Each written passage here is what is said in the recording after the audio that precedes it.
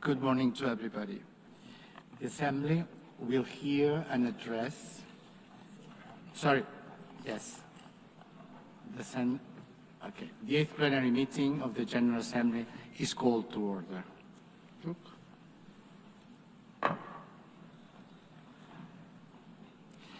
The Assembly will hear an address of His Excellency Hassan Sheikh Mohamud, President of the Federal Republic of Somalia. I request protocol to escort His Excellency and invite him to address the Assembly.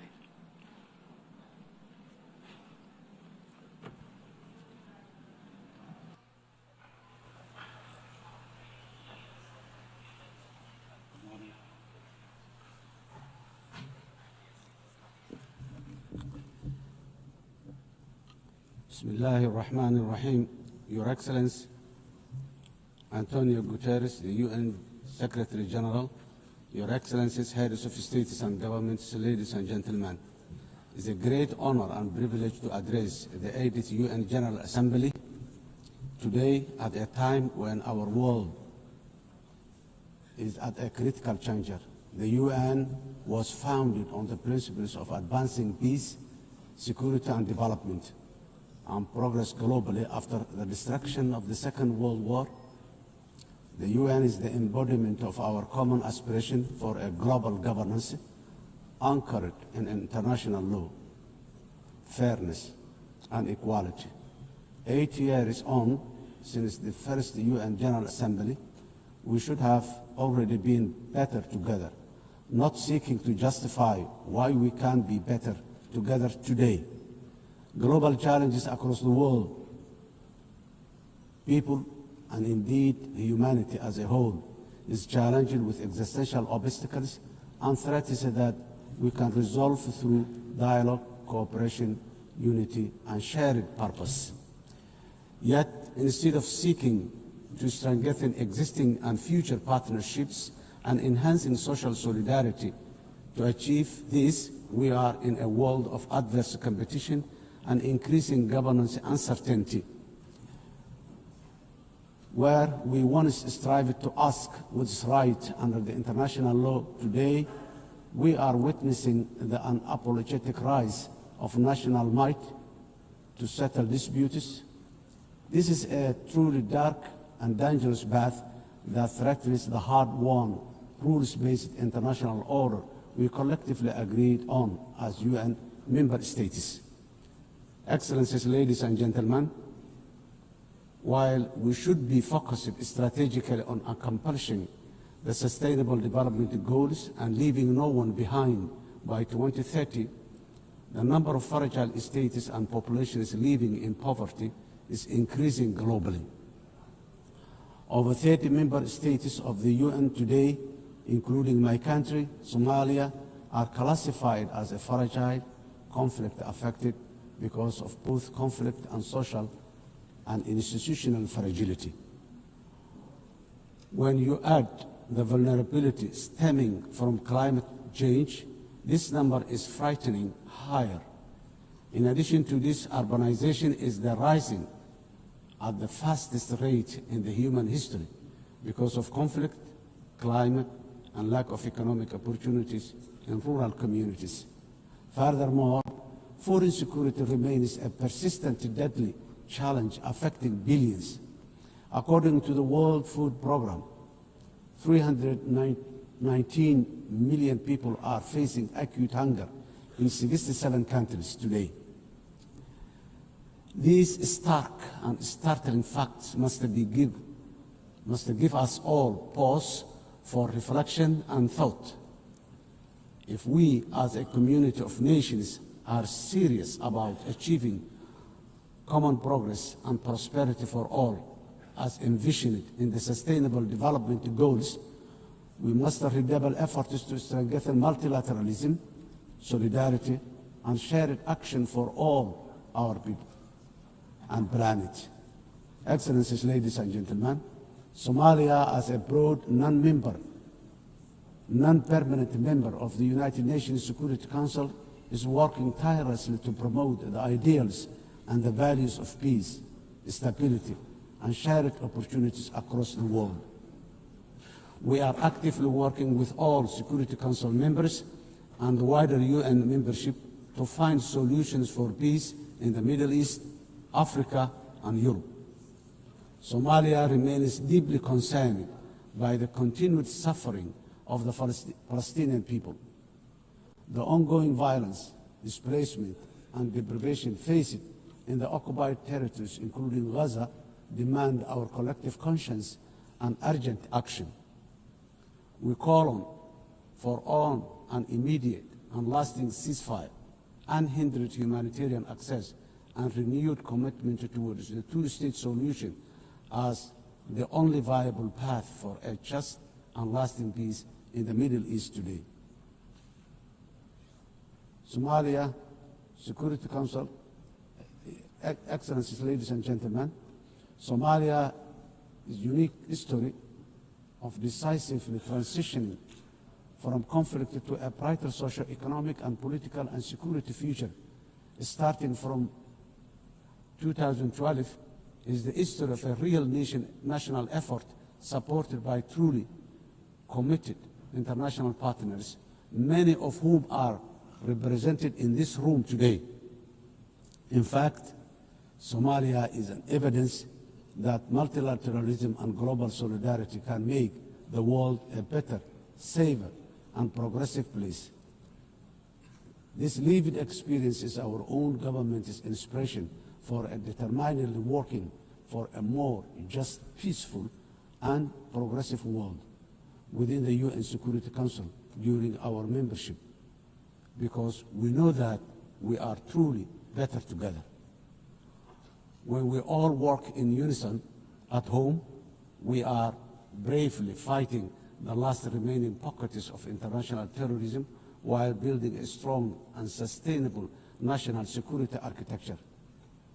We are working closely with all our valuable international partners in defeating the violence, extremism, ideology, falsehoods, and illicit financial systems that facilitate global terrorism.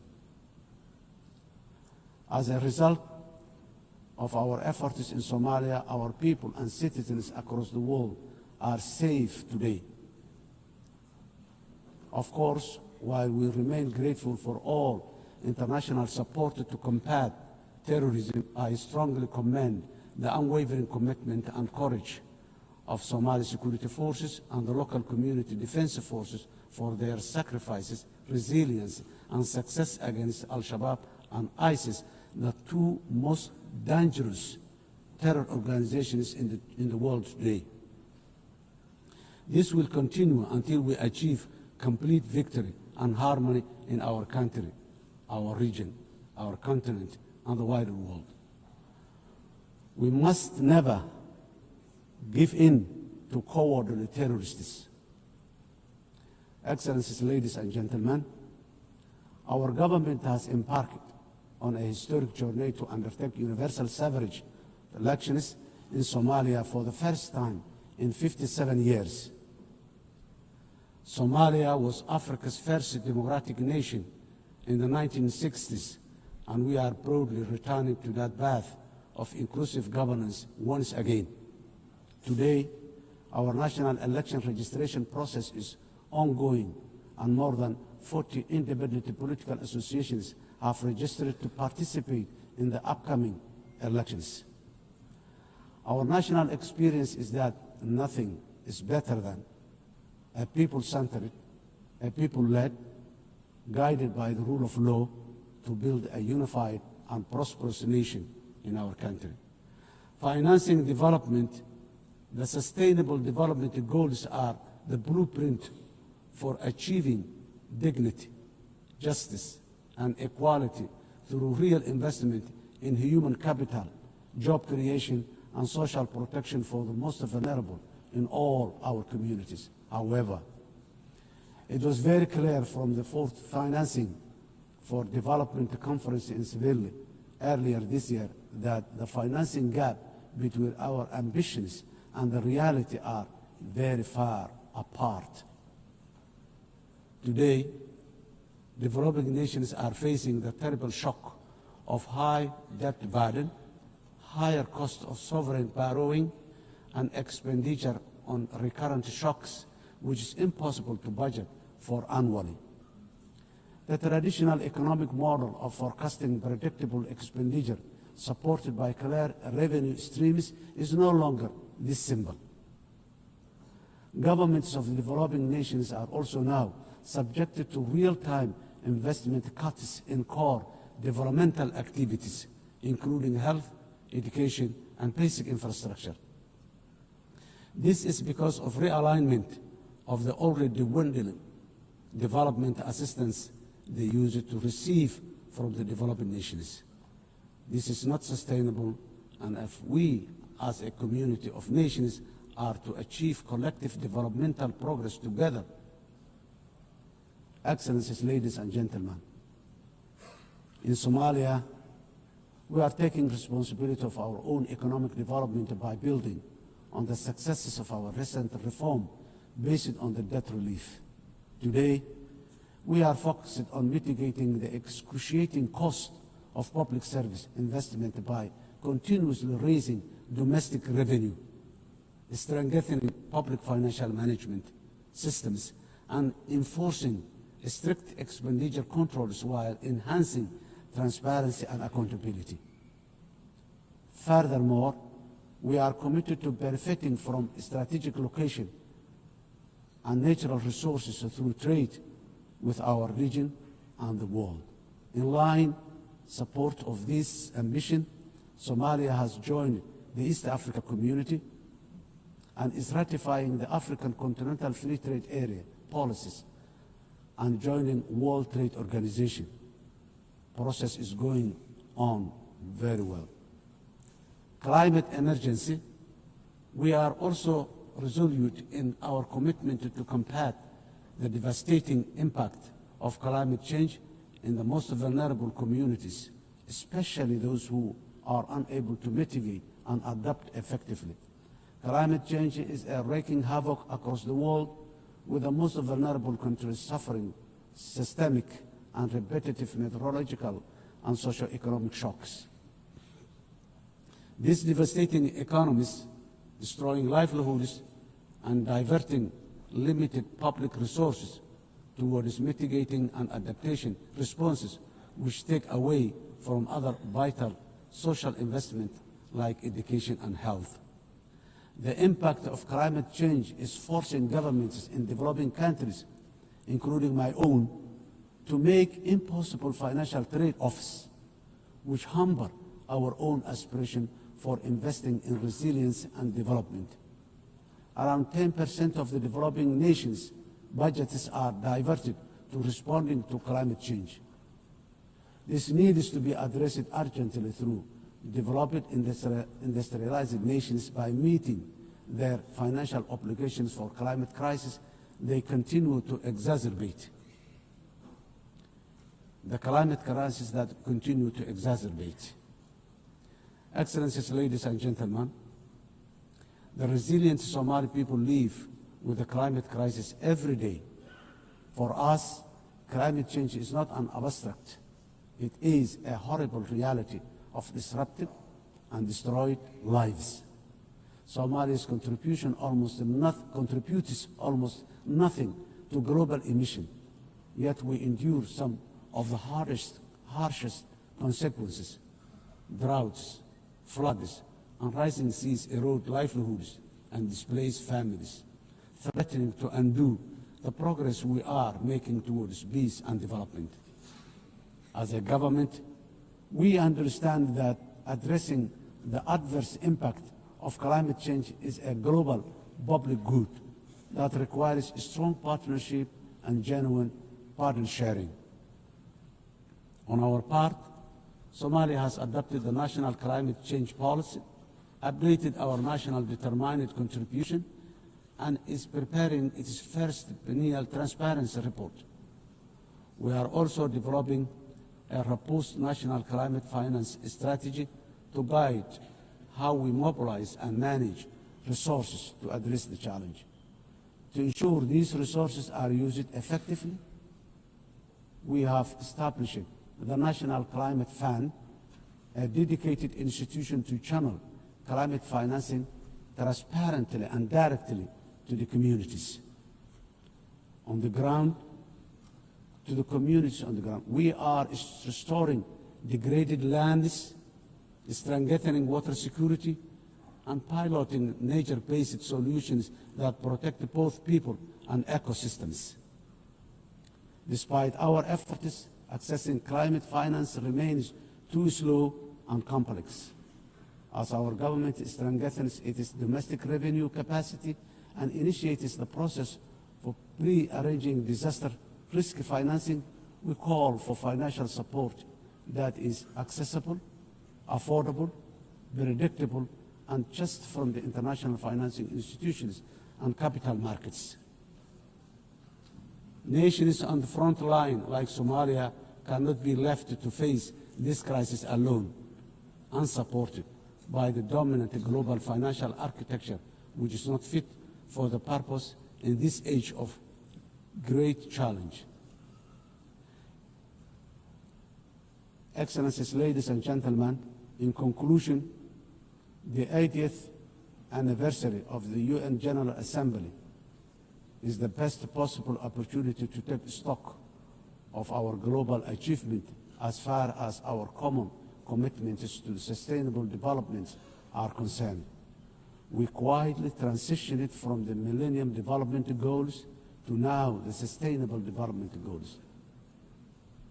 Now, I wonder, with the clock rapidly ticking very fast towards 2030, what the next acronyms of our global development aspirations will be. For us, being better together means common ownership, common responsibility, and genuine partner sharing on the global achievement of sustainable development through investment in a resilient and fair future for all. I thank you.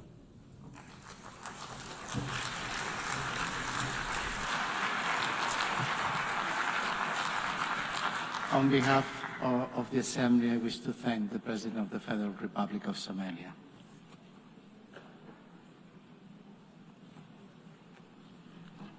And now the Assembly will hear an address of His Excellency Jakub Mitovic, President of Montenegro. I request protocol to escort His Excellency and invite him to address the Assembly.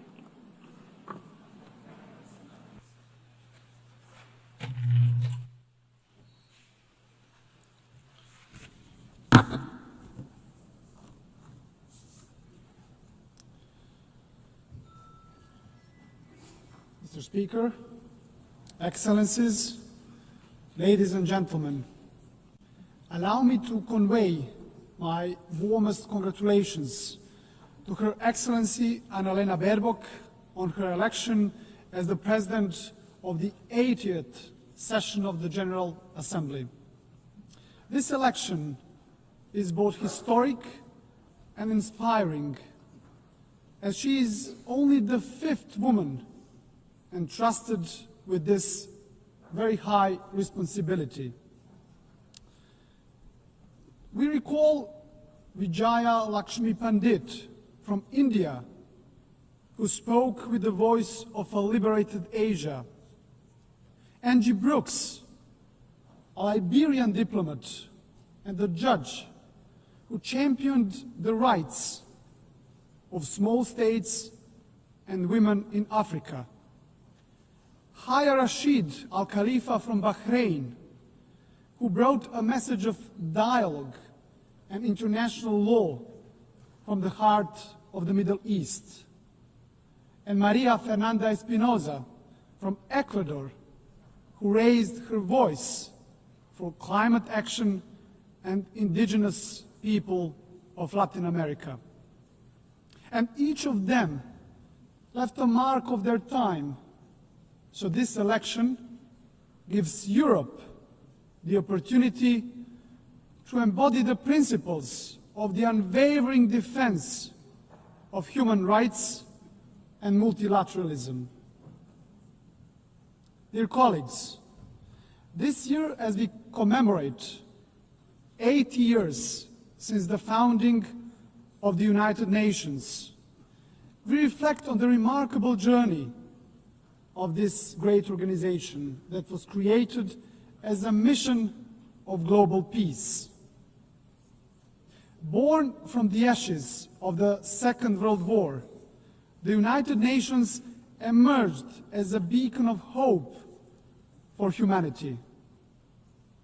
Dear colleagues, imagine the devastated cities throughout the world back in 1945. Warsaw, reduced to ashes. St. Petersburg, shattered after the years of the siege. Berlin, in ruins. Hiroshima and Nagasaki struck by the unimaginable horror. And my hometown and the current capital of Montenegro, Podgorica, was also in the bombings virtually razed to the ground. And imagine at the same time the world leaders gathered, who despite their wounds looked to the future.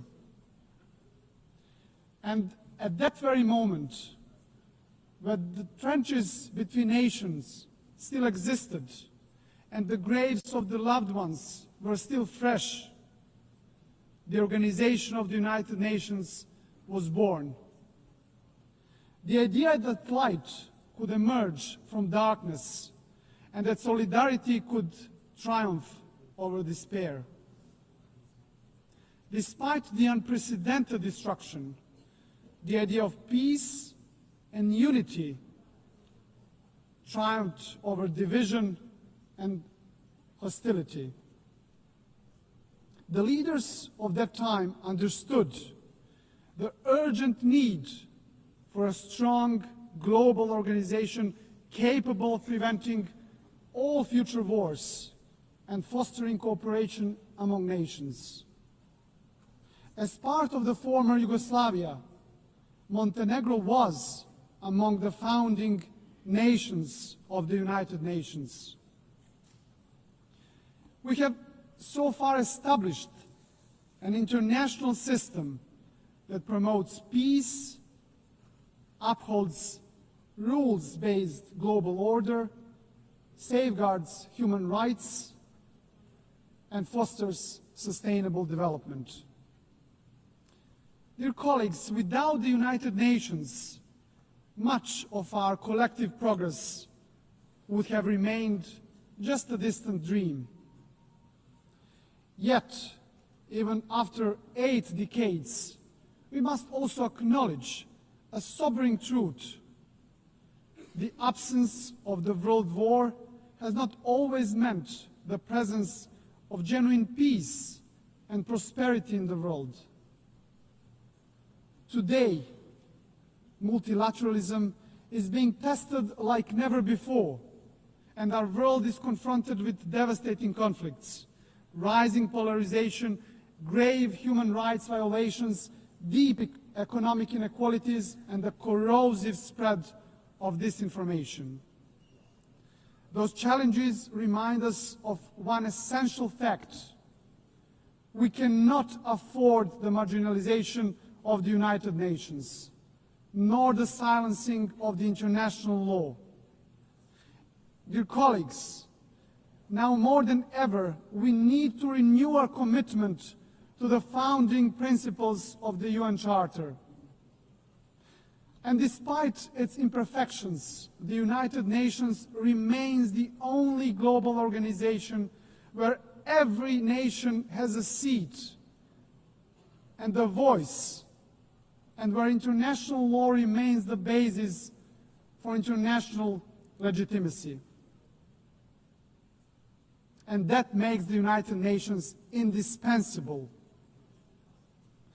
Ladies and gentlemen, since regaining our independence back in 2006, Montenegro worked hand in hand with the United Nations to advance reforms in sustainable development, human rights and good governance, and in line with our European Union membership aspirations.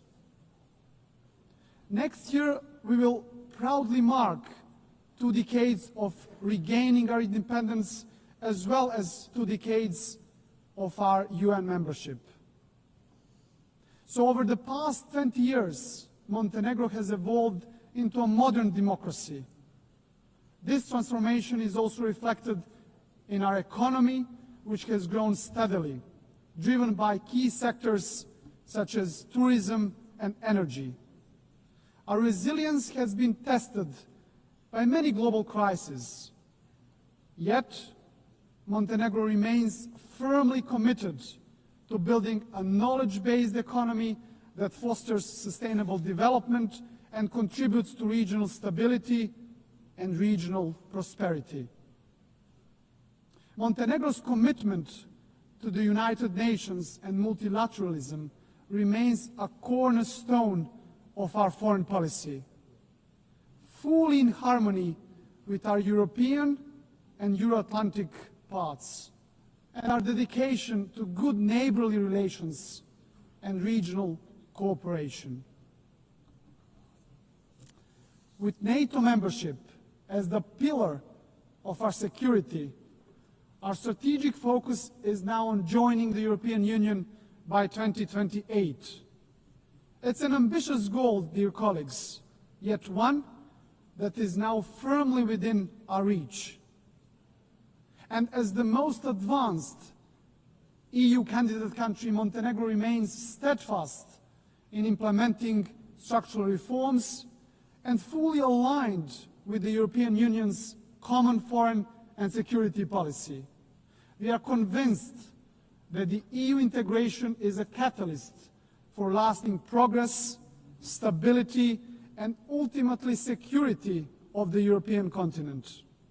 And in this process, Montenegro is not only a beneficiary, but also a contributor, demonstrating that enlargement strengthens the European Union as much as it strengthens the candidate countries. Your Excellencies, to strengthen multilateralism, we also must confront its weaknesses. The Security Council is increasingly paralyzed and unable to fulfill its mandate as the primary guardian of peace and security. The latest example is the war in Ukraine, which has brought unimaginable suffering to the people of Ukraine. And Montenegro welcomes recent diplomatic efforts of the international community led by the United States aimed at achieving a just and lasting peace. And we sincerely hope that these efforts will succeed. At the same time, Montenegro is deeply concerned about the unfolding humanitarian suffering of the Palestinian people in Gaza. And we call for an immediate ceasefire. Montenegro also strongly condemned the horrific terrorist attack by Hamas on October the 7th, 2023, and calls for unconditional release of all hostages. Montenegro has consistently supported a peaceful resolution of the Israeli-Palestinian conflict based on the two-state solution in full accordance with international law and relevant United Nations resolutions. And this is why we also endorsed the New York Declaration on the peaceful settlement of the question of Palestine and the implementation of the two-state solution. Dear colleagues, dear delegates, Montenegro fully supports the implementation of the UN Pact for the Future as well as the Seville Compromise, a renewed global commitment for financing sustainable development as important steps in strengthening our collective capacity to respond to global challenges. And we also believe that the upcoming second World Summit for Social Development must move decisively beyond reflection and analysis and deliver concrete, tangible solutions that will improve lives of people across the globe. Ladies and gentlemen, back in 1991, Montenegro proudly became the world's first ecological state, a milestone that proclaimed our commitment to the highest principles of environmental protection, the preservation of nature, and the pursuit of sustainable development. UN Agenda 2030 remains our guiding light for sustainable development, and Montenegro takes pride in being among the first countries in the world to integrate all the SDGs into its national framework almost a decade ago. A further important step in advancing the implementation of the 2030 Agenda was the creation of the SDG Acceleration Fund, a powerful mechanism for financing SDG goals. Ladies and gentlemen, for Montenegro, the priority is clear, which is to create conditions that will enable our young people to build their future at home, offering them equal opportunities to thrive. And by insisting on the value of knowledge and ensuring equal access to education, we strive to reduce inequalities and empower our citizens to reach their full potential. Ladies and gentlemen, climate change must be tackled globally and urgently. And it is no longer just warnings from the scientists. It is floods that swallow villages and cities, fires that destroy forests, fields, and homes, and delaying a more decisive action on the international scale means gambling with the lives of those who live today, but also of the future generations. Dear colleagues, rapid technological change, and particularly the rise of the artificial intelligence, must be harnessed in a safe, responsible, and inclusive manner. Technology should be an evolutionary gift to humanity, developed, founded, and guided with social responsibility, serving the greater good.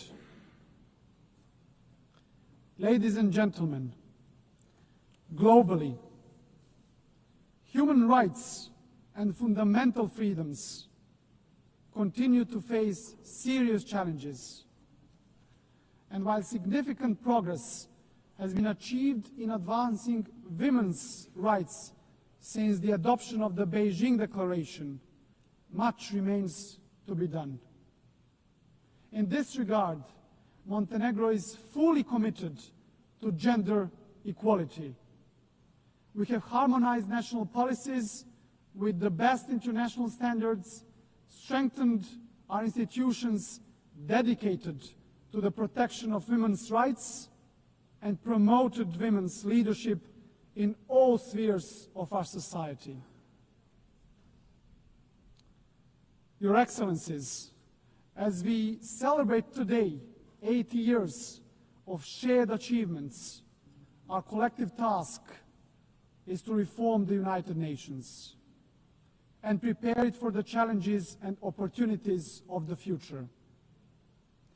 Criticism of the UN reflects not just on the organization itself, but on all of us as member states. For it is we who have created it, who guide it, and who bear responsibility to strengthen it. This is why Montenegro strongly supports the Secretary General's reform initiative, UN 80. It must not be seen as a mere bureaucratic exercise, but embraced as a commitment, a solemn commitment that the United Nations of tomorrow will be more agile and more efficient. And at the heart of these efforts must remain the UN's three key pillars: peace and security, sustainable development, and human rights, as the bedrock of all United Nations action. To conclude, dear friends, Montenegro is firm in its conviction that the United Nations must remain the cornerstone of peace, international law must prevail over force, and the rule-based order must be further strengthened. For without these principles, there can be no trust among nations, no true security, and no hope for a just and lasting peace in the world. And let me, at the end, quote the most famous writer from our part of the world and the Nobel Prize laureate, Ivo Andrić, who wrote in his masterpiece, The Bridge on the River Drina, "Of everything that man erects and builds in his urge for living, nothing is, in my eyes, better and more valuable than bridges. They are more important than houses, more sacred than temples, for they belong to all and are equal for everyone." Dear colleagues, this timeless truth reminds us that bridges are not only structures of stone, but structures of peace. It is a dialogue that builds bridges, and it is only through bridges that nations can walk towards peace. So our task is not to be passive heirs of history, but active builders of a better legacy. So let the next 8 years of the United Nations be not years of hesitation, but of courage and solidarity. So guided by these values, Montenegro will continue to build bridges, strengthen dialogue, and work tirelessly towards a future of stability, future of progress, and future of common success, fully aligned with the very spirit and mission of the United Nations. Thank you very much for your attention.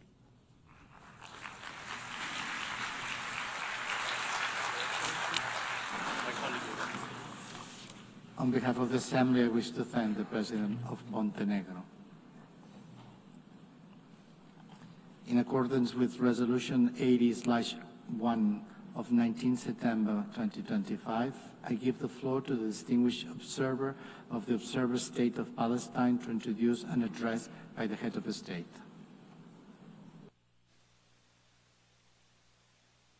In the name of God, the Merciful, the Compassionate, Her Excellency Annalena Baerbock, President of the General Assembly, His Excellency Antonio Guterres, Secretary General of the United Nations, Your Excellencies, Highnesses, and Heads of Delegations, may the mercy and blessings of God be upon you. I speak to you today after almost 2 years in which our Palestinian people in the Gaza Strip have been facing a war of genocide, destruction, starvation, and displacement waged by the Israeli occupation forces, in which they killed and injured more than 220,000 Palestinians, the majority of whom are unarmed children, women, and the elderly. A war in which they displaced hundreds of thousands and prevented the entry of food and medical supplies and caused the starvation of 2 million Palestinians. They imposed a stifling siege on an entire people and destroyed more than 80% of homes, schools, hospitals, churches, mosques, facilities, and infrastructure. What Israel is carrying out is not merely an aggression. It is a war crime and a crime against humanity that is both documented and monitored, and it will be recorded in history books and the pages of international conscience as one of the most horrific chapters of humanitarian tragedy in the 20th and 21st centuries.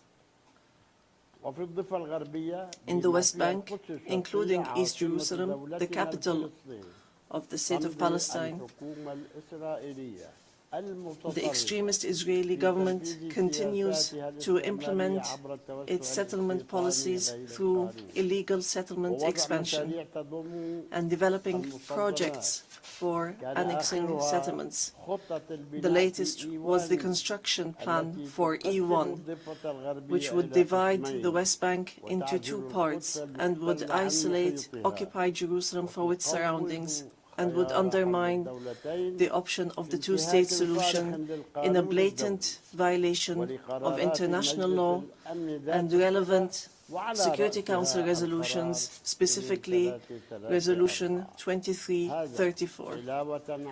Furthermore, the Israeli Prime Minister announced a plan for what he calls Greater Israel, which we reject and completely deplore, and which involves expanding into sovereign Arab states. In addition to the brutal attack against the sisterly state of Qatar, which we condemn and see as an escalation that is grave and a blatant violation of international law, which requires a decisive intervention and deterring procedures and measures for such expansionary plans. With official support and through increasing facilities, the terrorism of settlers increases. They burn homes and fields, they uproot trees and attack villages and attack unarmed Palestinian civilians. In fact, they killed them in broad daylight under the protection of the Israeli occupation army. Furthermore, the Islamic and Christian religious sites in Jerusalem, Hebron, and Gaza Strip have not been spared the attacks which have damaged the mosques, churches, and cemeteries in a blatant violation of the historic status quo and in a clear violation of the provisions of the international law. Despite all what our people have suffered, we reject what Hamas carried out on the 7th of October.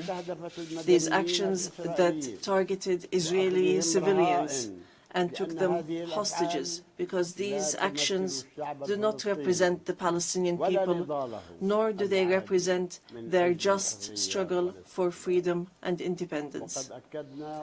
We have affirmed, and we will continue to affirm, that the Gaza Strip is an integral part of the state of Palestine, and that we are ready to bear full responsibility for governance and security there.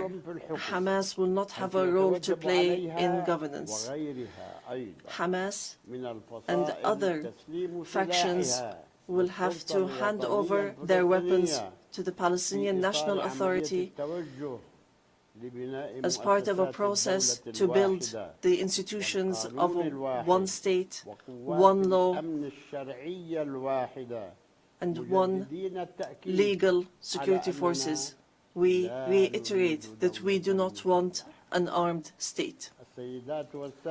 Ladies and gentlemen, our wounds are deep and our calamity is great. 7 million Palestinians are still living the tragedies of the Nakba and displacement since 1948. Our people in the West Bank, including East Jerusalem and in the Gaza Strip, are still living the tragedies of the Israeli aggression and occupation for decades. Years that our people have spent under occupation, killing, arrests, and settlement, and the theft of money, property, and lands. And this still continues without any deterrent or accountability. Years of oppression, deprivation, and the protection for the occupier, and enabling the occupier instead of protecting the people under the occupation, and more violations of the rights of our Palestinian people to self-determination, to freedom, dignity, independence, and sovereignty on the land of the occupied state, on the land of the state of Palestine occupied since 1967, including East Jerusalem. More than 1,000 resolutions at the United Nations, not one of them was implemented. There have been many efforts, many international initiatives without reaching an end to this tragic situation that the Palestinian people are living under the yoke of occupation. In 1993, we signed the Oslo Accords, and we adhered to all its items, and we recognized the state of Israel. Israel, at the time, recognized the Palestine Liberation Organization as the sole legitimate representative of the Palestinian people. Based on that, we restructured our institutions, and we amended our national charter, and we rejected violence and terrorism, and we adopted a culture of peace. We made all our efforts to build the institutions of a modern Palestinian state that lives side by side in peace and security with Israel. But Israel did not adhere to the signed agreements and has worked systematically on undermining them. Ladies and gentlemen, just 3 days ago, we met at a high-level international conference in New York under the joint chairmanship of France and the Kingdom of Saudi Arabia, with wide-scale international presence and united positions that expressed a genuine international will to put an end to this historic conflict by recognizing the state of Palestine, ending the occupation, and returning hope to both the Palestinian and Israeli people. And here I would like to, on behalf of the Palestinian people, to express our gratitude and appreciation to all the states that recently recognized the state of Palestine and those that intend to recognize the state of Palestine soon. We urge all the states that have not done so yet to recognize the state of Palestine. We call on supporting Palestine obtaining full membership in the United Nations. It should be noted that we have already recognized Israel's right to exist in 1988 and in 1993, and we still recognize this right. In this regard, we would like to thank France, the UK, Canada, Australia, Belgium, Portugal, Luxembourg, Malta, Monaco, San Marino, Andorra, and Denmark for their recognition of the state of Palestine. We would like to thank all 149 states which had previously recognized the state of Palestine. Our people will not forget this noble position. We would also like to commend the role of the chairmanship of this conference, the Kingdom of Saudi Arabia and France, and also the United Kingdom. We would also like to thank all the states that headed the various working groups and those which participated and continue to participate in the International Alliance for Peace. We would also like to thank the states that are supporting our efforts to stop the genocide and the occupation and achieve peace. We highly appreciate all the peoples and organizations around the world who protested in support of the rights of the Palestinian people to freedom and independence and to stop the war, destruction and starvation. We reject confusing the solidarity with the Palestinian cause and the issue of anti-Semitism, which is something that we reject based on our values and principles. Within the framework of welcoming the outcomes of the International Conference for Peace, we reiterate today before the General Assembly the following points. First, the need for an immediate and permanent end to the war in Gaza.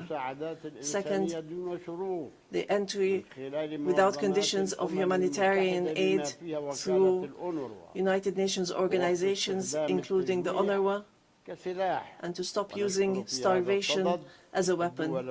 And here we would like to thank the brotherly and friendly states and organizations that have been sending aid. Third, the release of all hostages and prisoners on both sides. Fourth, the complete withdrawal of the occupation from the Gaza Strip and the rejection of the plans for displacement and putting an end to settlement, the terrorism of settlers, and the theft of Palestinian lands and property under the headline of annexation, and stopping the aggression against the status quo in holy sites. These are all unilateral actions that undermine the two-state solution in Gaza, the West Bank, and Jerusalem. Fifth, the state of Palestine should take their full responsibility, starting with the Administrative Committee for the Gaza Strip, which is chaired by a minister in the Palestinian government, to manage the affairs of the Gaza Strip for a temporary period, and then to connect that with the West Bank, all through Arab and international support, and with Arab and international presence to protect civilians in Gaza and support the Palestinian forces under the umbrella of the United Nations, rather than being a replacement. Sixth, to guarantee that the residents of the Gaza Strip remain on their lands without displacement, and to implement a recovery and reconstruction plan in both the Gaza Strip and the West Bank. Seventh, releasing the Palestinian tax money that is being held by the State of Israel unjustly, and lifting the economic siege and the barriers from the Palestinian cities, villages, and refugee camps. Eighth, supporting our national efforts towards reform and conducting presidential and parliamentary elections within a year after the end of the war. The practical procedures has begun. A committee has been assigned to draft a temporary constitution, and it will end its work within 3 months, so that we move from authority to state. We want a modern and democratic state that abides by international law, the rule of law, and multilateralism, and the peaceful transition of power. And we are extremely keen to empower women and the youth. Ninth, we declare that we are ready to work with US President Donald Trump and with the Kingdom of Saudi Arabia and France, the United Nations, and all partners to implement the peace plan that was approved in the conference that was held on the 22nd of September, in a way that would lead towards a just peace and regional cooperation. Ladies and gentlemen, today we say clearly, peace cannot be achieved if justice is not achieved, and there can be no justice if Palestine is not freed. We want to live in freedom, security, and peace like all other people on earth, in an independent, sovereign state on the borders of 1967, with East Jerusalem as our capital, in security and peace with our neighbors. We want a modern civilian state that is free of violence, weapons, and extremism, one that respects law, human rights, and invests in people, development, technology, and education, not in wars and conflict. The time has come for the international community to do right by the Palestinian people so that they may obtain their legitimate rights to be rid of the occupation and to not remain a hostage to the temperament of Israeli politics, which denies our rights and continue in their injustice, oppression, and aggression. We are continuing to move forward, and we will continue our peaceful, legal, and diplomatic fight to obtain our rights. In conclusion, we say to our sons and daughters in the homeland, in the exile, and in the diaspora, no matter how much our wounds bleed, and no matter how long the suffering lasts, it will not break our will to live and survive. The dawn of freedom will emerge, and the flag of Palestine will fly high in our skies as a symbol of dignity, steadfastness, and being free from the yoke of occupation. Palestine is ours. Jerusalem is the jewel of our heart and our eternal capital. We will not leave our homeland. We will not leave our lands. Our people will remain rooted like the olive trees, firm as the rocks.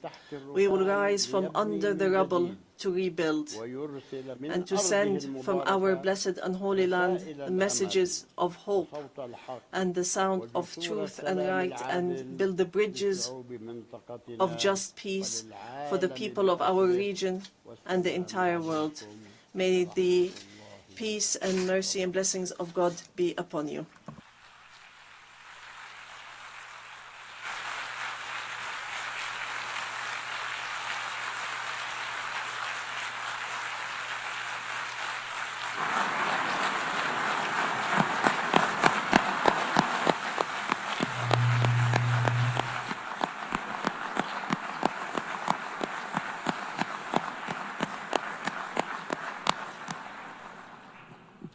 On behalf of the Assembly, I wish to thank His Excellency Mahmoud Abbas, President of the State of Palestine.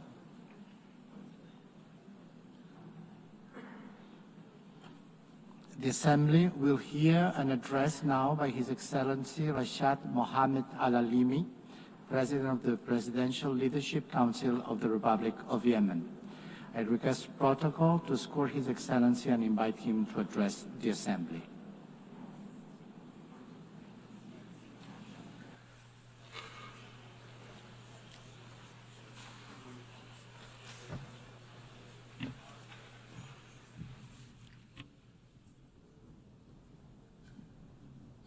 In the name of God, most gracious, most merciful. My statement today will be entitled For Yemen, for the world. Your Majesties, Your Excellencies, Your Highnesses, Madam President of the General Assembly of the United Nations, Mr. Secretary General, ladies and gentlemen, distinguished delegates. I would first like to offer Madam Annalena Baerbock and her friendly country, the Federal Republic of Germany, I'd like to offer them our sincere congratulations on her election as President of the United Nations General Assembly. I wish her success in leading this session, which we attach great importance to as under the slogan Better Together for Peace, Development and Human Rights. I would also like to commend the efforts of the Secretary General of the United Nations, Mr. Antonio Guterres. We look forward to working with these two leaders of the United Nations to champion peace and human rights in Yemen and to offer protection to the relief staff that have been kidnapped by the terrorist Houthi militias that are backed by the Iranian regime. I also take this opportunity to offer our sincere congratulations to our great Yemeni people who tonight are celebrating the anniversary of the overthrow of the racist Imamate regime 63 years ago and the birth of the republic that is based on the principles of liberty, justice, and abolishing differences and class discrimination and encouraging the participation of women and guaranteeing rights and liberties. Ladies and gentlemen, within this organization, which was built in the aftermath of a horrific war, humanity 8 decades ago pledged that no people would be left alone to face dictatorship or chaos or famine without the backing of the international community. You pledged, and we pledged along, that this organization will safeguard human dignity and the rights of peoples to live in dignity, security, development, and peace.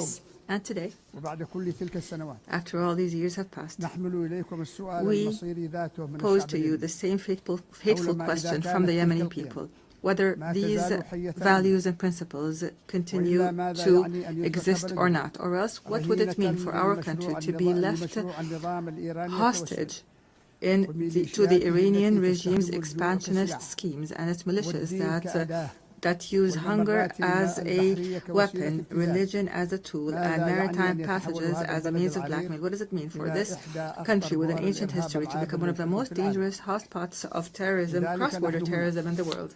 Therefore, we are here today not simply to speak of the epic confrontation of the Yemeni people against the most violent and arrogant of terrorist organizations at all. Rather, we are here to build on what was achieved and to call on the world once again to take action and not simply to take note, and to achieve the salvation that we have promised our people, not simply a repetition of statements of the past. Ladies and gentlemen, Yemen today is not simply a domestic crisis. Rather, it is a test of the credibility of the international organization.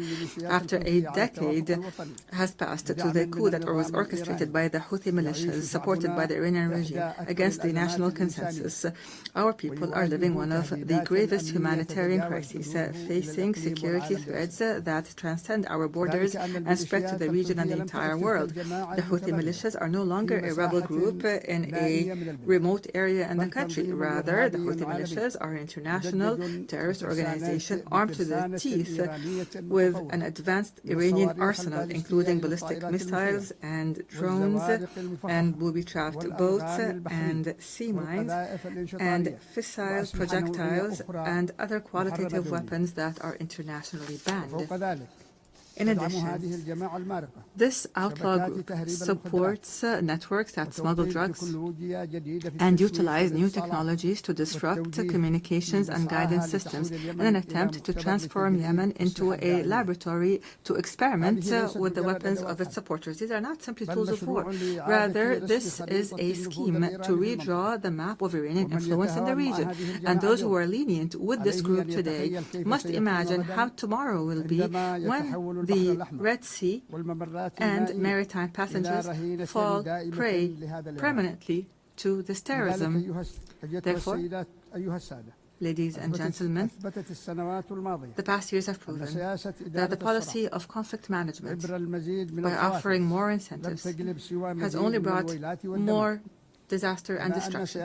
Moreover, the policy of containment has given the Houthi militias the time and the resources to further expand its arsenal. The United Nations was unable to protect its own staff who were kidnapped in Sana'a, unable to protect the oil installations and the commercial ships. It has become clear that the peace we seek cannot be asked for, but must be imposed by force. Ladies and gentlemen, it has become incumbent upon the world today to reconsider its position on the Yemeni situation.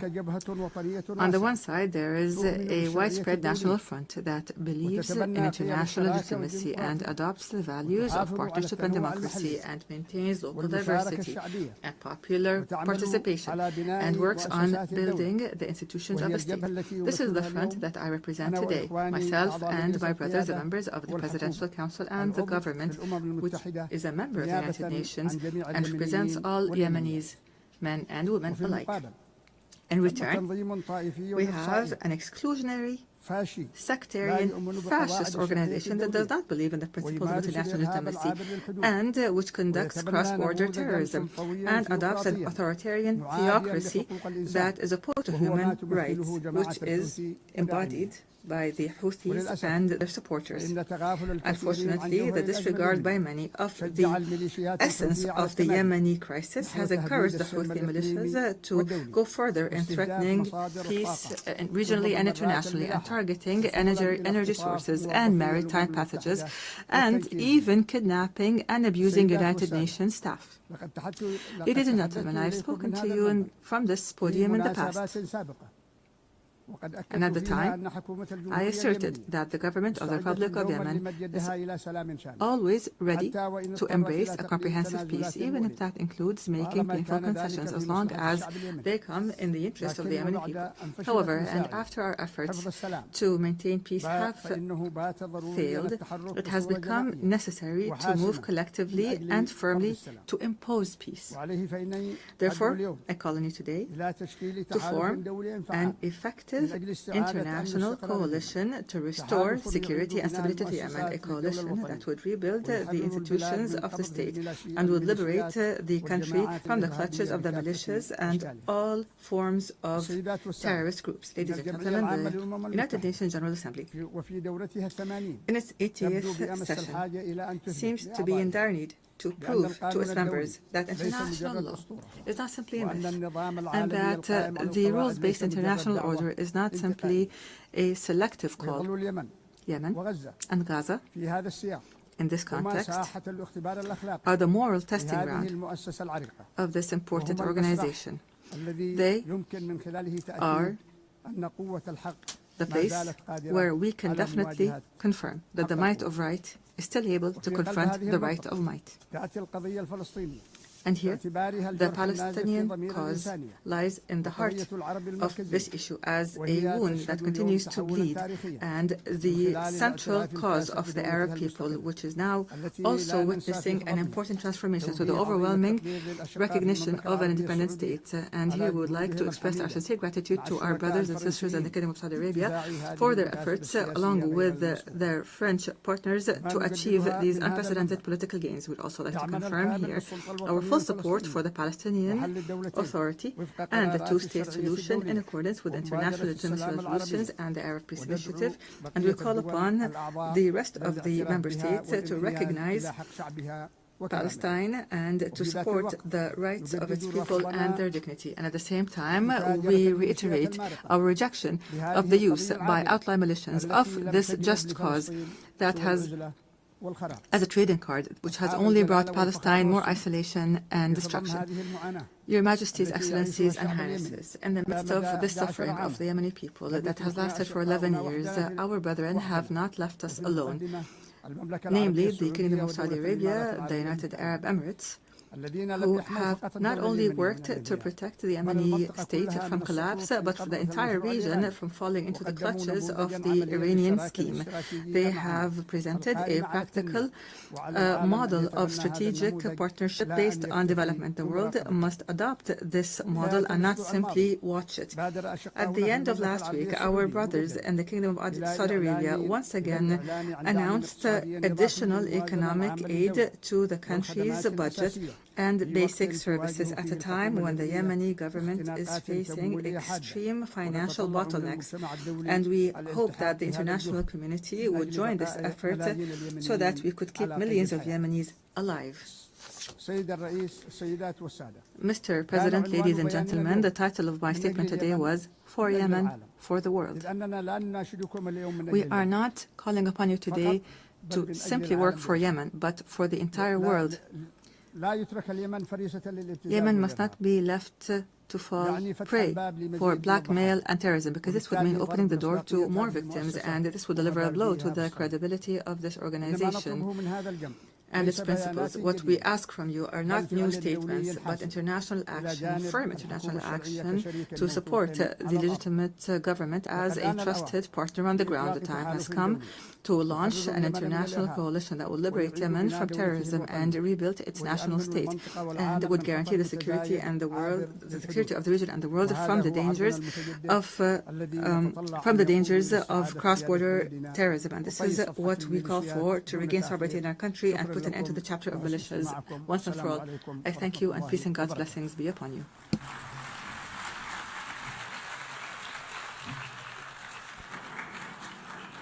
On behalf of the Assembly, I wish to thank the President of the Presidential Leadership Council of the Republic of Yemen.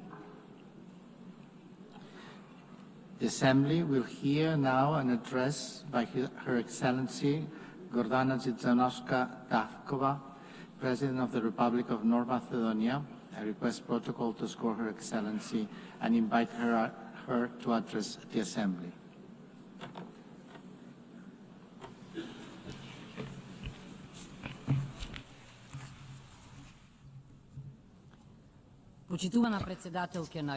Honorable Member President of the United Nations General Assembly, Annalena Baerbock, Distinguished Secretary General of the United Nations, Mr. Guterres, esteemed Excellencies, ladies and gentlemen. Being the foundation of international law and multilateralism, the United Nations have prevented another world war and numerous conflicts and have alleviated the consequences of many humanitarian crises. They have helped many nations embark on the path to sovereign equality, lifted millions of extreme poverty, and educated entire generations. They have inspired a global movement for rights and freedoms, for social justice and equality. They have raised awareness of environmental protection and mobilized humanity in the fight against climate change. For these and many other achievements, the United Nations, its agencies and leaders, have won no less than 12 Nobel Peace Prizes. Nevertheless, the United Nations today face a geopolitical and geoeconomic earthquake that is shaking the foundations of the post-World War II order. Today's crisis stems from deep tectonic shifts, undermining the principles that shaped the world for the past 80 years. A new geopolitical era is emerging before our eyes. Instead of acting together on the urgent challenges such as peace and security, climate change and environmental destruction, artificial intelligence and growing inequalities, we seem to be heading towards a post-Hobbesian state of war of everyone against themselves. Instead of a single international order, parallel orders seem to be emerging, each with its own rules, values and interests, often directly against one another. Being paralyzed and isolated when most needed, I wonder if the United Nations is turning into the League of Nations. The signs are all around us. Instead of creating a sense of shared future, humanity is facing wars and loss of humanness. With international humanitarian law increasingly ignored, hunger is weaponized and humanitarian workers are targeted. Amid everyday violence, the world is oscillating between nihilistic pessimism and hedonistic escapism, between hopeless lamentation and heartless indifference, as in the first decades of the 20th century. The tremors of the international order have opened deep geopolitical fault lines. One of the most active is in Ukraine, where war has been raging for 3.5 years. Russia's aggression is a flagrant violation of the Charter of the United Nations and a direct threat to international peace and security. We also express our deep concern of the recent violations of the airspace of Poland, Romania and Estonia. Every one of them a NATO member state. We supported the joint statement of September 12 and call for immediate de-escalation, full respect for international law and use of preventive diplomacy to reduce tensions and preserve peace. Your Excellencies, the geopolitical fault line also runs through the Western Balkans region.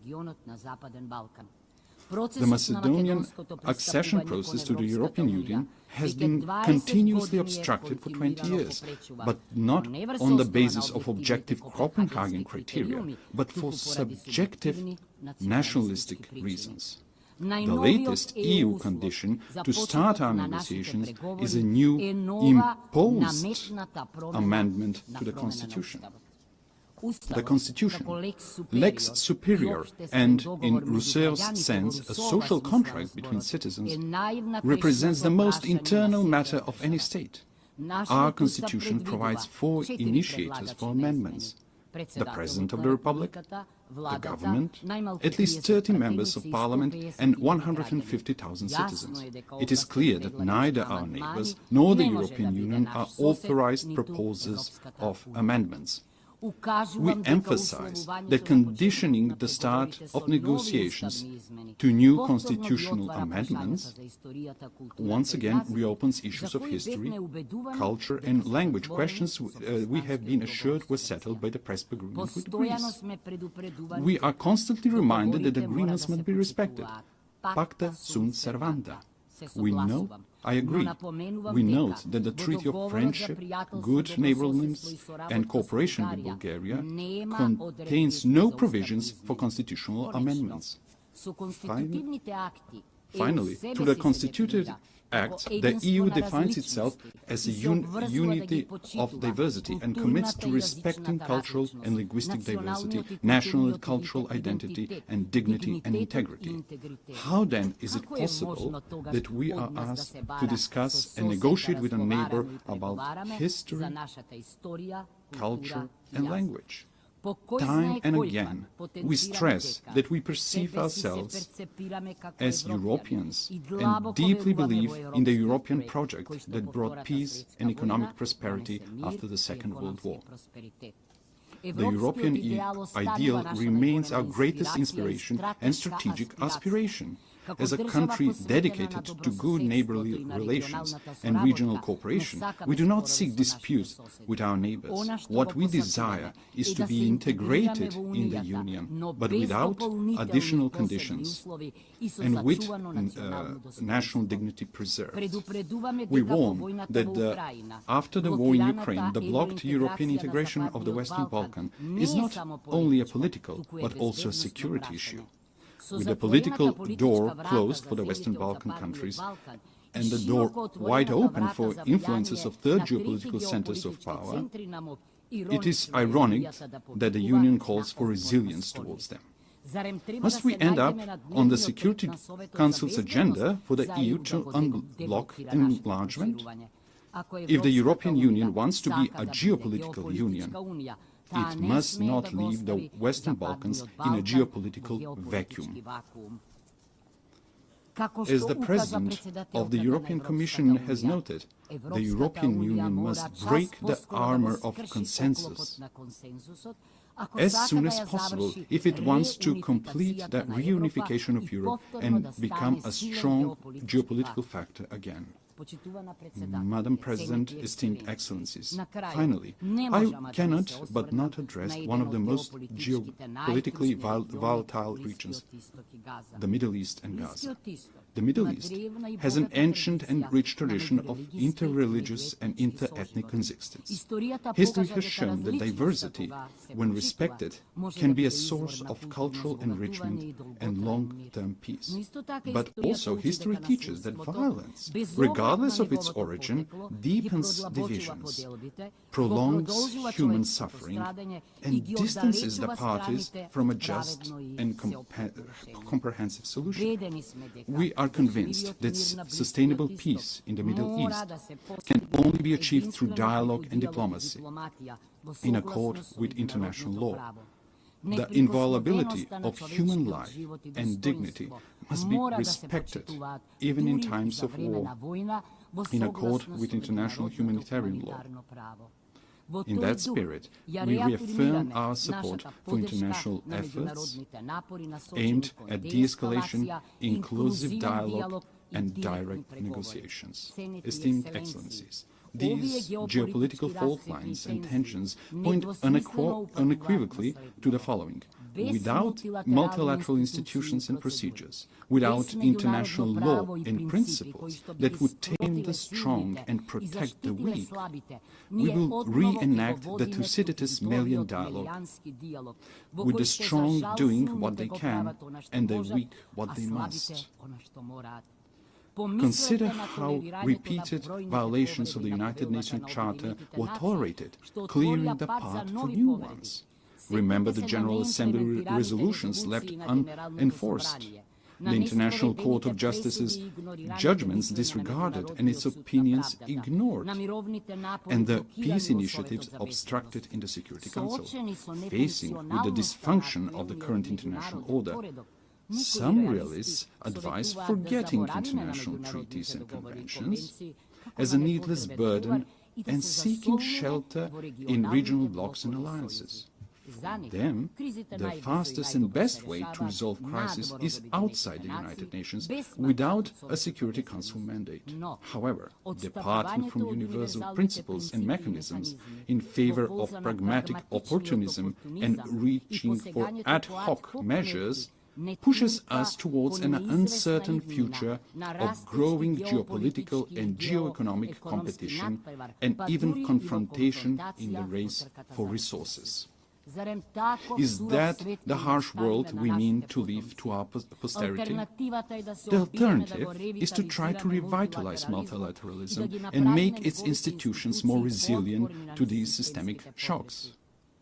Respected Madam President, respected attendees, young generations have the right to a renewed charter, to a reformed and strong United Nations that will enable them to live in peace among nations and peace with nature. These reforms must not be cosmetic, but profound, to enable greater inclusiveness, harmonization between values and mechanisms, optimization of national and global interests, and functional institutions.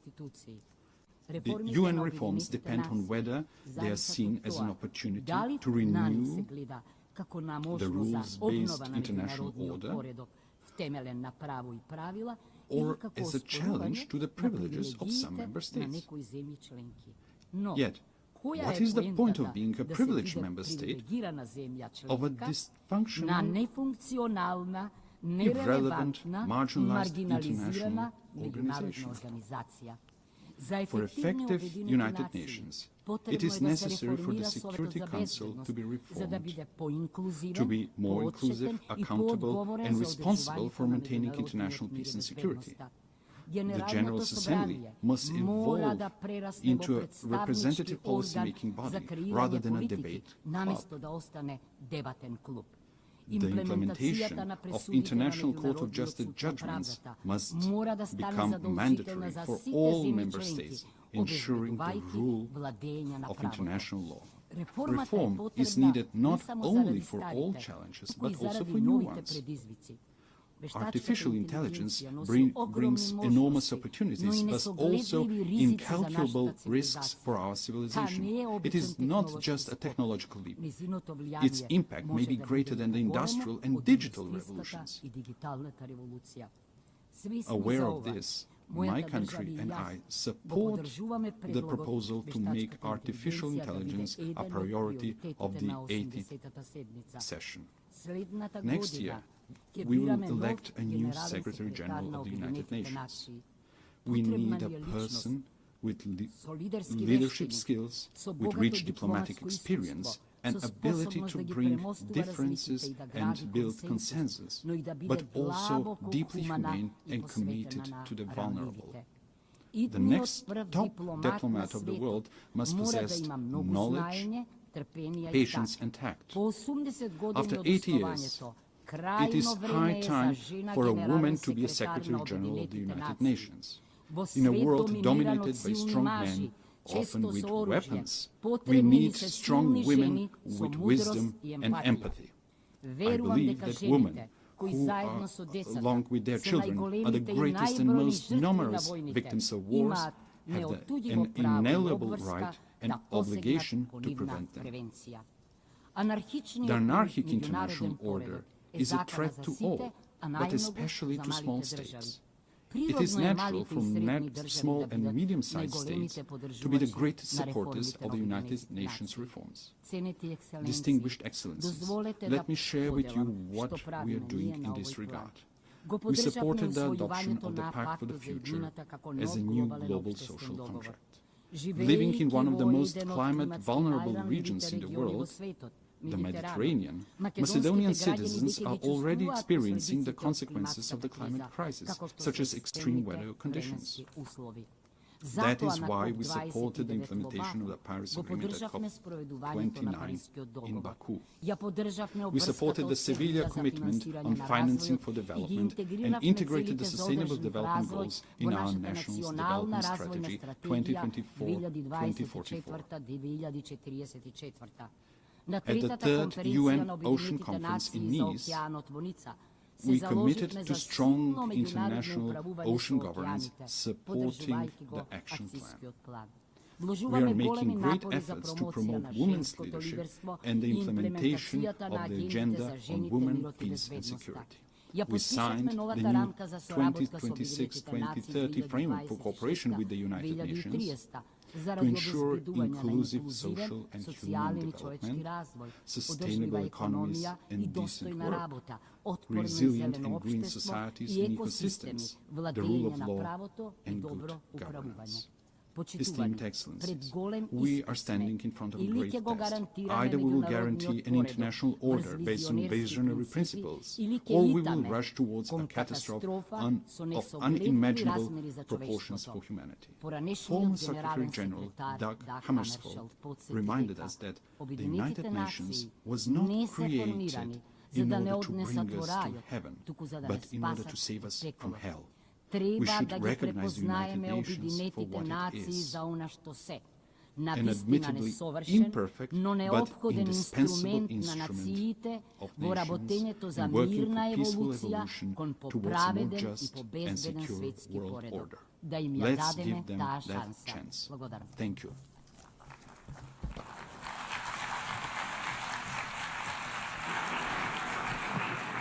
On behalf of the Assembly, I wish to thank the President of the Republic of Macedonia.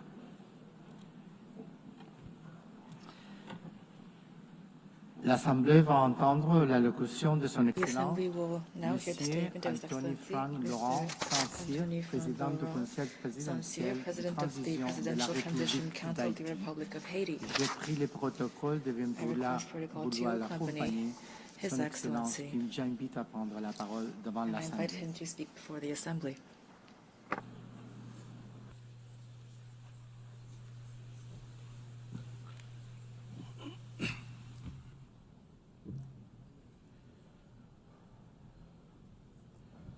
Madame la Présidente de l'Assemblée Générale, Madam President of the General Assembly, Secretary General, distinguished heads of state and government, distinguished heads of delegation, distinguished delegates, it's with a sense of gravity and a great deal of hope that I convey the voice of Haiti and the greetings of a dignified and resilient people, which, despite hardships, is claiming for itself and for all of humanity three universal promises: development, respect for human dignity, and peace.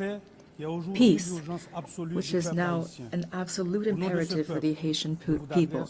On behalf of this people, Madam President, I would like to warmly congratulate you on your election as President of this Assembly. I also would like to thank Secretary General Antonio Guterres for his unwavering commitment to our organization and his constant and multifaceted support for the Republic of Haiti.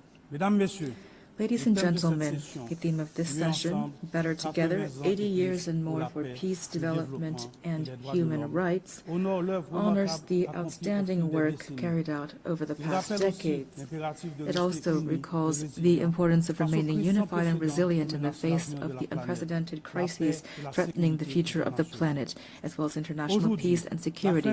Today, hunger is threatening millions of lives. Armed conflicts are multiplying and extreme poverty is deepening, causing forced migrations that jeopardize international stability and that put the solidarity between nations to the test.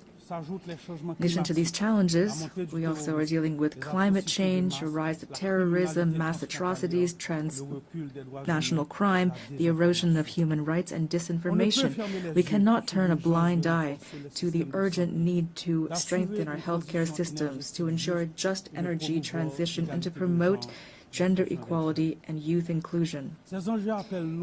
These issues require us, the world leaders, to shoulder our responsibility to build a UN that is better adapted to the challenges of today and the hopes of tomorrow. We must ensure that all of our actions, including technological breakthroughs such as artificial intelligence, foster peace, development, and human dignity. Ladies and gentlemen, just a 4-hour plane ride from here, a human tragedy is unfolding, one of the most devastating of our hemisphere. Every day, innocent lives are extinguished by bullets, fire, fear.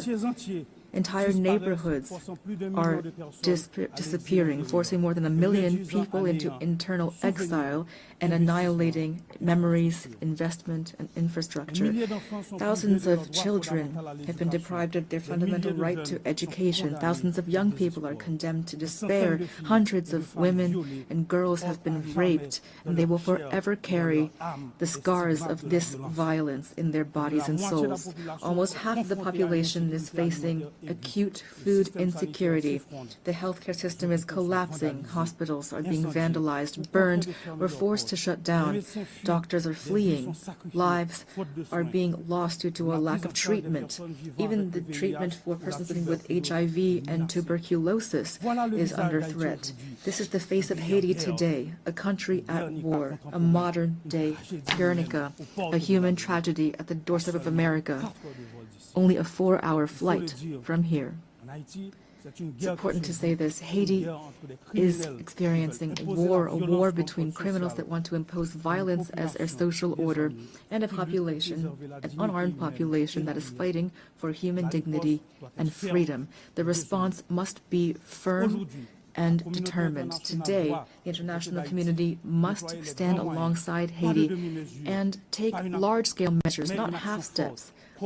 A strong, coordinated, and immediate action is needed. Silence and inaction are not an option. We must act quickly to protect lives, to protect the innocence of children, to provide youth with a future, and to allow citizens to decide their own future at the voting booth. Every minute lost means human lives sacrificed and an erosion of democracy. Haiti wants peace.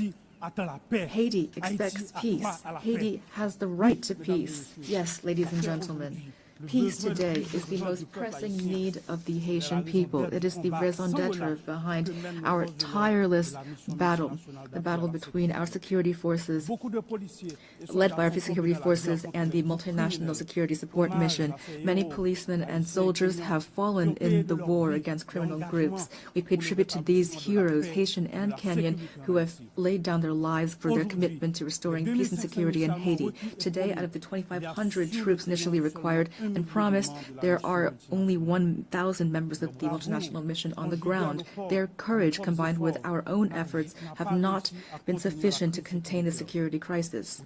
And yet we have increased by 40% the budget for our security forces. We've recruited new members. We have strengthened our troops and acquired more material and equipment. We must face the reality. Haiti is at the epicenter of an unprecedented regional threat. Powerful and heavily armed criminal networks are trying to destabilize our country and take over the economies of our entire common space. The new front lines of this battle are in our country, in Haiti. If we lose this battle on our soil, it will be futile to try to contain it in the rest of the region. That is why we must show the same determination, the same resolve, and the same unity that we showed in the fight against terrorism. Haiti could never overcome this challenge single-handedly. Today, it is crucial to mobilize a strong force with a clear mandate and with adequate material, logistical, and financial resources. In this regard, the lessons of the MMS and recommendations of Haitian experts must be taken into account. We also need heightened international cooperation based on intelligence sharing and on rigorous border control to curb the flow of arms, ammunition, drugs, and financing toward these gangs. Peace cannot be restored unless our regional partners take concrete measures to ensure their territories do not serve as a starting point or a transit hub for this kind of trafficking. Approaches that failed yesterday will not save Haiti today. It is critical to listen to the voice of the Haitian people, to try new solutions that are stronger and more adapted to the realities on the ground. In this regard, we fully support the efforts made to transform the multinational security support mission. We also call for solidarity from the entire international community, especially for the commitment of members of the Security Council for a vote in favor of the resolution establishing a gang suppression force. That is why I would like to express on behalf of the Haitian people my profound gratitude to the United States and to Panama for this initiative, the implementation of which will mark a turning point in our fight against insecurity, which is suffocating our nation. I thank the administration of President Trump for the efforts made to provide support and resources in our common fight against the gangs, these enemies that are threatening both Haiti and the entire region. Today, the complexity of the Haitian crisis cannot serve as a pretext for endless talk, for drawn-out negotiations, or for stalemates caused by geopolitical considerations. Every day that we hesitate, criminal groups benefit. We urgently need to be proactive, to transcend divisions, to act together, to promote the values that bring us together, peace and human dignity. Haiti would welcome the holding of a high-level meeting to overcome obstacles and to make tangible progress. In this regard, we welcome the countries of the region and thank them for their constant support, especially through declarations in various regional organizations, including the Organization of American States and CARICOM. We appreciate their support and advocacy with partners from the Security Council for a real solution to the security crisis in Haiti. We also pay tribute to all of those states which during previous crises stood by our side and express the hope to be able to count once again on their commitment. Together, we can and we must resolve this crisis which has lasted for too long already. 12 million women, men, and children are expecting this of us. Ladies and gentlemen, the Presidential Transition Council was born of a political consensus that stemmed from intense negotiations between the nation's political parties. This council, which was supported by various international partners and facilitated by leaders of CARICOM, has a clear agenda which centers on holding free and credible elections. I repeat, free and credible elections. Despite the many challenges caused by the security crisis, the electoral process, for which the PTC and the government have shown real political will, has made real headway. The Electoral Council, Provisional Electoral Council, has already identified more than 85% of the voting centers, mobilized more than 70% of the elections personnel, and national financing to the tune of $65 million is guaranteed. The Presidential Transition Council is working closely with the MMS, the OAS, CARICOM, and BNU to ensure free, transparent, and inclusive elections reflecting the sovereign will of the Haitian people and guaranteeing the full and effective participation of young people, women, people with disabilities, and marginalized groups. To ensure productive political cooperation, constant efforts are being made and will continue to expand dialogue with the various political parties to strengthen consensus and to prevent a power vacuum which would be fatal for democracy and stability. The Haitian people must be able to choose its own leaders. The state wants credible elections. Our greatest challenge remains restoring security. The urgent and solemn call that we have once again issued to resolve the security crisis in Haiti must not be left to languish on paper nor be lost amid rhetoric and unkept promises. In Haiti, peace can no longer wait. Ladies and gentlemen, the transitional period does not allow us to launch all of the major federal reforms that the country needs, but the humanitarian crisis we are currently experiencing must be overcome. To this day, the Haitian state has provided 72% of emergency assistance for IDPs and is assisting families to relocate. We are profoundly grateful to our international partners that have assisted us in the humanitarian response, and we are keenly interested in the promising initiatives put forward by those which, like the Association of Caribbean States, have chosen to join our effort. But our strategy is not limited to immediate assistance. We must move from assistance to investment. To this end, the government is determined to develop two major economic hubs, the Great North and the Great South, based on strategic sectors such as agro-industry, textiles, renewable energy, tourism, and services. Haiti will continue to count on its key partners to weather this difficult period and to relaunch its economy.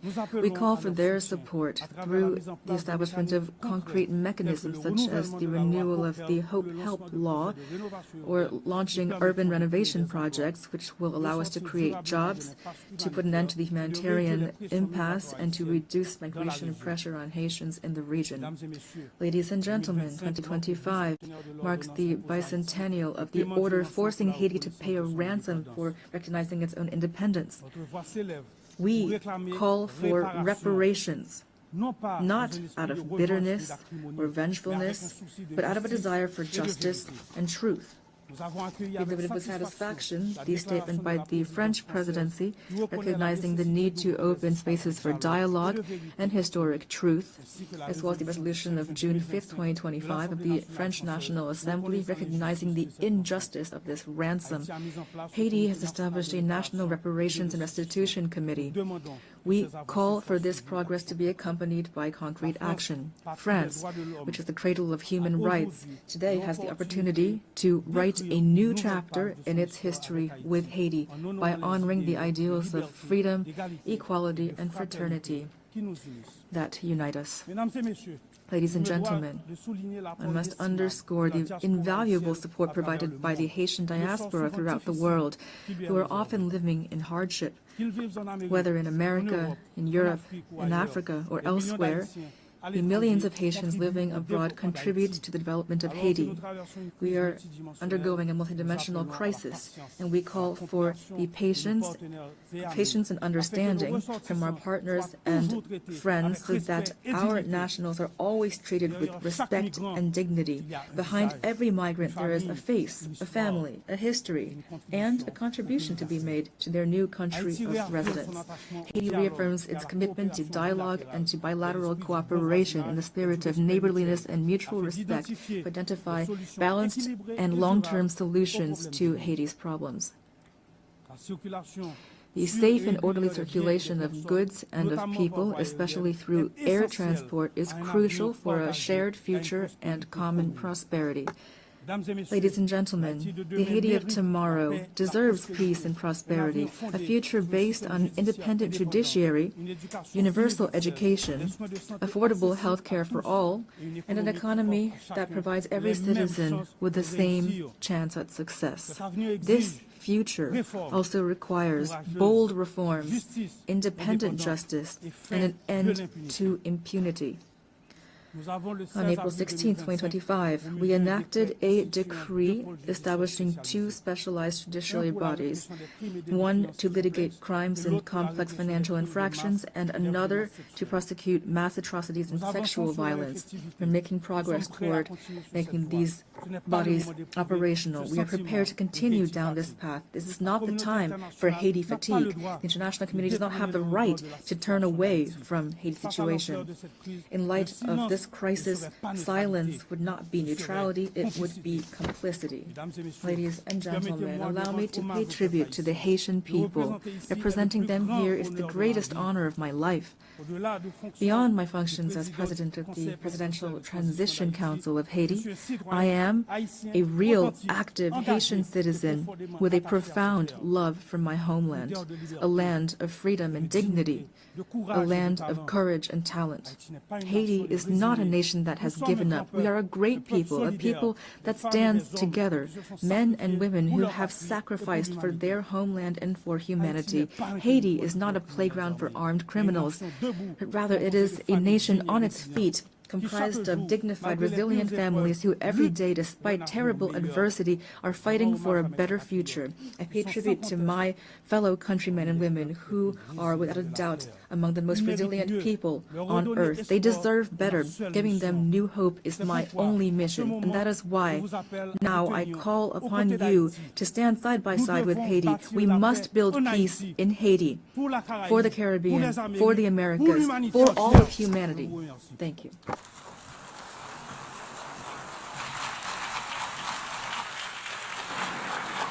Au nom de l'Assemblée générale, je tiens à remercier le président du Conseil présidentiel de transition de la République d'Haïti. The Assembly will hear an address by His Excellency Mikhail Kabalashvili, President of Georgia. I request protocol to score His Excellency and invite him to address the Assembly. I can see it here. Yeah.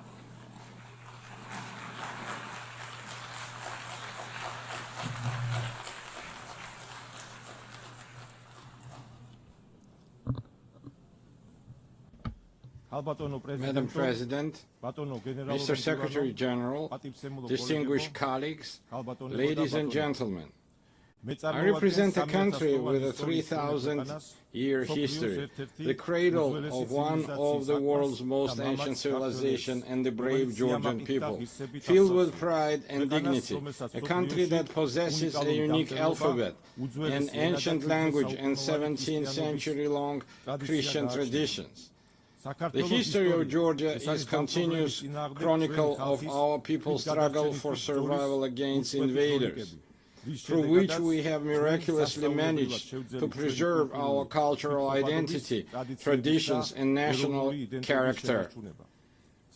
Despite centuries of continuous warfare with invaders, the cultural environment in Georgia has always been distinguished by exceptional humanism, tolerance, and compassion for others. Tolerance, openness to others, harmonious coexistence and diversity form the cornerstone of our ancient culture, which is brilliantly reflected in Georgian polyphony, in our national traditions, and in the world-renowned Georgian epic Shota Rustaveli's The Knight in the Panther's Skin. Georgia is a place where throughout history, no human has ever been oppressed or persecuted on ethnic or religious grounds. Quite the opposite. We have always been known for our profound sense of justice. I represent the Georgian people, who know both the cost of war and the value of freedom and peace, a people who cherish their rich history and traditions, while at the same time facing with resolve the challenges that lie before our country. Amid a rapidly changing geopolitical landscape and unprecedented global challenges, such as ongoing conflicts, climate change, ideological polarization, cultural alienation, and war-driven humanitarian crisis, Georgia stands firmly as a guardian of dialogue, peace, stability, and sustainable development. Despite the many challenges surrounding us, we have managed to ensure the security of our people. The fundamental philosophy of the Georgian government remains to preserve peace, and no matter the cost, to spare our people from war. For the fourth year now, a horrific, bloody war has been raging in Ukraine, bringing catastrophic consequences and immense human suffering. Drawing on the bitter experience of the 2008 war, whose wounds have not yet healed for the Georgian people, we understand better than many the pain that the Ukrainian nation endures today. Now as before, Georgia expresses its firm and unwavering support for Ukrainian people. As we deeply understand the importance of peace, Georgia contributes to the transformation of the South Caucasus and strives to turn it from a zone of conflicts into a space of dialogue among civilizations and economic prosperity. We welcome President Donald Trump's peace initiative between Armenia and Azerbaijan, as well as his efforts to bring the bloody war between Russia and Ukraine to an end soon. Georgia has always supported and actively strived to establish sustainable and long-term peace in the South Caucasus, as well as to deepen trust and cooperation amongst its neighbors. For centuries, our country has been at crossroads of civilization and a space for dialogue among diverse cultures. Today, Georgia is reclaiming its historical role. Close relations with the countries of the South Caucasus and Central Asia, existing agreements with the European Union, and the Georgia's key position in the Middle Corridor all give our country a special significance, both within the region and across the Eurasian continent. Georgia is the shortest connecting route and natural bridge between Europe and Asia, the West and the East.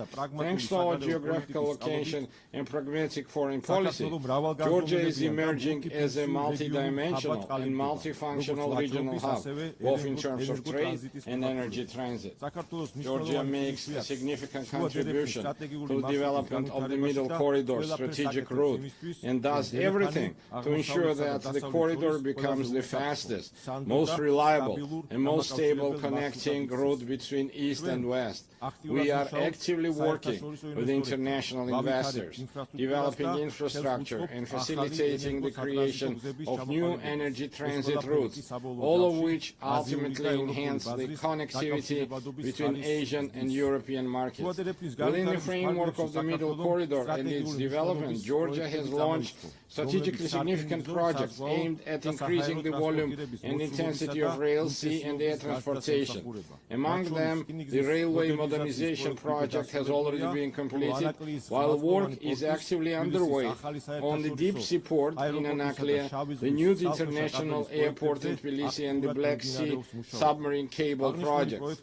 These projects, on one hand, provide landlocked countries in Central Asia and the South Caucasus with maritime connectivity to the rest of the world. On the other hand, the projects are implementing health diversity energy routes. We are implementing health diversity energy routes, thereby significantly enhancing the energy security of Europe and South Caucasus. To promote the development of the Middle Corridor and enhance connectivity between the two largest markets, Asia and Europe, Georgia has been hosting the Tbilisi Silk Road Forum for 8 years. It is an international platform for dialogue and new opportunities, attended up to 2,000 delegates from 60 countries. Our goal is to develop constructive relations based on mutual respect and shared benefits with major economies such as the United States, China, European Union, and others. We are open to any dialogue and cooperation, but at the same time, we demand respect and fair and dignified approach. What the Georgian people will never accept is being spoken to in the language of ultimatums, blackmail, or intimidation. Georgia is a faithful adherent to the fundamental principles and values of the United Nations and a dignified, responsible member of the international community. as evidenced by the considerable efforts by the current government of Georgia to improve the protection of human rights. It is precisely thanks to the pragmatic and rational policies of the government of Georgia that we have maintained peace and economic growth, significantly improving the quality of life of our citizens. Despite numerous challenges in recent years, Georgia has demonstrated remarkable resilience to external shocks. The positive trajectory of Georgia's development is reflected in and confirmed by the international rankings and indicators of the world's most reputable organizations. Despite 20% of Georgia's territory remaining under occupation, we continue to pursue development and progress with great energy and determination. We are entrusted with the mission that our children may live in a stronger, dignified Georgia and peaceful world. And now I want to address our Abkhaz and Ossetian brothers and sisters on the other side of the occupation line. For centuries, we have written Georgia's history together, a history filled with the heroism of our ancestors, through our shared struggle for survival of our nation and the love for our motherland. We have never been a large empire imposing its rules on the others. We have always been a country proud of its diversity. Georgia is a place where civilizations have met, blended and balanced each other for centuries. Our culture is the very product of this complex and enduring synthesis. My Abkhaz and Ossetian brothers and sisters, our cultural code has not changed. For us, diversity is not a problem. It remains an essential formula for our existence, which is why we always meet our compatriots from the other side of the occupation line with open hearts and outstretched hands. It's our duty, through joint efforts, to overcome artificially created obstacles, rebuild broken bridges, and leave past grievances to history. As a people of exceptional patience and resilience, I believe that one day we will, together with our children, we will live with our children in a united, happy, and developed Georgia, where nothing will stand in the way of our harmonious coexistence. Herewith, I would like to express my gratitude to the international community for its unwavering support of Georgia's sovereignty and territorial integrity.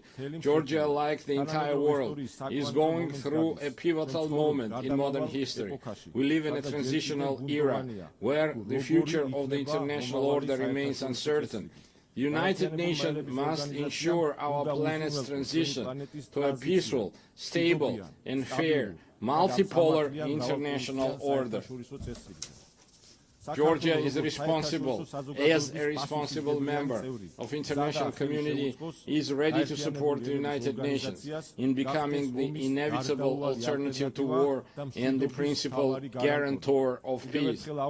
I would like to reiterate that we are prepared and open, taking into account our national interests, to engage in dialogue with all parties on issues of global and regional significance. The current reality requires us to face difficult issues and initiate an open, pragmatic, and result-oriented dialogue. I believe that only in this way we can overcome common global challenges and unlock new opportunities for the benefit of our countries, peoples, and future generations. Thank you very much for your attention. May God bless humanity. On behalf of the Assembly, I wish to thank the President of Georgia. The Assembly will now hear an address by His Excellency Luis Alberto Arce Catacora, Constitutional President of the Plurinational State of Bolivia. I request protocol to escort His Excellency and invite him to address the Assembly.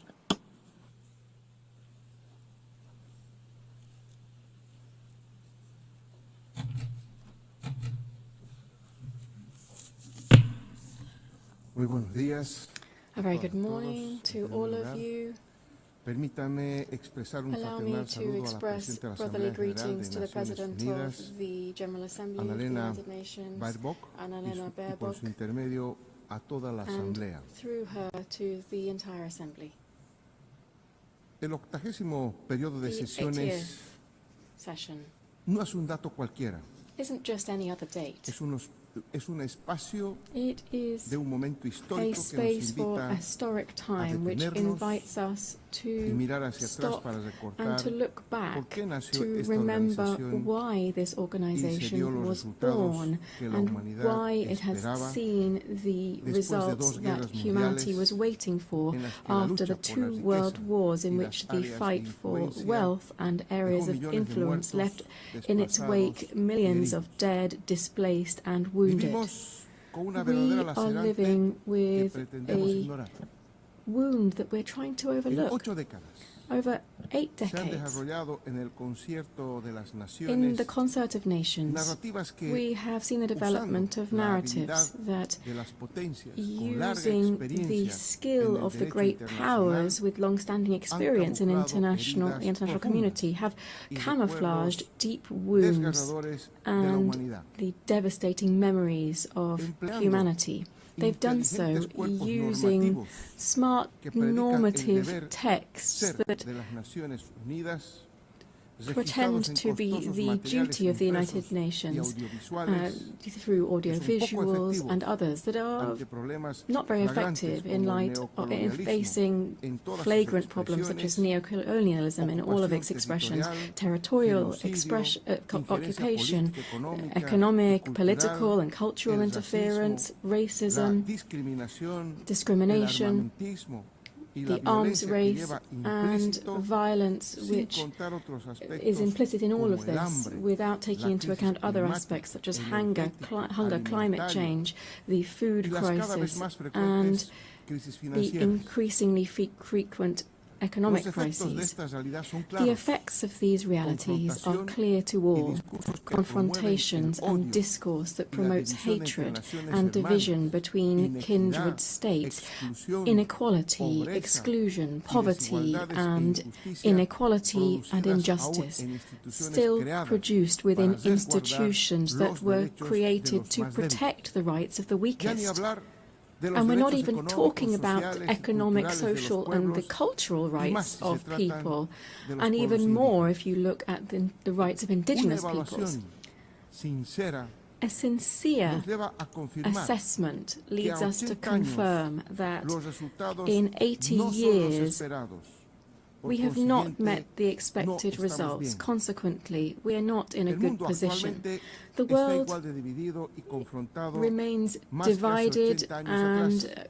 confronted against En el itself mundo more than 80 years ago. existe mayor Today inequidad in en the la world there is distribución de la greater riqueza inequality que hace in 80 the años atrás. distribution of wealth than there was 80 Las years cifras ago. de pobreza, The poverty figures, desigualdad e injusticia, inequality en and lugar de injustice, reducirse, rather cada vez son than being mayores. curbed, is on the El increase. riesgo de que la paz The que aún risk exista that desaparezca any y que remaining una peace tercera should guerra disappear mundial and the de nuevo third tipo world enlute el war planeta would es muy overtake cercano the entire si no planet is reaccionamos a very tiempo. close if we don't react in time. El peligro The danger here de que el irrefrenable is desarrollo de las that fuerzas productivas en el the capitalismo con unstoppable un mal empleo de la force of inteligencia capitalism artificial with the misuse of artificial incremente la intelligence crisis would climática, increase the liquide al climate planeta y change convierta a la and inmensa would mayoría de la liquidate the población planet and would en convert the innecesaria, immense majority of the population también into algo unnecessary no muy beings lejano. is also something that we No estamos can't bien. completely rule out.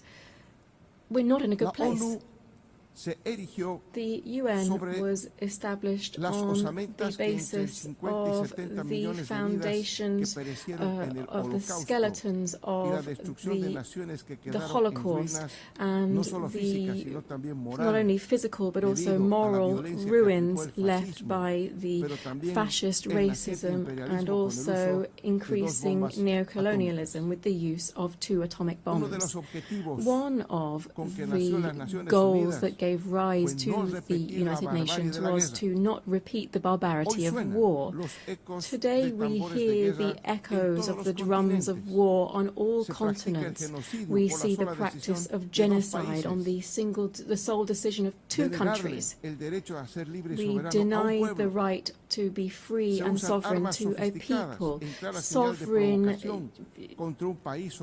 Sophisticated weapons are used against a sovereign country, and increasing militarization is being promoted within a region with double standards in combating the war on drugs. And at the same time, we maintain a criminal blockade against its people and the state for the sole crime of having claimed its own independence more than 6 decades ago. Wars are not the same as we had 80 years ago. Wars now are multidimensional.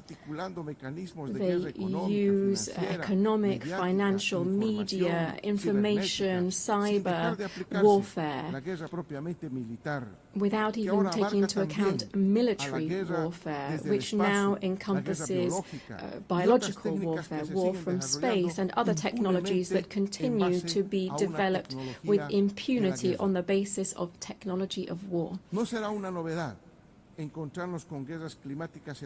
It would be nothing new to have climate wars that would have an impact on sovereignty and food security, jeopardizing strategic resources such as water. We are putting at risk the very survival of the human race on Earth and of life itself on the planet.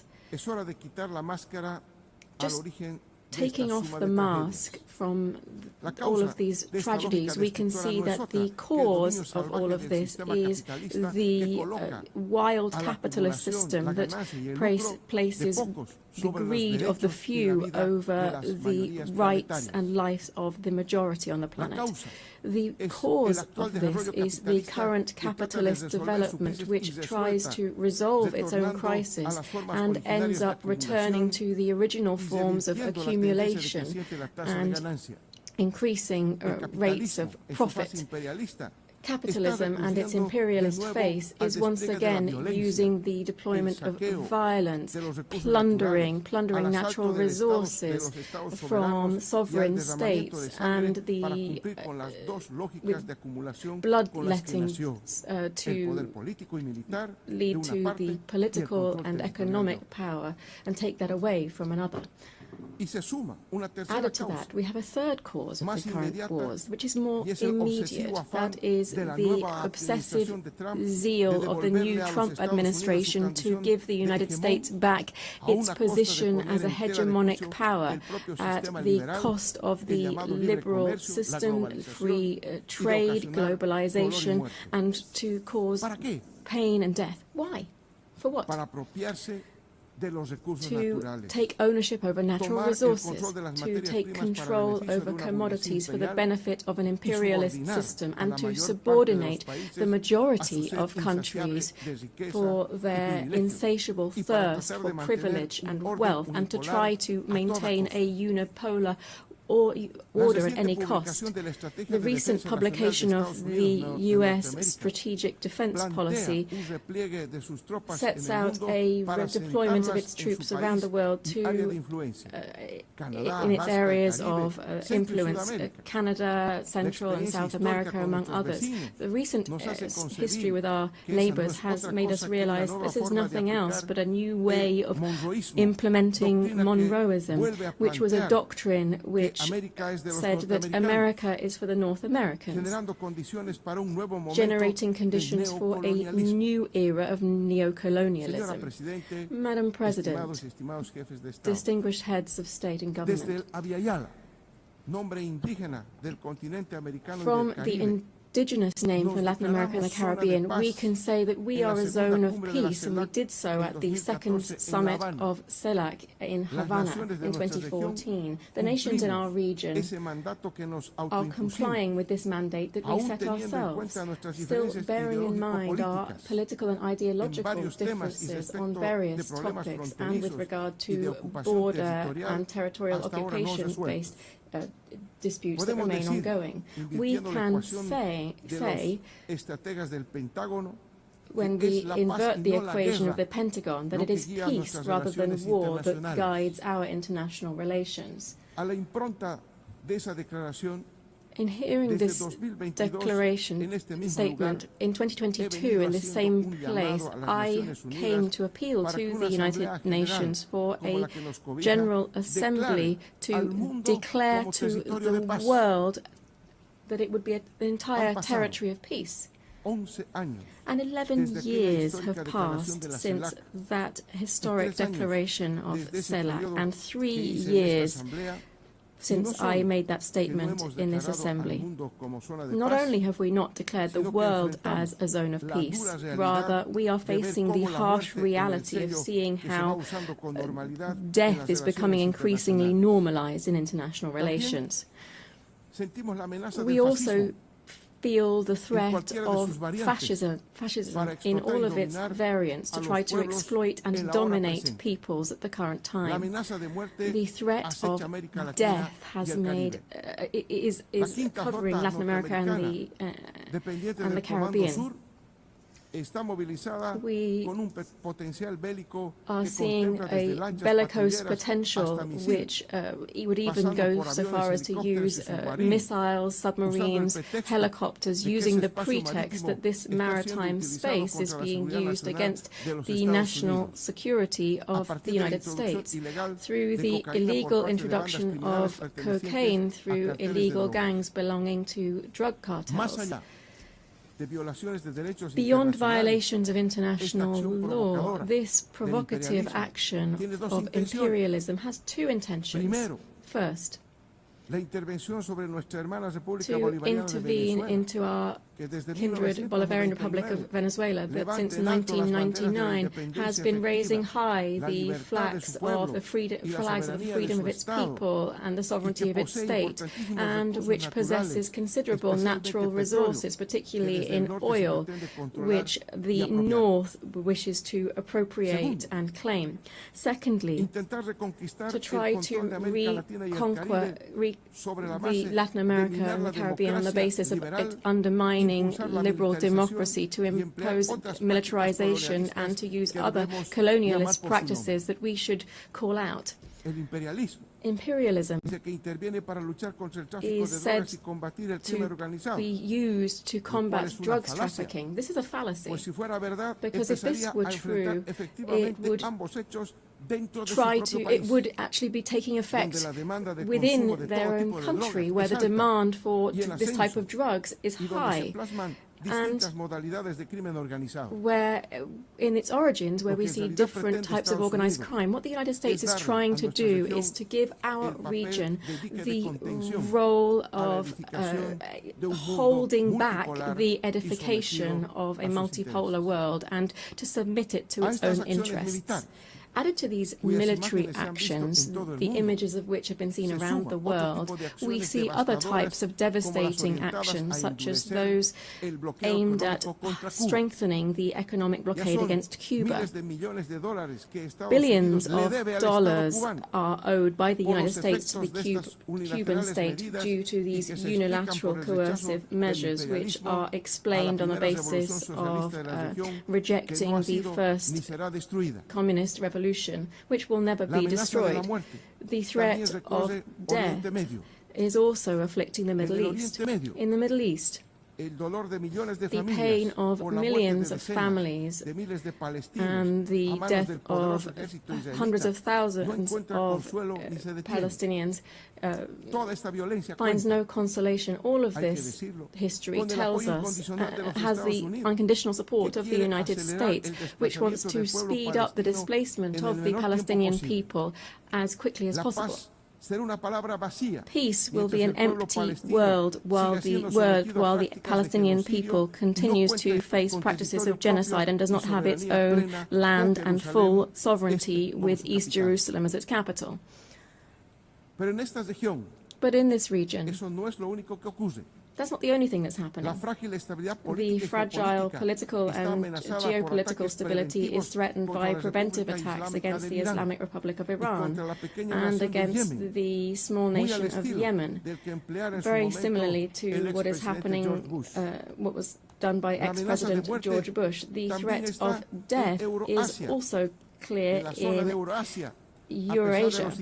In Eurasia, despite the intermittent attempts to achieve a political outcome, the expansionist ambitions of NATO, which is nothing else than the military arm of concentrated capital, is trying to protract the military conflict by using Ukraine as a launch pad against the Russian Federation. The threat of death also hangs over Asia. The East China Sea, which is an area of great geostrategic and economic importance, is facing two problems that could have an impact not only on the region but also the entire world. The overcoming of the sovereignty of Taiwan by the People's Republic of China is another example of explicit neocolonialism that is encouraged by the United States, as well as the dispute on the Senkaku Islands, the sovereignty of which is disputed between Japan, Taiwan, and China. It appears that these islands are home to important hydrocarbon resources. Furthermore, the constant tension between North Korea and South Korea could not only become a problem that affects these two countries, but also the entire security of the world. Heads of state and government, I've been referring to this entire world to say that in this new imperialist intervention, we should call it what it is, neocolonialism. And what should we do? I'm asking this. I'm asking this because it's led to one of the most outstanding strategies of the fight for the emancipation of labor over capital. This is also the fight of life over death. I wish to propose that we firstly establish a commission for reparations following slavery, apartheid, genocide and colonialism in the countries of the global south. To do so, the United Nations should find a way to ensure that those designing war and death pay their billions of dollars rather into a reparations fund. I hope that this rostrum, the highest on the international stage, will also serve to be able to launch an appeal and recognize that colonialism and neocolonialism was and is an historic mistake that brings and continues to bring a social wound over the population that it victimizes. It also does this with indigenous societies that it affects in particular. Today, on behalf of the construction of a fair future, we have to condemn the devastating impact of colonialism in the past and the present. I appeal to the heads of state of CELAC and the African Union to join forces and to oppose the adverse consequences of colonialism. This commission that I've mentioned should set up effective mechanisms to restore historic justice in the following spheres: reparations, land rights, recovery of the environment destroyed through the action of the colonizers and transnational corporations, apologies for the colonial past through the restitution of cultural goods of the indigenous peoples that were taken by the colonizers during the period of expansion and genocide, the prevention of neocolonial practices, programs for the development of indigenous peoples and the preservation of their cultural identity. We should also provide compensation to people who have resisted the military occupation of their territories and those that are suffering under unilateral sanctions and economic blockades. Secondly, we should convert the UN General Assembly into a body with binding power so that it can be an effective voice for all peoples and not a space where we simply realize the will of the most powerful. We need this forum to be an ethical nucleus, a political heart, and the living spirit of a new era guided by the culture of life.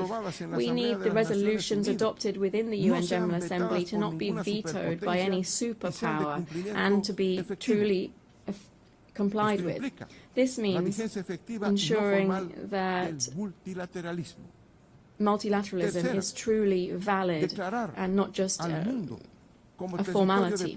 We should declare the world as a zone of peace and promote demilitarization as far as possible. The immense majority of the population in the world refuses to accept that the revitalization or overcoming the cyclical crises of capital should be done on the basis of investment in billions of dollars to manufacture all types of conventional and unconventional weapons. Just 1/3 of military expenditure would give us better and greater education, health and housing guaranteed for everyone. The UN has to become a pact for peace and for life as the shared destiny of everyone who believes in living together. 4, we need to undertake a profound reform of the Security Council that would prevent one of 2 countries holding up global stability. We need to ensure this reform and ensure the reform that the countries of the Global South have been insisting on for several years. Democratizing the Security Council would be giving effect to the principle of the legal equality of states and democratizing the future. It would be to ensure that the voices of Africa, Latin America and the Caribbean, Asia and the historically marginalized peoples would also count. 5. We should move towards the Universal Declaration of the Rights of Mother Earth. Bolivia, together with the Amazonian people, speaks up to recall the urgent need for international cooperation to strengthen the conservation of the Amazon. We should do so through strengthening the sovereignty of Amazonian countries over this strategic biome for the world. Defending the Amazon means defending life. 6. We must reject all forms of commercial war and work to reduce economic and social divides between the countries of central capitalism and the countries on the periphery. Trade wars not only affect companies, but also the immense world of work. It also lessens to alarming levels the possibility for lower classes to access acceptable food. Hegemonic and capitalist interests don't have any right to overtake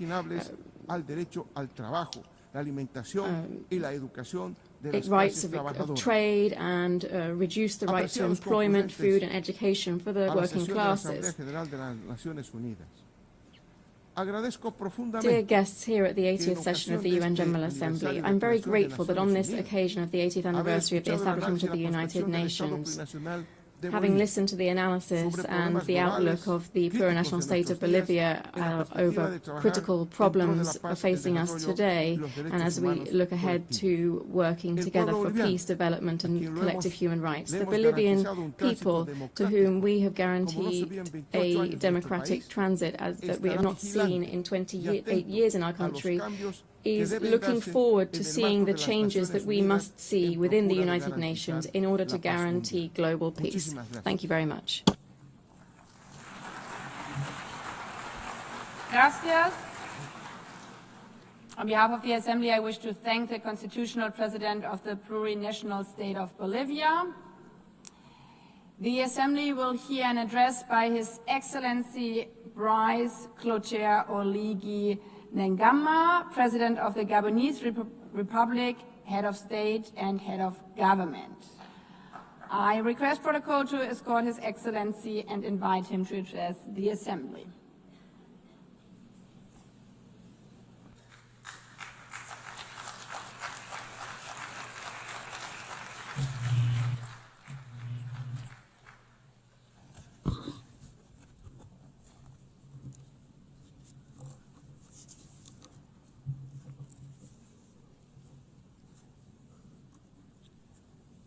Madame la Présidente Madam de l'Assemblée President of the General Assembly, Mesdames et Messieurs, les distinguished chefs d'État et de heads of gouvernement, state and government, Monsieur le distinguished Secrétaire Secretary Général General des Nations of the Unies, United Nations, distinguished delegates, Mesdames et ladies and gentlemen, à l'entame de mon at the propos, outset, il me plaît I would like to most warmly and sincerely congratulate Her Excellency Annalena Baerbock on her election as President of this 80th session of the General Assembly of the United Nations. Madam President, your experience, I am sure, will allow you to effectively carry out the missions of your august post. Rest assured of the full cooperation of my country. To His Excellency Philemon Yang, your predecessor, I pay tribute to the outstanding work carried out during his term. And lastly, I would like to once again commend His Excellency Antonio Guterres, Secretary General of our organization, for all of the efforts that he has constantly made since he took up his office. Gabon, my country, is keenly interested in the UN 80 initiative, which aims at ensuring operational efficiency in the face of global challenges, as well as to optimize mandates within the UN system. Madam President, 1 year ago, before this prestigious assembly, as the President of the Transition of the Republic of Gabon, I presented the political process begun in my country after the liberation coup which took place on August 30th, 2023. After the presidential election of April 12th, 2025, for which the process and outcomes were unanimously endorsed by the international community, this transition culminated with my inauguration on May 3rd, 2025, as the first elected president of the Gabonese Republic, thus establishing the foundations of democratic order. As you know, Gabon has undergone a peaceful and exemplary transition that included all of the political parties in our nation. This smooth transition led to an inclusive national dialogue and a constitutional referendum in accordance with the agreed-upon timelines, and it will continue through the holding of legislative, local, and senatorial elections that are free and transparent. To this end, the first and second round of combined legislative and local elections will take place on September 27th and October 11th, 2025. With regard to the election of senators, this will take place on November 8th, and the second round is scheduled for November 29th, 2025, with a view toward a definitive restoration of constitutional order by January 2026. We believe that this peaceful and historic process can serve as a lesson and a model in many other spheres. The people of Gabon have drawn this success from its history, its culture of peace, and its shared vision of the future. Here, I would like to express on behalf of the Gabonese people and on my own behalf our sincere gratitude to the United Nations for its multifaceted assistance. I know that I can count on the support of the UN as we implement our National Growth and Development Plan. This plan focuses on bolstering our energy capacity, on strengthening infrastructure, developing the digital sector, and on enhancing youth employment. Ladies and gentlemen, Gabon is standing before you again with a clear message. Our country has changed. After decades of tensions and political and economic missteps, the Gabonese people has chosen the path of reconciliation and renewal, thus becoming the symbol of and testament to the transformation of hardship into hope, of dependency into dignity, of division into unity, and all without bloodshed. Today, Gabon is no longer a country in limbo. It has returned to stand alongside other states, upright, dignified, and ready to take up its rightful place in the community of nations. The new Gabon, the exemplary Gabon that my compatriots are calling for, also means that the state in Gabon must serve its people from now on. But our national rebirth would be futile without a change in the international order. It is no longer acceptable for African nations to remain relegated to the role of providers of raw materials for which others set the price and from which others profit.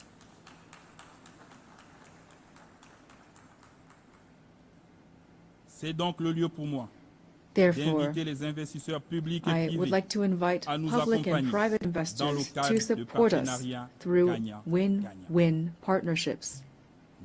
We have decided to transform, to process our resources on our territory, to create jobs at home, to develop African industries, and to interact with the world on the basis of equity, integrity, and mutual respect as we strive toward happiness. In its path toward development, Gabon, a country of peace and opportunity, will continue to welcome all those who commit to upholding our laws, our Republican values, and to contributing positively to our national rise. Distinguished delegates, ladies and gentlemen, this 80th session of the General Assembly has the theme, Better Together, 80 Years and More for Peace, Development, and Human Rights. It takes place in an international context characterized by economic, environmental, and security crises that call for more sustained and more staunch collective engagement. This is an urgent call to tackle these concerns in accordance with the spirit and the values of the UN Charter. Ladies and gentlemen, today, the world has a radically different face. Humanity has never had so much technological prowess to ensure its well-being, and yet international peace and security have never seemed so fragile and so under threat. It is high time that peace reign on earth, and especially in Africa, which has so long suffered under conflicts that have been stoked and financed from outside the continent. Let the guns at last fall silent in the DRC, in Sudan, in the Horn of Africa, and in the Sahel. In this regard, instead of constantly stigmatizing and condemning the states of the Sahel, the international community would benefit from supporting them in their battle against the many-headed threat of terrorism. Ladies and gentlemen, on December 12, 1988, Gabon officially recognized the State of Palestine. Then, as now, we support the two-state solution, the only way, in accordance with UN resolutions, to guarantee a just and lasting peace between Israelis and Palestinians, as well as to guarantee international security. In this vein, Gabon must reaffirm its position in favor of lifting the embargo imposed on Cuba due to its negative effect on the well-being of Cuba's people. We solemnly reaffirm our full support for international efforts carried out throughout the world to achieve peace. These efforts must be centered on humans, especially women and youth. Through the Pact for the Future of 2024, the UN must continue to encourage and support the crucial action of women, stemming from the Declaration and the Beijing Declaration and Program of Action, of which we're celebrating the 30th anniversary this year. Madam President of the General Assembly, Secretary General of the United Nations, the triple planetary crisis of climate change, biodiversity loss, and pollution is an existential threat for humanity. And yet, the efforts of the international community to address these challenges remain drastically inadequate. The Treaty on Biodiversity beyond national jurisdictions, which we have just ratified, fills a legal gap and provides an ambitious framework for equitable and sustainable governance of biodiversity. Together, we have a real opportunity to make this treaty a true driver of transformation for present and future generations. Gabon is the guardian of part of the Congo Basin, the second largest green lung of our planet. This extraordinary heritage must not be sacrificed to financial rapacity. We call for an equitable global partnership in which the protection of our forests is accompanied by fair compensation for the ecological services these forests provide to humanity. Ladies and gentlemen, the new global order is underway. The changes taking place in our societies are inevitable and cannot be overlooked. International peace and justice can only be guaranteed by a revitalized multilateralism, in particular through Security Council reform that takes into account the African claims enshrined in the Sirte Declaration and the Eswatini Consensus, to which Gabon is firmly committed. I wish every success to our work, and I wish a happy birthday to our organization. Thank you.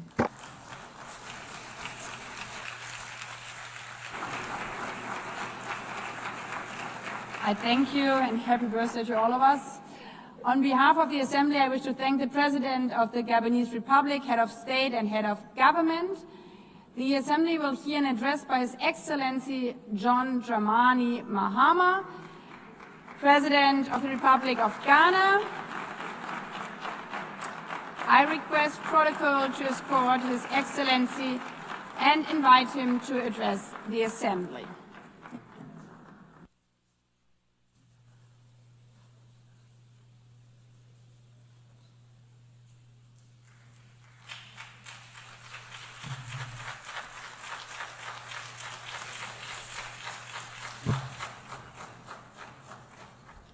Thank you, Madam President, Mr. Secretary General, Excellencies, ladies and gentlemen.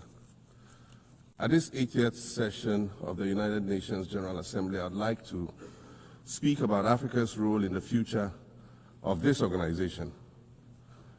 However, it's impossible to do that without first considering the collective role that Africa played in its founding, which was small and relatively insignificant. Of the 51 member states involved in the founding of the United Nations in 1945, only 4 were African: Egypt, Ethiopia, Liberia, and South Africa. It is important to point out that the United Nations came into being in the aftermath of World War II because of the inability of its predecessor, the League of Nations, to avert a large-scale global conflict, which had been its guiding purpose when it was founded in 1920 at the end of the First World War. Out of the 42 founding member states of the League of Nations, only 3 were African: Liberia, the Union of South Africa, and Ethiopia. Egypt was to join later in 1937. Africa's overall participation in the organization's founding was minimal and relatively unimportant. That's because before all the other talks and meetings, representatives from a group of 40 nations gathered in Berlin for a series of discussions that began in 1884 and which led to the partitioning and formal colonization of the African continent, which is also called the Scramble for Africa. It has famously been written that past is prologue. Well, in the past, the majority of the 54 nations that now comprise Africa were never offered a seat at the table where plans for a new world order were being drawn. But, Madam President, as fate would have it, the tables are turning, and Africa's role in the authorship of whatever is yet to come for this world is going to be huge, and it will be consequential. According to this organization's own projections, by the year 2050, more than 25% of the world's population is expected to come from the African continent. Additionally, by 2050, 1/3 of all young people aged between 15 to 24 will be residing on the African continent. So you see, the future of this world is African. Allow me to say this once again a little louder for those of you in the back. The future is African.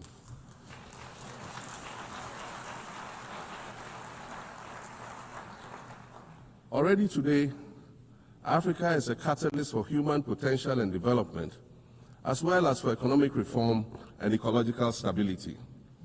Africa is a catalyst for systemic change. If this reality, which is fact-based and straightforward, seems provocative or unsettling, perhaps it's because you are viewing it through the lens of centuries of filters, colonialism and imperialism, and the resulting implicit bias. Maybe you are unaware of the resilience of African nations or their remarkable ability to make a strong comeback just when you think it's safe to count them out. That is what is happening right now in my own country, Ghana. Our constitution limits leaders to 2 4-year terms. In January, I was sworn in for a second term, which, let me point out, was non-consecutive with my first term. Our currency, the Ghana cedi, was rapidly depreciating, faced with rising inflation, a huge debt burden, and low morale amongst our citizens. My new administration settled down quickly and embarked on an ambitious program of comprehensive transformation designed to restructure Ghana's economic foundation and enhance our competitive standing globally. We refer to this process of recalibration as our reset agenda. In just 8 months, we have achieved significant reduction in inflation from 23.8% in December 2024 to 11.5% in August 2025, restoring price stability for our citizens. Additionally, our currency, the Ghana cedi, has appreciated considerably against other currencies, with Bloomberg reporting it as the best performing currency in the world at one point. Our improved sovereign credit rating reflects increasing investor confidence in our economy, and our 24-hour economy initiative promises to transform our economy. And there's a renewed willingness amongst our people to trust that their elected officials have Ghana's interests at heart and that we are progressing together. Madam President, I believe that in honor of this milestone celebration, the United Nations should also embark on a process of serious recalibration and establish its own reset agenda. Since the organization's founding, the number of UN member nations has nearly quadrupled. And quite frankly, it is not the same world that it was back then when the UN was formed. I mentioned earlier that I began my second non-consecutive term as president this past January. My first term ended in January 2017. In that span of time, 8 years, the world has changed with such ferocity. My first days in office after my return felt as though I had just awakened from a Rip Van Winkle-style sleep. Now, no, that was only after 8 years. Imagine then what it will be like after 80 years since the founding of the United Nations. In 1945, the sun had not yet set on the largest empire in history. The most common mode of international travel was by sea. The personal computer had not been invented, let alone made portable. And television, a new convenience, was still in its infancy, albeit in black and white color. Relations between the US and the Soviet Union were turning frosty, with Winston Churchill declaring that an iron curtain has descended across the European continent. Fast track 80 years on, in today's world, hundreds of thousands of commercial flights take off and land every day. Libraries have been digitized so that volumes of literature can exist on a small device, small enough to fit inside your pocket. We live in a world of cryptocurrency, artificial intelligence, social media, the internet and its dark hidden dungeon of the dark web, all of which carry a potential threat to global peace and security. Climate change is real, and we're fighting a losing battle against the loss of Maldives and other island nations to the rising sea level, against the loss of Timbuktu to desertification and the Amazon forest to global warming and deforestation. Madam President, the UN Founding Charter is outdated when it comes to representation in this August Assembly. The most powerful post-World War II nations are still being rewarded with an almost totalitarian guardianship over the rest of the world. And yet, the first sentence in Chapter 2, Article 1 of the UN Charter declares that the organization is based on the principle of sovereign equality of all its members. If this were true, and was the case, a continent as large as Africa, with its numerous UN member states, would have at least one permanent seat on the Security Council.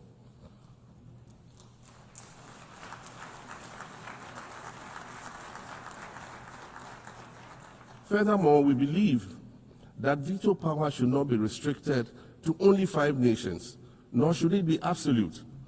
There must be a mechanism in this House for the General Assembly to challenge a veto. No single nation should be able to exercise an absolute veto to serve its own interests in a dispute. In 1995, during the 50th anniversary of the United Nations, Nelson Mandela stood in this very spot, and he said, "The United Nations has to reassess its role, redefine its profile, and reshape its structures. It should truly reflect the diversity of our universe and ensure equity among the nations in the exercise of power within the system of international relations in general, and the Security Council in particular." I close quotations. 30 years later, we African leaders are still making the same simple request for a permanent seat on the Security Council with the power of a veto. So today, Madam President, I stand here in this exact spot and ask the world, if not now, then when? We demand not only a reform of the Security Council, but also a reset of the global financial architecture, which is currently rigged against Africa. Africa must have a greater say in the world's multilateral financial institutions. And while I'm making requests, I'd like to call for the removal of the blockade on Cuba. As Dr. Kwame Nkrumah, our nation's founder, famously said, "We seek to be friends with all and enemies to none." The Cuban people shed their blood on African soil in the fight against apartheid. And indeed, Cuba has been and continues to be a faithful friend of Africa. You see, the very fact that I can stand here and ask these things and say these things, and the fact that all nations can ostensibly gather here to address critical global issues, air our grievances, and express our concerns, that is what makes the survival of this organization so important. In every old city or village, you will find a town square, or a courtyard, or a plaza that once served as a gathering space for the citizens of the community and their leaders. Meetings and celebrations were held there, as were trials and elections. And these were spaces that brought people together and held them together as a community. Sadly, time and technology have eroded these spaces. Madam President, in many ways, the United Nations is the proverbial town square of our modern global village. And it has never been more critical for us to protect this one space that brings and holds the world nations together as a community. The internet, social media platforms, and artificial intelligence offer us the illusion of connectivity, when in fact what they do is reinforce isolation by using algorithms that ensure that we do not receive new ideas and perspectives, but rather more of the same content. We are served alternative facts and manipulated images, making it easy to disseminate disinformation and sow seeds of division amongst communities. Madam President, these are dangerous times. Our world is currently experiencing a rise in nationalism and economic instability. There's a general breakdown of multilateralism. Various acts of aggression have been committed against the sovereignty of others, and nations are attempting to circumvent the very safeguards that were put in place to prevent large-scale global conflict. These conditions are all too similar to the ones that led to the League of Nations' failure in fulfilling its mandate. The denial of visas to President Abbas and the Palestinian delegation sets a bad precedent and should be deeply worrying to all member nations of the United Nations. Ghana recognized the state of Palestine in 1988 and supported a two-state solution to the conflict since then. And I say, contrary to the claims of some, a two-state solution would not be a reward for Hamas. It would rather be a reprieve for the hundreds of thousands of innocent women and children and people who are facing collective punishment and forced starvation for no reason other than the fact that they are Palestinian. For nearly 2 years and for the fear of reprisals, we here in this General Assembly have been playing hide and seek with language to find the right words to help us avoid or excuse what we all know is taking place in Gaza. But here's the thing, it doesn't matter what you call it. If it looks like a duck, it swims like a duck, and quacks like a duck, well, then it must be a duck. The crimes in Gaza must stop.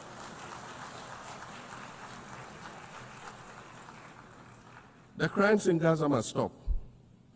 Madam President, I also want to draw particular attention to the conflict in Sudan, which this body has described as the world's largest humanitarian crisis. 12 million people have had to flee their homes. And when we speak of migration, we refer to the 12 million new Sudanese refugees, whom we as a global community should be willing to assist in much the same way that many member nations readily assisted new refugees coming out of Ukraine. Let's dispense with the euphemisms and dog whistles and speak frankly. It is not a mystery that when leaders of Western nations complain of their migration problems, they are often referring to immigrants from the global south. But many of those immigrants are climate refugees. And interestingly, the global north emits 75% more greenhouse gases than the global south. However, the effects of climate change are more severe in the global south because we lack the resources to address them effectively. And so when the desert encroaches on our villages and towns and they become unlivable, we are forced to flee. Wasan Shire, a Somali-born prophet, a Somali-British poet born in Kenya to Somalian refugee parents, was London's first youth poet laureate. She writes in her poem titled Home. And it says, you have to understand that no one puts their children in a boat unless the water is safer than the land. No one bends their palms under trains beneath carriages. No one spends days and nights in the stomach of a truck feeding on newspaper unless the miles traveled mean something more than just a journey. Madam President, we cannot normalize cruelty. We cannot normalize hatred. We cannot normalize xenophobia and racism. If we're going to tell a story, let's not tell its slant. Let's tell all the truth. When we speak of migrants, we speak of Mami Ewusi Mensah Frimpong, a judge on the U.S. District Court for the Central District of California. She's the first black female judge on any of California's 4 federal district courts. She was born here in America to immigrant parents from Ghana. We speak of Peter Bosman, a medical doctor in Ghana who moved to the town of Piran in Slovenia in the 1980s and later became the first black mayor of Piran, the first black mayor in Slovenia and in the whole of Eastern Europe. We speak of T. Michael, the iconic Ghanaian Norwegian artist and designer. And of course, we speak of the late Kofi Annan, former United Nations Secretary General.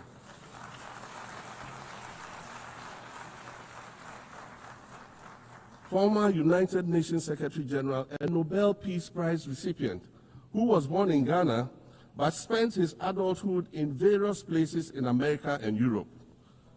These are people who have brought great distinction to the countries that they decided to call home. Just as the migrants and the children of migrants before them did, I dare say these are not invaders. These are not criminals. Madam President, the slave trade must be recognized as the greatest crime against humanity. As the African champion on reparations, Ghana intends to introduce a motion in this August body to that effect. More than 12.5 million Africans were forcibly taken against their will and transported to create wealth for the powerful Western nations. We must demand reparations for the enslavement of our people and the colonization of our land that resulted in the theft of our natural resources, as well as the looting of artifacts and other items of cultural heritage that have yet to be returned in total. We recognize the value of our land and the value of our lives, as did our colonizers, as well as the governments that happily paid reparations to former slave owners as compensation for the loss of their property, in quotes, and that property for which they received compensation was paid referred to enslaved people who had been freed. Madam President, an increasingly insecure world is witnessing upward spending on defense budgets of bilateral partners and steep cuts in official development assistance. Since July 2024, it is estimated that there's been a 40% drop in humanitarian aid globally. In this era of global uncertainty, Africa must exercise sovereignty over its natural resources to raise the necessary funds to ensure the well-being of its citizens. The days of parceling out vast concession areas to foreign interests for exploitation must come to an end. We'll continue to welcome foreign investment, but we must negotiate better for a bigger share of the natural resources that belong to us. And we must insist on value addition to these resources. We're tired of the continued image of poverty-stricken, disease-ridden rural communities living at the periphery of huge foreign-controlled natural resource concession areas. We're tired of having people extract the most they can from us and in return offer us the very least by way of respect, consideration, and dignity. We're tired of not being represented in ways that reveal the richness and complexity of our history or acknowledge all that we have overcome to arrive here in this liminal space of untold possibilities. Allow me to echo the Indian-American writer Arundhati Roy, who wrote, "Another world is not only possible, she is on her way. On a quiet day, I can hear her briefing." I want to add that for the sake of Africa, and quite selfishly for the sake of my 18-year-old daughter, I hope that this new world that is arriving is a place of safety and equality for women and girls. To succeed, we must empower everyone, including women and girls, to reach their full potential. In closing, Madam President, I'd like to congratulate you on your election to preside over this historic 80th General Assembly and on being the 5th woman to hold this distinction.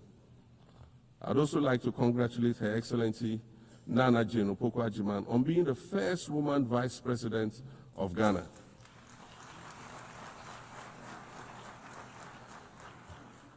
Now every Ghanaian girl knows the heights to which she can ascend. Words matter, but issues of representation matter even more. which is why Ghana looks forward to the appointment of a woman as Secretary General of this organization in the near future. Madam President, Your Excellencies, I thank you for your kind attention.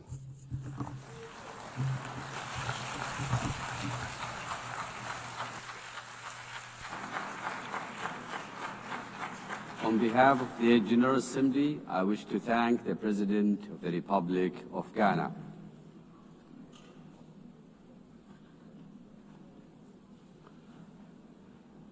The Assembly will hear an address by His Excellency Omaho O. C. Sokang Embalo, President of the Republic of Guinea-Bissau. I request protocol to escort His Excellency and invite him to address the Assembly.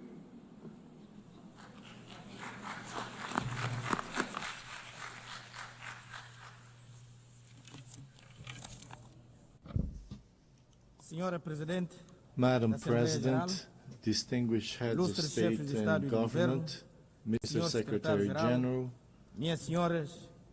ladies and gentlemen, allow me to begin by congratulating Mrs. Annalena Baerbock on her election as President of the 80th session of the United Nations General Assembly. I thank the outgoing President, Mr. Philemon Yang, for his service to the international community. To Secretary General Antonio Guterres, I wish to reaffirm Guinea-Bissau's full support for his tireless efforts in favor of world peace, international cooperation, multilateralism, and sustainable 80 years ago, the founders of the United Nations pledged to save succeeding generations from the scourge of war. That promise, unfortunately, has not yet been fully fulfilled. Yet this commitment, undertaken by each member state upon joining the UN Charter, remains valid and continues to be honored through the dedication of every UN peacekeeper and every humanitarian worker who often make the difference between life and death in conflict zones or following natural disasters.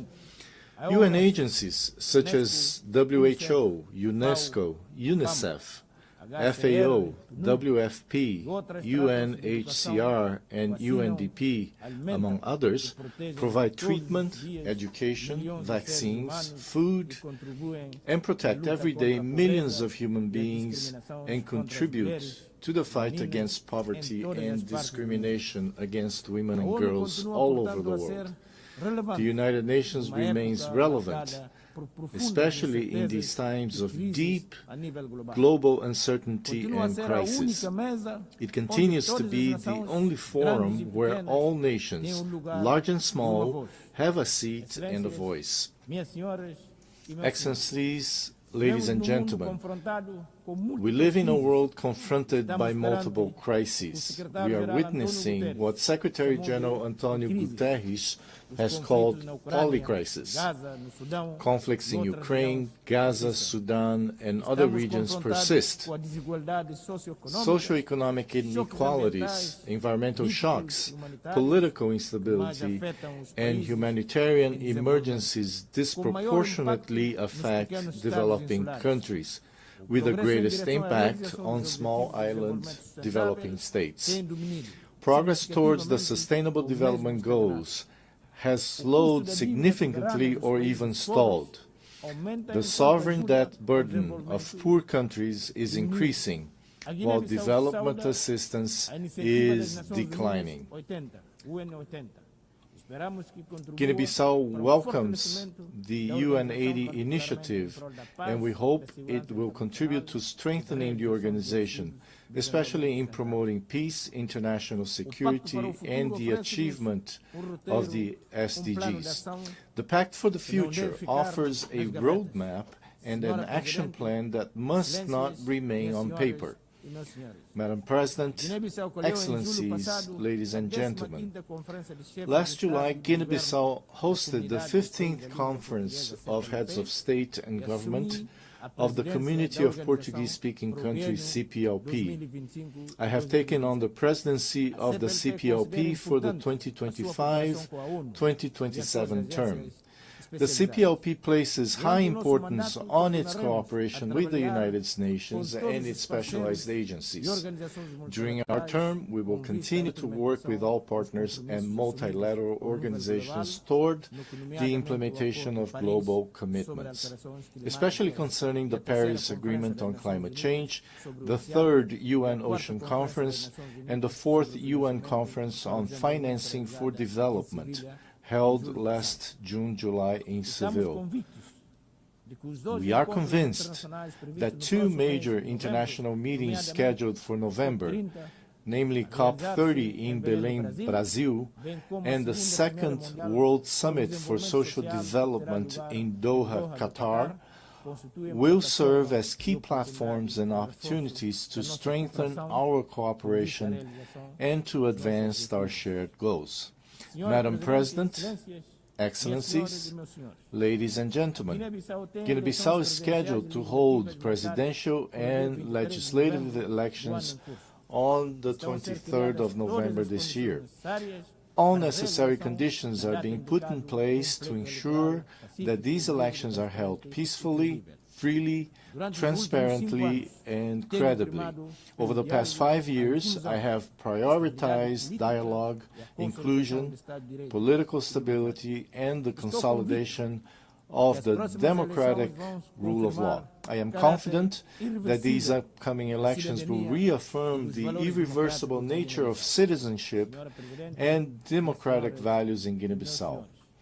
Madam President, Excellencies, ladies and gentlemen, allow me to conclude by saying that in an increasingly interdependent world, we need, now more than ever, a world order grounded in the principles enshrined in the United Nations Charter, in respect for international law and in peaceful coexistence. In this regard, Guinea-Bissau reiterates our call for an end to the economic, commercial, and financial embargo and other forms of restrictions imposed on Cuba. 80 years after the creation of the United Nations, the world has changed. We are no longer just the 51 countries who signed the UN Charter in 1945. Today, the United Nations is all of us, the 193 member states, plus observer states, NGOs, civil society organizations, and other actors represented in this great assembly hall. To meet the challenges of the 21st century, the UN must undertake urgent reforms, reforms that reflect today's geopolitical realities and global power balances, reforms that expand and democratize the Security Council, reforms that provide a place and a voice to the Global South, reforms that restore confidence in the multilateralism and international cooperation. The UN continues to be a unique multilateral space where dialogue is still possible, even when diplomacy and good offices fail elsewhere and in other circumstances. The legitimacy, strength, and future of the UN lie in the inclusion and full participation of all of us in deliberations and decision-making. Its core details, peace, dignity, equality, poverty eradication, cooperation, and peaceful resolution of conflicts remain alive and continue to inspire the purposes of the international community and the march of humanity. Thank you very much.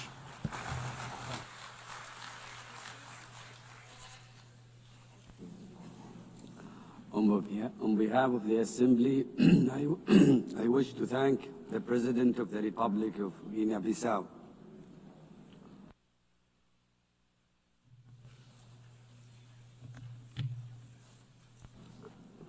The Assembly will hear an address by His Majesty King Mosawati III, Head of the State of the Kingdom of Eswatini. I request protocol to escort His Majesty and invite him to address the Assembly.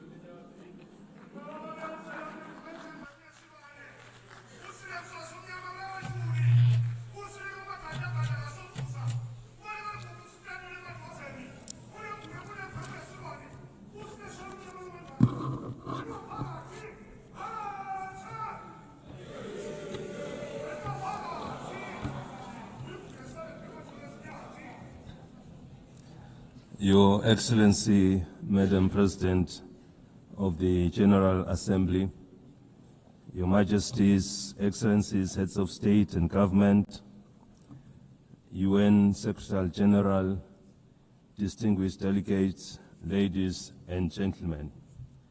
It is a great pleasure to address the 80th session of the United Nations General Assembly under the theme Better Together, 80 years and more for peace, development, and human rights. At the outset, we wish to assure you, Madam President, of Eswatini's unwavering support during your tenure. We also commend the UN Secretary General and the Secretariat for their steadfast leadership in navigating our world through unprecedented challenges. As we gather today, mankind is confronted with many challenges, including conflicts around the world. We must remind ourselves that when the United Nations was established in 1945, it was during a time of widespread global strife. Its founding fathers resolved that no country or people should endure suffering due to conflict. The UN Charter and structure were designed to be clear and resolute. Now is the time to ask ourselves what has gone wrong and what steps must be taken to correct these challenges and restore the UN's mission of fostering peace. The question we must ask ourselves further is, what is the UN doing to address these issues effectively?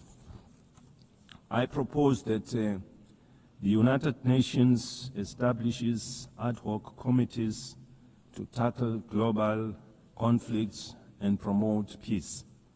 These committees should have an equitable representation in dealing with the relative conflicts in the diverse regions of hotspots, including Africa, the Middle East, Europe, and beyond, ensuring that all affected nations have a voice.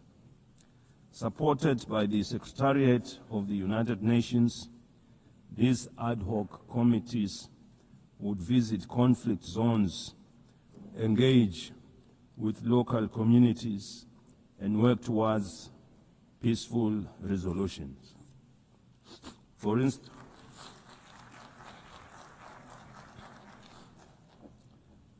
instance, in Africa, the conflicts in Sudan, South Sudan, Somalia, the Sahel, and the Great Lakes need the intervention of these ad hoc committees. In the Middle East, they should facilitate dialogue with all parties involved. The team could ask the Palestinians what it will take to release the hostages, given the fact that the Israelis would remain aggrieved as long as their loved ones are not with them. Similarly, the ad hoc committee should engage the Israelis to ascertain what it will also take for them to stop the bombardment, to avoid loss of more innocent lives, widespread destruction of property, and a growing refugee crisis. By engaging directly with the affected communities, these communities could help broker solutions that address the concerns of all sides to reduce tensions, suffering, and foster stability. In the conflict between Russia and Ukraine, these ad hoc committees could mediate discussions to identify pathways to peace. Their role would be to engage in meaningful dialogue and report back to the United Nations with actionable recommendations on what it would take to end the war. In Eswatini, we encourage that yield positive outcomes proving that dialogue is the cornerstone in nation building. We thank those countries already making means in finding solutions. This suggested approach is not meant to undermine their efforts, but it would complement them as they are already working towards peaceful resolutions. We must avoid actions that could escalate tensions further and instead focus on saving innocent lives. Millions of lives have already been lost during the COVID-19 pandemic. We therefore cannot afford to lose any more to conflict.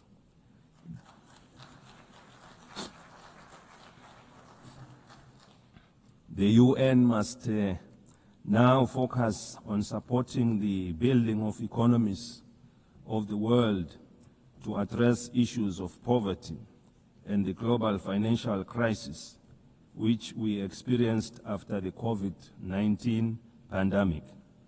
By investing in these areas, we can create conditions for lasting peace. We therefore need one another in building and supporting our development initiatives in our respective countries. The time for action is now. The UN was established in pursuit of international law and peace, and its mandate dates back decades. In 2025 and onwards, we must renew our commitment to this mission. By forming these ad hoc committees and making informed, inclusive decisions, we can work towards a world where peace prevails and no nation or people suffer needlessly. We have been calling for the restructuring of the United Nations as a body representing all member states. It must lead with decisions that are inclusive and widely respected, as no one will question the process taken. These reforms should be fully representative of all countries through the regions of the world in the Security Council to create an all-inclusive structure. Without such reform, the legitimacy and effectiveness of this body will remain incomplete. We have been encouraged to witness UN high-level meetings prior to the General Assembly being held to address various issues. These include the Seville and Awaza declarations on financing for development and socio-economic challenges faced by landlocked countries. We are aware that for any growth to take place, nations must have enough resources to achieve sustainable development goals. As we convene to advance international cooperation and to uphold human rights and fundamental freedoms for all, we are reminded that our work is both urgent and indispensable. The theme Better Together underscores the imperative of delivering on the United Nations Sustainable Development Goals and reinvigorating global cooperation.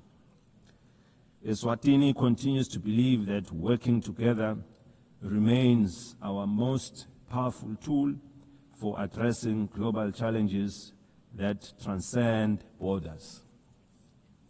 The world stands at a critical juncture in pursuit of Agenda 2030.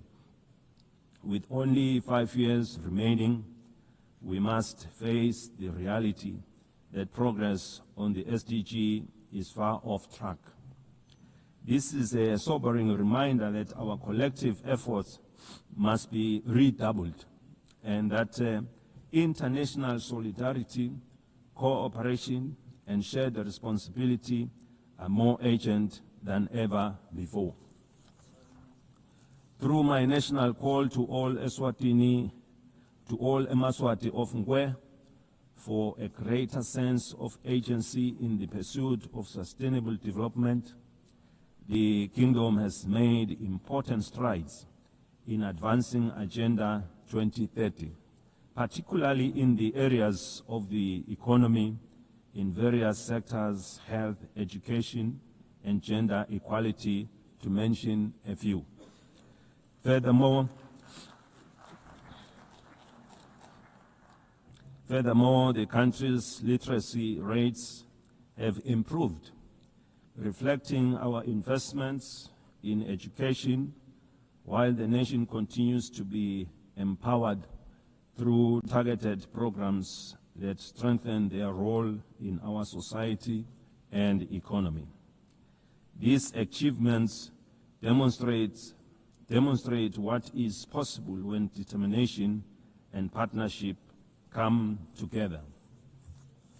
While we have witnessed the GDP growth of our economy, we remain with a number of challenges to address, and we count on the UN for support to become one of the advanced economies of the world.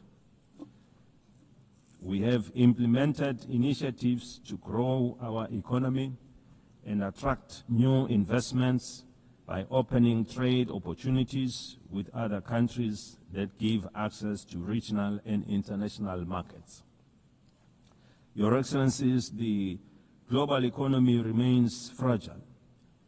Persistent inflation resulting in rising food and energy prices, as well as tightening financial conditions, have eroded physical space for many developing nations.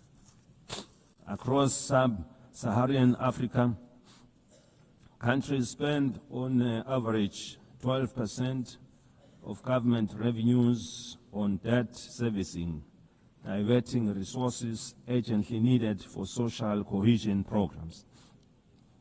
Eswatini also advocates for trade facilitation and economic diversification, simplifying customs procedures, reducing regulatory barriers, and enabling greater participation in regional and global value chains. In this regard, the African Continental Free Trade Area has the potential to boost intra-Africa trade by up to 52%, drive industrialization, and create millions of jobs. For countries like Eswatini, the AfTA offers more than market access. It provides a pathway to overcome geographic constraints through regional integration, cooperation, and efficient trade corridors. In an increasingly connected world, the Kingdom of Eswatini is actively striving for digital transformation as a catalyst for sustainable development. Eswatini is open for business in technology and looks forward to partnering and sharing experiences with other developed countries in advancing our technologies. Eswatini is proud of the significant progress achieved under Sustainable Development Goal 3. We welcome the progress made in the ratification of the Pandemic Treaty. This landmark agreement is essential for strengthening preparedness and resilience against future health emergencies, fostering effective and equitable cooperation. We remain deeply concerned about the decline in bilateral and multilateral support for global health priorities. Weakening our joint efforts threatens to erode decades of progress in this sector, as health is a global security. The Kingdom of Eswatini recognizes that the increasing frequencies and intensity of natural disasters, emergencies, and protracted crises highlight the urgent need for integrated responses that bridge humanitarian relief, long-term development, and peace building. We urgently need to strengthen disaster preparedness, build resilient communities, and integrate emergency responses with sustainable development. Eswatini, like other countries in the region, has many young and marginalized groups who face unemployment and inequality in various sectors. Ensuring empowerment, capacity building, and employment is our priority, and with the support of the UN programs, we are taking deliberate steps to provide a more enabling environment to guarantee their future. We equally recognize the rights and potential of persons with disabilities who continue to face disproportionate barriers to education, employment, and social participation so that they can fully contribute to and benefit from national development. The United Nations General Assembly Resolution 2758, adopted in 1971, did not address the issue of Taiwan's representation in the United Nations, and it does not preclude their participation in the UN system. The United Nations must seek suitable ways of including Taiwan so that she can better contribute to realizing the UN Sustainable Development Goals. In that way, this will fulfill the UN mandate to ensure that no country is left behind.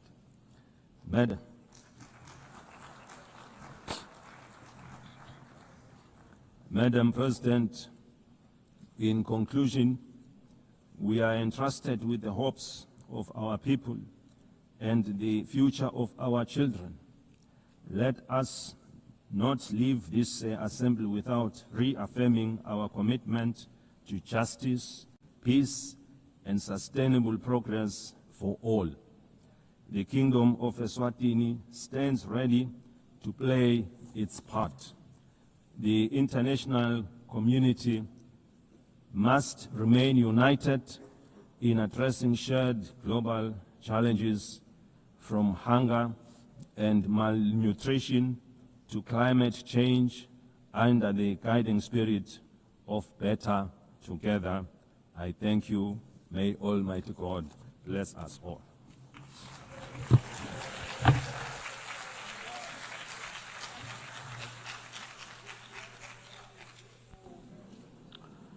On behalf of the Assembly, I wish to thank the head of the state of the Kingdom of Eswatini.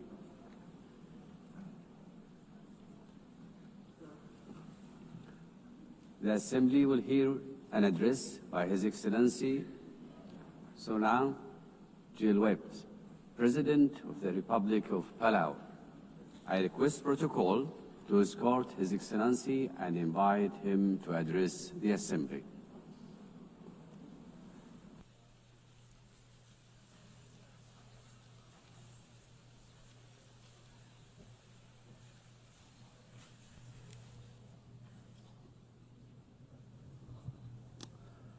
Madam President, Secretary General, Excellencies, distinguished guests, delegates, it is my great honor to address this assembly at a milestone moment, the 80th anniversary of the United Nations.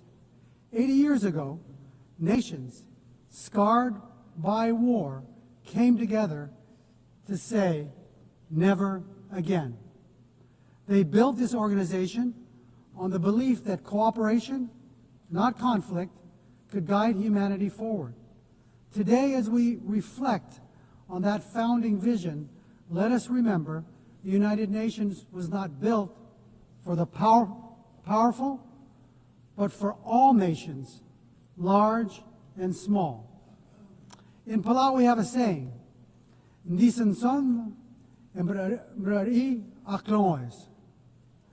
small twigs banded together can light the fire that can bring the pot to boil.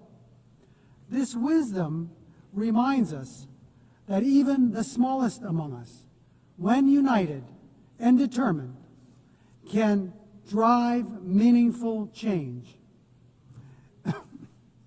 The recent International Court of Justice advisory opinion affirms this truth, that our voice, though often overlooked, carries the weight of justice.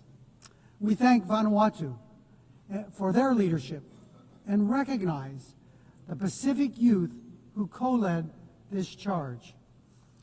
The advisory opinion confirmed that what we have always known, 1.5 degrees is not optional.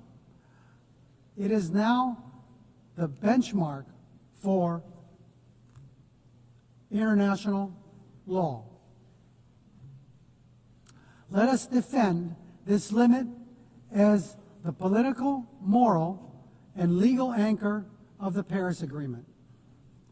The world is at war.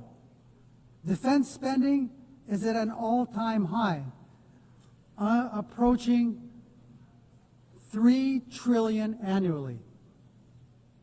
We have many problems. And now more than ever, we need to come together. We are also at war. Our shores are being invaded by seawater. Our homes are being blown away by storms. Our roads are being washed away by torrential rains. Our reefs are overheating. Our fish are disappearing. And our land is on fire. This is our daily battle. And ahead of COP30 in Belém, we must see new nationally determined contributions submitted without delay, particularly from major emitters. And they must be aligned with the 1.5 degree trajectory.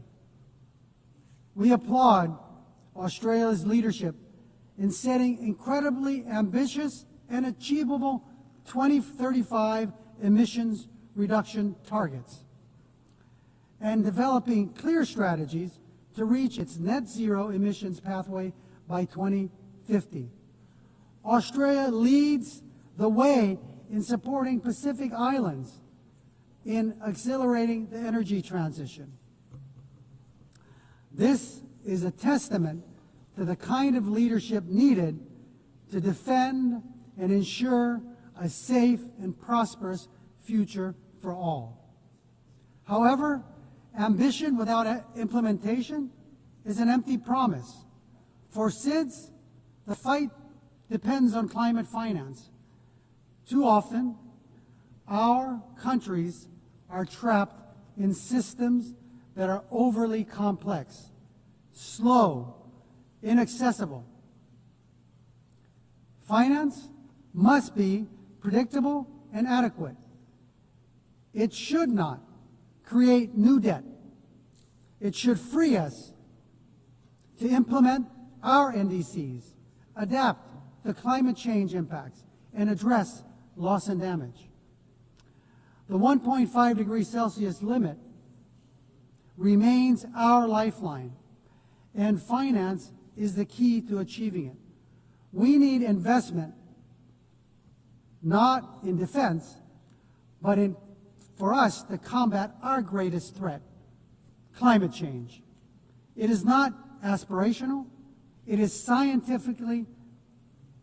scientifically grounded guardrail that protects the most vulnerable from the worst climate impacts.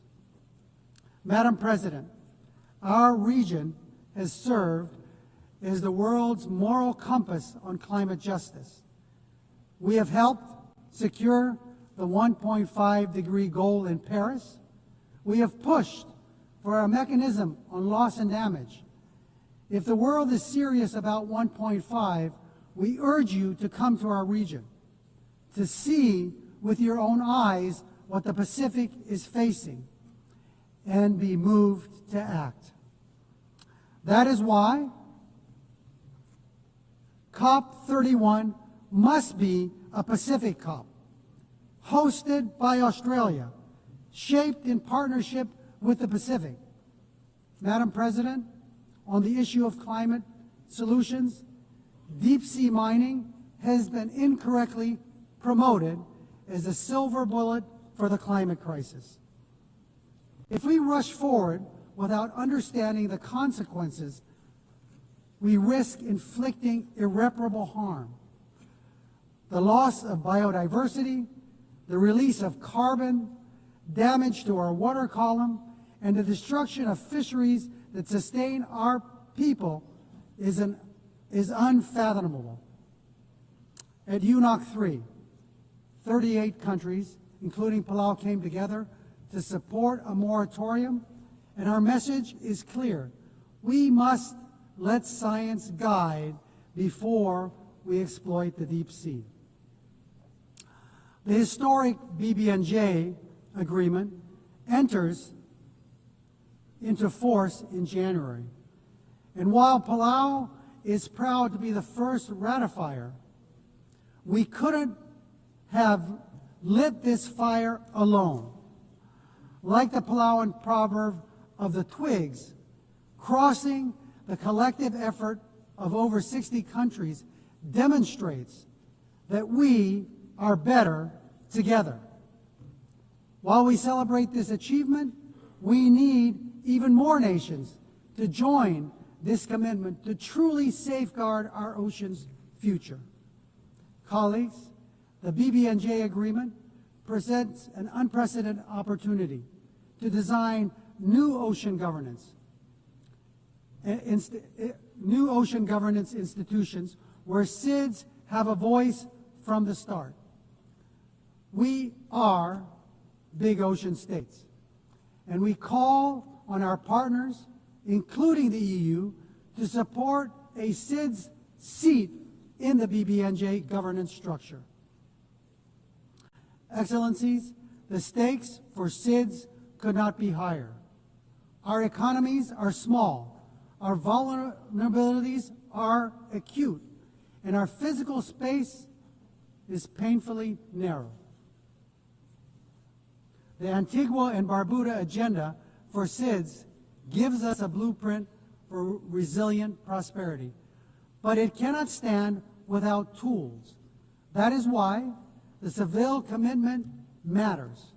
The world has finally recognized that the financial system cannot be fair if it measures only income and ignores vulnerability.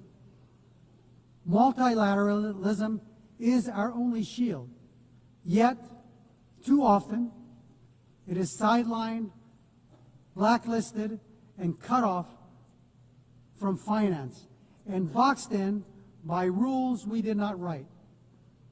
We demand a seat not as bystanders, but as equal architects of our shared future. We call for the full and immediate integration of the multi-dimensional vulnerability index into the policies and frameworks of international financial institutions, multilateral development banks, and international organizations. It is time that we move the MVI from theory to practice. As we commemorate 80 years of this United Nations, we must look honestly at the strengths and its shortcomings. We welcome the Secretary General's UN 80 initiative, but let me be clear, reform cannot be cosmetic. This UN must be more responsive, more equitable, and more focused on delivery. Madam President, Palau knows too well the heavy cost of war, having endured the devastation of World War II on our islands. That history reminds us not only of the suffering left in the wake of conflict, but also the sacred value of peace. Palau has always stood for dignity of every human life and for the peaceful resolution of disputes through dialogue and respect for international law. Our positions, whether in support or restraint, are always guided by a deeper purpose, the pursuit of peace that is just, lasting, and stable. We believe that a durable solution, one that envisions two peoples, Israelis and Palestinians living in two democratic states, side by side, in peace and in dignity and security, within mutually recognized borders, is essential for lasting peace. Russia's unprovoked war against Ukraine is a stark reminder that when international law is disregarded, peace everywhere is placed at risk. It is only through respect for the rules-based order that all nations, large and small, can live securely.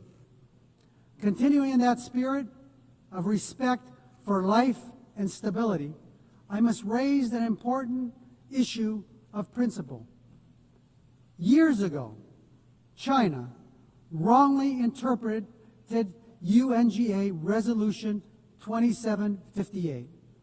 And today, it continues to claim that Taiwan is a part of the People's Republic. The end result has been Taiwan been silenced. The 23 million people's voices have been kept unheard, keeping Taiwan out of fully participating in the UN system and contributing to the world.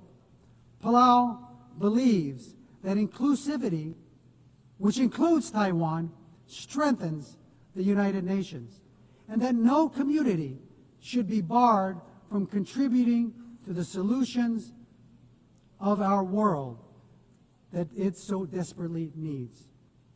Madam President, let me close with another Palauan proverb. It's about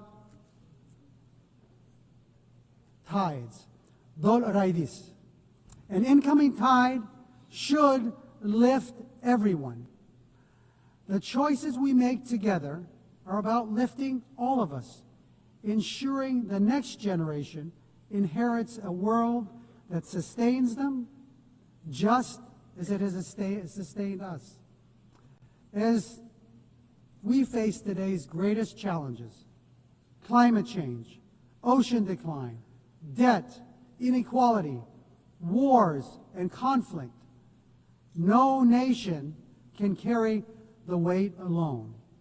But together, guided by the spirit of the UN's founding and strengthened by 80 years of hard-learned lessons, we can turn the tide.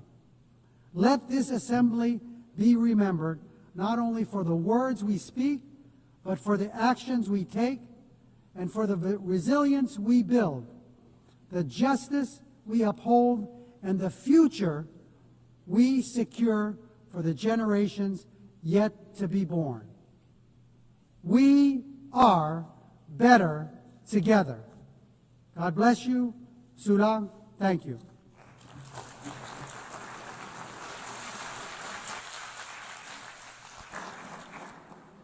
On behalf of the Assembly, I wish to thank the President of the Republic of Palau. The Assembly will hear an address by His Excellency Ilhamu Haydar Ogolo Aliu, President of the Republic of Azerbaijan. I request protocol to escort His Excellency and invite him to address the Assembly.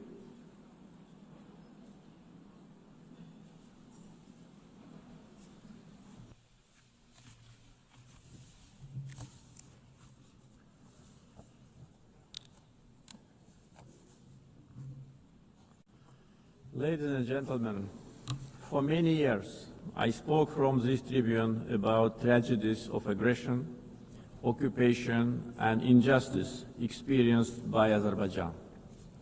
Today I will speak about our long road to victory and peace, and a new era in Azerbaijan's history, about how we managed to end the occupation through a liberation war and how we won peace by political means.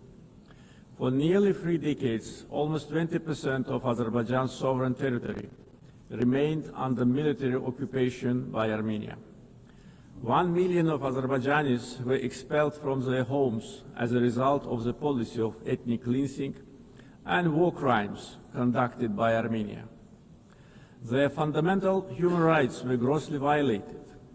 4 United Nations Security Council resolutions adopted in 1993 demanded immediate, complete and unconditional withdrawal of Armenian armed forces from the occupied territories. Sadly, these resolutions were never implemented. Armenia demonstratively ignored them because no sanctions were imposed on it by the international community. The OSCE Minsk Group, established in 1992 to facilitate a settlement, has failed in its mission. Instead of enforcing the norms and principles of international law, its co-chairs sought to preserve the status quo and keep the conflict frozen.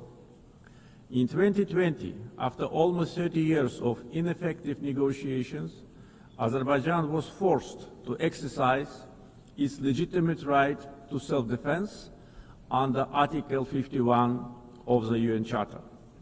During the war, Armenia shelled our towns and cities with ballistic missiles and cluster munitions, killing more than 100 of innocent civilians. Azerbaijan, in its turn, conducted the war in strict compliance with international humanitarian law. We ensured protection of civilians and refrained from targeting non-military infrastructure. In 44-day patriotic war, our armed forces liberated occupied territories and restored Azerbaijan's territorial integrity in accordance with international law and relevant UN Security Council resolutions. The 10 November 2020 marked the capitulation of Armenia and restoration of Azerbaijan's territorial integrity after nearly 30 years of occupation. Right after our victorious war, Azerbaijan declared its readiness to open a new page in relations with Armenia, based on mutual recognition of territorial integrity and sovereignty. We proposed 5 basic principles rooted in international law. We tabled the proposal for a peace treaty. Then we initiated a negotiation process on its draft text, which lasted from October 2022 to summer 2025. Despite several attempts to derail the process, the negotiations produced positive results as they were conducted on a strict bilateral basis, free from any kind of external interference. On August 8 this year, the foreign ministers of Azerbaijan and Armenia in Washington, in the White House, in presence of the leaders of the United States, Azerbaijan and Armenia, initialed the text of peace agreement. The same day, the President of Azerbaijan and the Prime Minister of Armenia signed the joint declaration. President of the United States, Donald Trump, also signed it as a witness. Moreover, Azerbaijan and Armenia jointly appealed for the closure of the OSCE Minsk Group and related structures as an obsolete mechanism no longer relevant to the peace process. Accordingly, on 1 September, the OSCE adopted a decision to permanently close these structures. Regional connectivity has been at the core of our vision for lasting peace. Another key outcome of the Washington summit is the Trump Route for International Peace and Prosperity, TRIP, which will ensure unimpeded access through the Zangezur corridor and foster regional connectivity. The recent Washington summit has also signaled a new phase in Azerbaijan-US relationship. Together with President Trump, we signed the Memorandum of Understanding between the two governments regarding the establishment of a strategic working group to develop a charter on strategic partnership between Azerbaijan and the United States. It opens new horizons for partnership in political, economic, energy, regional connectivity, defense, security, and other fields. The waiver by President Trump of the sanctions imposed on Azerbaijan in 1992 in the form of the Section 907 of the Freedom Support Act is a historic step as well. The permanent removal of Section 907 by the US Congress would eliminate a legacy of double standards and help strengthen trust and cooperation at a time when Azerbaijan is contributing to global security and stability. Overall, the agreements reached during my August visit to the United States carry historic significance. I want to express my gratitude to President Donald Trump for opening a new chapter in the US-Azerbaijan relationship, for his decision to elevate it to the strategic partnership level, and for his support to the peace process between Azerbaijan and Armenia. Right after the victory in the patriotic war of 2020, Azerbaijan started a large-scale reconstruction program in the liberated territories. During the time of occupation, Armenia leveled to the ground hundreds of Azerbaijani cities and villages, deliberately ruined 65 mosques. That was a policy of Armenia which was ruled by war criminals for almost 30 years. We are rebuilding villages and cities razed to the ground. Under the Great Return Program, already more than 50,000 people live, work, and study in the liberated territories. One of the gravest humanitarian challenges facing Azerbaijan in the post-conflict period is landmine contamination during the time of Armenian occupation. Since November 2020, more than 400 Azerbaijani civilians and military personnel were killed or seriously injured by landmine explosions. This massive contamination obstructs the safe return of displaced persons and delays reconstruction projects.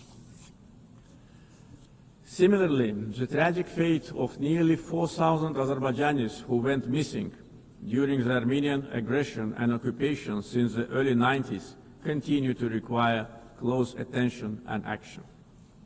Ladies and gentlemen, coming to the global challenges we are facing, we believe that response must be inclusive, fair, and universal. Through its many initiatives, Azerbaijan has shown its clear commitment to advancing sustainable solutions. Azerbaijan is proud to have hosted COP29 last year, where we achieved important outcomes in advancing climate action, the green transition, and equitable access to financing. As a host of COP29, we guided negotiations towards ambitious and balanced outcomes, ensuring that all voices, particularly those of the developing world, were heard. The adoption of the new collective quantified goal at COP29, also known as Baku Finance Goal, is a historic milestone in global climate finance. This commitment brings previous 100 billion annual climate finance goal to at least $300 billion per year through 2035 from public sources in developed countries to developing countries. Azerbaijan also successfully finalized the long-awaited framework for carbon markets under Article 6 of the Paris Agreement, making the Paris Agreement fully operational 9 years after its adoption. Several key agreements were signed at COP29 to make the Loss and Damage Fund fully operational, providing critical support for vulnerable communities impacted by climate change. Being strongly committed to the green transition, we at the same time should not put unrealistic targets in front of us. The world cannot live without fossil fuels today and in foreseeable future. Energy security is closely linked to peace, regional connectivity, and economic development. Azerbaijan continues to play a proactive role in advancing these objectives globally. Azerbaijan has established itself as a reliable and indispensable partner in providing energy security to many countries. We play a strategic role connecting the Caspian region with international markets through diversified oil and gas pipeline systems. As of today, we are supplying natural gas to 14 countries. This ranks Azerbaijan as a top country in the world in terms of number of countries it supplies with pipeline gas. This reflects our strategic role in enhancing energy security and diversifying supply routes across Europe and beyond. Moreover, Azerbaijan and Syria have recently strengthened their bilateral partnership, focusing on energy supply, infrastructure development, and post-conflict reconstruction. Since August this year, Azerbaijan started to supply Syria with natural gas via Turkey, significantly reducing its electricity shortages. Azerbaijan also attracts large investments in renewable energy sources, like solar, wind, and hydropower. Almost 40% of our energy will be generated by renewables by 2030. Connectivity projects like East-West and North-South corridors cross our country. We have witnessed almost 90% growth in cargo volumes through the Middle Corridor since 2022. The transit time along the corridor has been significantly reduced. The biggest trade fleet in the Caspian, Alat International Trade Port, with its annual capacity reaching 25 million tons in the near future. The Baku-Tbilisi-Kars Railroad, 9 international airports, the biggest air cargo company in the region, and many other factors have turned Azerbaijan into one of international transport hubs. There is a great potential for cooperation in digital connectivity. Azerbaijan leads the Digital Transformation Initiative through such ambitious projects as the Digital Seaway. This project includes plans for the advanced fiber optic cable network under the Caspian Sea, establishing Azerbaijan as a key regional digital hub. Azerbaijan achieved significant economic growth by focusing on diversifying its economy beyond oil and gas, developing the non-oil sector and improving the investment climate through reforms and transparency. Reducing poverty and unemployment to the historic low of 5% is another achievement of our country. Recently, 2 major international rating agencies, Moody's and Fitch, have increased Azerbaijan's ranking. Azerbaijan was provided with favorable investment-grade status, citing very strong external balance, low public debt, and substantial sovereign wealth assets as a key strength.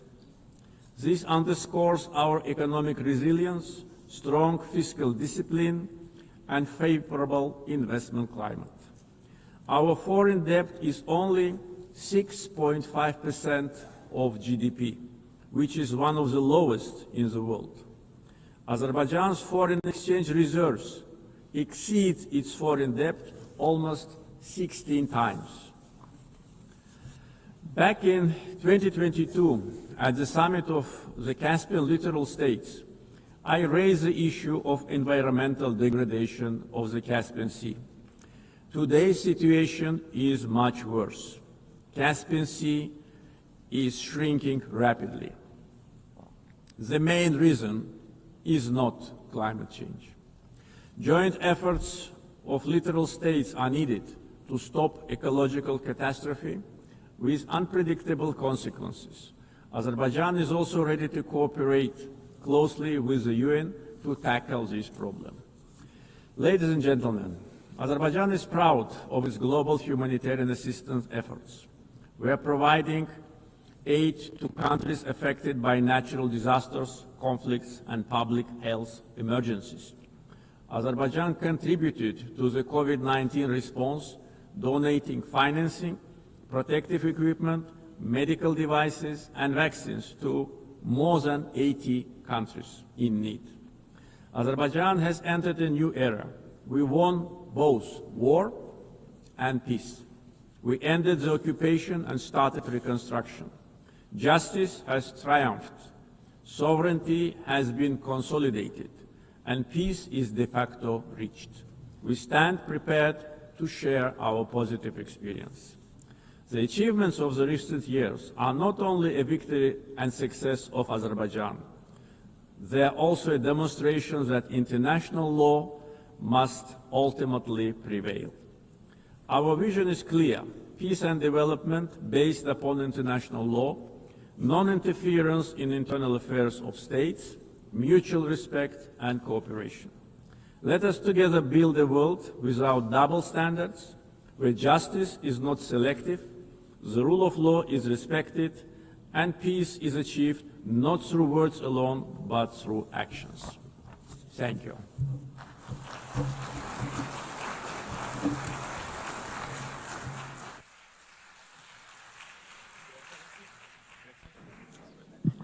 On behalf of the Assembly, I wish to thank the President of the Republic of Azerbaijan.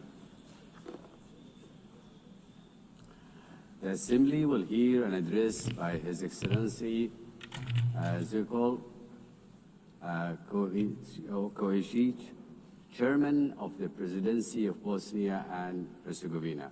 I request protocol to escort His Excellency and invite him to address the Assembly.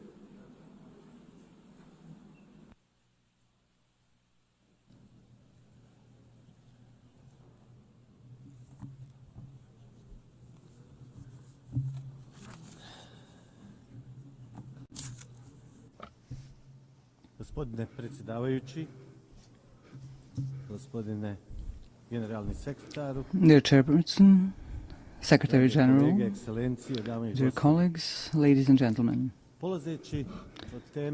To start with the theme of this year's session of the United Nations General Assembly, Better Together, 80 years and more for peace, development and human rights, allow me to express my congratulations to the United Nations from this important place on behalf of Bosnia and Herzegovina and all its citizens.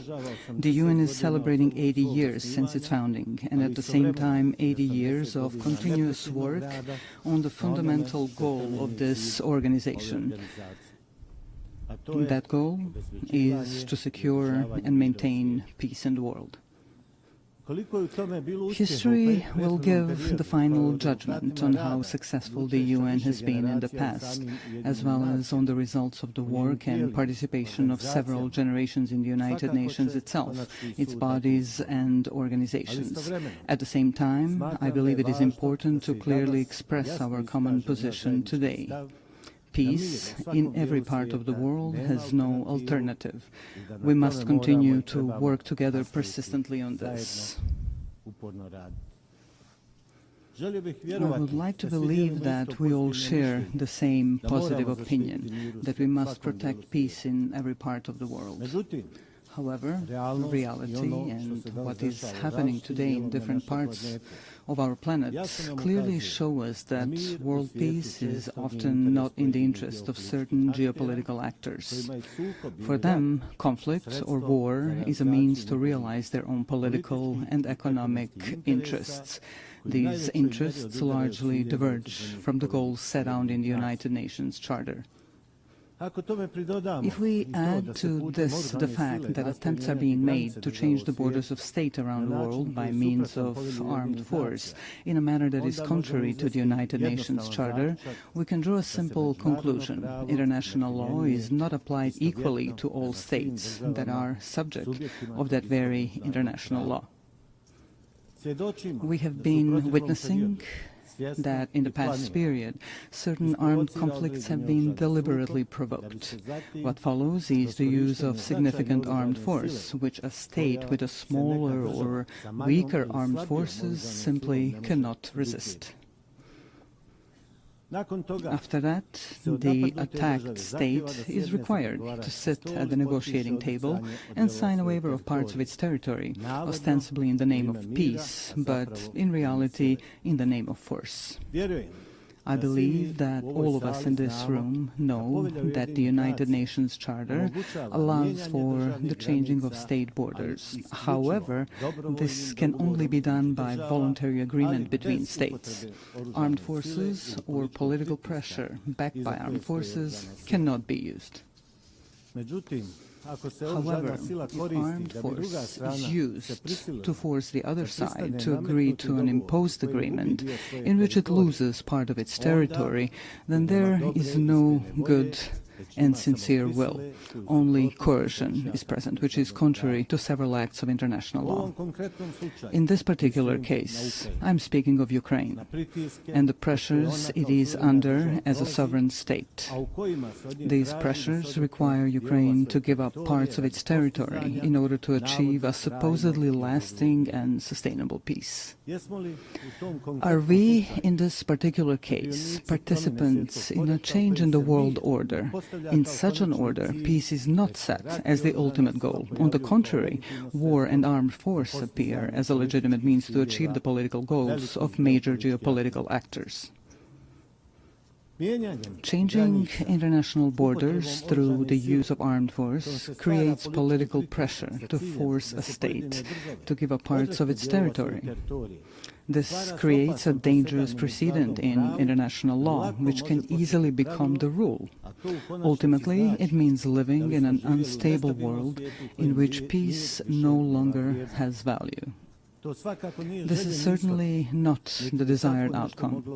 Such a thing cannot be justified by any provision of the United Nations Charter or other acts of international law. Today we have an equally unwanted situation in the Gaza Strip. There, such violence is perpetrated against the local population, which in its form indicates the existence of several elements of genocide, as established in the Convention on the Prevention and Punishment of the Crime of Genocide. Let us recall, in addition to the fact that genocide represents the physical liquidation or removal of a national, ethnic, racial or religious group from a certain territory, it can also be committed in the event that such difficult living conditions are consciously imposed on that same national, ethnic, racial or religious group that threaten to ultimately destroy that group completely in a certain territory. Ultimately, such an aggressive genocidal approach is used as a means to forcibly occupy and take over territory.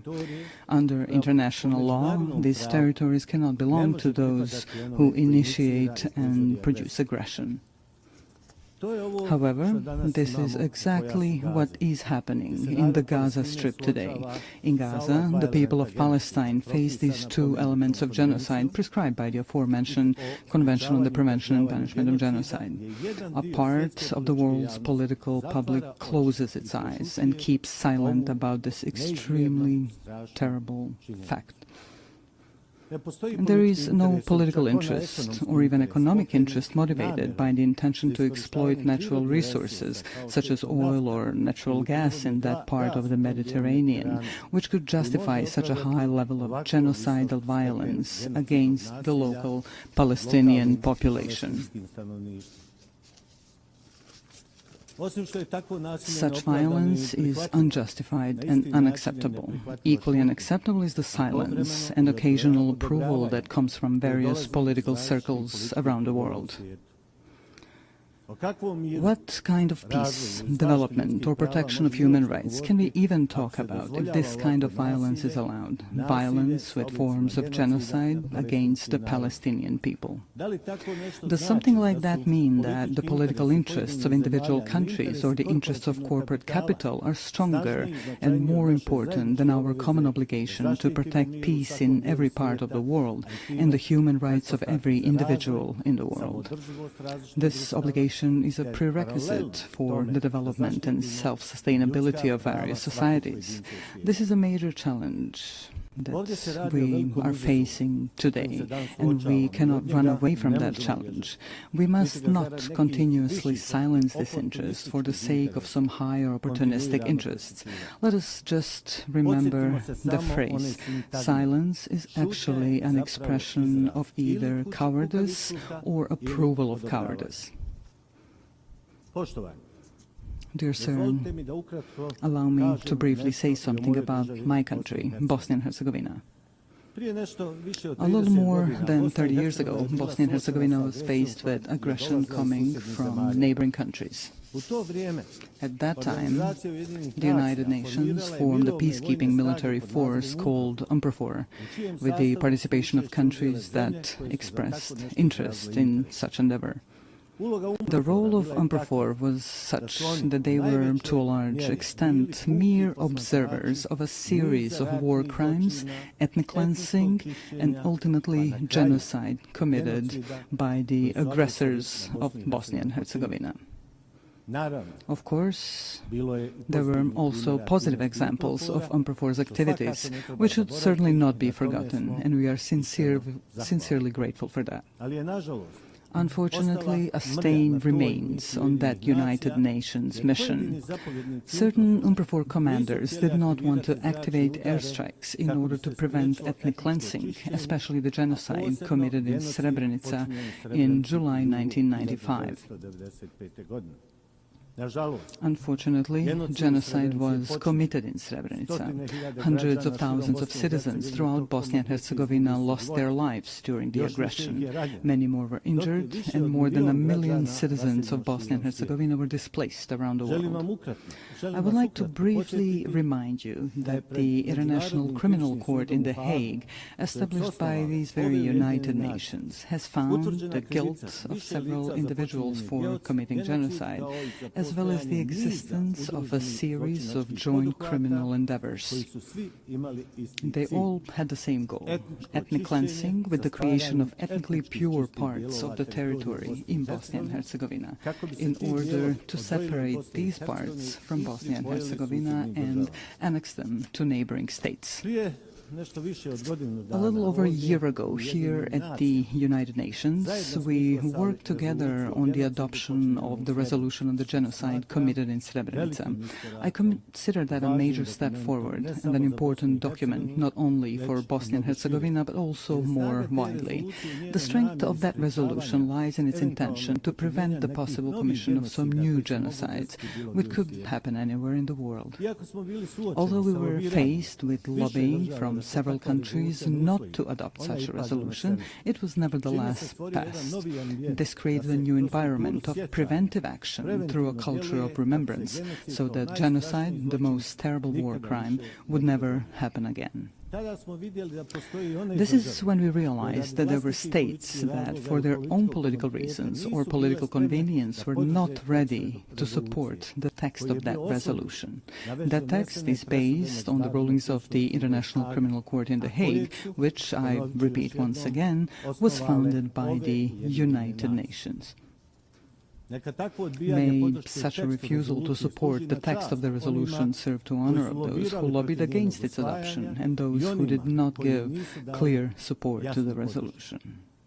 I would like to remind you that during that period, in the 90s, the international community, through the United Nations, imposed an embargo on Bosnia and Herzegovina on the purchase of defensive weapons. This prevented the defense of our country from double aggression. In any case, defense would significantly shorten the duration of the war, and many lives would have been saved, because a peace agreement would be reached much sooner. A necessary condition for a peace agreement was the creation of a balance of military power between Bosnia and Herzegovina and the two neighboring countries that committed the aggression. Due to that embargo, the aggression against Bosnia and Herzegovina lasted for almost 4 years, and a large number of human lives were unnecessarily lost. Such a war ended with the signing of the Dayton-Paris peace agreement. That agreement brought the necessary peace, and we are grateful for that. However, at the same time, it created such a sui generis political system in Bosnia and Herzegovina, which today, 30 days after its creation, poses a problem for the normal functioning of the state of Bosnia and Herzegovina. Such a political system does not contain democracy, but a deviant form of democracy, a form that is unheard of in practice anywhere in the world. Ethnicity is put to the fore, and basic human rights are completely denied. At the same time, democracy is undermined to such an extent that it almost no longer exists. We can call this political system an incident political system, which is constantly destabilizing the state of Bosnia and Herzegovina. Why am I even mentioning democracy right here? For at least two reasons. The first reason is that states that opt for democracy and its principles should have the opportunity to fully implement that democracy within their own borders. We must be fully aware that there are a number of states that, for their own reasons, be it historical, cultural, or religious reasons, do not want democracy and its principles. Bosnia and Herzegovina has clearly opted for democracy and the transition from the previous political system to a new democratic political system. However, this is continuously being prevented in reality through elements of the political system established by the Dayton-Paris peace agreement. The second reason I mentioned is that after facing an embargo on the import of defensive weapons during the 90s, Bosnia and Herzegovina is now facing an embargo on democracy. Some actors from the international community are trying to ensure this through their political and diplomatic activities and resources. So after we had an embargo on defense, today we have an embargo on democracy and democratic development of Bosnia and Herzegovina. How else to explain such activity by that part of the international community? They're trying in various ways to ensure this incidental political system in which the minority governs the majority. This undermines one of the fundamental principles of democracy, which requires a system in which the political majority should actually govern the state. That is not the case in Bosnia and Herzegovina. The aforementioned actors describe this as an alleged distribution of political power between ethnic communities in Bosnia and Herzegovina. However, that undermines democracy so much at its root that it almost no longer exists in my country. What does exist, however, is something simply called ethnocracy, in which a political minority rules the state. This current deviant political system makes this possible. Are such actors of the international community trying to ban or impose an embargo on democracy in Bosnia and Herzegovina because of its demographic picture? Are they trying to create a situation to reopen talks on Bosnia and Herzegovina with an uncertain outcome for its existence within its current borders? These questions remain open. I would like to remind you here that without democracy, there is no rule of law. Without the rule of law, there is no protection of individual human rights. An argument for such action by a part of the international community may be the so-called Kovacevic case before the European Court of Human Rights. This case is unknown to you, perhaps unimportant to you, but it is extremely important to us in Bosnia and Herzegovina. This is a case in which the appellant sought simple, justified and logical protection of his active rights to vote, which was denied to him. The case was resolved in favor of the appellant, Mr. Kovacevic, in the first instance. The court also found the existence of ethno-territorial discrimination. However, a part of the international community invested enormous diplomatic and financial efforts in its attempt to annul the verdict during the second instance proceedings. One of the countries, which is completely incomprehensible and unacceptable, made a financial donation to the European Court of Human Rights. That country later came forward in the same case as an interested party. This is an expression of classic political corruption. Because of all this, a logical question arises here. Can the judgments of international courts be bought? Are they for sale? The High Representative of the international community in Bosnia and Herzegovina actively participated in overturning that verdict. Also, he was not given such powers by the Dayton Peace Agreement. He also invested enormous financial resources from unknown sources. He did not have the necessary consent of the Peace Implementation Council for such actions. So, a completely identical situation occurred as with the adoption of the resolution on the genocide in Srebrenica. Some countries tried to negate the judgment of the International Criminal Court in The Hague by lobbying against the resolution.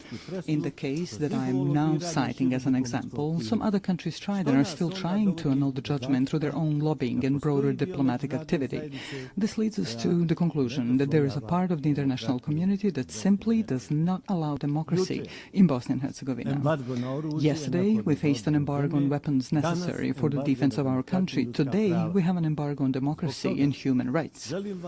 Therefore, I would like to briefly remind you of another United Nations document called the International Covenant on Civil and Political Rights. This document guarantees, among other things, to vote and to be elected at periodic elections, which shall be held by universal and equal suffrage and shall be held by secret ballot, with the guarantee of free expression of the will of each voter. Unfortunately, in Bosnia and Herzegovina, we are not allowed to do this. The international community is making great efforts to preserve discrimination and to deny democracy. The result is the lack of the rule of law, as well as insufficient and almost no protection of individual human rights.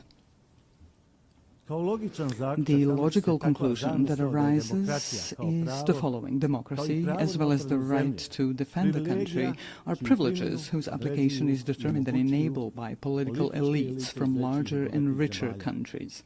Small countries and poor countries can only receive as much democracy as those who are larger and richer allow them to get. That is certainly not an expression of equality that we should all strive for today.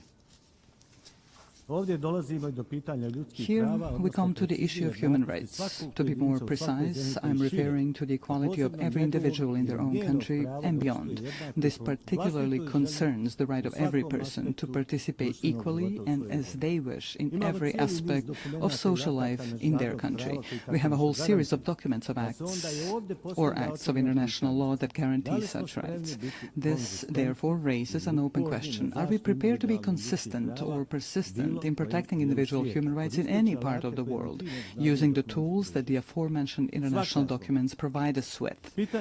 Every issue of human rights protection begins with the fight against discrimination or any form of inequality of individuals in all their rights guaranteed to them by international law. The logical continuation of this are the documents or laws in different countries. Discrimination in any form is prohibited by international law. Unfortunately, very often we encounter situations where discrimination is silenced and even encouraged. Speaking from the perspective of Bosnia and Herzegovina, we have 5 judgments of the European Court of Human Rights that establish the existence of discrimination against citizens of Bosnia and Herzegovina based on their ethnic origin or place of residence. Some of the political elites in Bosnia and Herzegovina, as well as part of the international community present in Bosnia and Herzegovina, do not want to accept these verdicts or implement them through constitutional amendments. Therefore, the 5 aforementioned judgments of the European Court of Human Rights have not been implemented. The aforementioned 6th judgment in the case seeking the rejection of ethno-territorial discrimination was overturned thanks to pressure, donations and similar actions by certain countries. The person who was authorized by the peace agreement to implement that very peace agreement and to protect all aspects of that agreement also participated in this. This includes all acts of international law that speak of human rights. All of this leads us to difficult questions and even more difficult answers. Are human rights and the protection of the same privileges of the larger and wealthier societies and states, while those that are smaller and poorer are consciously and internationally bypassed in the protection of human rights? It starts from the right to life all the way to the right to equality and democracy. Finally, let me emphasize that we can only respond to all 3 open questions which are the subject of this session of the United Nations General Assembly through consistency and principled insistence on the protection of peace. Only in this way can we create the conditions for the unhindered development of societies in the member states of the United Nations and act together as active protectors of human rights in all parts of the world. Without that consistency on those issues, we will once again be just a group expressing concern over deviant phenomena in the world, such as wars, violent border changes, genocide and war crimes, denial of human rights. In fact, we will do nothing more than express our concern. The consistency I'm referring to means complete determination to confront various deviant phenomena in the world through the tools provided to us by international law. We must be resolute and unwavering in our intentions to protect the fundamental values of the United Nations without making any distinction between states as subjects of international law. Within this determination, I call upon you to do the following. Let us not differentiate between ourselves, dividing us into large and small countries, rich and poor. Together, as an organization, let us actively seek and facilitate solutions to all the outstanding issues that arise in the world. Peace is not a privilege. Peace is an obligation of all of us, which we must ensure at all times and in all places. Likewise, human rights are not a privilege. Human rights are a permanent civilizational obligation, which we must continuously fulfill. This is certainly an ongoing challenge, one that generations before us have faced and that generations after us will keep facing. Our mission is to leave them a better world than the one we live in now. Such a goal requires persistent and continuous active work. Ladies and gentlemen, Your Excellencies, thank you for your attention.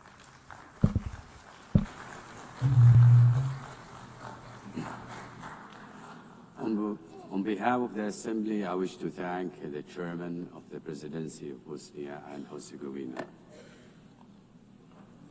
We shall now continue the general debate. The Assembly will hear an address by His Excellency Teodoro Ngoma Obiang Mangui, Vice President in charge of National Defense of State Security of the Republic of Equatorial Guinea. I request protocol to escort His Excellency and invite him to address the Assembly.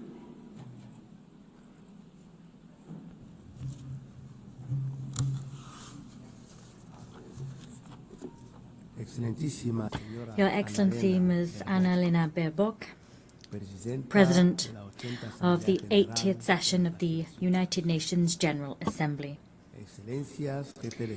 Heads of State and Government, Heads of Delegations, Excellencies, Your Excellency Mr. Antonio Guterres, Secretary General of the United Nations, ladies and gentlemen, I am honored to take the floor on behalf of His Excellency Obiang Nguema, President of the Republic of Equatorial Guinea, to share with you my country's most dearly held convictions at this 80th session of the General Assembly, being held at a time in which the world is calling for a fairer, more equitable and effective international system.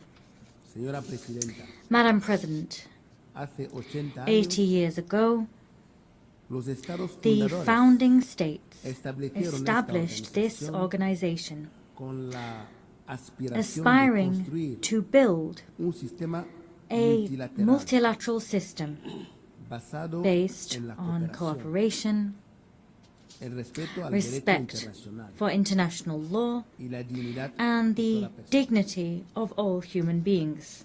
This commitment was enshrined in the United Nations Charter. That charter remains a lodestar for states' collective action. Today, under the theme Better Together, 80 years and more for peace, development and human rights, we celebrate important achievements. The UN,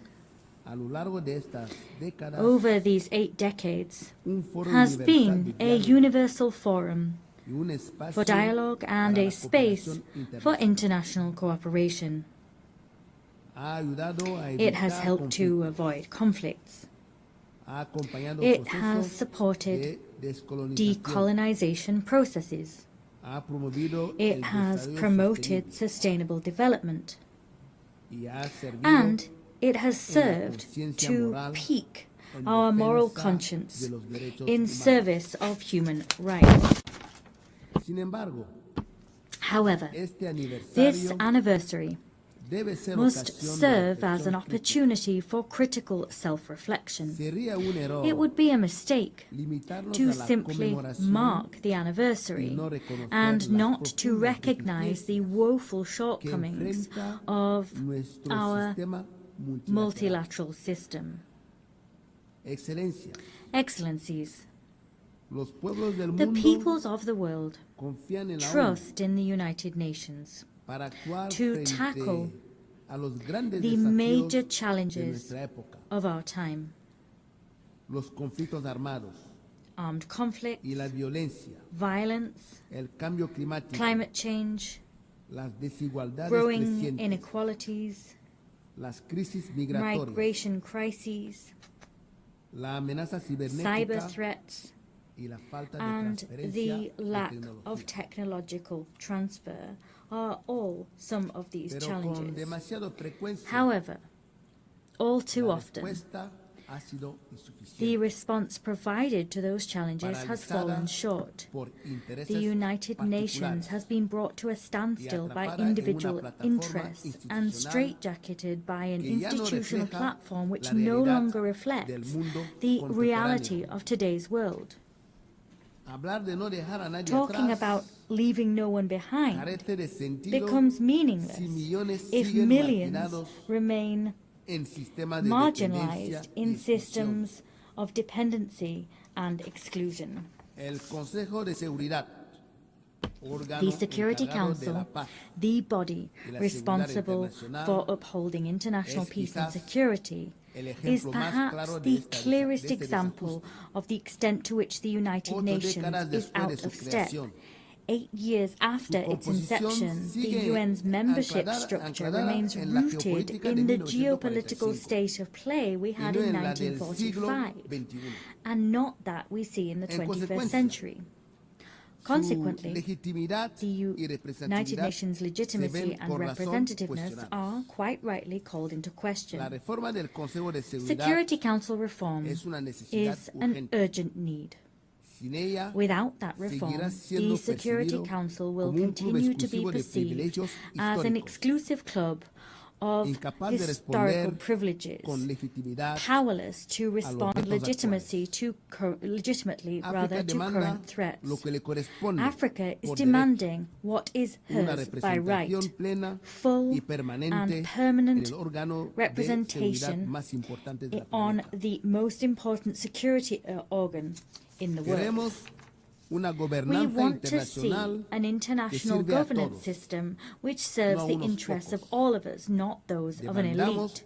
We demand a Security Council which represents the world of today, not the world of yesterday. Let us take real steps forward towards collective action which is more democratic, more equitable and effective. If not, we risk finding ourselves with a United Nations which is increasingly on the sidelines and one which holds less and less weight in the international arena. Our commitment with this organization remains intact.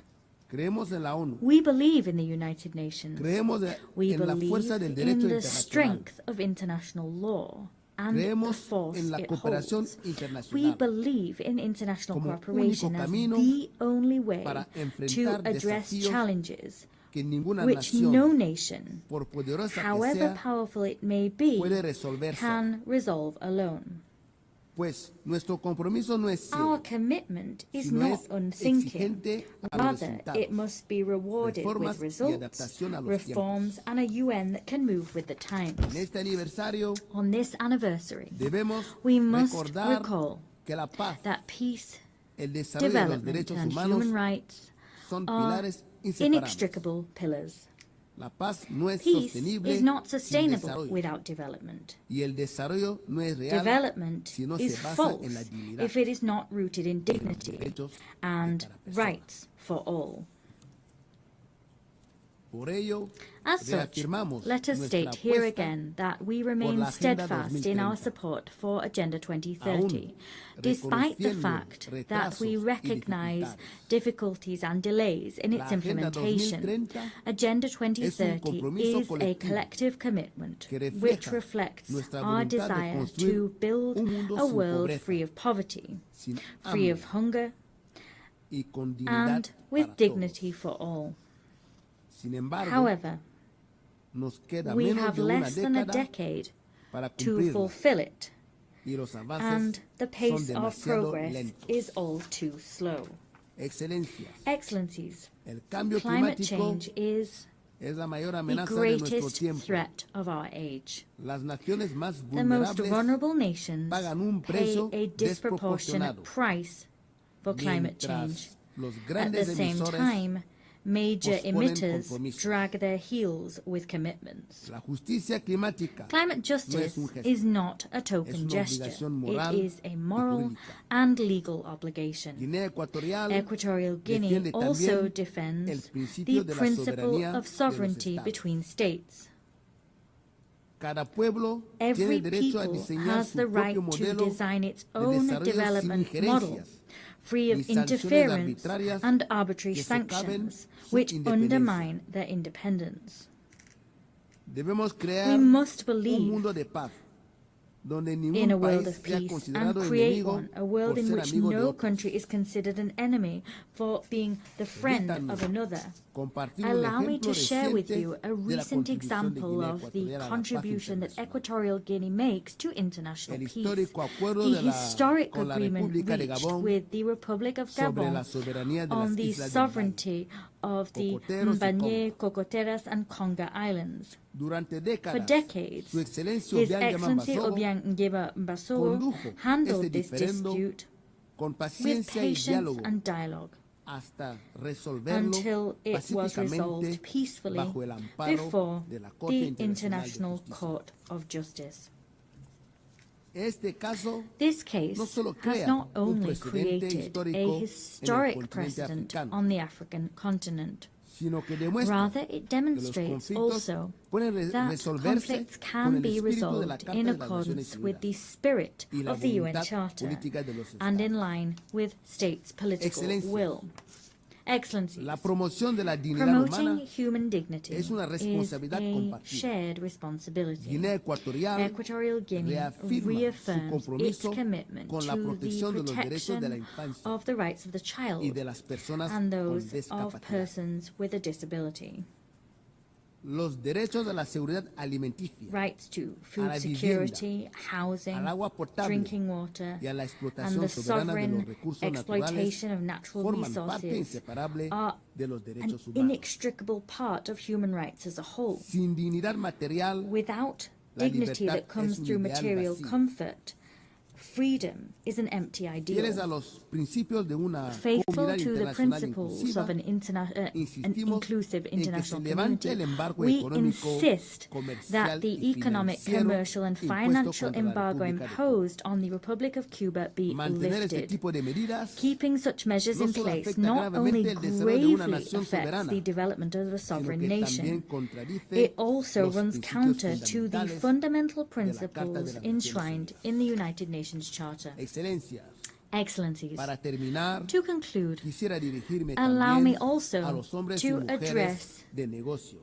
businessmen and para women. invitarles a I wish to descubrir invite them to come and discover Equatorial destino Guinea seguro y as atractivo a safe para la destination and one which is very Nuestro attractive for país investment. ofrece un Our marco de country offers a estabilidad climate of política, political stability, ventajas fiscal fiscales incentives, y una visión and clara a del clear futuro a vision través of de the nuestra future agenda al desarrollo through Horizonte our 2035. 2035 development Les agenda. animamos We encourage you acompañarnos to en este accompany camino, us on this journey, que no solo a journey which will generará not only beneficios compartidos, generate sino shared que dividends, también but which will also consolidará un consolidate desarrollo the inclusivo inclusive y and sostenible sustainable en development nuestra nación. of our Muchas nation. gracias. I thank you.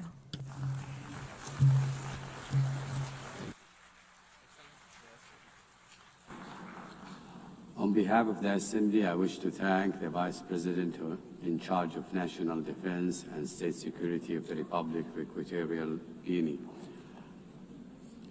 The Assembly will hear an address by Her Excellency Josephine Joseph Lago, Vice President of the Republic of South Sudan.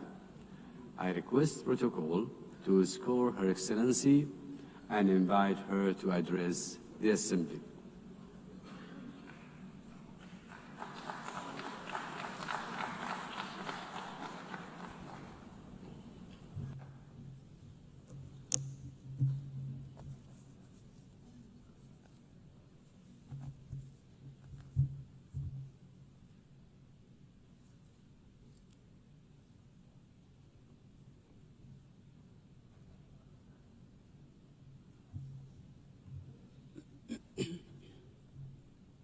Madam President, Excellencies, heads of states and government, distinguished delegates, ladies and gentlemen. I bring you warm greetings and best wishes from my President, His Excellency Salva Kiir Mayardit, the President of the Republic of South Sudan. I also bring you greetings from the government and the people of South Sudan, a message of peace, unity, development, and unwavering commitment to global partnership. I wish to extend my sincere congratulations to you, Madam President, on your election to preside over the 80th session of this esteemed Assembly. I also express appreciation to the General Secretary, Antonio Guterres, for his steadfast commitment to advancing the principles and objectives of the United Nations. The theme of this year's session, Better Together, 80 years and more, for peace, development, and human rights, resonates with objectives and aspirations of our country. South Sudan is the youngest country in the world and the 193rd member of the United Nations. After 50 years of brutal armed liberation struggle, it gained independence in 2011. Unfortunately, 2 years later, the country descended into an internal civil war. With the support of regional and international community, A peace agreement was signed between the warring parties in 2018, known as the Revitalized Agreement for the Resolution of the Conflict in South Sudan. This led to the formation of the current revitalized transitional government of national unity, a coalition government comprising the warring parties, other peace partners, and stakeholders. The peace agreement has provisions on governance structure, security sector reforms, transitional justice mechanism, economic sector reforms, and Truth and Reconciliation Commission. The agreement also stipulates 35% affirmative action on women representation at national, state, as well as local government levels. The presidency consists of a president and 5 vice presidents, 2 of whom are female, thus achieving 40% of female representation at the highest level of government. In the first phase, the unified forces have been trained, some of the forces have been deployed, and the rest are waiting deployment. The second phase of the security sector reforms is due to start imminently this October 2025. This will complete the second phase of the second protocol of the agreement. Other protocols, including public finance management reforms, are ongoing. Transitional justice mechanisms are in progress, and a Truth and Reconciliation Commission will be established under the auspices of the African Union. Although the implementation of the peace agreement has been slower than we would have wanted due to financial constraints, some of the members of the international community have been contributing in kind. On the whole, the implementation of the peace agreement is about 60% executed. The agreement has held for 7 years, and a relative peace has been attained, thus giving hope to our people. Many South Sudanese have returned from the neighboring countries and the diaspora and are rebuilding their lives and contributing to national development. Work is ongoing, including preparations for general elections in December 2026. Until recently, the permanent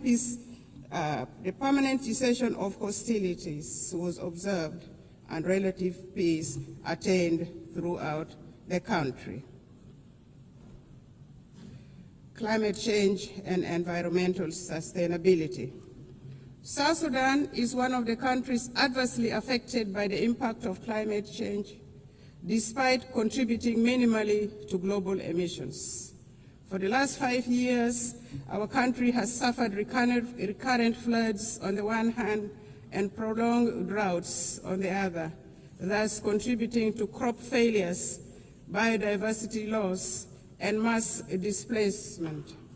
These challenges intensify food insecurity, undermine livelihood support, and threaten social stability. In this regard, the government of the Republic of South Sudan calls on equitable and predictable climate financing to strengthen adaptation and resilience. The Paris Agreement and subsequent COP summits made commitments which must be honored.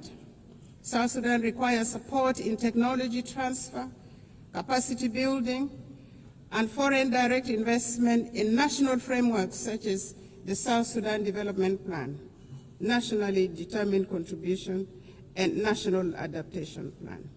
This support is essential to address the intertwined challenges of development and environmental stability. The global community cannot afford to ignore climate injustice. Collective action is imperative for these challenges which transcend national borders to be addressed effectively. South Sudan has embarked on planting of 100 million trees by 2030, expanding renewable energy generation and strengthening water infrastructure with women, youth, and people with disabilities at the center of these efforts. Our commitments to sustainable development goals. At independence, South Sudan inherited rudimentary state structures and hardly any infrastructures such as roads, electricity. We inherited poor health care, inadequate educational infrastructure, abject poverty, and food insecurity. The SDGs are aligned to our national priorities. For example, each vice president is in charge of a cluster which includes governance cluster, economic cluster, service delivery cluster, infrastructure cluster, and gender, youth, and humanitarian cluster. Madam President, the 2030 Agenda remains a vital framework for peace and prosperity. South Sudan has made some remarkable progress in agricultural transformation, including commercialization and value addition, which will create jobs for women and youth, including in crop production, livestock, and fisheries.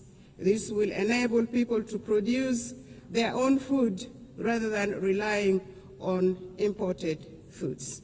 Our policy is, let us produce what we eat. And as a consequence, some states in our country now are self-sufficient in food production, which contributes eminently to reduction of poverty, thus the attainment of SDG 1 and SDG 2. In collaboration with our development partners, government is providing health care, building health care infrastructure, improving maternal and child care, raising awareness about communicable diseases, and providing vaccinations for diseases such as cholera, mpox, and malaria. Access to clean water and sanitation is being improved.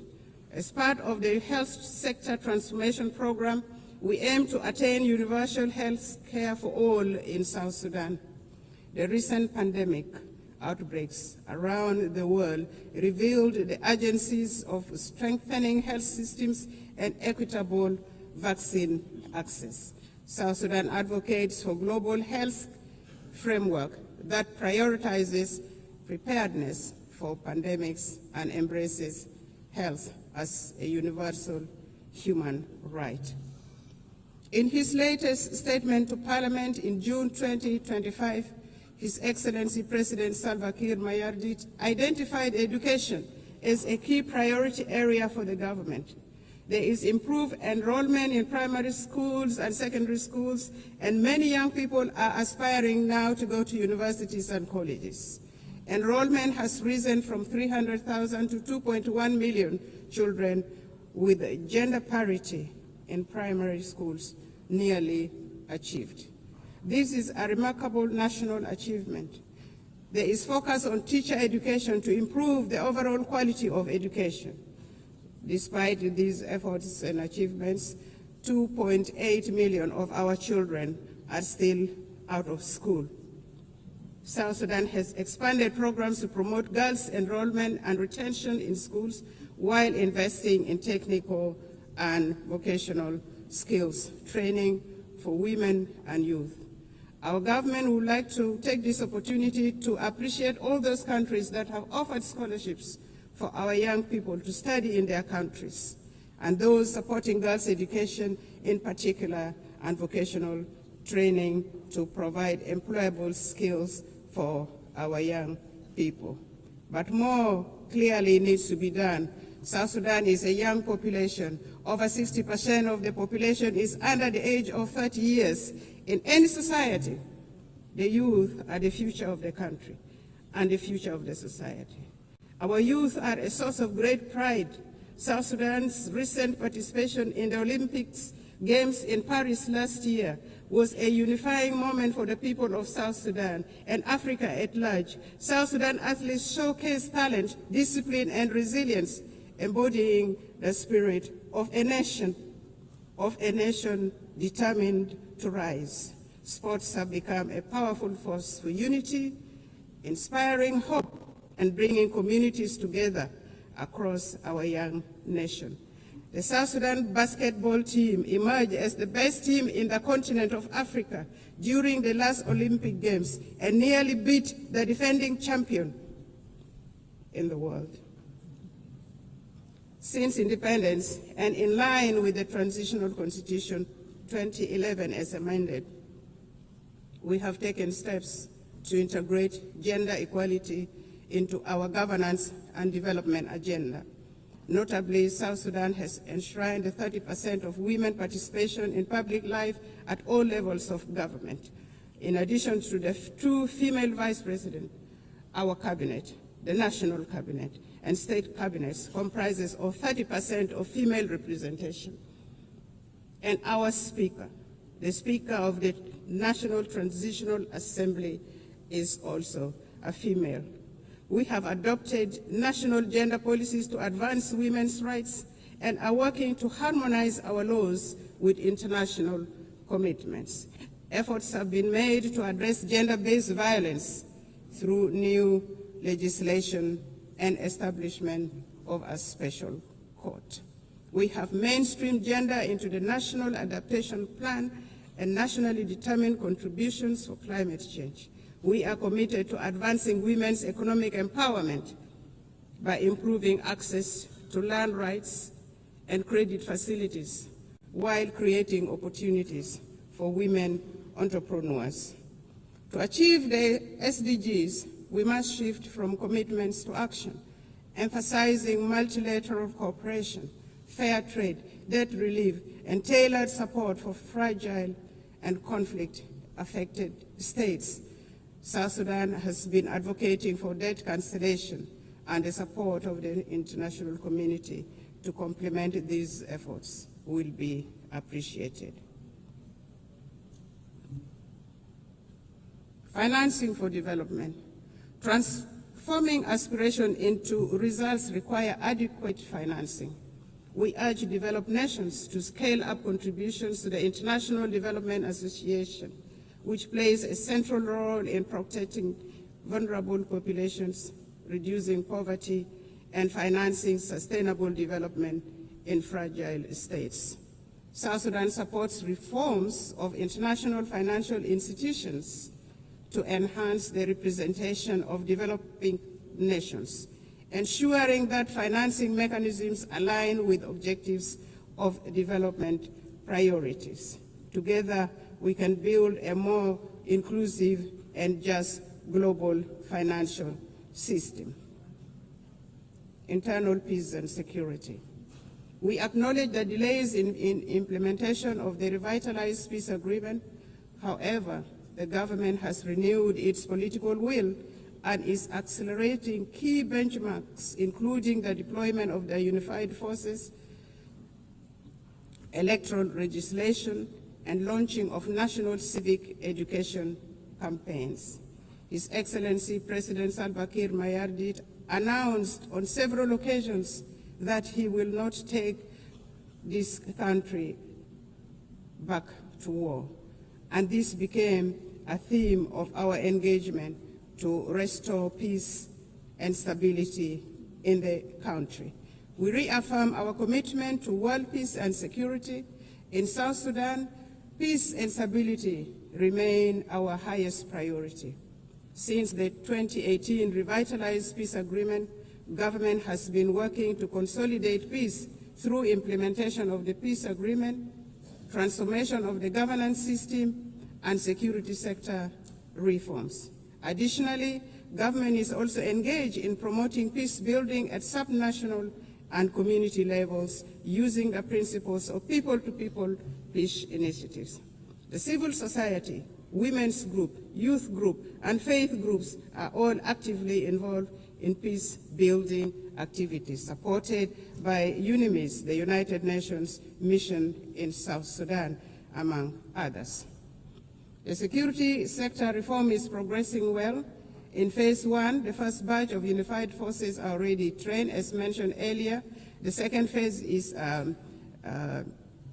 ongoing.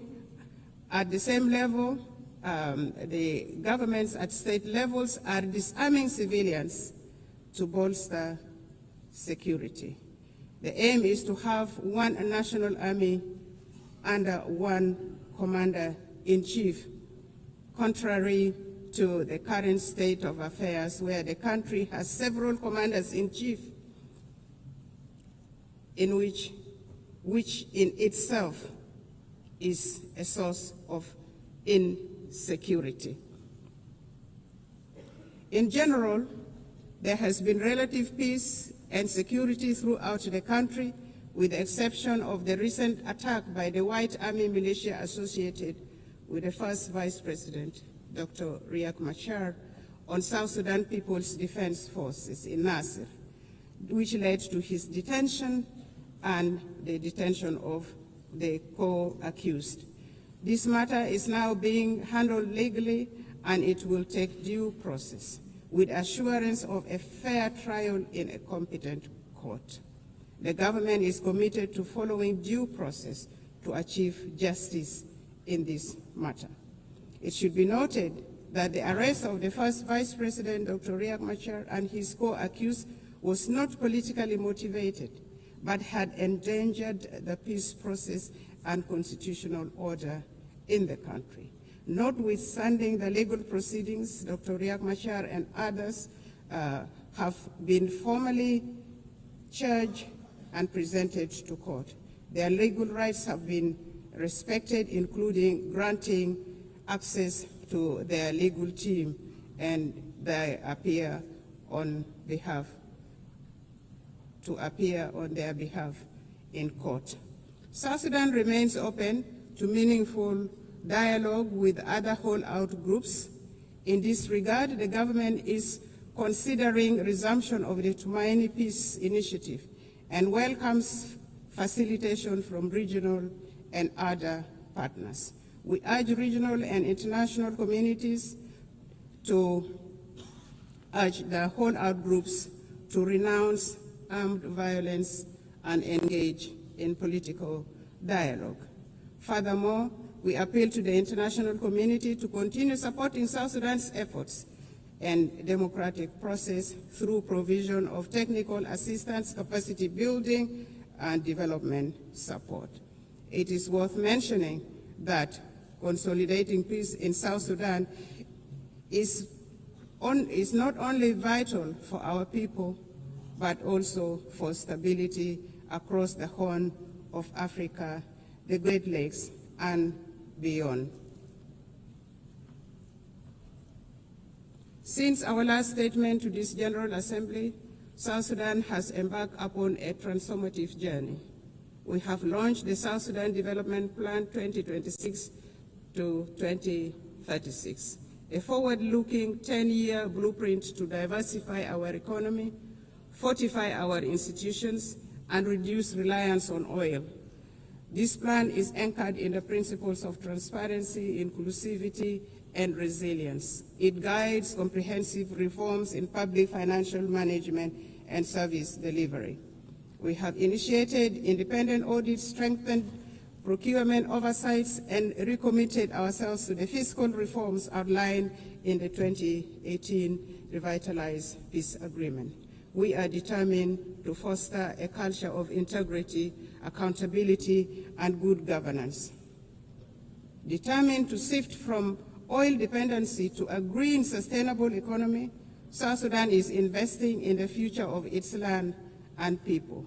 The Agriculture SME Grant Initiative 2025 now empowers farmers, agro-processors with vital tools, training, and market access. Our investment in irrigation, seed distribution, and post-harvest technologies are boosting productivity and strengthening food security. We have successfully established effective governance structures both at the national and local level, including establishment of relevant commissions such as the Constitutional Review Commission, the Judicial Review Commission, among others. The constitutional making process is in progress. Civic education and voter rights training have commenced and are progressing well. The National Bureau of Statistics will advise on options available for elections. The Political Parties Council has been established and has started registering political parties intended to contest in elections. Therefore, with these positive developments, the government of the Republic of South Sudan appeals for the removal of targeted individual sanctions and the arms embargo on South Sudan. Elections. According to the peace agreement, the transitional period must end with the conduct of general elections currently scheduled for December 2026. This will enable the people of South Sudan to democratically elect their leaders for the first time in the history of this young nation. His Excellency President Salva Kiir has reaffirmed the government's determination to deliver credible, inclusive, and peaceful elections. The establishment of electoral institutions, namely the National Election Commission, the Political Parties Council for registration of political parties, and voters' right education have been established. The Bureau of Statistics has been restructured to deal with the issues of census. The restructured Permanent Constitution Review Commission has been actively working to ensure that the country has a new permanent constitution by the time of the general election in December 2026. Civil society groups are being facilitated and have started civic education of the general public, especially among women and the youth. South Sudan is committed to promoting and protecting human rights. We are strengthening national institutions, promoting accountability, empowering women and youth. We have taken steps to integrate gender equality into our governance and development agenda, not forgetting the people with disability. Civil society is actively engaged in the promotion of human rights and civic education. We believe constructive engagement and dialogue are the best path for building resilient and just institutions. Some regional concerns. Madam President, South Sudan and Sudan share deep historical and economic ties, as well as the longest border in the region. For instance, South Sudan's oil is at the moment being transported through Sudan. Developments in Sudan directly affects development in South Sudan. Since the outbreak of conflict in Sudan in 2023, South Sudan has opened its doors for Sudanese refugees and returnees from Sudan. In partnership with the international aid agencies, we are providing humanitarian assistance, and we have also gone further and given plots of land for refugees to cultivate and produce their own food, thus integrating them into our local communities. However, there are still outstanding issues with respect to the Comprehensive Peace Agreement 2005.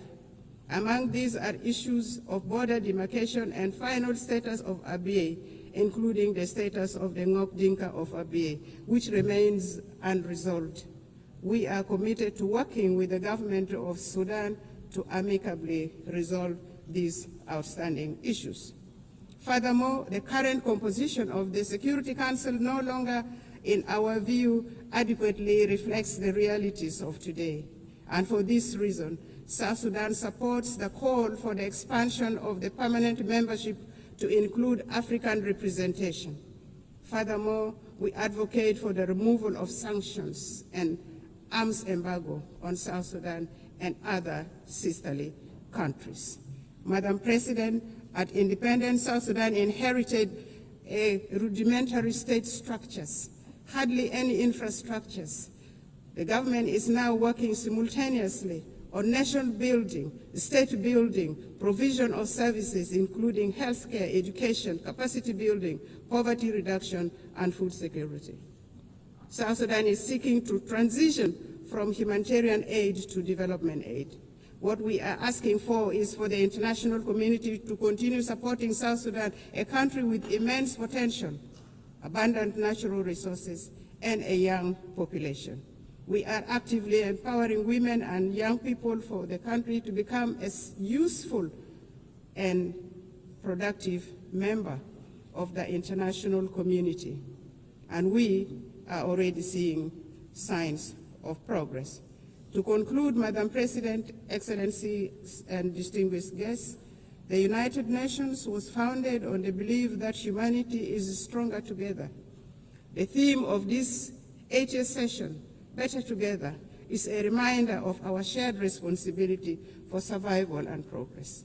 Notwithstanding the challenges, South Sudan, with the resilience of its people under the leadership of His Excellency President Salva Kiir Mayardit, remains committed to a multilateral solidarity and partnership with an aim of building a fairer, safer, and more prosperous world for all, for us in South Sudan.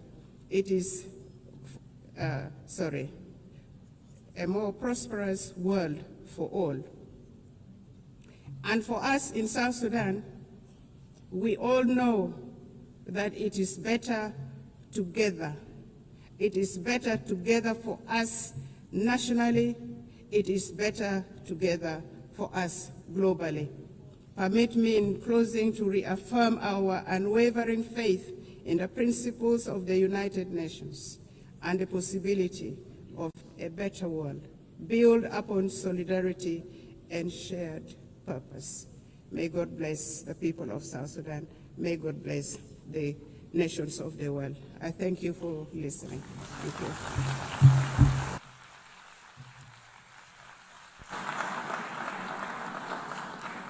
On behalf of the General Assembly, I wish to thank the Vice President of the Republic of South Sudan. The Assembly will hear an address by His Excellency Mohamed Jalo, the Vice President of the Republic of Gambia.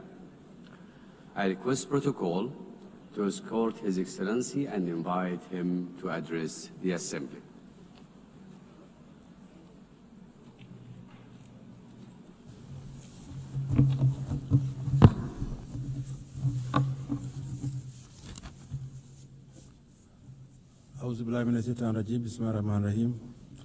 Your Excellency Annalena Baerbock, President of the 80th session of the United Nations General Assembly, His Excellency Antonio Guterres, Secretary General of the United Nations, Your Majesties, Excellencies, Heads of State and Government, Heads of Delegation, distinguished delegates, ladies and gentlemen.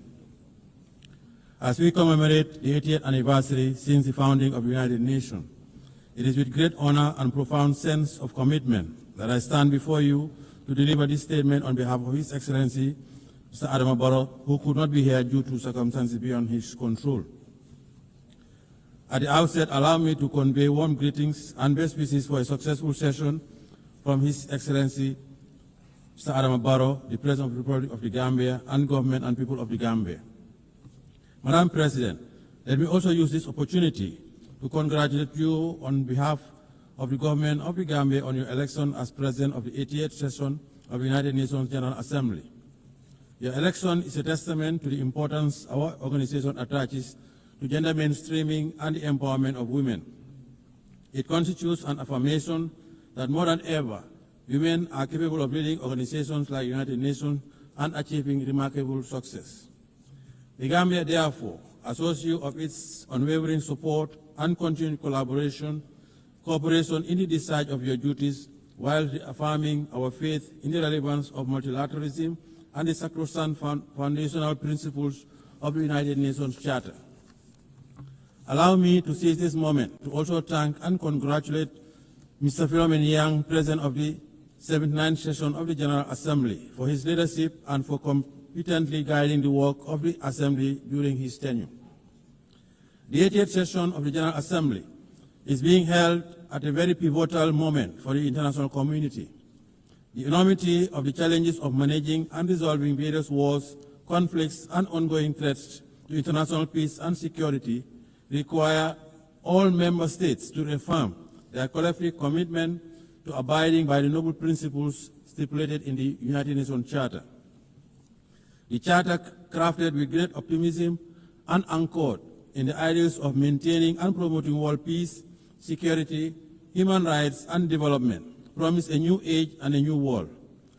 A world that comes together to reverse the hurdles of the past and define a common destiny premised on our shared humanity. Let us rekindle the ethos of solidarity through more multilateral engagement with all states, small or big, developed or developing, fight poverty and address climate change. Madam President, the 80th session of the General Assembly conveys a profound symbolism for the Gambia. Our long-standing commitment to the United Nations and our election as chair of the second committee during this session is not only historic, but speaks to the great strides we have been making towards shaping a stable and prosperous multilateral global order. Let me assure you that the Gambia will continue its active participation in the work of the Assembly. We remain committed to supporting optimal ways in the search for innovative and timely solutions to the common challenges facing us, and would collaborate with all member states as we address these pressing global challenges. Madam President, in 1945, the world stood united with a deep sense of solidarity, strong commitment, and an enduring hope to establish the United Nations to save the succeeding generation from the scourge of war. The creation of the United Nations served as a driving force for multilateralism by affirming our collective faith in the sanctity of human rights while guaranteeing international peace and security to all peoples around the world. Our collective security arrangements were rooted in multilateralism. Our commemoration of the founding of the United Nations this year is a clarion call to the future, a reaffirmation of its fundamental role as a premier global institution entrusted with the destiny of humanity towards prosperity, peace, security, and human rights. Madam President, last year our Assembly adopted the Pact of the Future to revive multilateral engagement and rekindle global solidarity. We must do more to fulfill the commitments that we assured under the Pact. 80 years on, the world is still encountering the challenges of protracted conflicts and geopolitical fragmentation, including the threat to the spirit of multilateralism under the United Nations. As the world continues to grapple with complex and unprecedented challenges on different fronts, the peace and security landscape of our world is becoming increasingly fragile. Amid the changing nature of conflicts, we are also witnessing a serious disregard for the principle of international humanitarian law in conflict zones. What is even more profound is that the rules-based international order is under enormous stress, losing its momentum, relevance, and moral underpinnings.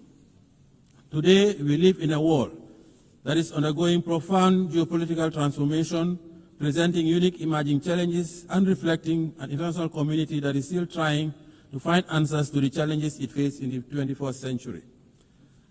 However, despite the challenges we are confronting, the Gambia believes that the United Nations' enduring relevance and structural institutions contributed to significant historic achievements in the past, particularly for countries in the global south. The United Nations holds forth the hope for global stability and good governance by translating ambitions into actions and championing issues of immense international importance.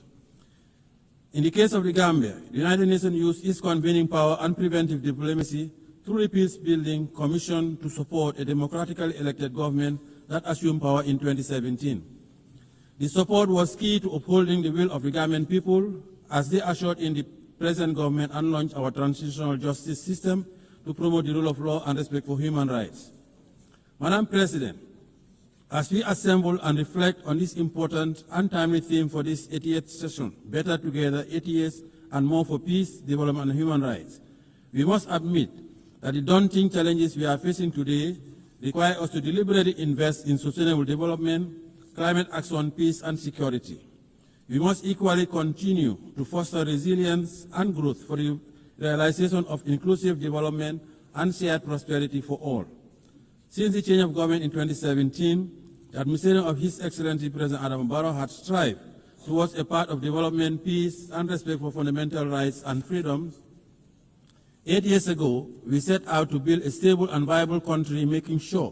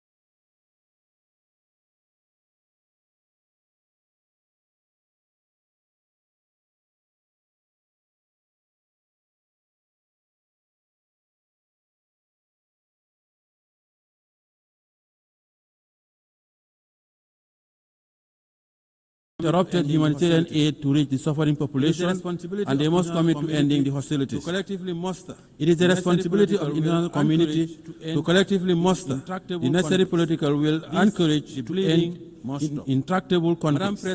This is the bleeding must stop. Madam President, as we celebrate the 80th anniversary of the founding of the United Nations, the plight of the Palestinians remains unresolved, with the people continuing to face alarming difficulties under dire humanitarian conditions.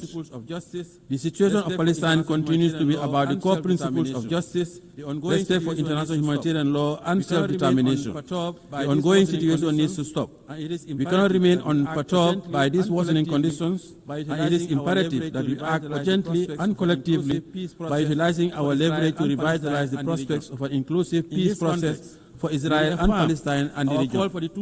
In this context, we reaffirm our call for the two-state solution to urgently enable the Palestinian people to regain their legitimate national rights as recognized by the international community through its recognition of the state of Palestine within the 1967 borders with Al-Quds al-Sharif as its capital. We also support the membership of the Palestine in the United Nations. In this spirit, we express our appreciation to the Kingdom of Saudi Arabia and France for the recently concluded high-level conference on the question of Palestine. Madam President, as part of our call for proactive engagement towards the resolution of global conflicts, the Gambia reaffirmed its support for the efforts undertaken by UN Secretary General in the launching the roundtable process in the Moroccan Sahara to achieve a realistic, pragmatic, and sustainable political solution to the regional dispute over the Moroccan Sahara. The Gambia welcomes Morocco's commitment to the ceasefire, full cooperation with MINUSTRO, and relaunching the political process based on the parameters of Resolution 2756 of 2024. In this regard, we call on Polisario to abandon its unilateral withdrawal from the ceasefire, lift restrictions imposed on the freedom of movement and the provision of supply to MINUSTRO, and urge all parties, Morocco, Algeria, Mauritania, Polisario to work towards a realistic, pragmatic and sustainable political solution based on compromise. The positive impact of the Moroccan Autonomy Initiative, a realistic, credible and serious effort for the settlement of this regional dispute, is already well recognized, and the people of the region continue to enjoy peace and development and protection of their human rights. Thanks to the government of the Kingdom of Morocco's new development model for the Moroccan Sahara region. Furthermore, the Gambia also launched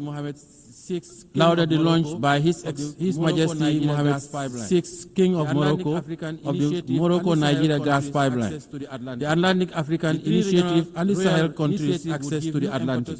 The three regional royal initiatives would give new impetus to the Moroccan Sahara region by establishing it as a new platform for security, stability and co-development in the Atlantic, the Sahara, African and Mediterranean areas. Madam President, the Gambia also continues to stand with the government and people of the People's Republic of China on the One China policy.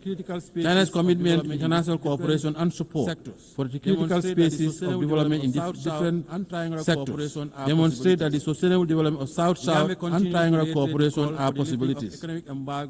The Gambia continues to reiterate the call for the lifting of economic embargo against the brotherly people of Cuba. The embargo continues to inflict undue hardship and economic devastation, occasioning substantial challenges for the government and people of Cuba. We believe it should come to an end now. Friendly cooperation is the way forward.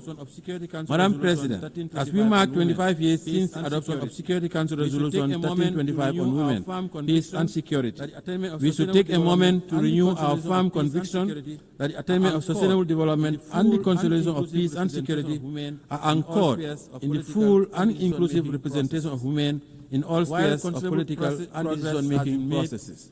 While considerable progress has been made towards the realization of women's inclusion, women's participation in the consolidation of peace and security, there continues to be significant impediments that we must overcome.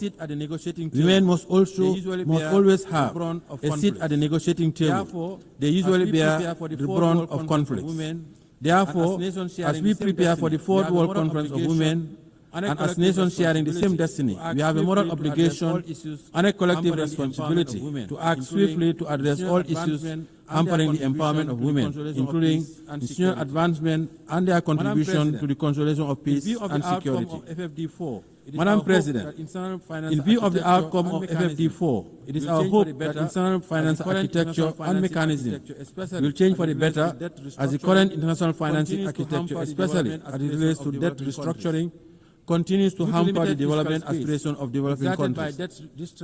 Due to limited fiscal space exerted by debt distress, developing countries find it hard to make significant investment in the social sector. The challenge is even more profound when it comes to investment in the productive base of their economies to engender growth, employment, and development. This situation significantly contributed to the dismal attainment of only 17% of the SDGs. Therefore, to accelerate the full and effective implementation of the SDGs within the targeted framework, we must enhance international finance cooperation and review of the international financial architecture to create arrangements, facilities, and mechanisms that would cater for targeted investments, industrialization, mechanized agriculture, provision of quality education, energy, health, and water. Madam President, the Pact of the Future adopted last year at the 79th session of the General Assembly presents a unique opportunity to review our realities, invigorate the implementation of the SDG Agenda 2030, and intensify our efforts towards confronting the pressing challenges of our time. The Pact is about advancing our advanced prosperity. The Gambia supports the convening of the preparatory process for the review of the Pact in 2028 to align effectively with the prevailing and upcoming intergovernmental processes such as the 2025 Peacebuilding Architecture Review, the high-level plenary meeting to commemorate the 30th anniversary of the World Program of Action on Youth and the World Social Summit. The success of these reviews will depend primarily on our commitment and concerted push to build a more equitable and resilient global governance framework that supports the attainment of our global goals.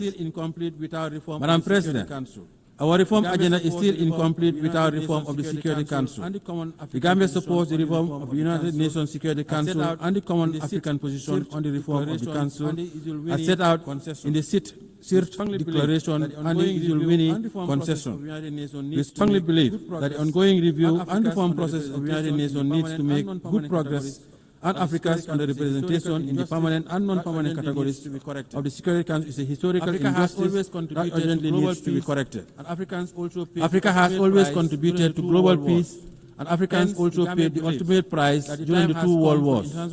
Hence, the Gambia believes that the time has come for the international community to support Africa's call for meaningful representation in the Security Council. The reform of the Council guarantees its legitimacy and credibility as the body responsible for the maintenance of international peace and security. We commend the AU Committee meaningful. The reform of the Council guarantees its legitimacy and credibility as the body responsible for the maintenance of international peace and security. We commend the AU Committee of 10 heads of state and government on the United Nations Security Council reforms, chaired by His Excellency President of the Republic of Sierra Leone, for their leadership in this legitimate quest. Madam President, as the world continues to witness heightened level of insecurity, the threat of climate change continues to aggravate security challenges, especially in the Sahel. We must address the impact of the climate crisis as part of the vital resilient measures that mitigate climate-related risks where they intersect with political, social, and economic factors. The Gambia would like to acknowledge the progress made at COP29 in Baku, Azerbaijan, for moving from $100 billion to the new collective quantified goal, which is still not adequate to finance all the mitigation and adaptation actions, especially for countries in special circumstances. We need to take concrete decisions at COP30 in Belém, Brazil, to galvanize support for more climate financing. The Gambia calls for more ambitious national determined contributions by all states due to their submission this year to achieve net zero emissions by 2050.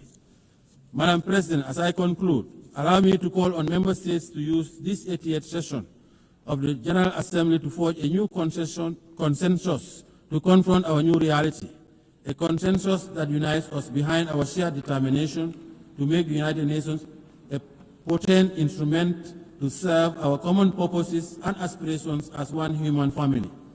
This is our only planet. Let us preserve it for posterity. The Gambia is ready to play its part in making our world a better place for all. On behalf of His Excellency President Adama Barrow, the government and people of the Gambia, I wish you all fruitful deliberation towards advancing the theme of the 88th session of the General Assembly. I thank you for your kind attention.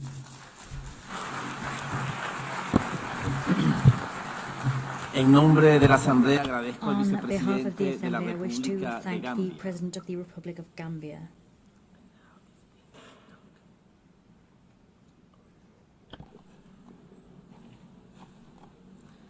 Doy ahora la palabra I a la now give the excelentísima floor señora to Her Sabine Excellency Monauni, Sabine Monauni, Viceprimera Ministra Deputy y Prime Ministra de Minister Asuntos and Exteriores, Minister Medio for Foreign Ambiente y Affairs, Cultura de Environment and Liechtenstein. Culture of the Principality of Liechtenstein.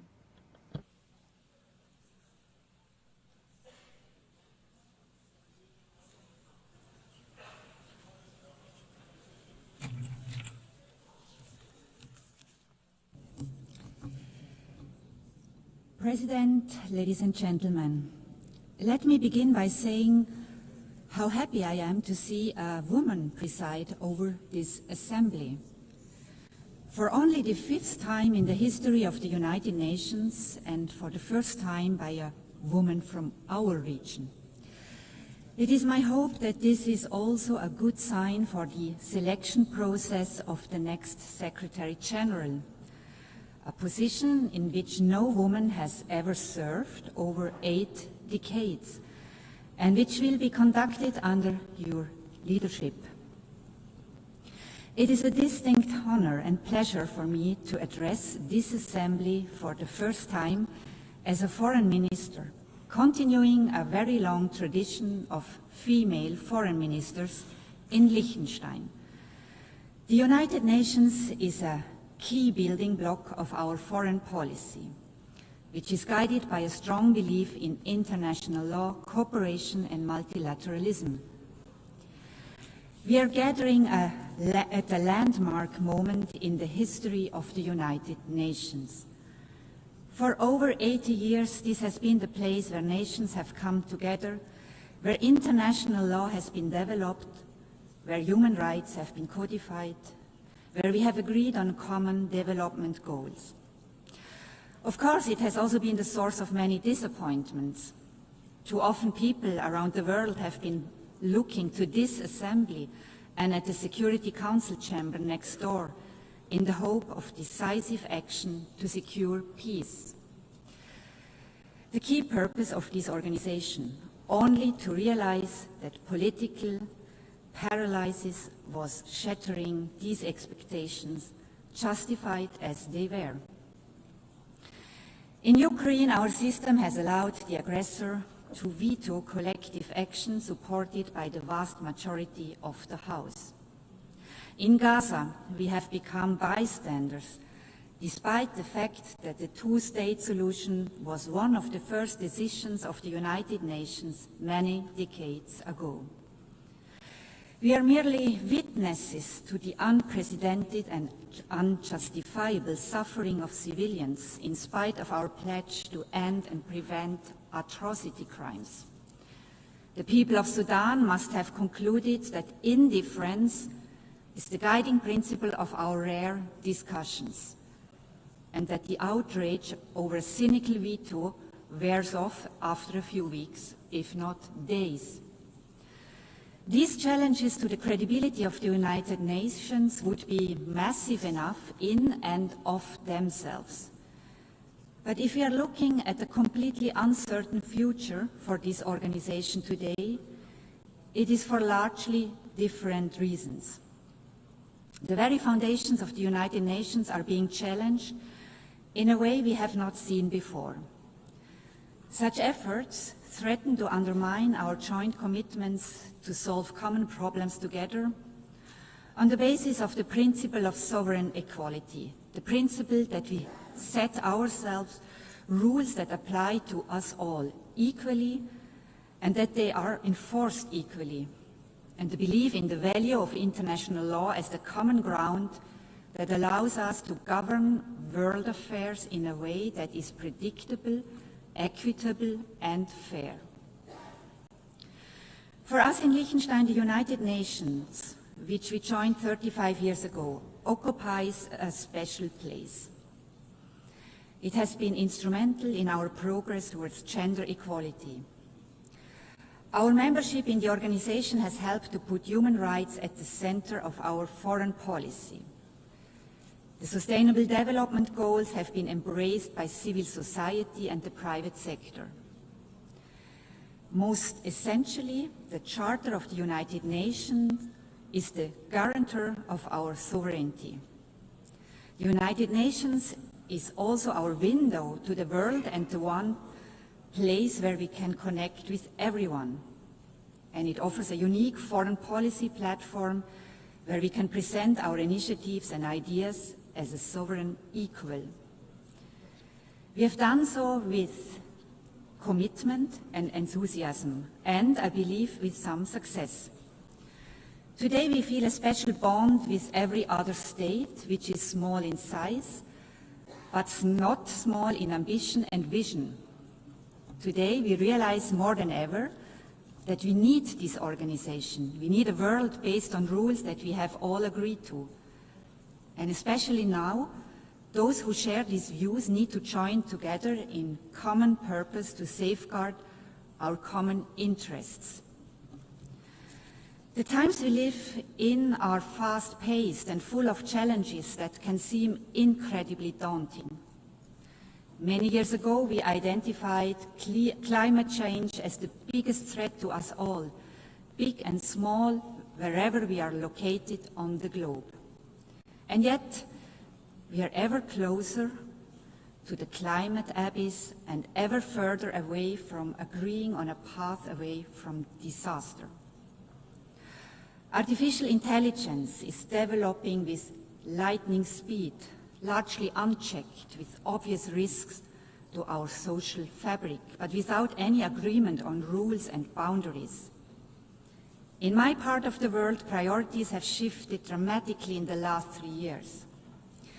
We are now mostly preoccupied with the fallout of the destruction of the European security architecture by the Russian Federation and with preserving our trade relationships, which we had believed were on a firm basis. Liechtenstein is no different to our neighbors in this regard, and any responsible state will prioritize imminent challenges as we have to. But none of this will be meaningful if it is not embedded in a larger vision, if we do not give ourselves the space to tackle the long-term risks and dangers. The place for us to do this is the United Nations, and we are committed to doing this together with all of you represented in this room. President, today the continued existence of the United Nations is at stake. This is a sobering observation, certainly. But we must find the opportunity that lies in this moment of existential crisis. We have allowed a system to grow that is plagued by duplication, inefficiency, and poor governance. The UN 80 process is the chance, the only chance that we will have to make the organization leaner, more effective in its use of resources, and more productive in generating meaningful outcomes. When we adopted the Pact for the Future a year ago, Liechtenstein made a clear call for this organization to embrace its original purpose as the guardian of peace and security. For our people, our parliamentarians, our civil society, the United Nations is a peace organization. We have to find a way to make it effective in fulfilling this task. If the Security Council is unable to carry out its charter responsibility, as is regularly the case due to the veto power of its permanent members, there are ways for us to take collective action elsewhere, beginning in this hall. We are equally committed to the other pillars of the work of the United Nations: development and human rights, which are existential for the dignity and well-being of the people on whose behalf we serve, and pivotal for more peaceful, just, and inclusive societies. President, the rule of law is the guiding principle of Liechtenstein's work at the United Nations. This can come as no surprise for one of the smallest members of the organization that does not have armed forces and is not member of a military alliance.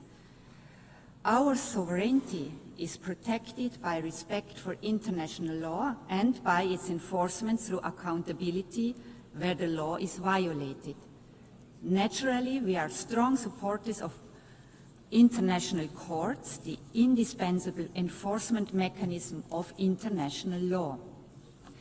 Key amongst them is the International Court of Justice, which Liechtenstein joined decades before becoming a member of the United Nations. Liechtenstein has been an active participant in the court's proceedings. We are very pleased to see the attention the court's work has been given, particularly in recent years, and the high respect its decisions enjoy among governments and beyond. The recent advisory opinion on the question of climate change stands out in various ways. The initiative to ask for such an advisory opinion originated in the youth climate movement. The mandate to request it was adopted by this assembly by consensus, and Liechtenstein is proud to have been among the states drafting the text of the decision. The proceedings before the court found unprecedented attention inside and outside the courtroom.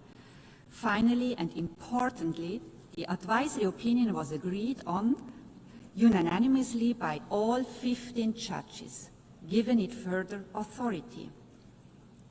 We have welcomed this decision, in particular its focus on the area of human rights, where important questions remain unaddressed, and we look forward to working with all of you to put it to the most productive use possible. For us, the International Criminal Court is a complementary and equally important institution. It is the first permanent court in the history of humankind that has jurisdiction over the crimes that are defined as the most serious ones under international law: genocide, crimes against humanity, war crimes, and the crime of aggression. Almost 2/3 of all states have joined this project, the most ambitious treaty since the adoption of the Charter itself. Its central statement is unique and also uniquely important for the rule of law. Nobody is above the law. Nobody is protected from investigation and prosecution for what we have all agreed are the most serious crimes under international law. As we look at the flashpoints around the globe, be it Ukraine, the Middle East, or Sudan, we see how the basic rules of international law are violated, not just frequently, but systematically. This is why we have created the International Criminal Court, to offer protection for the victims and the vulnerable, but also to safeguard international peace and security. Today, the court finds itself under significant political attack and is targeted by unprecedented sanctions.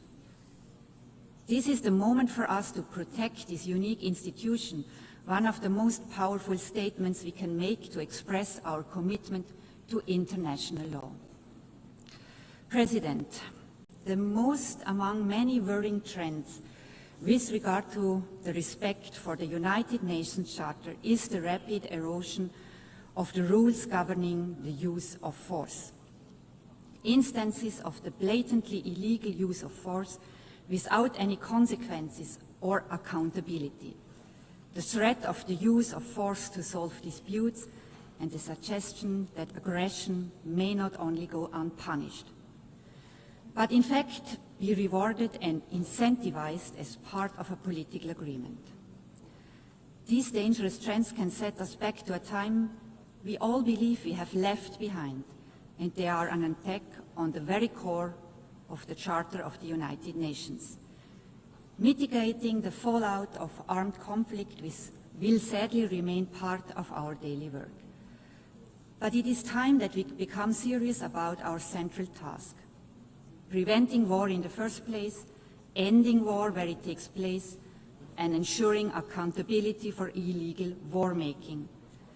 The International Criminal Court, the only institution with jurisdiction over the crime of aggression, is therefore key to enforcing the UN Charter, and thus deserves the support of all states, including those who have yet to join it.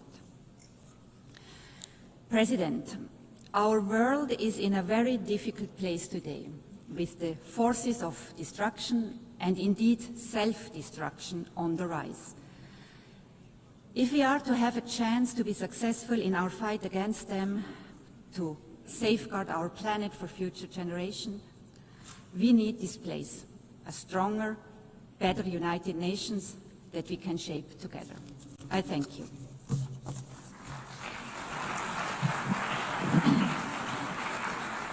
Muchísimas gracias a la viceprimera I thank ministra the y Deputy ministra de Prime Asuntos Minister Exteriores, Medio and Minister Ambiente for Foreign y Affairs, Cultura de Environment and Liechtenstein. Culture of the Principality of Liechtenstein.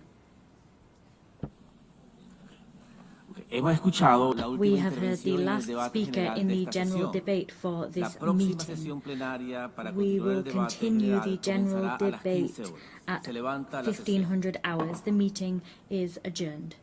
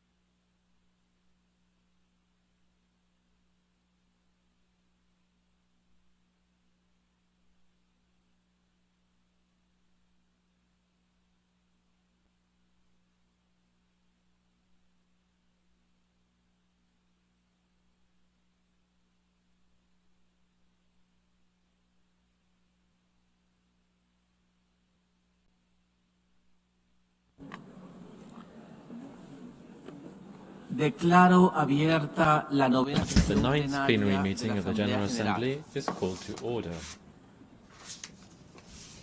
La Asamblea escuchará ahora The Assembly will hear an address now by His Excellency Mohammed Yunus Menfi, President of the Presidential Council of the State of Libya. I request protocol to escort His Excellency and invite him to address the Assembly.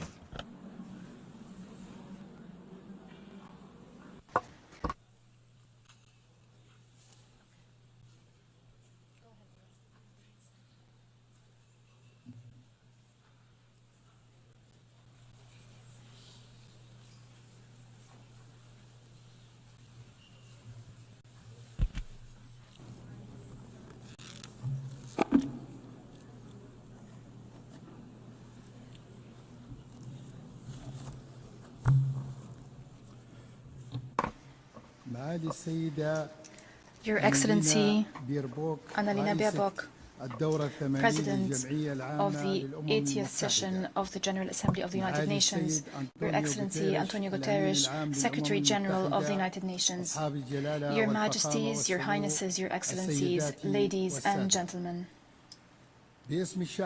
On behalf of the Libyan people, I congratulate you on the 80th anniversary of the establishment of the United Nations.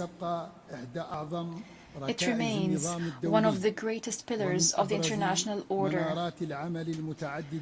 one of the beacons of multilateralism over the history of humanity.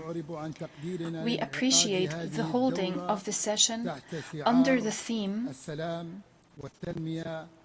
Better Together, 80 years and more for peace, development and human rights. These are principles that we firmly believe in, principles that we are consolidating at the national, regional and international levels.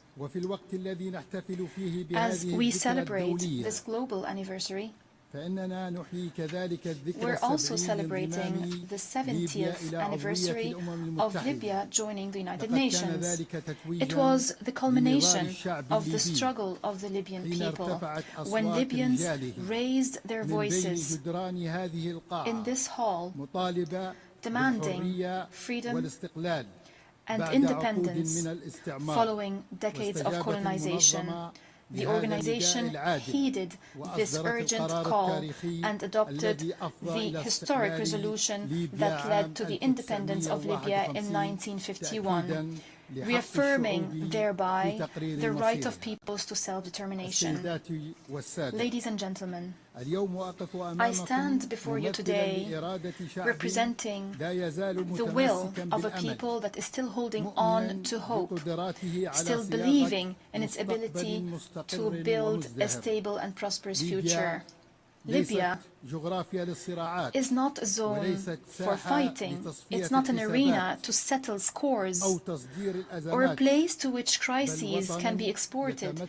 It is a nation rich in natural resources, a cohesive society with young people that have tremendous potential. They are the backbone to build a modern state. Since the very beginning, Libya's relationship with the United Nations has been based on partnership and mutual respect. And today, at this critical juncture, we look to the United Nations to play an effective and complementary role as it supports us to overcome this crisis towards stability and democracy. Despite the challenges, despite the threats, our people firmly believes that its experience, its society, the diverse society, its noble history will allow it to stay strong and overcome any crisis. But let me be honest with you. In Libya, multiple models and traditional mechanisms have been exhausted. They have not matched the complexity of the social and political situation. They've adversely affected the trust of Libyans in the proposed solutions. We all now bear a collective responsibility to reconsider these methods and to avoid temporary solutions and narrow understandings that only perpetuated the crisis. We firmly believe that any solution that does not restore the national ownership of the political track, any solution that is not derived from the free will of the Libyan people would be destined to fail, as we've seen in the past. In this context, we present to you a clear political vision based on 4 pillars. First, fully restoring national sovereignty and rejecting all forms of foreign interference, no matter what form it might take and no matter the justifications. Second, reaching an inclusive national consensus. To achieve an inclusive national consensus, I call for holding a sincere and comprehensive dialogue held in Libya with the participation of all stakeholders without exclusion. Third, uniting the sovereign institutions, most notably security, defense, and financial institutions, according to professional mechanisms without polarization and without setting quotas. Fourth, ending the transitional period through a clear constitutional basis, through free and fair elections, allowing Libyans to freely choose who would rule them without tutelage, without an imposition from external actors. Ladies and gentlemen, as we fulfill our political responsibility, and despite the challenges, we were able to maintain the highest level of stability. We were able to prevent a relapse into violence. We stress that the blood of the Libyan people is a red line. The territorial integrity, sovereignty, and social cohesion of Libya are non-negotiable. We have been observing the ceasefire agreement concluded in October 2020, and we've established the Committee on Security Arrangements in the capital, Tripoli. Under my direct supervision, this contributed to enhancing stability, rendering this current phase one of the calmest we've seen in years. Ladies and gentlemen, the Libyan economy, despite the challenges, can significantly contribute to the development of the country. The absence of a single budget and the absence of united institutions have been real impediments to development. We stress that we will support, and we do support, the economic track through the High Financial Committee to consolidate public spending and to enhance the principles of transparency, accountability, and equity in distributing wealth. Ladies and gentlemen, illegal migration is not only a security matter, it is a humanitarian challenge with deep economic roots. We call upon the international community to pursue a comprehensive development approach based on supporting and developing infrastructure and creating job opportunities in the countries of origin, in partnership with the African Union, rather than pursuing narrow security approaches that have proven to be ineffective. In this context, we have been supporting economic projects connecting the north and the south of the African continent to create a development environment obviating the need for young people to emigrate. Projects that restore demographic and economic balance in the African continent. Ladies and gentlemen, our firm position towards the question of Palestine is based on humanitarian principles and based on our commitments towards the Arab and Muslim world. Against this background, we condemn in the strongest terms the countries that are still hiding behind immoral neutrality towards the genocide and flagrant violations of international law to which the Palestinian people are being subjected, especially in Gaza. It was 8 decades ago that the United Nations was established, and the Palestinian people is still languishing under the yoke of occupation. We call for responsible international action that ends the occupation and guarantees the legitimate rights of the Palestinian people. Ladies and gentlemen, despite the crises, despite the conflicts, despite the divisions that Libya had to endure, the Libyan people is still committed to the democratic track, is still believing that the rule of law and democratic institutions are not a dream but a legitimate right. It is time for the world to look at Libya not as a complicated political file, but as a story of resilience and free will, a nation that can be successful with a noble history, cohesive society, promising resources and free people, aspiring to peace, democracy and prosperity. Democracy is our choice, and peace and reconciliation are our destiny. Our history proves that our people can achieve reconciliation, can promote tolerance and justice. We most certainly can turn the page on the past. National reconciliation is not only a necessity to build the state, it is a national legacy that we cherish. We see the future Libya, a stable state, a sovereign state with united institutions, strong with its people, peaceful, open to the world, and an effective partner at the regional and international levels. Long live Libya, united and independent. Long live the Libyan people, free and dignified. May the peace, blessings, and mercy of God be upon you. On behalf of the Assembly, I wish to thank the President of the Presidential Council of the State of Libya. The Assembly will now hear an address by His Excellency Duma Gideon Boko, President of the Republic of Botswana. I request protocol to escort His Excellency and invite him to address the Assembly.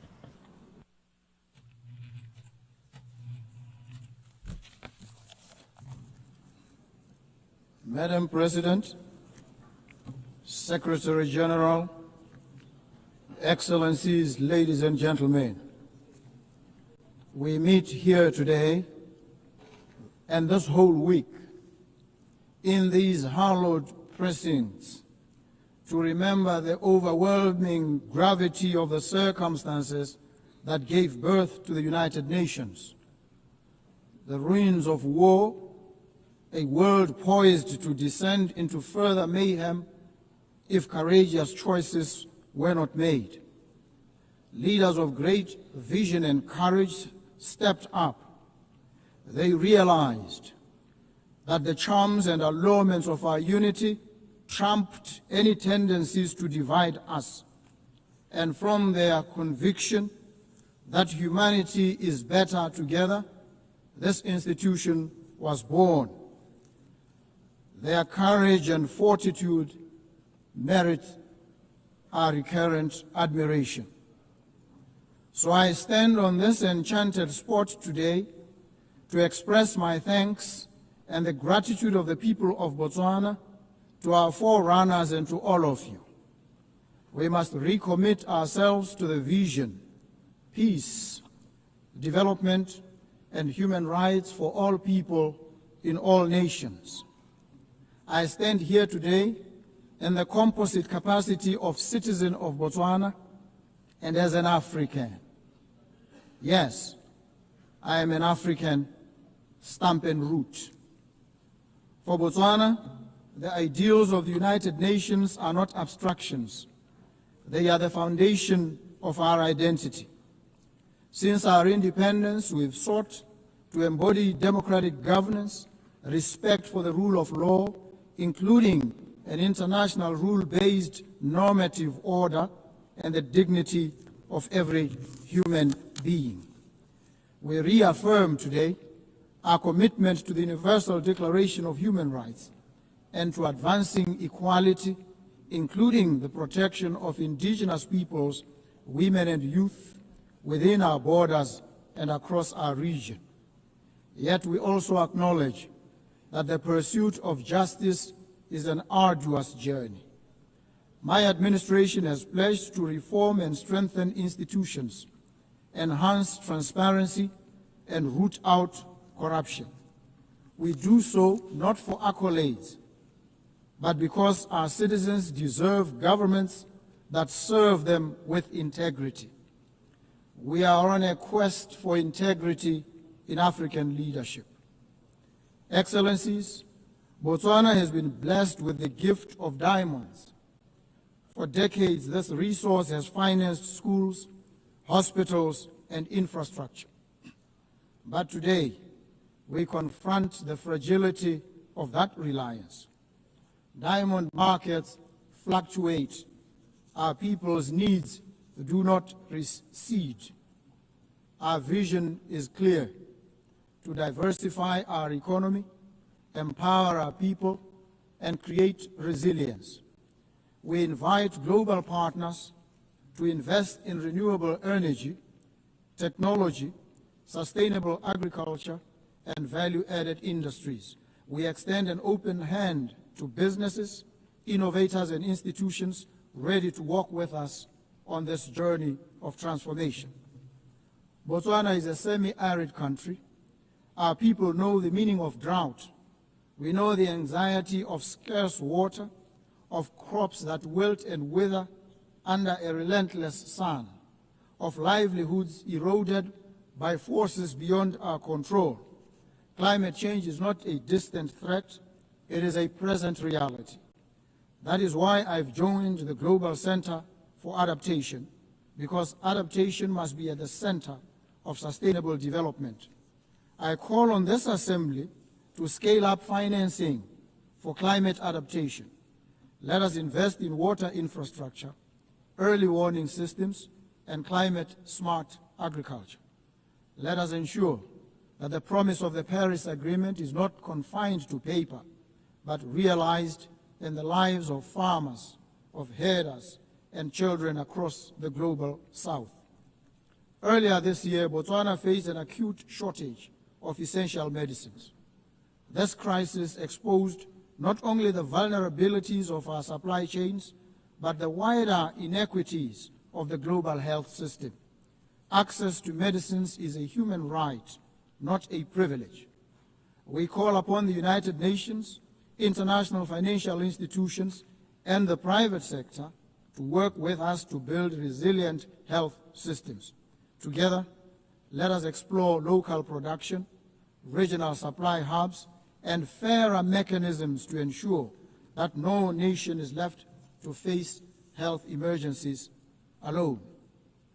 As an African, I stand here as one of the trumpet voices of Africa, a continent all too often treated with affable indifference. Africa's voice is not heard.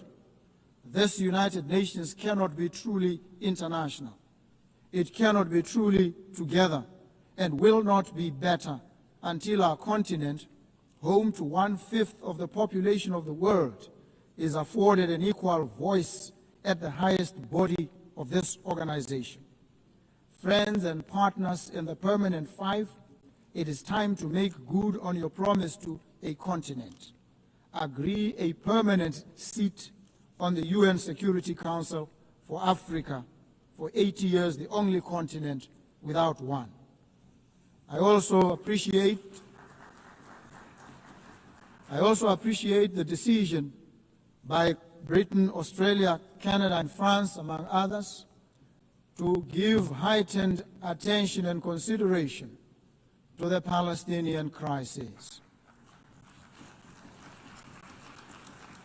The carnage in Gaza, it must prick our collective consciences.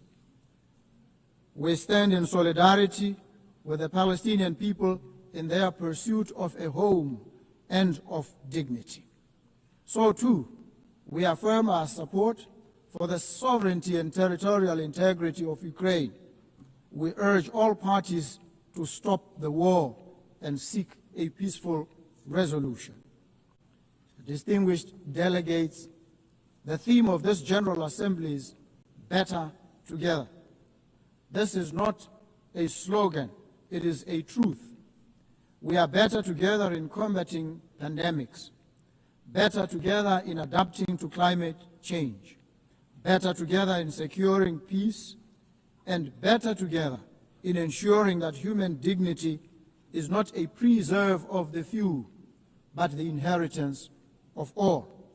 Let us therefore recommit ourselves to multilateralism, not as a matter of convenience, but as a matter of deep necessity. For none of us can weather the storms of this century alone. As Botswana looks to the future, we do so with humility, but also with determination. We stand ready to contribute, to partner, and to lead where we can. Together, let us ensure that when future generations mark 100 years of the United Nations, they will say of us, they were a generation that turned words into action, promises into progress, and hope into reality. I thank you. Thank you so very much. En nombre de la Asamblea, agradezco al presidente. On behalf of the Assembly, I wish to thank the President of the Republic of Botswana. The Assembly will hear an address by Her Excellency Sylvanie Burton, President of the Commonwealth of Dominica. I request protocol to escort Her Excellency and invite her to address the Assembly.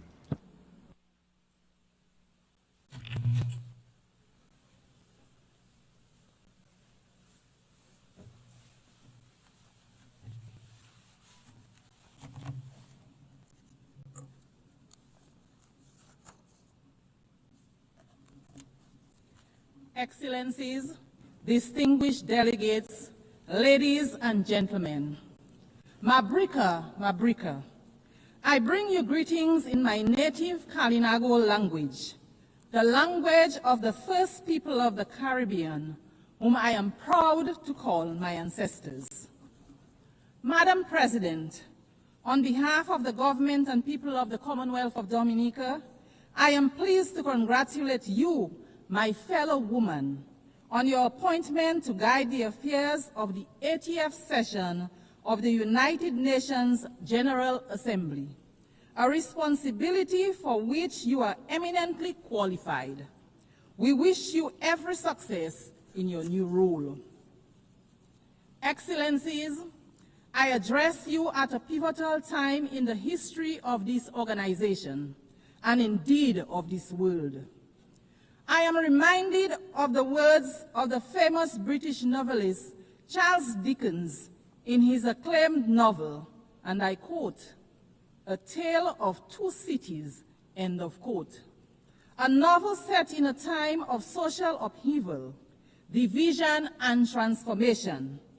I quote, "It was the best of times, it was the worst of times," end of quote.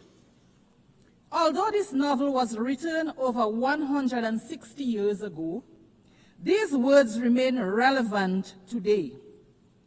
As we celebrate 80 years of the existence of the United Nations, we are living a tale of two worlds. For some, it is indeed the best of times. Strong economies, access to education, medicines, top-class healthcare, clean water, sanitation, and housing. They are at the frontier of the artificial intelligence and other emerging technologies with expanding digital infrastructure and rising standards of living. But for many, it remains the worst of times. Persistent poverty, growing hunger, displacement, instability, and war.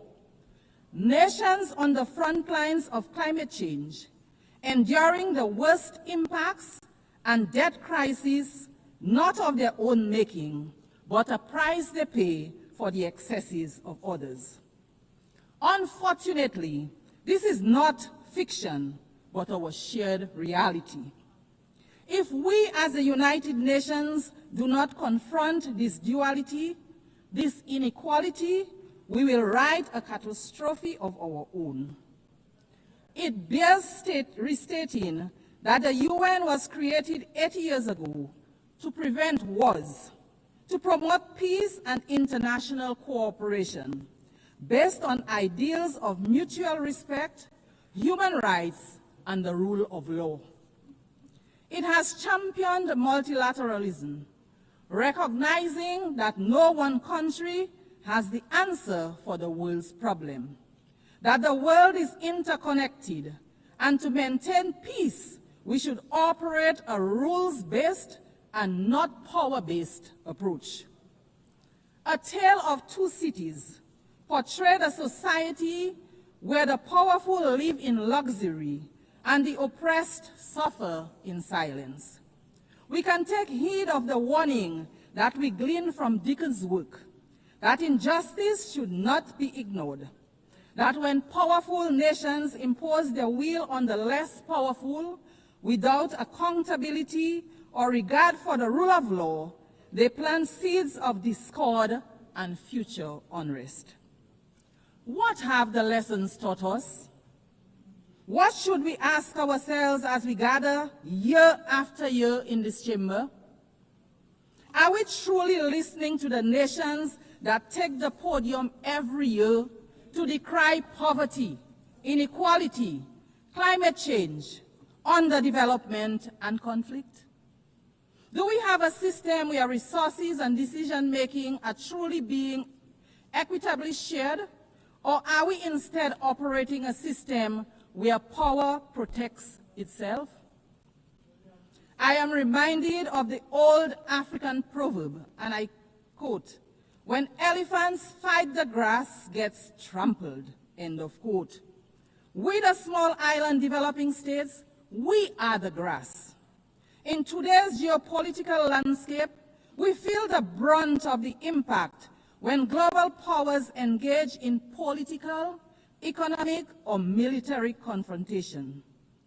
Economic sanctions, trade restrictions, aid conditionalities, conflict, and wars, to name a few, affect global supply and the affordability, availability, and transportation of goods and materials. This significantly increases the cost of doing business and the prices of basic foods on our supermarket shelves, putting several goods out of the price range of many. Madam President, we have come here time and time again to advocate for fairness, to advocate for understanding, to advocate for change in respect of matters that concern our very viability as small nations, on matters that affect our very lives and livelihoods. A major area for us is the devastating impact of climate change on our nations. Yet, in climate negotiations, powerful nations still drag their feet. Polluters enjoy protection, and adaptation and mitigation efforts are underfunded. Meanwhile, our countries, which everyone accepts contribute the least to the climate crisis, continue to risk extinction from rising seas, extreme flooding, devastating storms, drought, amongst many other negative impacts of climate change. Madam President, how can this be fair? How can this be morally defensible? While we complain about these things, equally horrifying is the indiscriminate and deliberate loss of life that we see around the world from bombings, from induced hunger, from sanctioned violence and genocide. We do not have the power to prevent the storms and to bring the rains where there is drought, but we do have the power to limit further climate change and help countries adapt and mitigate its impact. So too, we have the power to end wars and not start new ones. We have to be willing to talk to each other, To empathize with each other, we should return to the founding principles of the United Nations. Wherever there is conflict, be it in the Horn of Africa, the Middle East and Southeast Asia, or sad to say, in the Caribbean, major powers engaging in geopolitical conflicts result in civilians becoming collateral damage, economies collapsing, increase in prices and instability. I want to emphasize here today that there is no place in the Caribbean for war. The Caribbean is a zone of peace. Any military conflict in the Caribbean will have significant negative impacts on the Caribbean and Latin America. There is a better way to resolve differences. We urge the powers that be to find another way. And so, Madam President, I return to our tale, where a man dismissed by society gives his life for another. Are the wealthiest nations willing to give up dominance for fairness, to make sacrifices to ensure justice, equity, and climate resilience for all? Will we choose compassion and empathy over control and indifference? Madam President, we stand in solidarity with the people of Haiti. We insist, like other CARICOM member states, that the current crisis being confronted by our sister CARICOM state in no way nullifies the entitlement of its people to the recognition of their sacred sovereignty and their right to be central in the search for a fair and durable peace in their country.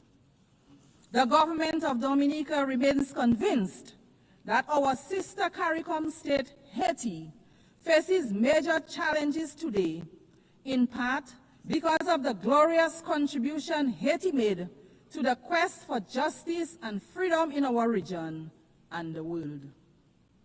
Indeed, the current complexion of this august body would have been unimaginable without the heroic struggles of the Haitians.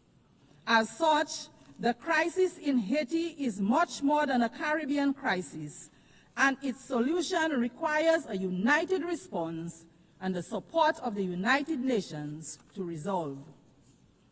My delegation unreservedly supports the position of CARICOM on the situation in Haiti, a position that rightly calls for a Haitian-led and owned transition process to bring across systematic changes for the benefit of the Haitian people.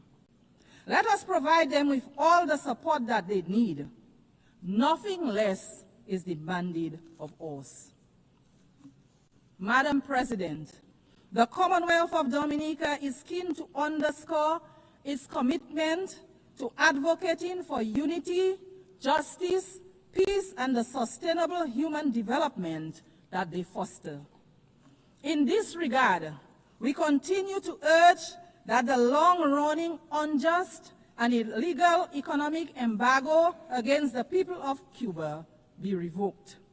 Maintaining this embargo is harmful, not only to the long-suffering people of Cuba, but also to the image and profile of its sponsors.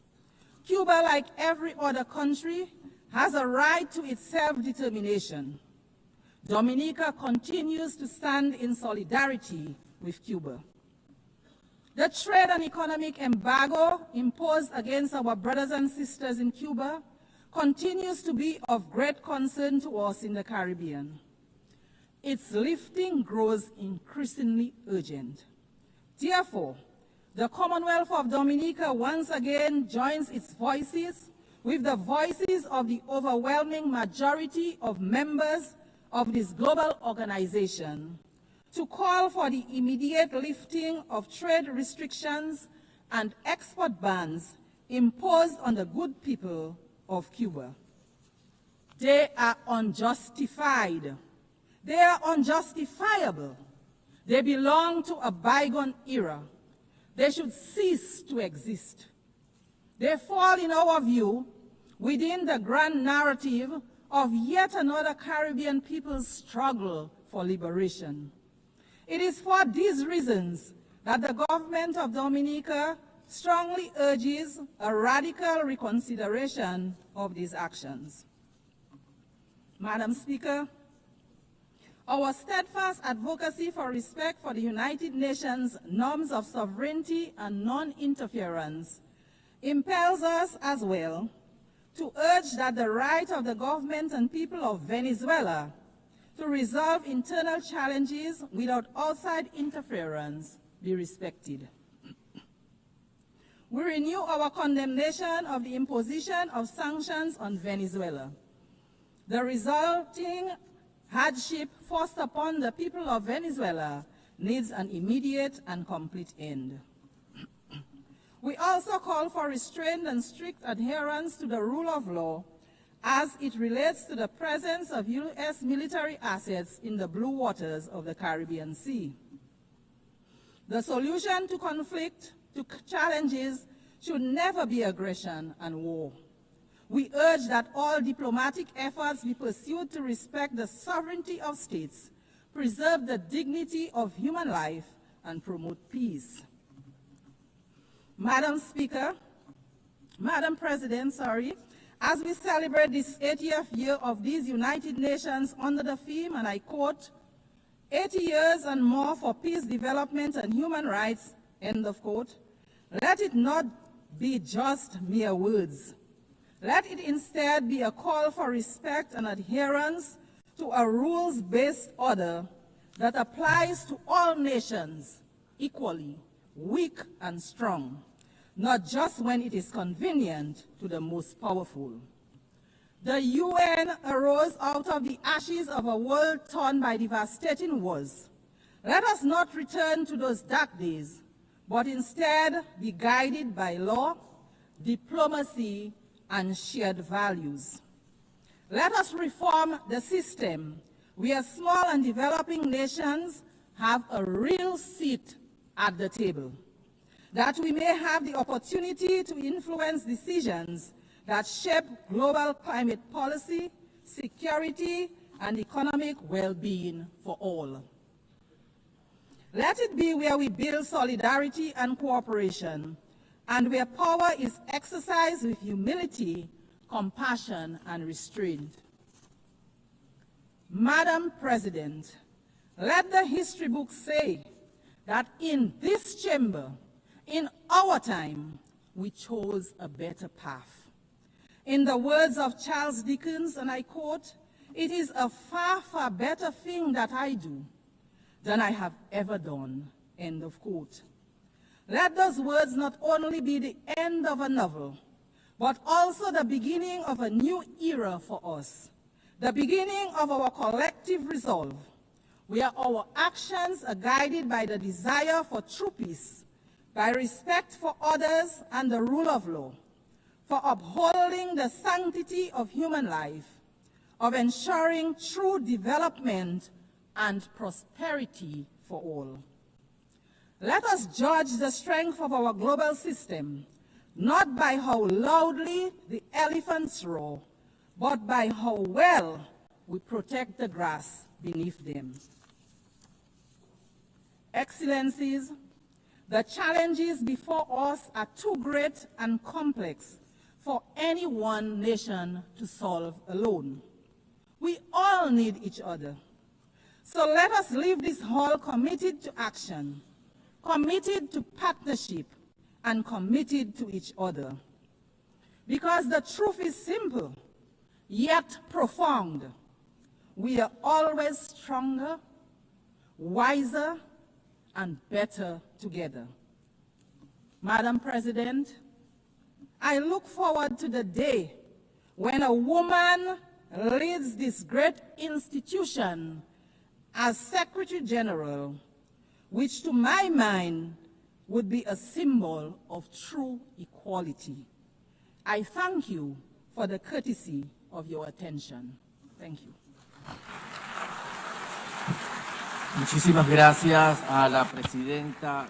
I would like to thank the President of the Commonwealth of Dominica. The Assembly will now hear an address by His Excellency Wesley Simina, President and Head of Government of the Federated States of Micronesia. I request protocol to escort His Excellency and invite him to address the Assembly.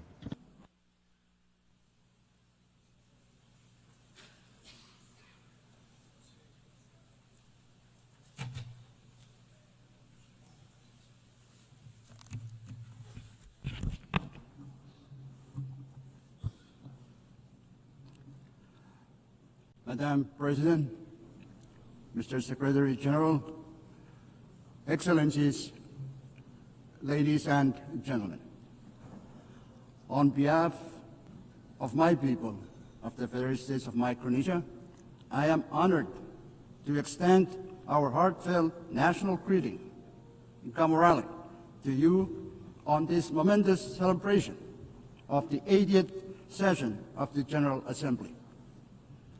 Congratulations, Madam President, on your election to preside over this distinguished assembly. Your leadership and insights will guide us moving forward. I also wish to commend the leadership of our outgoing president. At this time, I also want to express my gratitude to the Secretary General for his tireless and unwavering commitment in guiding our collective work. We are grateful for your dedication and efforts in keeping hope and cooperation alive across our global community. Madam President, Micronesia joins the United Nations in commemorating its 80th anniversary. This milestone calls on us to renew our collective commitment to strengthen multilateralism for the challenges ahead. Reiterating our commitment to multilateralism and inclusive reform, Micronesia emphasizes that any measures taken under the UNGA initiative must reflect the delicate balance and unique vulnerabilities faced by small island developing states. It is paramount that structural adjustments must enhance, not limit our access to critical support and representation. We urge that reforms ensure the continued resilience, tailored assistance, and participatory voice of small island developing states in the evolving UN system, so that no one is left behind. Madam President, the climate crisis is not up for debate. We all know that. The only question now is whether we, as leaders, will act with the urgency it demands. The landmark ICJ's advisory opinion reminds us that climate action is not only a moral imperative, but also a legal one.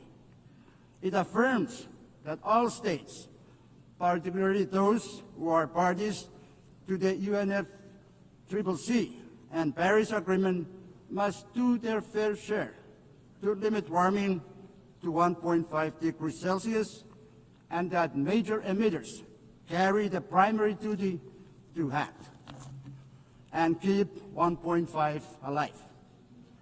It also underscores the obligations of developed countries to support the adaptation efforts of countries like mine, who live with the impacts of climate change every day.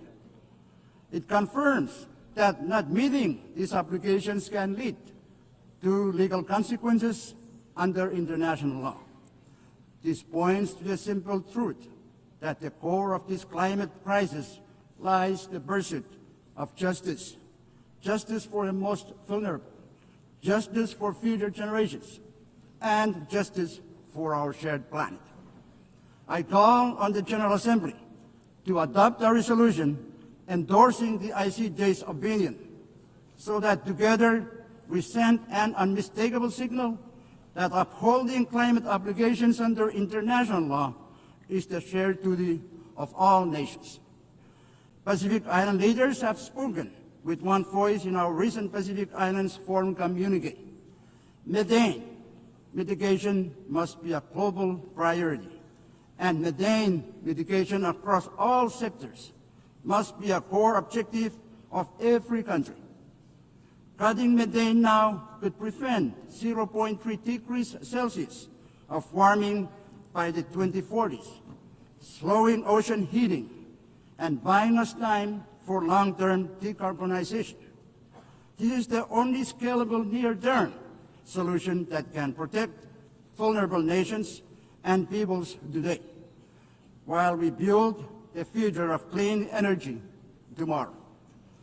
The COP30 will be the first opportunity since the ICJ's advisory opinion for us to take ambitious and aggressive actions to put the world back on track for 1.5 degrees.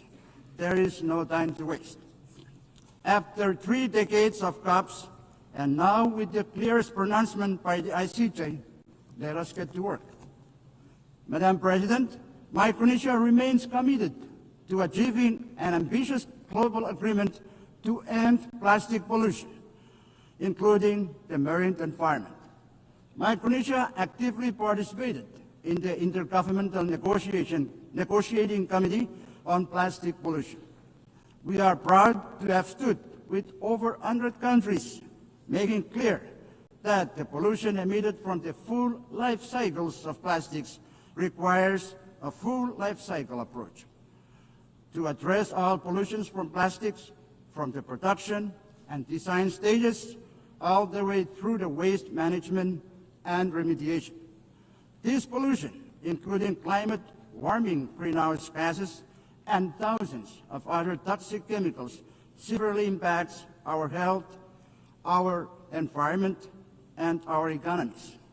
Despite the failure of the INC to produce a plastics treaty in Geneva, we are not giving up.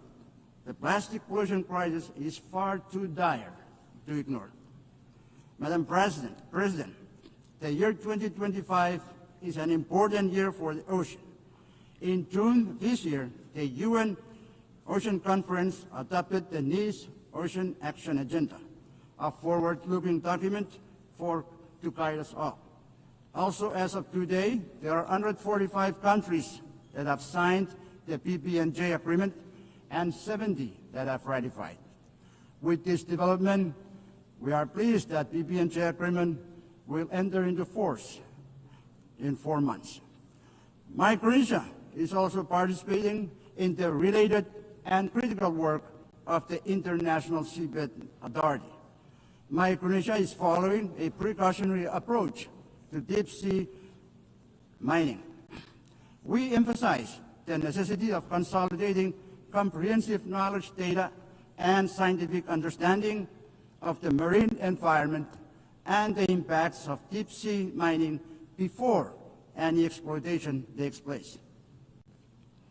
Additionally, it is crucial that all stakeholders, including adjacent coastal states, indigenous peoples, and local communities in the Pacific, are consulted and their perspectives considered before any exploitation occurs. In Micronesia, we have taken steps in preparation for exploration and possible exploitation in a responsible manner.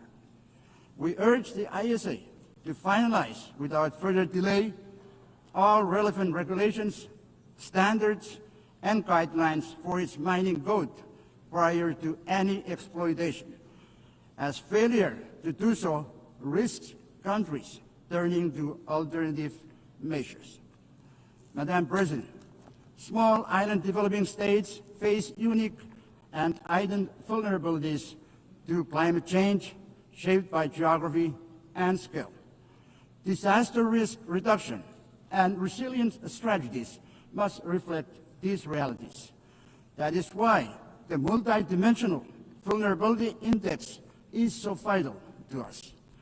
It recognizes our economic, environmental, and social fragilities, and it ensures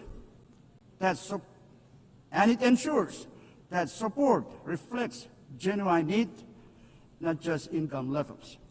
The MPI provides a fair framework for allocating resources.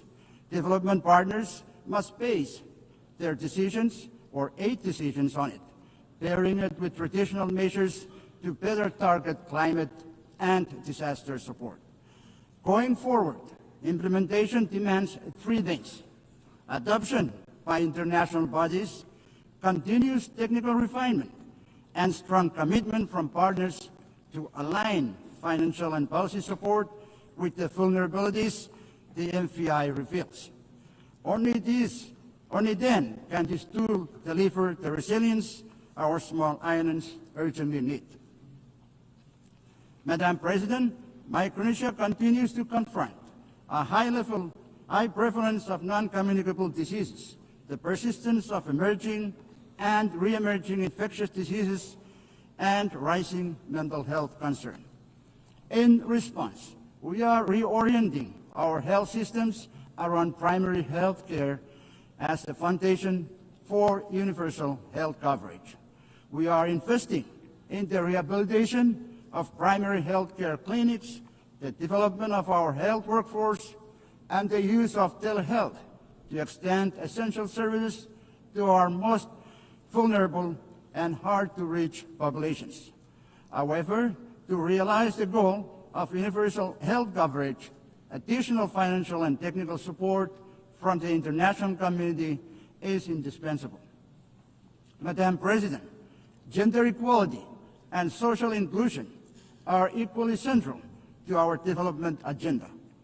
Our strategic development plan places this at its core, with the objective of ensuring equal access to services, equitable participation, and opportunities for all our citizens to thrive. Madam President, peace and unity are the foundation of our nation. Our FSM Constitution, or Micronesian Constitution, reminds us that we must, and I quote, live together in peace and harmony, to preserve the heritage of the past and to protect the promise of the future, end quote. Today, as conflicts continue to unfold across the world, we hold hope that they may be resolved through leadership rooted in peace. In our region, while we uphold peace and unity as guiding values, we find ourselves navigating the geopolitical and geostrategic competition among major powers.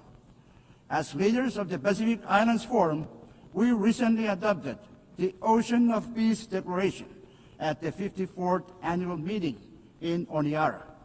In doing so, we affirmed that no single member state can face the growing threats to peace and security alone. We must act together as one Pacific family. Madam President, Micronesia co-sponsored the first ever UN resolution on AI alongside 120 member states. While AI holds great promise for economic development, it also carries the risk that must be carefully managed. The inclusive and constructive dialogue that shaped this resolution offers a model for future discussions, including those on peace, security, and the responsible military use of AI. As the digital world advances at an unprecedented pace, global cooperation is essential to ensure that AI systems remain safe, secure, and trustworthy. Micronesia, through our own cybersecurity efforts, is committed to developing national strategies and policies to safeguard our digital data and mitigate the risk of malicious attacks. Madam President, food and water security remain pressing challenges for Micronesia, as fragile freshwater sources and climate extremes undermine agriculture, marine ecosystems, reduce yields of traditional crops, and increase reliance on costly, less nutritious imports. Compounding these challenges, just days ago, I was compelled to declare a national state of emergency due to an ongoing oil leak from a World War II sunken vessel in Chuk Lagoon. This ship, together with more than 60 other wartime wrecks, has rested in our waters for nearly 80 years since the war's end. But now, these remnants of conflict pose new dangers as toxic oil seeps into our ocean, threatening our fisheries, coastal communities, and livelihoods. The scale of this crisis far exceeds Micronesia's capacity to address alone.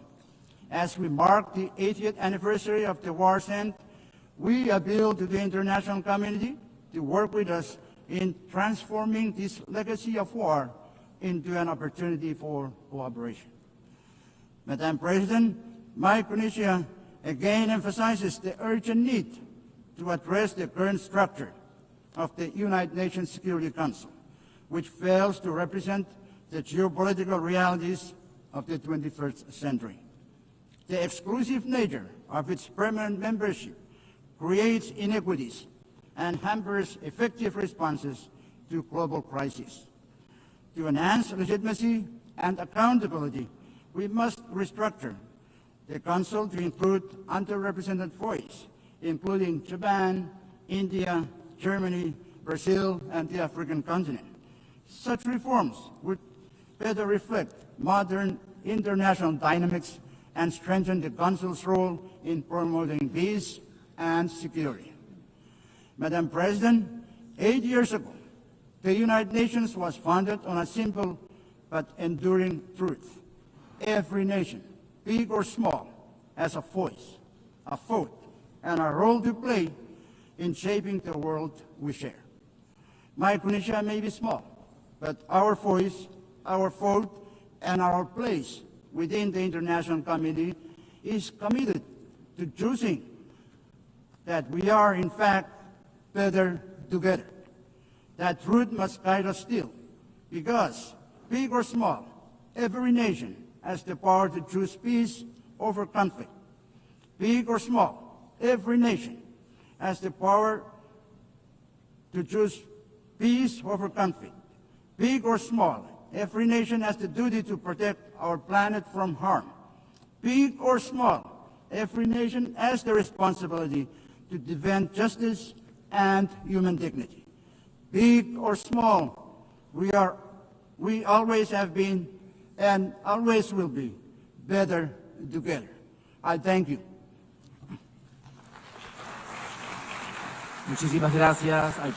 I would like to thank the President and Head of Government of the Federated States of Micronesia.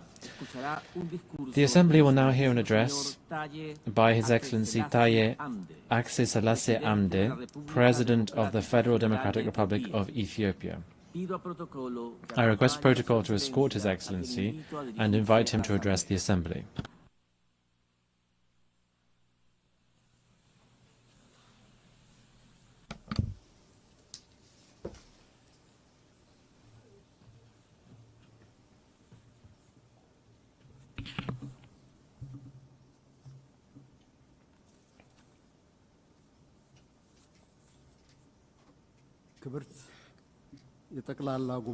Your Excellency, Madam President,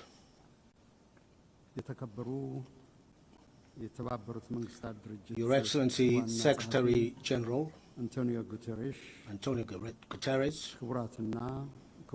ladies and gentlemen,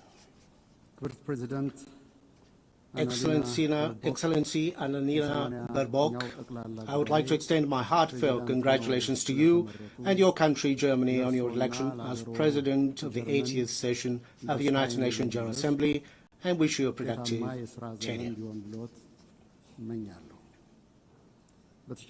I would also like to thank His Excellency Philemon Yang, President of the 79th session of the General Assembly, for his able leadership. It is a great honor for me to address this August Assembly, representing my country, Ethiopia, a founding member of the United Nations on this historic occasion, which marks the 80th anniversary of the organization.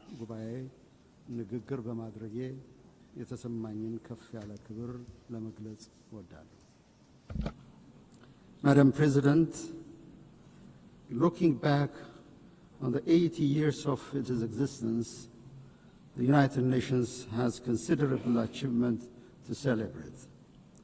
Our sacrifice for decolonization has left a lasting legacy on the global body, making it truly universal with the admission of newly independent states.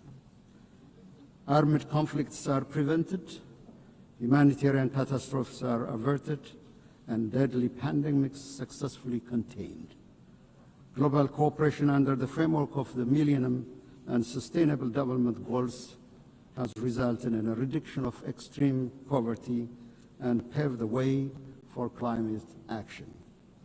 These achievements, however, cannot conceal the outstanding need for reform and revitalization.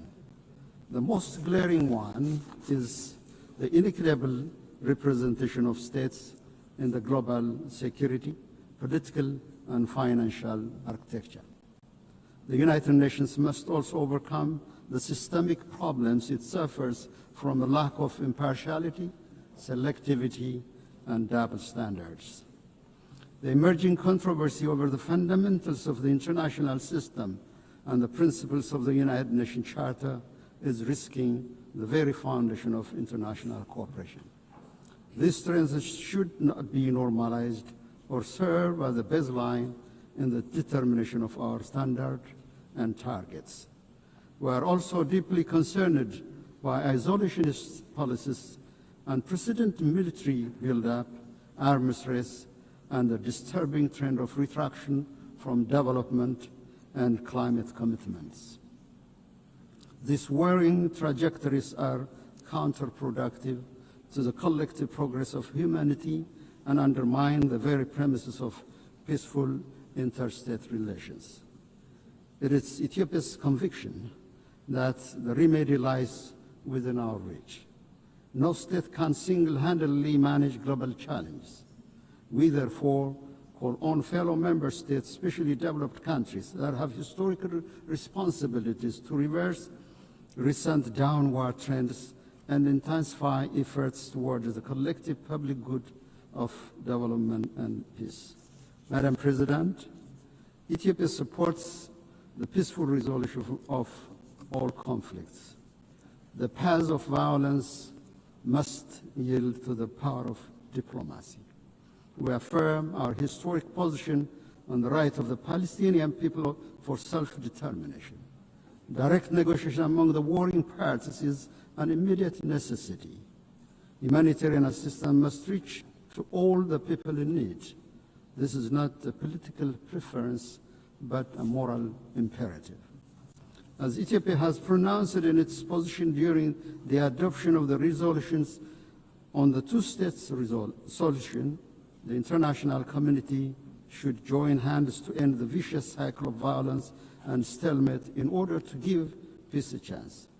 We wish to underscore any proposed peace and reconstruction plan in the Middle East should not create complications to adjacent countries and regions. More than any time before, the United Nations is indeed called upon to face events that greatly exceeds its powers and capabilities. It was in 1949, at the fourth session of the General Assembly, the Ethiopian delegation forewarned the risks of ineffectiveness and intrusion into the mandates of the General Assembly. This was caused by the excessive number of bodies and mechanisms created. It is in this light that we see the ongoing reform process under the UN 80 initiative as an opportunity to preserve the mandate of the General Assembly by rectifying its dispersion to a multitude of other bodies. Ethiopia reiterates Africa's long-standing call that there should be more decentralization and deployment of institutional and financial capacity to the global south, especially to the African continent, where the United Nations has most of its programs.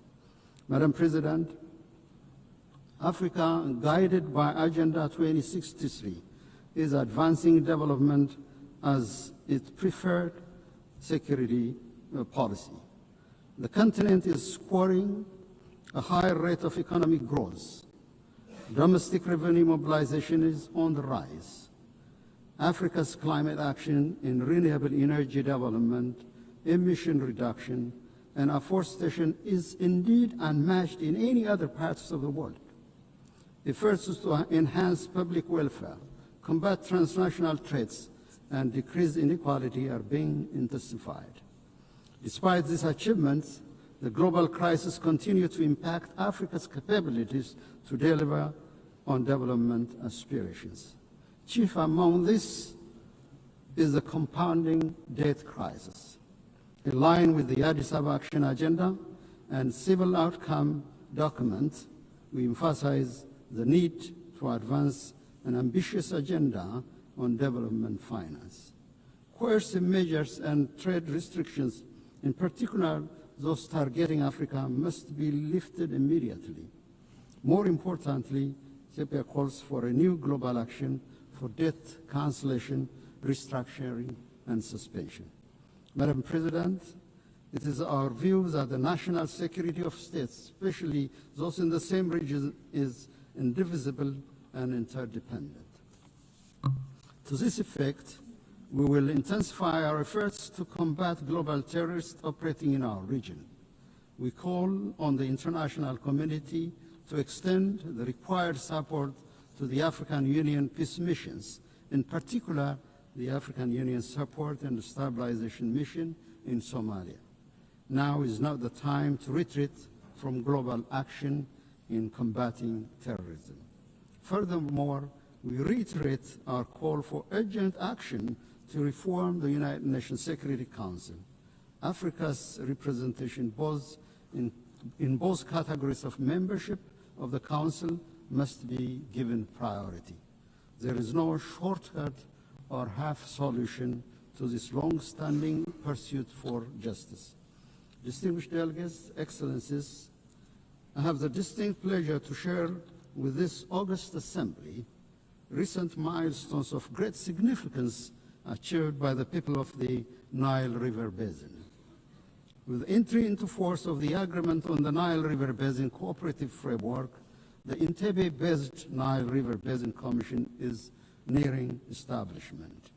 This year, we also celebrated another milestone.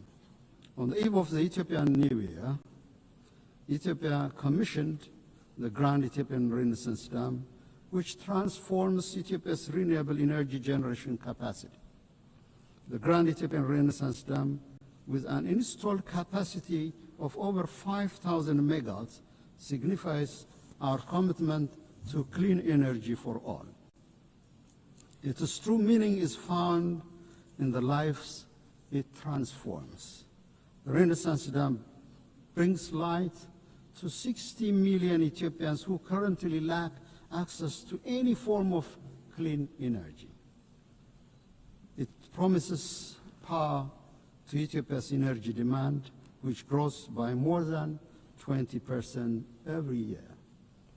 It is a symbol of liberation of millions of Ethiopian women and girls, freeing them from the back-breaking search for firewood. The dam will be instrumental in the attainment of all of the Sustainable Development Goals. It boosts our capability to provide clean water to our people who live under chronic shortage, create employment to our youth, and ensure food security. GERD also enhances regional connectivity. The overwhelming support and solidarity we received on the occasion of the inauguration inspired greater efforts to forge cooperation among the riparian countries of the Nile River Basin. Madam President, our Pan-African aspiration to break the vicious cycle of underdevelopment should bring our countries together to realize initiatives that will transform the lives of our people.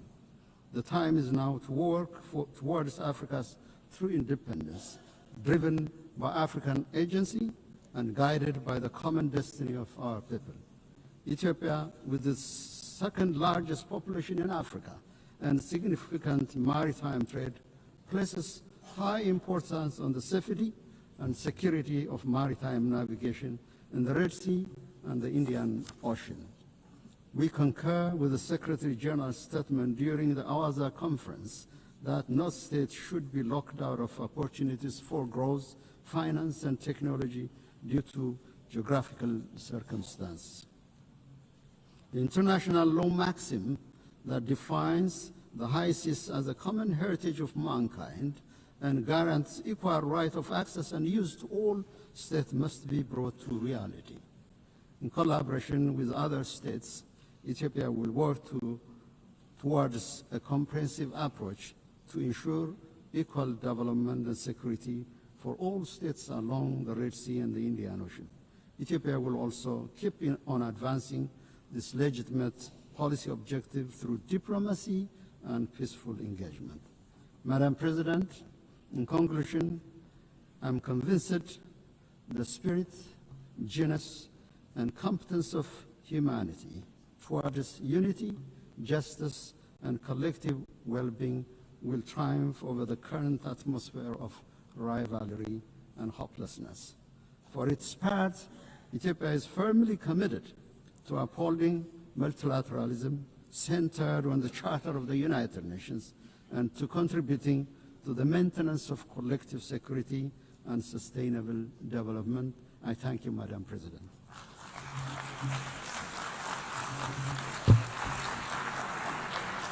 On behalf of the Assembly, I wish to thank the President of the Federal Democratic Republic of Ethiopia.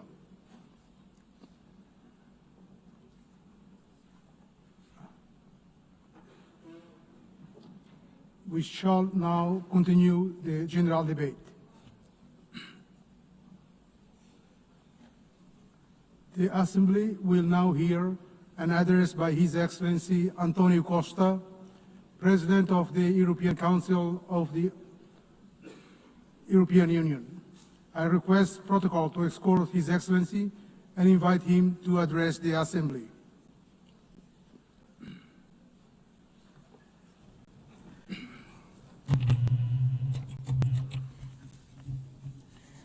Senhor Presidente, Excellencies, ladies and gentlemen, the world faces a crucial choice. Do you want a rules-based international order that upholds multilateralism and the United Nations Charter, or a chaotic world based on unilateralism, violence, and disruption? The European Union knows where it stands. We are a project of peace, of reconciliation, of social justice. We are and will remain a steadfast defender of multilateralism, of the rules international-based order, and of the United Nations Charter.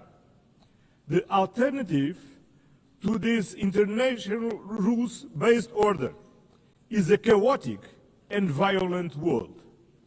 As seen in Sudan, an unreported and devastating conflict with destruction of huge proportions, as seen in Gaza, as seen in Ukraine.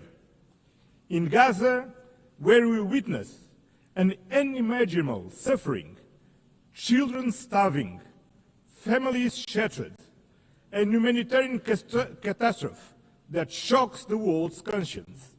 The use of starvation as a weapon of war is immoral and one that defies words. The European Union condemns terrorism in all its forms. The horrific attacks by Hamas cannot be forgotten. And we stand with Israel's right to security. Every country, every people have the right to live in security. The hostage must be released immediately. The Palestinian people have also the same right to security and to live in a viable state. A negotiated two-state solution is the only path to peace. Security for both peoples, dignity for both peoples, this is the solution we seek. The European Union has been an indispensable partner in the region. We are the largest provider of humanitarian aid to Palestinians. European funding has kept hospitals, schools, and institutions running. We have been, over the years, the largest supporter of the Palestinian Authority, supporting them in their reform agenda and in their efforts to ensure effective control of all the territory of Palestine. Dear friends, the European Union fully assumes its responsibilities, but we alone cannot stop this humanitarian catastrophe. Peace in the Middle East requires a collective response, and we need everyone to assume their responsibilities. We must act together and demand the unconditional release of all hostages, an immediate ceasefire, full and unimpeded humanitarian access, an end to illegal settlements, a renewed, credible commitment to a two-state solution. This was the strong message from the two-state conference hosted on Monday by France and Saudi Arabia, to which the European Union is fully committed. In Ukraine, a sovereign nation was brutally attacked by a permanent member of the Security Council, in clear violation of the United Nations Charter, a clear violation of sovereignty, territorial integrity, the respect of internationally recognized borders, and the right to choose its own destiny. Principles that bind all the members of the United Nations. This aggression threatens not only Ukraine, it threatens every nation in this assembly. If we accept Russia's invasion of Ukraine, no country will ever be safe.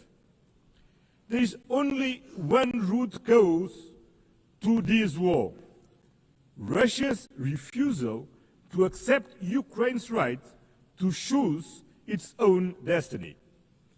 For over 3 years, this war has claimed innocent lives, destroyed cities, and fueled global insecurity.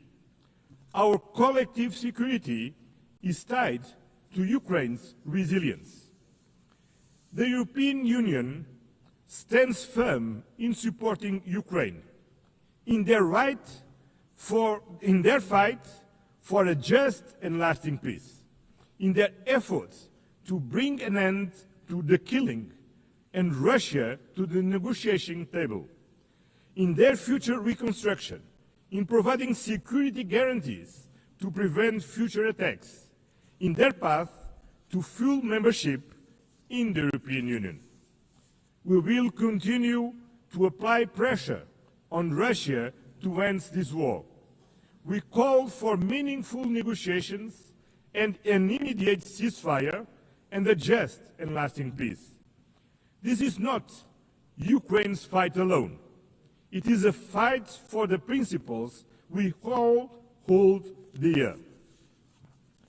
Excellence, Your Excellencies, the European Union is determined to build a world founded on the fundamental values that we share with the United Nations: peace, human rights, and sustainable development. Human rights are the foundation for global peace and stability. Social protection, decent jobs, gender equality, and the fight against poverty are not optional.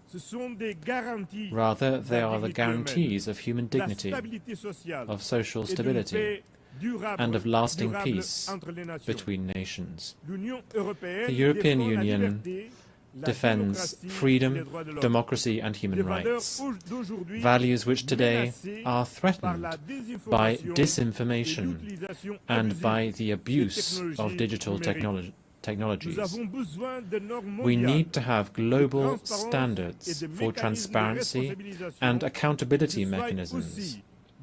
They also need to be as dynamic as the technologies that we are trying to regulate, to make sure that digital technologies give citizens means to act, and not autocrats or the new technology oligarchs. The European Union is in favor of a human-centered approach to artificial intelligence. We are at the forefront of the first global regulatory framework in the world for responsible AI, and we are calling for an equivalent level of ambition in the international domain. We are doing this based on our fundamental values: dignity, democracy, and the rule of law. Your Excellencies, climate change is not fake news. It is a scientifically proven fact that is affecting our present and our future. Destruction and deaths brought about by fires, floods, and hurricanes are not an invention. We're talking about something all too real. In addition, investing in decarbonization is key for the energy sovereignty of every country, for innovation, and for the competitiveness of our economies. That is why the European Union fully shoulders and fulfills its commitments undertaken in the context of the Paris Agreement by reducing its emissions by 55% by 2030 and by achieving climate neutrality by 2050. We will continue actively promoting the protection of our oceans, which are lungs and the lifeguard for our planet.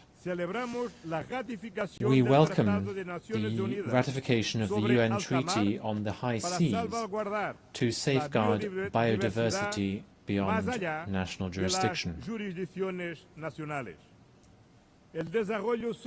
Sustainable development also means building alliances, not dependencies.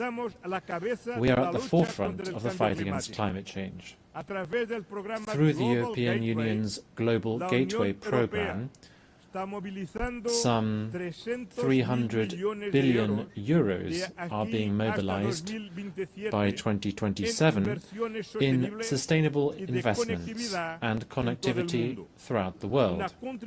This is a decisive contribution to help attain the Sustainable Development Goals. In addition, the European Union, together with its member states, accounts for some 42% of global development assistance. We are the main donors to the World Health Organization, UNICEF, and the United Nations Development Programme. We lead and we will continue to lead global solidarity, even at these times of major budgetary restrictions affecting the United Nations system. Lastly, we need to make headway in reforming the international financial architecture and in the management of debt. The international financial system needs to be fairer, more inclusive, and more tailored to current challenges, so that it can also help us to close the financing gap for development by following the path that has been set by the Seville commitment. Excellencies, the European Union is a global partner. The European Union and its member states are staunch political supporters and the largest collective donors to the United Nations. As the pillar of the multilateral system, we are working closely with other regional partners. That is why we are building stronger trade and industrial partnerships across the globe. We are advancing deals with Mercosur, Mexico, India, Indonesia, the Philippines, and Thailand. not just to boost trade, but to increase global predictability and resilience. The trade and investment agenda, based on fairness, sustainability, digital innovation, labor rights, and climate alignment. Because trade deals, not tariffs, deliver real benefits for all countries, companies, and citizens. In the multipolar world, we are building a powerful global network of partnerships with Africa, Latin America, and the Caribbean, United States and Canada, the Arab world, Asia, and the Pacific, as well with our European neighbors. In today's multipolar world, there is no global south or global north. Both are plural. And the European Union will continue to work with all partners in the spirit of global solidarity and meaningful partnership, because multipolarity needs an effective multilateral system, a rules-based international order under the United Nations Charter. And this commitment stems from our own history. Europe rebuilt itself from the ashes of World War II, through peace, through reconciliation, and through integration. We know these principles work because they worked for us. At a time when international cooperation is being tested, the value of reliable partnerships has never been greater. The European Union is a reliable and predictable partner and stands firmly with the United Nations. We will defend its principles, support the reforms of the United Nations Secretary General Antonio Guterres, work to make the United Nations more inclusive, more representative, and more effective, with the UN Haiti reform initiative and the implementation of the Pact for the Future. At a time when multilateralism is under threat, let me leave you with one simple promise. You can count on the European Union. Count on us to stand for peace, for multilateralism, for justice, for human dignity, for sustainability. The time has come to choose clearly: peace over war, law over force, accountability over impunity, solidarity over division, sustainability over crisis, justice over inequality. The European Union has no doubts about where we stand, and you cannot have any doubt about where we are. Thank you very much.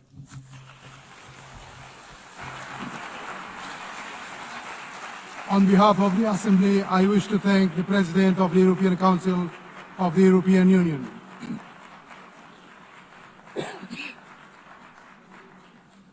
The Assembly will now hear an address by His Excellency Philip Isidore Mpongo, Vice President of the United Republic of Tanzania. I request protocol to escort His Excellency and invite him to address the Assembly.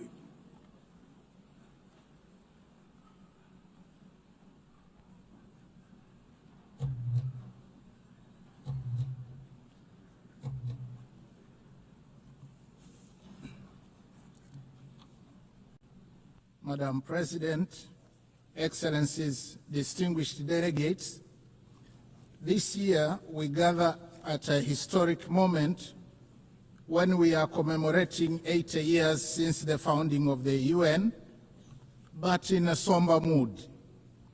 The theme of this general debate, that is better together, 80 years and more for peace, development and human rights, reminds us that determined cooperation remains our best vehicle for addressing urgent global challenges of this century and beyond. Yet, we are faced with chaos in the form of unilateralism with arrogance, barbaric wars, persistent poverty, injustice, pandemics, as well as an impending climate catastrophe. As we mark 80 years of the UN, we are called to rekindle the vision of its founders, anchored on two pillars. First, nations can overcome difficulties and accomplish more when they work together in solidarity. Second, peace is humanity's truest desire, which we must seek and pursue relentlessly on the basis of international law. By contrast, war is undesirable. It is a senseless path to resolving conflicts on which everybody loses, and its bitter fruits include unspeakable loss of innocent lives, too many orphans, widows, and refugees, as well as wanton destruction. Yet the United Nations Charter has guided us through many challenges over the past 80 years, reminding us to uphold peace, justice, cooperation, and dialogue to resolve conflicts. Today, as the world faces new tests, we must therefore hold firmly to these same principles, for it is only by respecting and living by the Charter that we can honor the past and build a safer and better future for all of us. Excellencies, the past 8 decades also remind us that change is the only constant in our world. The challenges of today are not the same as those of yesterday, nor will they be the same tomorrow. Thus, for the UN to remain relevant and is true to its noble mission, it must embrace change. Tanzania welcomes the UN 80 reform initiative unveiled in March this year, which seeks to enhance efficiency across the UN system and strengthening effectiveness. My country stresses the importance of upholding the principles of transparency, equity, and objectivity in the process, so as to renew trust and foster inclusive global governance. We thank the Secretary General for engaging member states in this endeavor. Nevertheless, Tanzania reiterates Africa's position on redressing the continent's underrepresentation in the Security Council and calls for admission of at least 2 permanent seats for Africa with veto power, as articulated by the Eswatini consensus. Tanzania also joined other countries of the Global South in demanding urgent and comprehensive reform of the global financial system. While we support the outcomes of the 4th International Conference on Financing for Development held in Seville, Spain this year, we renew the call for scaling up long-term concessional financing, revising sovereign credit rating frameworks, and rethinking debt sustainability assessments in order to unlock capital for investment in infrastructure, education, health, and climate adaptation. We reiterate our demand for increased voice and representation of Africa in the governance structures of the IMF and the World Bank. These noble demands have gone unheeded for a very long time and must be addressed now. Excellencies, SDGs remain our common plan for a better world.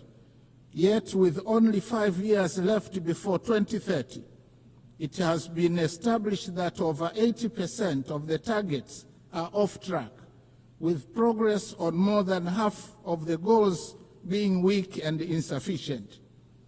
The big elephant in the room, suffocating progress, is an estimated financing gap of $4 trillion per annum. Nevertheless, Tanzania remains committed and has made strides in implementing the 2030 agenda, with overall performance estimated at 60%. Examples include SDG 3, where maternal mortality declined from 750 deaths per 1,000 live births in 2000 to 104 in 2022. For SDG 6, access to clean and safe water increased in both rural and urban areas from 32 and 55% in 2000 to 79.9 and 94% respectively by 2024. On affordable clean energy, SDG 7, the number of villages connected to electricity increased from 8,587 in 2000 to 12,318 in 2024. Only 15 villages remain without electricity. However, significant challenges remain, especially on environmental sustainability, that is SDGs 13, 14, and 15. Going forward, we urge the international community to strengthen collective response to climate change, seizing the opportunity presented by COP30 in Belém, Brazil, prioritizing delivery on the pledges for climate action, including capitalization of the Loss and Damage Fund. We call for increased long-term concessional financing, technology transfer, and fairer trade terms to complement our zeal in domestic revenue mobilization, reversing capital flight, and pursuit of win-win partnerships in the exploitation of our natural resources. I am glad to inform the Assembly that in June 2025, we launched the Tanzania Vision 2050 that articulates our long-term development aspirations and dovetails quite well with the SDGs agenda. Excellencies, peace is not a bonus. It is a prerequisite for socio-economic development. We must therefore seek and pursue peace tirelessly. We commend the efforts of the UN Secretary General, world leaders and organizations that are active in conflict mediation and resolution in countries and regions such as Eastern DRC, Sudan, Russia, Ukraine, and the Middle East. As we commemorate the Beijing Plus 30 and celebrate the progress made in promoting gender equality and the empowerment of women, we call for full involvement of women in the quest for peace. In this regard, I must say Her Excellency Dr. Samia Suluhu Hassan, the first woman president of Tanzania, has shown the way in articulating policies and actions that strengthen the role of women across all sectors of our society. Regionally and internationally, she has been a champion of peace, justice, security, and clean cooking. Tanzania, as a member of the African Union Peace and Security Council, and in our then role as chair of the SADC organ on politics, defense, and security cooperation over the past year, actively contributed to peace initiatives and supported measures to prevent and resolve conflicts. In this spirit, Tanzania announces its candidacy for a non-permanent seat on the UN Security Council for the term 2029-2030, reaffirming our commitment to global peace and security. Excellencies, Tanzania opposes the continued imposition and proliferation of unilateral coercive measures which undermine the principles of sovereign equality and peaceful coexistence enshrined in the UN Charter. Such measures, often applied without mandate of the Security Council, represent a form of economic aggression that disproportionately harms innocent civilians by depriving them of essential needs such as food, medicines, and capital goods. In this context, Tanzania reiterates its principled solidarity with nations, including Zimbabwe and Cuba, and the peoples who continue to endure the adverse effects of the long-standing economic embargo and sanctions. We stress that these embargoes and sanctions contravene international law. Similarly, Tanzania stands in solidarity with the people of Palestine and Sahrawi, who continue to be denied the fundamental rights of freedom, sovereignty, and self-determination. Tanzania also strongly condemns all forms of terrorism carried out within or across national borders. Madam President, Excellencies and distinguished delegates, in his last speech to the United Nations General Assembly prior to retirement in 1985, Mwalimu Julius Nyerere, the founding president of my country, articulated the principle that, and I quote, "To be silent when we see danger, to refrain from attacking policies which are seen as contrary to the interests of peace and justice, to do these things would be to surrender our freedom and our dignity. That we shall never do." End of quote. Following the same principle, Tanzania considers unilateralism and misuse of military might, as well as shameful incapacity of the international community and global powers to bring an end to bloodshed and horrific wars raging in many places around the world to be unacceptable. Similarly, Tanzania condemns the resurging use of the law of the jungle as a means of resolving conflicts, as well as committing atrocities that cast shame on the whole of humanity, particularly extreme violence against children, women, the sick, and the elderly in conflict situations, as well as imperial attitudes, including that of regarding Africa as a free mine to be exploited and ample land to be plundered. The hypocrisy and scandal of international companies, some of which are state-sponsored, to continue to prosper from the exploitation of Africa's natural wealth while causing or supporting conflicts should be brought to an end now. Instead, Africa needs win-win partnerships in the exploitation of our natural wealth. Tanzania also reminds the international community that increased military spending on research and manufacture of weapons for money is tragic and morally wrong. It obstructs the quest for peace in the world and takes away an enormous amount of resources that could have been used to propel sustainable development and prosperity for all humanity. I thank you.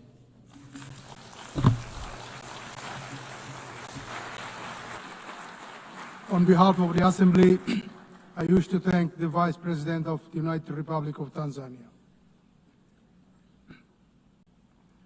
The Assembly will now hear an address by Her Excellency Chisika Rose Epelalupo, Vice President of the Republic of Uganda. I request protocol to escort Her Excellency and invite her to address the Assembly.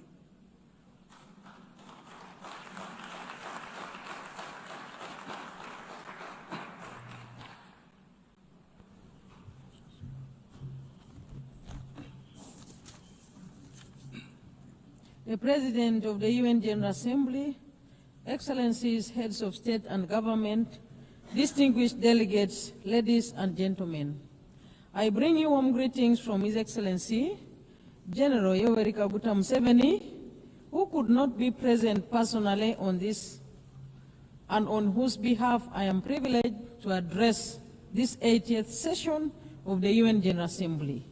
Madam President, let me begin by warmly congratulating you on your election as the President of the 80th session of the UN General Assembly. Uganda assures you of its full support throughout your tenure, and I also extend our appreciation to His Excellency Philomen Yang for his capable leadership during the 79th session. We commend the Secretary General, His Excellency Antonio Guterres, for his continued commitment to the roles and responsibilities of the United Nations. This year marks 80 years since the founding of the United Nations, born out of the devastation of the Second World War, with the aim of preventing future wars and promoting global cooperation. This anniversary is timely and is a reminder of our shared responsibility to uphold multilateralism and strengthen global solidarity in addressing common challenges. The theme of this year's General Assembly, Better Together, resonates well with our national objectives. Uganda firmly believes that multilateralism remains an essential framework for building collective solutions to global problems.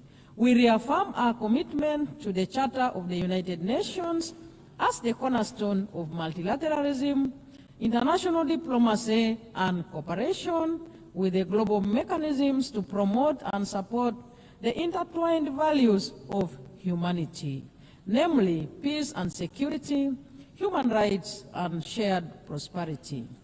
We are equally committed to fast-tracking the achievements of the 2030 Agenda on Sustainable Development and implementation of the Pact for the Future. Madam President, Uganda continues to play an active role in advancing peace, stability, and security within our region, e.g. in Somalia, South Sudan, DRC, and the Sudan. Uganda remains committed to the peaceful resolution of regional conflicts. We remain the largest troop contributor to the African Union mission in Somalia since 2007, which has been succeeded by the African Union Transition Mission in Somalia, and now the African Support and Stabilization Mission in Somalia. As a country, we have invested both human and financial resources in promoting peace and stability unreservedly. These efforts require reliable and predictable funding. We therefore call on the international community to commit adequate resources for peace-building and peacekeeping missions to ensure that their sustainability, effectiveness, and success becomes a reality. In South Sudan, Uganda continues to support the peace process as one of the guarantors of the Comprehensive Peace Agreement, contributing to efforts aimed at restoring stability and unity in the country. On the peace efforts in the eastern part of the Democratic Republic of Congo, Uganda has been working with regional leaders on the Nairobi and Luanda processes aimed at finding a lasting solution, and we also remain supportive of other complementary efforts by the international community.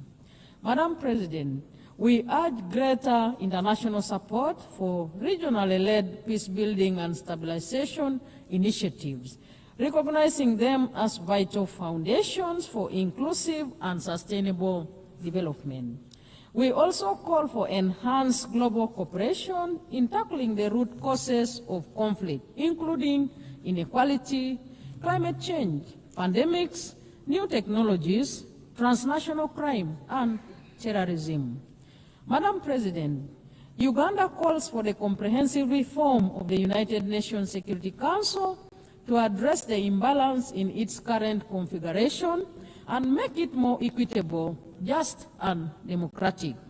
We demand for Africa's representation on the Council as a special case, as a matter of urgency in both the permanent and non-permanent categories, in line with the common African position enshrined in the Eswatini Consensus and SATE Declaration. Africa must have 2 seats in the permanent category with all rights and privileges, and 2 additional seats in the non-permanent category. On the question of Palestine, we urge the international community to give renewed priority to the realization of the internationally endorsed 2-state solution. We appeal to the United Nations Security Council to play a decisive and just role in resolving the Palestinian issue, which is crucial for lasting peace in the Middle East and central to global peace and security. We join the international community in the long-lasting call to end the embargo on Cuba that has been tightened recently with unfair designation as a state sponsor of terrorism. Uganda is recognized globally for its progressive refugee policies. Madam President, we host the largest number of refugees in Africa, currently standing at 1.9 million. Uganda allocates land to refugees and integrates them into our national systems, sharing public services such as education and healthcare, etc. However, this model is under serious pressure due to declining international support amidst rising global geopolitical tensions. The drop in partner funding has strained our already limited resources, affecting both host communities and our ability to meet national development targets, including SDGs. Uganda remains committed to upholding its obligations, but we cannot do this alone, as it diverts vital resources from our national development needs. Madam President, we therefore urge the international community to meet its obligation and support host countries like Uganda. Refugee hosting should not become a debt burden. Uganda should not be expected to borrow money to care for displaced population fleeing conflict. Madam President, with just 5 years remaining to achieve the 2030 Agenda for Sustainable Development, progress in many developing countries remains far off track.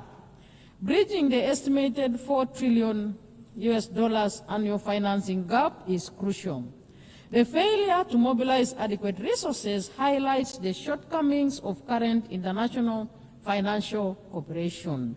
We call on the international community to fully implement existing commitments, including the Sevilla Commitment, the 2015 Addis Ababa Action Agenda, the 208 Doha Declaration, and the 202 Monetary Consensus. These agreements provide a framework for enabling developing countries to expand their physical and policy space and drive balanced and inclusive development. Accelerating the SDGs requires renewed commitment to multilateralism, global solidarity, and the strengthening of international cooperation mechanisms to ensure that no one is left behind. Madam President, Uganda's commitment to the promotion and protection of human rights remains central to our national development agenda. Our Constitution guarantees civil and political rights, freedoms of association, assembly and expression, and the right of every citizen to participate in democratic governance. Since the introduction of multi-party democracy, Ugandans have enjoyed regular, free and fair elections at all levels in Uganda. Madam President, Uganda was the first country in the sub-Saharan Africa to introduce universal free primary education in 1987 and universal free secondary education in 2007, an endeavor which has enabled our children to attain basic education and has improved the literacy and numeracy levels in our country, and all the associated benefits and multiplier effects. Health remains at the core of our development strategy. Uganda is scaling up investments in primary health care and deploying digital health solutions to improve service delivery and accountability. Our HIV/AIDS response remains a global model of political will and community engagement. Under the Presidential Fast Track Initiative, Uganda has reduced HIV prevalence to 5.5%, achieved 96% treatment coverage among those diagnosed, and over 90% viral suppression. Madam President, as the current chair of NAM, Uganda is committed to advancing the principle of unity, peace, and solidarity among its members. We support stronger collaboration between NAM and the UN in promoting the interests of developing countries. In this context, we call for accelerated progress on the adoption of the long overdue Covenant on the Rights to Development. Uganda looks forward to welcoming honorable ministers of NAM member states and observers at the 19th Midterm Ministerial Conference scheduled to take place in Kampala between 15th and 16th October 2025. Madam President, as I conclude, the United Nations has stood as a pillar of development, a pillar of peace and human dignity for the last 8 decades. It remains indispensable.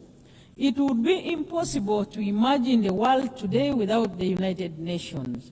Uganda acknowledges the UN's many achievements, its legitimacy, convening power, and normative influence. Madam President, more must be done to adopt and adapt and strengthen multilateralism. We must redouble our efforts to uphold international cooperation and ensure that the United Nations system is reflective of the current realities and capable of addressing the intertwined global challenges of peace and security, human rights, and sustainable development. Let us commit to leaving no one behind. Better together. I thank you. On behalf of the Assembly, I wish to thank the Vice President of the Republic of Uganda.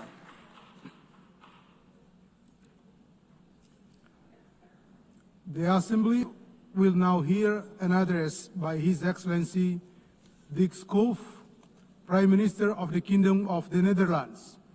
I request protocol to escort His Excellency and invite him to address the Assembly.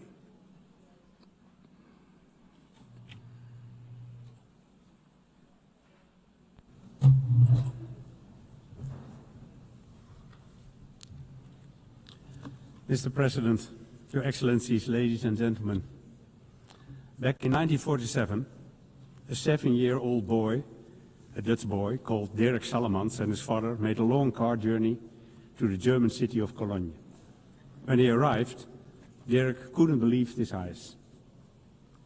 It was a shocking sight, he said in a recent newspaper interview. Rubble everywhere, people living in abject poverty, the entire city flattened by bombing.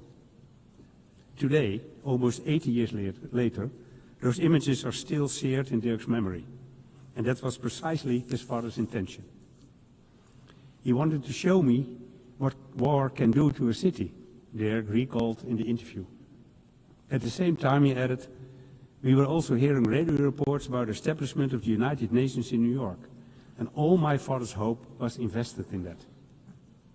When the interviewer asked what exactly the hope was based on, Dirk recalled the opening words of the United Nations Charter, we the peoples. And indeed, it is the peoples of the world, the people, who task their governments with saving them from war, human rights violations, and armed conflicts. We the peoples. It was those words on that day in Cologne that inspired Dirk Sallemans to embark on a career as a UN diplomat that spanned almost 30 years. And it is those same words, 80 years on from the UN Charter, that still remind him and us of that task. Of course, the world has changed dramatically since then, and unfortunately we must acknowledge that the mission, no more war, has failed. In fact, this year, even as we celebrate the United Nations 80th anniversary, we have heard it said that the UN can no longer justify its existence. Anyone who says that, however, has forgotten where we came from. Without the UN, there will be no disarmament treaties, no International Court of Justice, no climate agreements on sustainable development goals. Without the UN, which is often the only organization capable of supplying aid in the toughest places on the earth, millions of people would be deprived of food, clean water, and medical aid. Over the past 80 years, we've taken the UN's achievement for granted. We've neglected to look back on where we've come from and all the milestones we have achieved along the way. And although the situation right now might be especially difficult, I know this too. It has never been easy. Every achievement was preceded by the lengthy consultations. Countries were often at loggerheads, and sometimes they were tempting to throw in the towel. But that never happened. And the reason can only be that, despite our many differences, we all understand what's at stake. That's the context in which I view the increasingly frank debate on the UN future. Yes, the world has changed. Yes, international relations have changed. And yes, The way we work together has changed. But I believe that this can lead us to only one conclusion, that we must change with times. And that's exactly what we're doing through initiatives like UN80, which aims to enhance the UN's impact on the ground, simplify structure and forge stronger partnerships with other bodies, like international financial institutions, the private sector and philanthropic organizations. Changing with the times also means making the most of today's opportunities. Earlier this week, I spoke with several UN youth representatives. They are growing up in a different time to you and me, with new concerns, but also new opportunities. We need their insights, not only because our decisions will affect their future, but above all, because they are the future. So if we are to move forward, we must work together by using AI and other technologies wherever possible. And the Kingdom of the Netherlands has already taken the lead on this by teaming up with donors and partners to explore new ways of boosting the efficiency and effectiveness of multilateral institutions. New ways, but not new principles.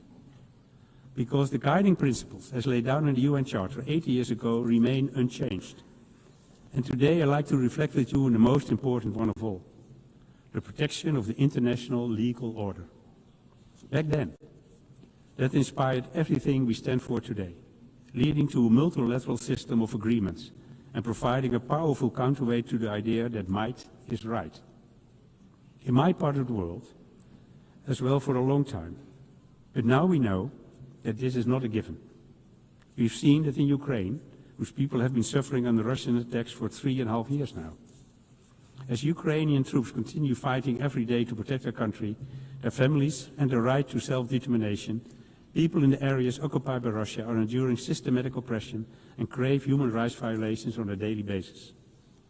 We've seen several initiatives aimed at bringing peace closer since spring, such as the talks in Saudi Arabia, Turkey and the US. But peace still seems like a very distant prospect. Ukraine has adopted a constructive stand, but so far Russia has shown no real willingness to accept the US proposals. And in the meantime, the war of aggression and the suffering continue unabated. But in case you're thinking, there goes another European who only wants to talk about European problems, let me assure you, that is not the case. If the UN 80 years have taught us anything, it's that all the big issues are closely interlinked. As a kingdom of different countries in different parts of the world, we know that better than anyone. Take food security. In the European part of our kingdom, we are approaching the limits of what the earth can sustain, while the Caribbean part of the kingdom has seen how vulnerable people are when they're dependent on others for their food security. And there are those other matters that we hear far too little about, even though they give cause for grave concern. Just look at what's happening in Sudan.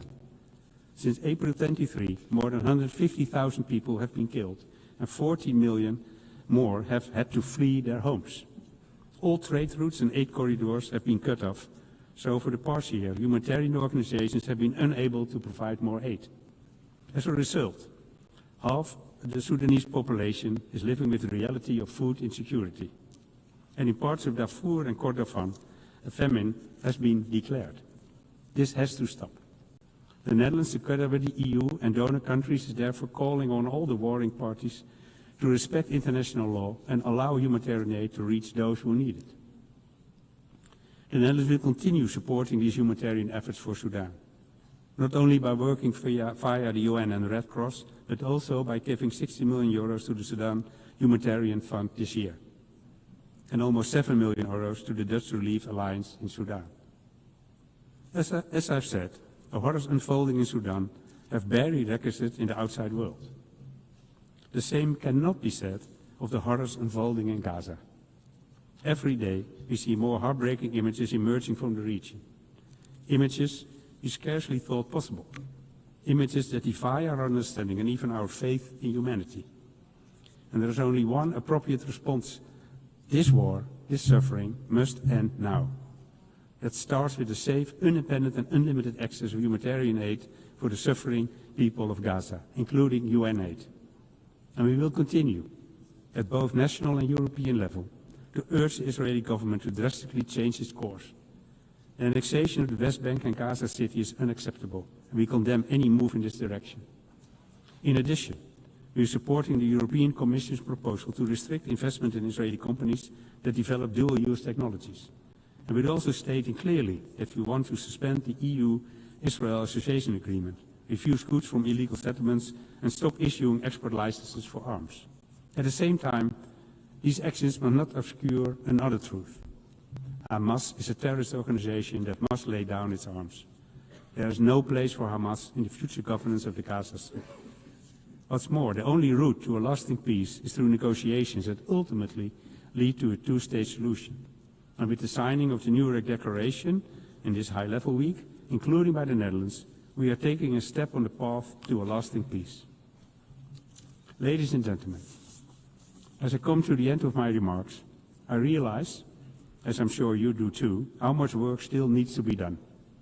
How many areas in which we, the UN, have fallen short. And how long we've waited to adapt to this changing world. So I understand that some of us may be tempted to give in to despair.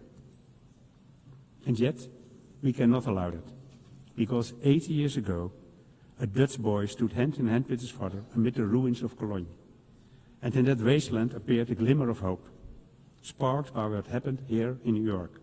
A glimmer of hope that inspired Dirk Salomons and his father, and the peoples of these United Nations. We, the peoples.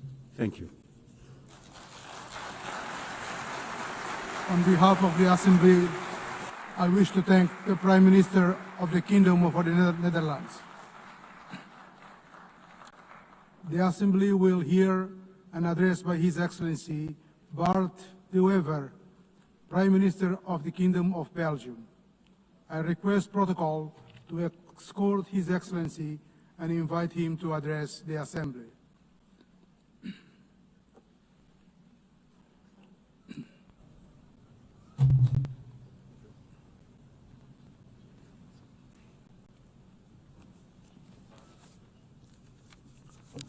Mr. President, esteemed colleagues, ladies and gentlemen, it is the first time that I stand before you. I am 54 years old, which means that I was a teenager in the 1980s, when Ronald Reagan was president of this great country, a man that I admired and that I still admire. Today, I'm nostalgic of that time, because then I truly believed that the Western world was bound together by shared values and mutual respect. And I also believed that these values would eventually rule the entire world. Today, we are reminded of the Melian dialogue of the Greek historian Thucydides. He described how envoys from Athens forced the small neutral island of Melos to choose sides in the Peloponnesian War. If Melos refused, Athens would destroy it. Thucydides captured the brutal logic of power in one single sentence. The strong do what they can, and the weak suffer what they must. He may have been right about human nature, but that is not the world we want to live in today. Civilization means striving to be better than our basic instincts, to rise above them. The United Nations was born out of the most destructive war in human history to embody precisely that aspiration. And yet today, international organizations are under pressure. International law is under pressure. Respect for sovereignty is under pressure. Geopolitics often boil down to sheer ego politics, and I regret this deeply. That is why I stand before you today to advocate for a world anchored in mutual respect, a world of free and fair trade, a world of strong partnerships, respect and cooperation, a world based on international law, a world that tackles climate change, a world of peace, prosperity and progress. The United Nations remain crucial in pursuing that ambition. The United Nations are far from perfect, and this is why we support the UN 80 reform agenda, because the challenges we face are immense. And I would like to highlight two domains in which we urgently need to move forward: our security and our prosperity. First, security. All who cherish freedom must work to build resilient and vigilant societies. We face new forms of imperialism, new military threats, and violent conflicts that destabilize entire regions. This is not the path we choose, but neither can we afford to be naive. Those who wish for peace must be prepared to defend it. That is why we stand firmly with Ukraine. We must erect a barrier against those who look at us the way the Athenians looked at Melos. Belgium is therefore assuming its full responsibility, investing more in defense. Together with our European partners, we are striving for greater integration of our armed forces and defense industry. At the same time, we must strengthen ties with all countries committed to peace and stability. We must also confront the rise of international organized crime.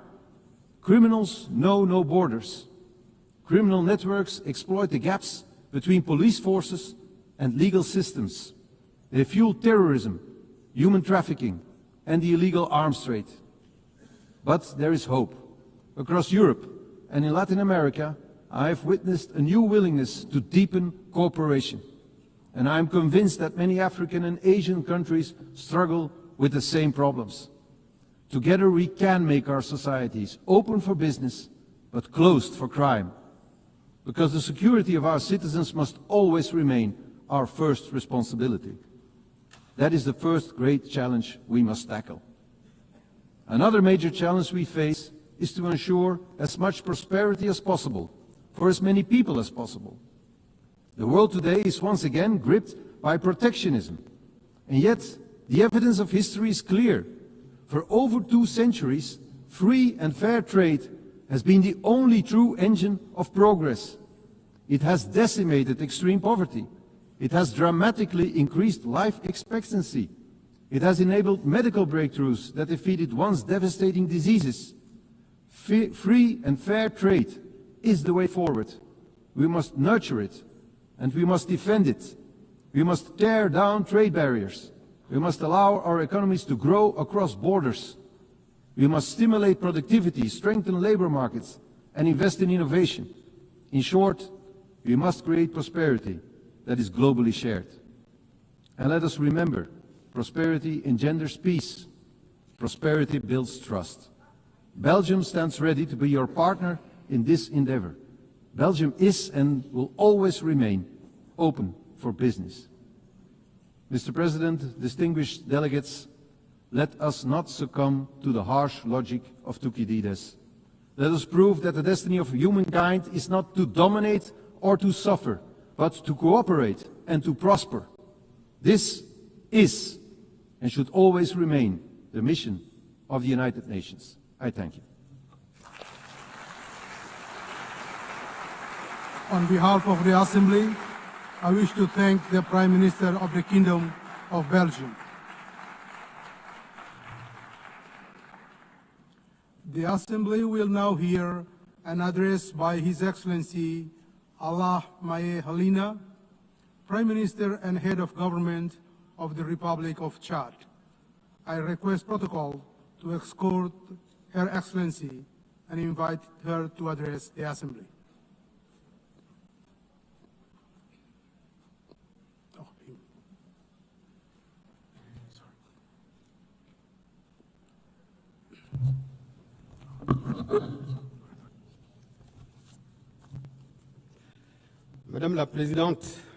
Madam President of the General Assembly, ladies and gentlemen, heads of state and government, Secretary General of the United Nations. Because of constraints linked to his national agenda, Marshal Mohamed Idriss Déby Itno, President of the Republic of Chad, head of state, who wished to be involved in this important meeting at the United Nations, has not been able to come to New York. He would like to convey his sincere regret for not being here and has conferred upon me the task of delivering his message, which reaffirms Chad's commitment to the principles of multilateralism and the sovereignty of peoples. It is therefore for me a great honor to deliver to this august assembly the message of the President of the Republic of Chad, Head of State, and I quote, Madam President of the General Assembly, ladies and gentlemen, heads of state and government, Secretary General of the United Nations, I would like at the outset to honor God, the all-powerful force of wisdom and strength that enabled us to come here together in a spirit of dialogue to look at the challenges of our time and of our world, primarily the questions of development, but also international peace and security. I would like to convey our congratulations to Madam Annalena Baerbock, President of the 80th session of the General Assembly, on her election, and assure her of the full support of my country in carrying out her mandate. By the same token, I would like to express our sincere thanks to Ambassador Philemon Yang, outgoing President, for his outstanding leadership of the previous session. Thus, I would also like to express our sincere appreciation and our full support to Secretary General Mr. Antonio Guterres for his unfailing efforts to fly the flag of multilateralism high, embodied by the UN, whose mission and even raison d'etre is currently being tried by numerous challenges that are constantly affecting our common bedrock of humanity. Madam President, Your Excellencies, ladies and gentlemen, I am speaking to you before this august assembly with a great weight of history and the force of a sincere conviction. The United Nations, 80 years after it was born, in the pain, so to speak, of wars, must come to life once again in the truth of our hopes. Better Together, 80 years for peace, development, and human rights is more than just a celebration. It is something that strikes us an invitation to re-examine the role, the relevance, and the political and moral legitimacy of our shared organization. It would be wrong to deny the historic merit of the UN. The UN has contributed to preserving global peace.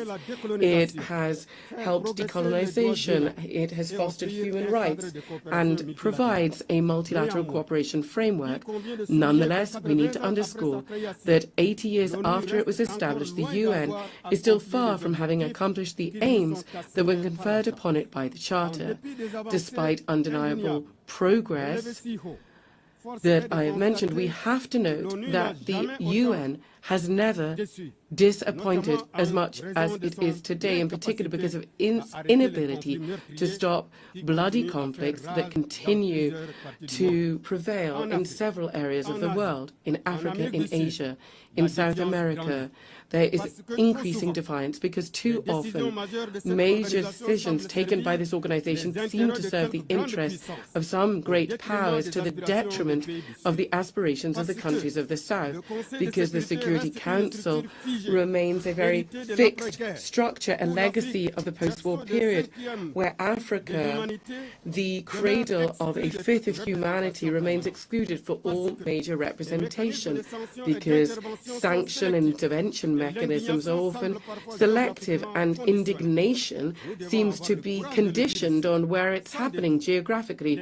We need to be bold enough to say here, peacekeeping missions of the UN have often failed in their promises and in their duty, be this in Haiti, in the CAR, in the Democratic Republic of Congo, or in Mali. The Blue Helmets, in certain cases, have been accused of inaction and even behavior that runs counter to the very principles of the organization that they represent. How can we understand that instead of protecting, some have been complicit in violations? How can we explain that after being there for decades, conflicts still persist and in some cases are worsening? These failures, often tragic, erode the legitimacy of the UN on the ground and in people's hearts. It is crucial for peacekeeping operations to be reformed very deeply and evaluated in a transparent way, refocused on their fundamental mission to protect civilians. Madam President, ladies and gentlemen, for more than 7 decades, the world is witness powerless to a human and political tragedy. I'm talking to you about the Israeli-Palestinian conflict, the current situation in Gaza with indiscriminate bombing, millions of, thousands rather, of civilian deaths, and the systematic destruction of vital infrastructure is a collective failure of the international community. We're not just talking about a conflict anymore. We're talking about a humanitarian scandal and an unprecedented moral challenge. The latent war between Israel and Iran, regional tensions, and the inability of the UN to bring a lasting solution undermines not only stability in the Middle East, but peace throughout the entire world. As long as justice has not triumphed in Jerusalem and Gaza, there will be no clear, people's consciences will not be clear here in New York. As long as international law is flouted in Palestine, it will be weakened elsewhere.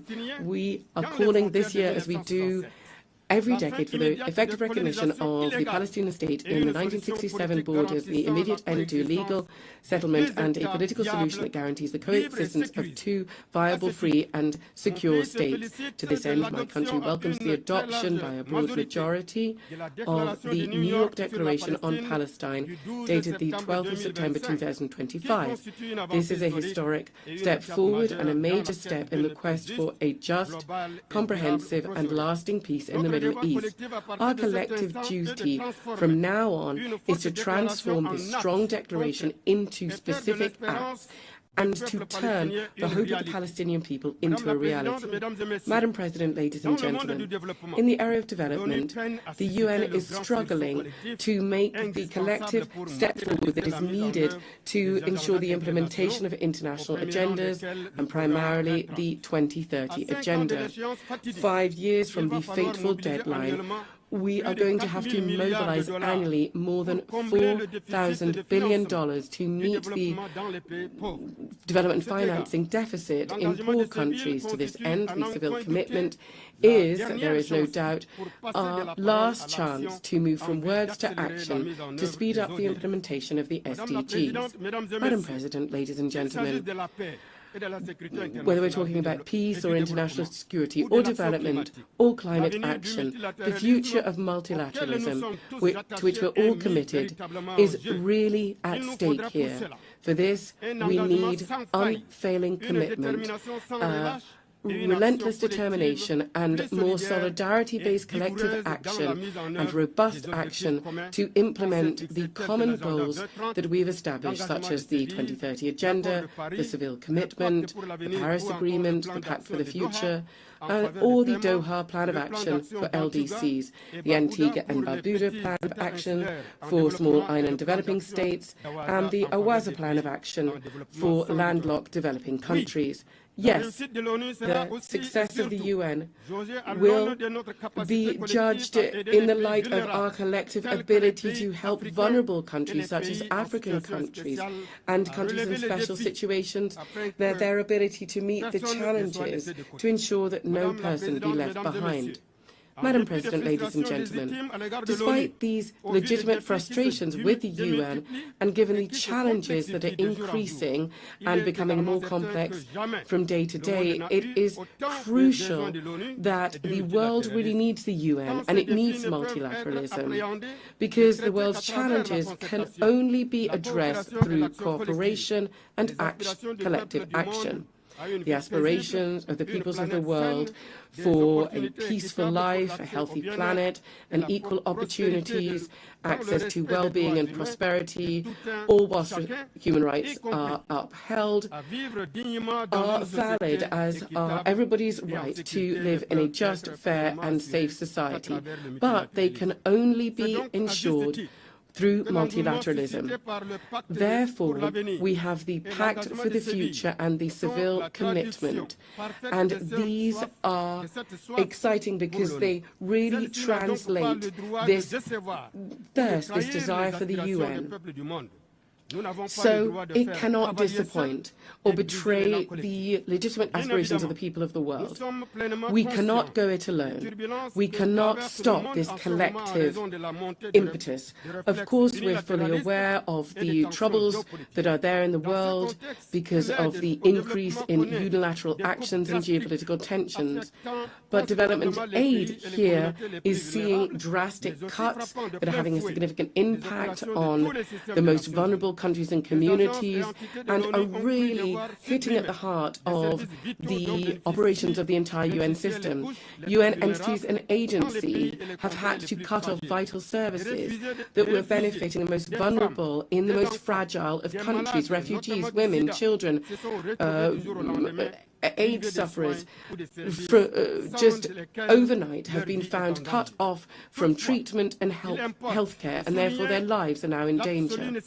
It is crucial to preserve what has been achieved in carrying out the reform of the UN very painstakingly, because a fatal blow must not be brought to the UN, because it must carry out its most noble task to assist the most vulnerable. Madam President, ladies and gentlemen, strengthening and preserving multilateralism, and it's something that we all want, also involves a long-expected reform of global governance. My country, therefore, has quickly implemented the recommendations of the Pact on the Reform of the International Financial Architecture and the UN by improving the working methods and strengthening the General Assembly. But also, we very much want to see the reform of the Security Council, and it is an extremely urgent matter. It goes without saying that if there is one body that really embodies all frustrations, all injustices, and all double standards, it is the inability of the UN to respond to the expectations of the people, then that is embodied in the Security Council. It is totally unacceptable that Africa, the cradle of humanity, the demographic lungs of the entire world, the strategic driving force of the 21st century, remains marginalized in the highest echelons of international governance. This exclusion is not just a political aberration. It is a historic injustice, and this injustice must be addressed without delay. For several years now, Africa has been calling consistently and with dignity for what is its right. 2 permanent seats in the United Nations Security Council with a veto right in line with the Eswatini consensus.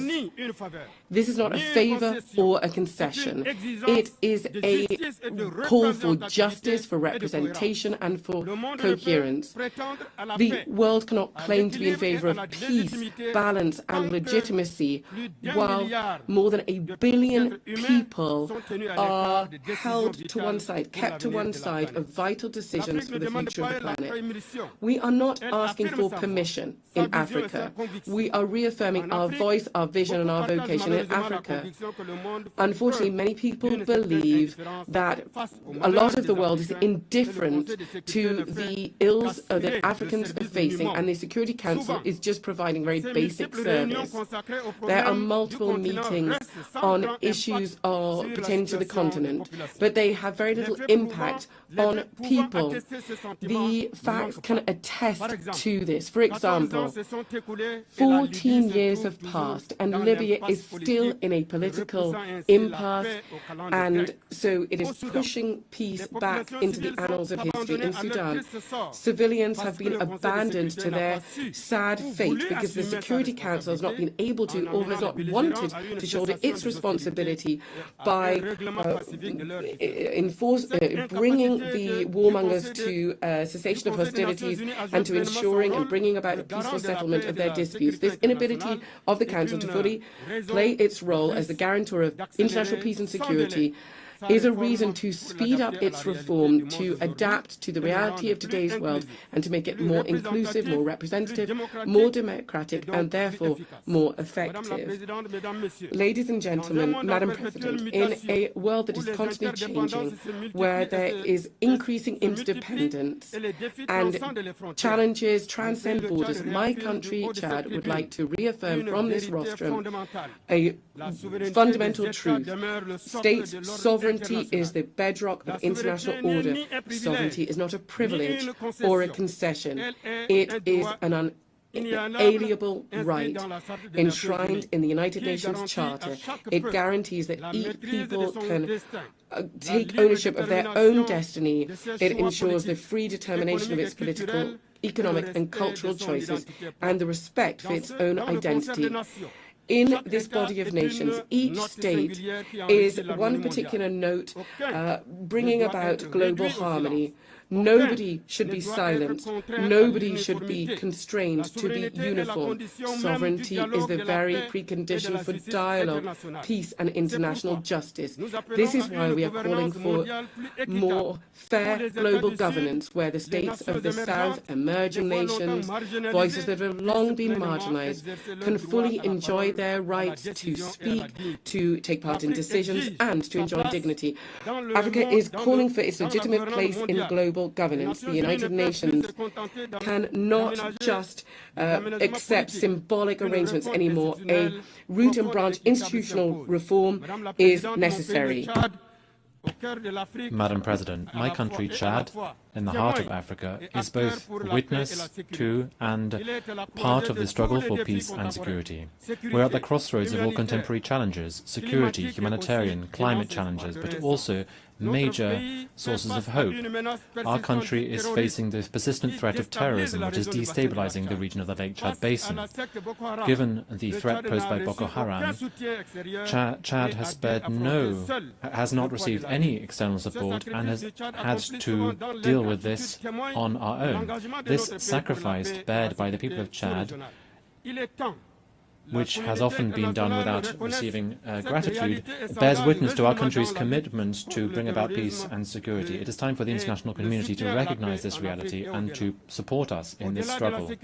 Above and beyond security, Chad is also facing the tragic effects of climate change. We are seeing droughts and natural disasters affecting our food security and undermining our development. We are calling for heightened solidarity to provide equal access to financing, to green technologies and vaccines, which are critical to build resilient and fair societies.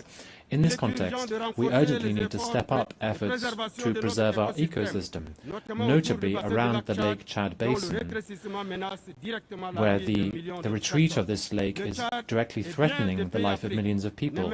Chad and many other countries in Africa have virtually no greenhouse gas emissions, and nevertheless they are bearing the brunt of a crisis that they did not cause. That is why we're calling for fairer global governance, where Africa can have its legitimate place. We're calling for effective climate justice and equal access to financing, to green technologies and vaccines. Madam President, distinguished ladies and gentlemen, Chad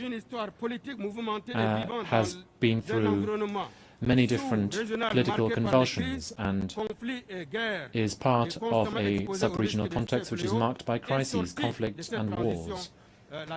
But we were able to overcome this transition, holding our head high.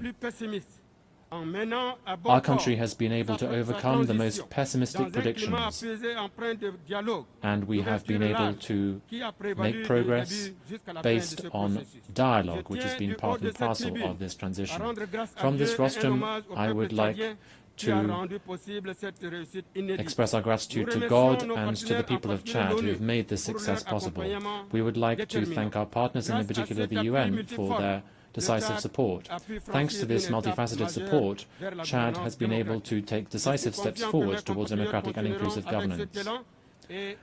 I'm certain that my compatriots will continue with this momentum and that we'll be able to overcome the remaining challenges. And in so doing, we will continue dialogue and national reconciliation to bring about peace and national unity, to defend our territory, and to overcome the challenge of achieving socio-economic development. All of these measures are part and parcel of the political program which led to my election in May of 2024. It is in this context that the government has just adopted the new National Development Plan for 2025-2030, which is the Chad Connection 2030. This focuses on 4 key domains, and it aims to carry out significant changes in our economy and in our society.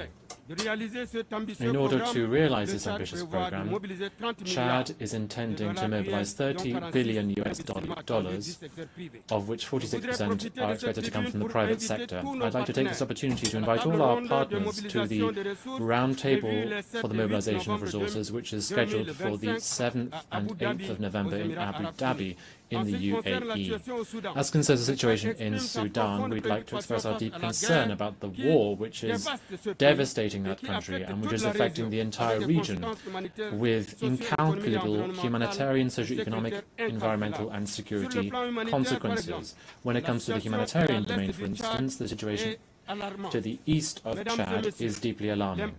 Ladies and gentlemen, the impact of this crisis on people is also significant.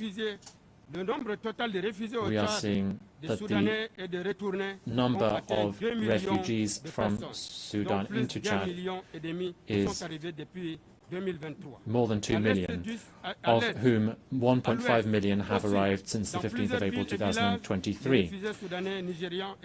In the east, the west and the south, refugees, notably from Sudan, Nigeria and Cameroon, have been coming in significant numbers. We have a sense of humanitarian duty, and we will continue to open our doors to welcome our brothers and sisters, notably from Sudan. But we cannot bear this significant burden for humanitarian assistance alone, and that is why I call upon the international community to help these people and to help Chad to overcome this challenge with support.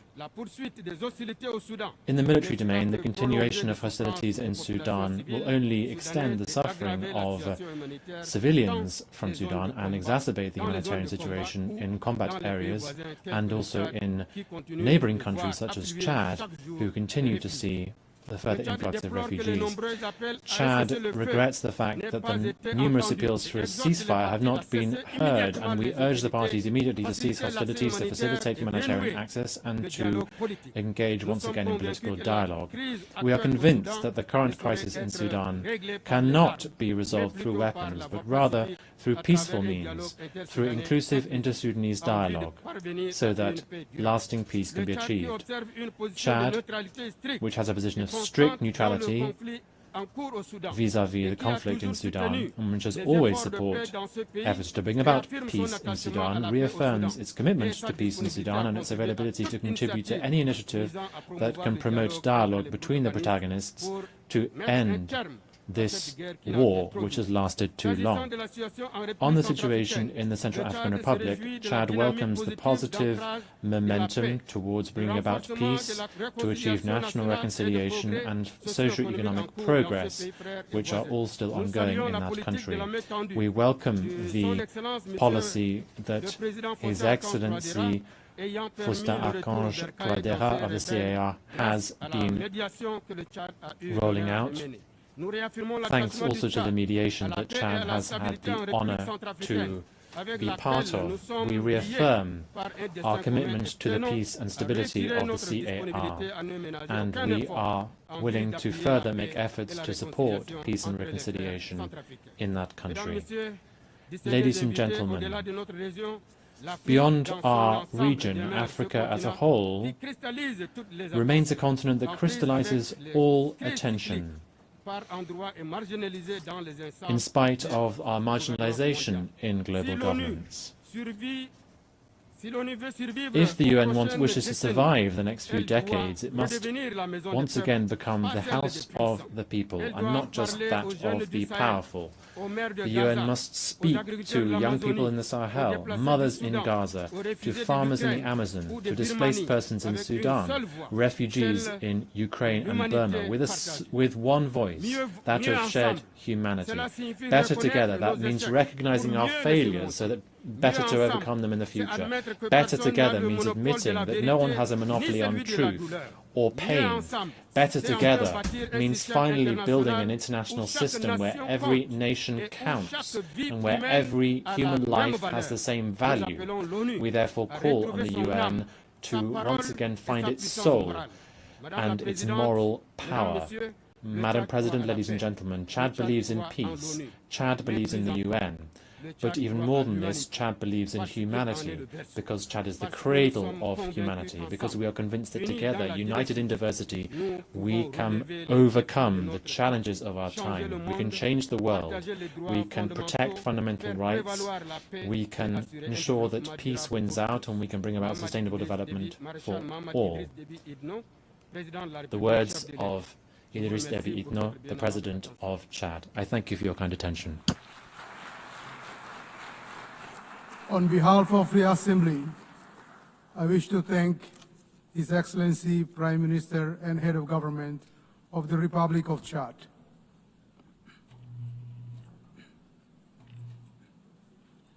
The Assembly will now hear an address by His Excellency Kamil El Tayeb Idris,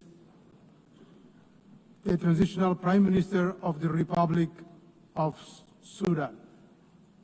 I request protocol to escort His Excellency and invite him to address the Assembly.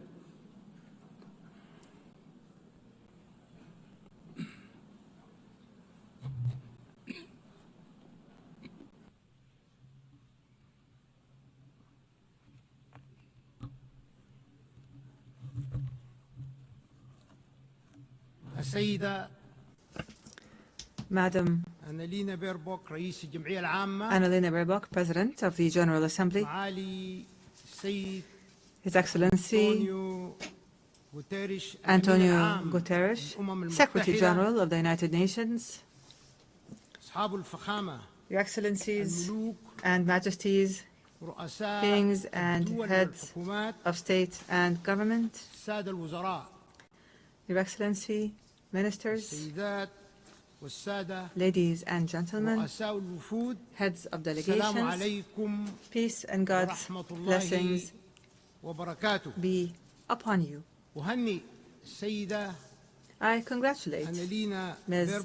Annalena Baerbock on her election as President of the General Assembly's 80th session.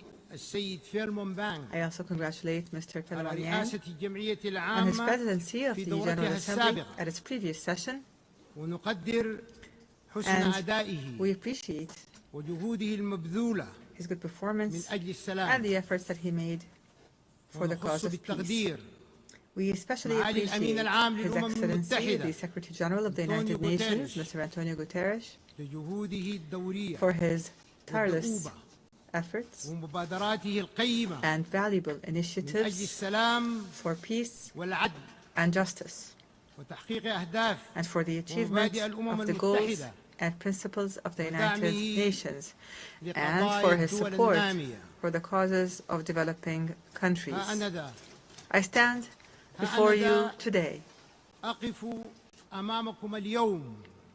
I stand before you today on behalf of the civilian government of the Sudan. I stand before you today on behalf of the civilian government of the Sudan and on behalf of the proud Sudanese people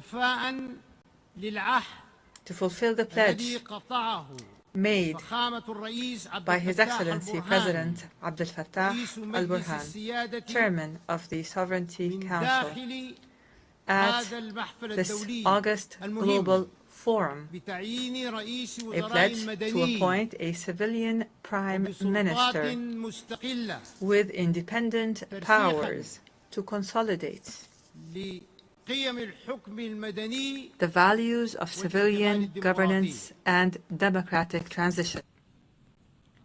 I stand before you from the banks of the Nile, from the land where history runs as deep as the river itself, from where the deserts know the footprints of ancient kingdoms, ancient civilizations, and from where, in this present hour, this present hour,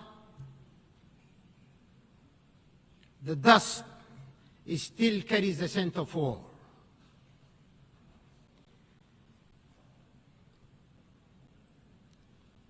Sudan has bled. Our villages and cities have fallen silent under the shadow of unprecedented war, unprecedented invasion in the history of mankind.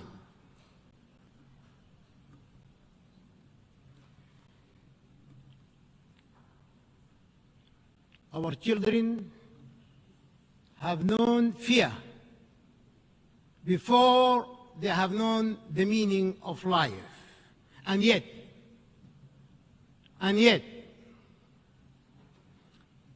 amid the ashes of war, there is a unique pulse that refuses to die.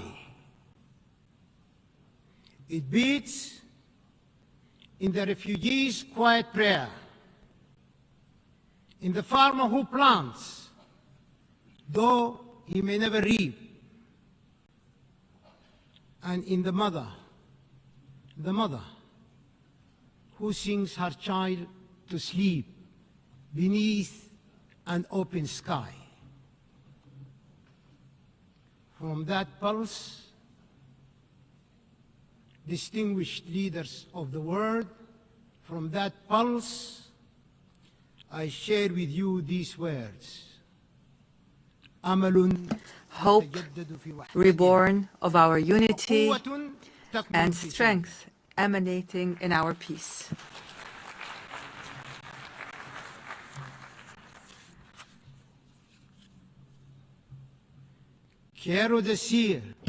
I wish to say, in addition to this, that Sudan is a great civilization. Its resources are necessary for the entire world. Madam President, we are witnessing great challenges. We are facing enormous dangers posed to the principles of the Charter and multilateralism, while threatening regional and international stability.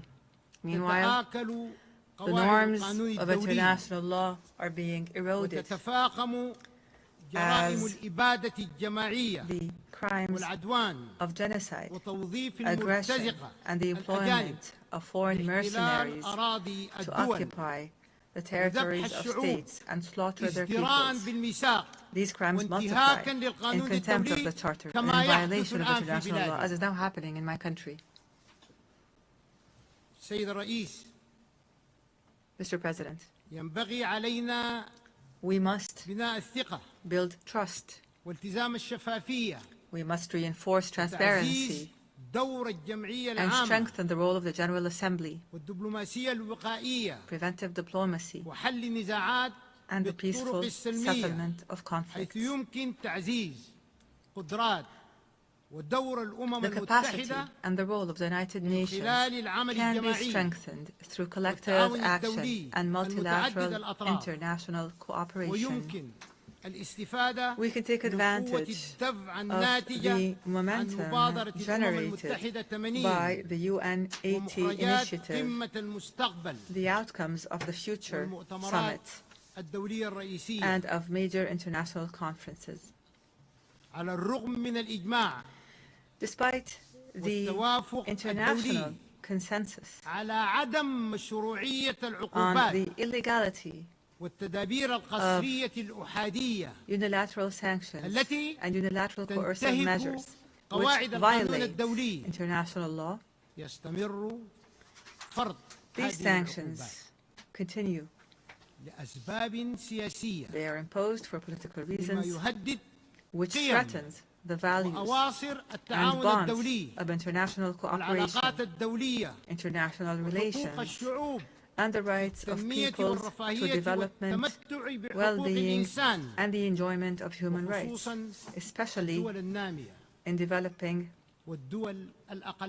and least developed countries. كما نشعر بالقلق We are concerned من استغلال حقوق الإنسان over سياسيا the political exploitation of human واتخاذها rights وسيلة للضغط and their use على as a بلادنا means to pressure our دون النظر country للجوانب الاقتصادية without considering the لحقوق economic الإنسان aspects of human rights التي that are تتأثر affected بهذه العقوبات by these unilateral والتدابير الأحادية sanctions and measures. وكذلك نجدد We renew رفضنا our rejection, القاطع our absolute لخطاب rejection الكراهية of hate speech, والعنصرية racism, والتطرف extremism, والإسلاموفوبيا Islamophobia, وكافة أشكال and all التمييز forms of والتعالي discrimination العرقي and racial التي supremacy باتت that تهدد الإنسانية threaten بكليتها. humanity as a whole.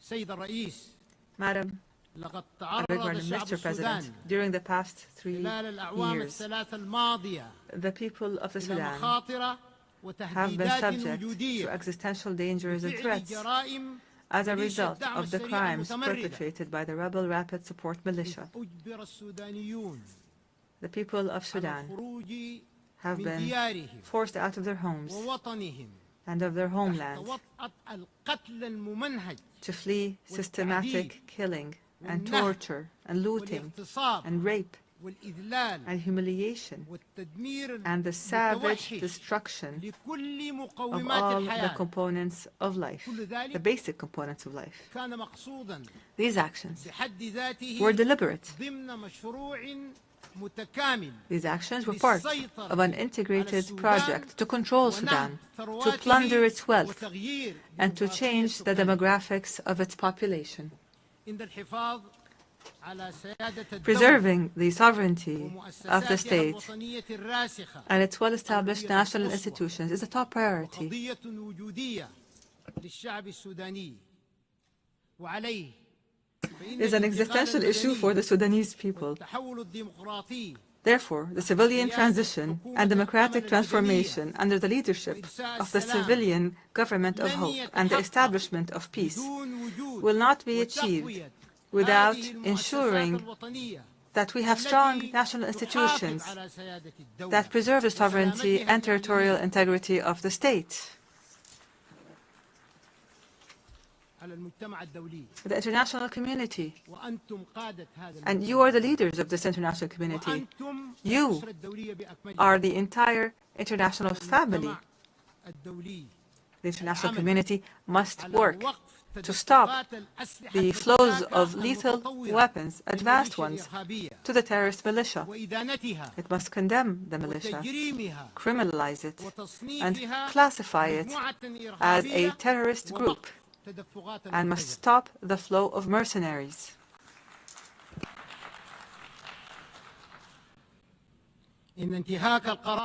Violating Resolution 1591 threatens to prolong the war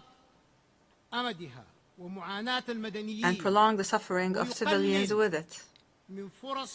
It decreases the chances of peace and threatens the safety, unity, and stability of Sudan and the entire region. Achieving comprehensive peace in Sudan requires the participation of Sudanese political forces and the different walks of Sudanese society in decision-making and in determining their future, because they are the true stakeholders.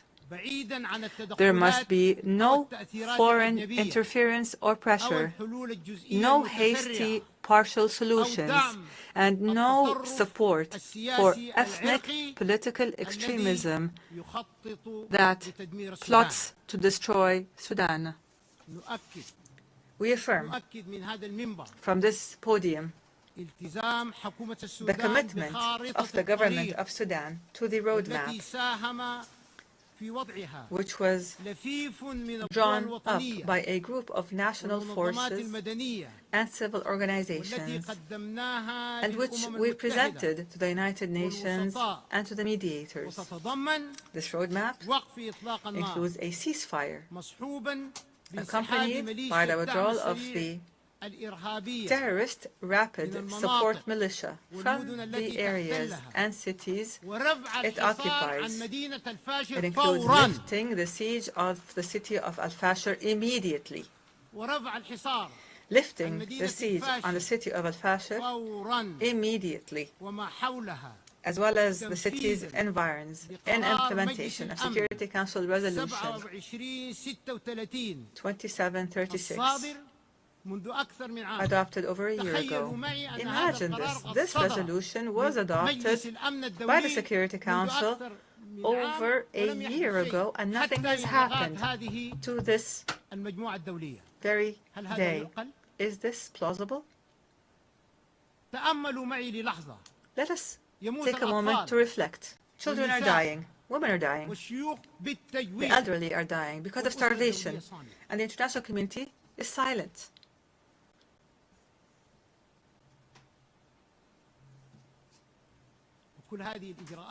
All of these measures include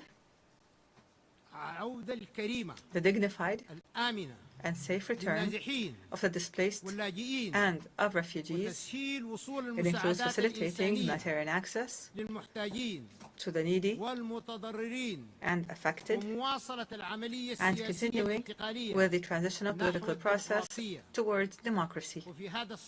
Here,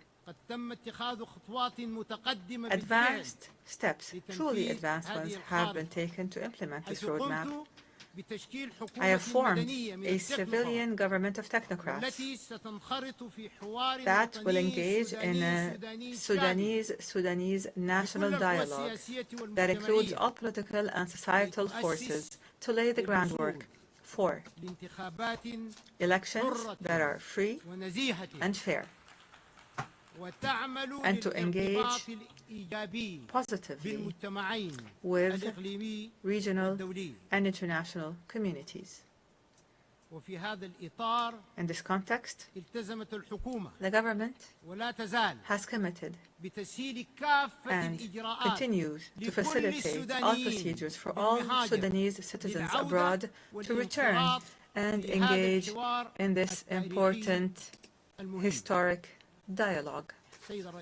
Mr. President, one of the priorities of the civilian government of Hope is to work to achieve objectives that include the following: achieving peace as a top priority, establishing the rule of law, a state based on the rule of law, fighting poverty and corruption in all its forms, activating transitional justice, accountability, ending impunity, adopting a balanced foreign policy, engaging positively with international and regional organizations, providing services such as electricity, water, security, pensions, revitalizing rural development, providing national health care, and laying the groundwork for comprehensive national elections with regional and international observers.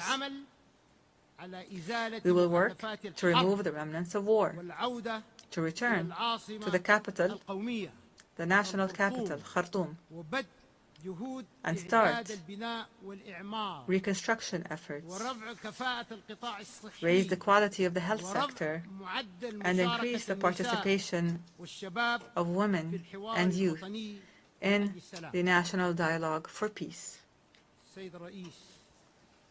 Mr. President, the government of the Sudan affirms its commitment to humanitarian international law.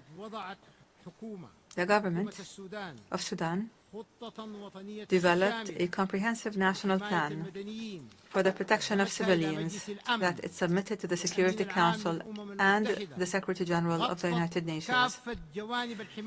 The plan covers all aspects of protection, including the establishment of a national mechanism of protection and a mechanism that facilitates humanitarian access and supports United Nations humanitarian efforts and the rule of law, accountability, and action to halt the proliferation of weapons and combat violence against women and children. This plan addresses issues of displaced persons and the refugees and seeks to achieve a comprehensive peace. Moreover, the government has signed a cooperation framework with the United Nations. And in this regard, the government renews its commitment to facilitate, protect, and secure the passage of humanitarian aid through all the agreed-upon crossings identified by the government of Sudan. The continued international silence on the crimes of the rebel terrorist militia and their siege of the city of Al-Fashir and their bombing of IDP camps and places of worship and educational institutions, their looting of markets and of public and private property, and the destruction of health facilities throughout the country. This silence is tantamount to an encouragement and to giving a green light for these militias to continue with their crimes and their violations. Our doors will remain open. Our doors will remain open to the United Nations and regional and international organizations. We call on the international community to support the choices of the Sudanese people and their civilian government, and to support African solutions to conflicts through the will and national ownership and without any tutelage. Mr. President, the dangerous deterioration and escalation and the status quo, what has become of the situation in the Middle East, especially the catastrophic situation in occupied Palestine and the Gaza Strip, warn of serious consequences for the region and its people. And here we renew our conviction that no stability and no security will be achieved in the region without a just and permanent and comprehensive settlement of the Palestinian question. That would allow for the establishment of an independent, sovereign Palestinian state with Al-Quds as its capital on the borders of June 1967 in accordance with international legitimacy resolutions. And here, we condemn the blatant Israeli attack on the sovereignty of the sisterly state of Qatar, which threatens international peace and security. Without peace, there is no viable future. Without peace, there is no viable future. Excellencies, ladies and gentlemen, fully supportive of peace and security, human rights, and sustainable development goals, without which there will be no lasting peace. However, let me say it clearly and openly, our sovereignty and territorial integrity are red lines. We will never give up. I promise you, we will never give up, and I thank you for your attention. Thank you. On behalf of the Assembly, I wish to thank His Excellency, the Transitional Prime Minister of the Republic of Sudan.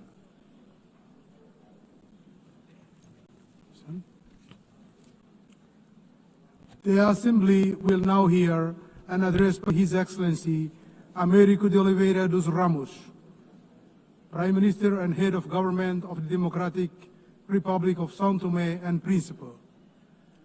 I request protocol to escort His Excellency and invite him to address the Assembly.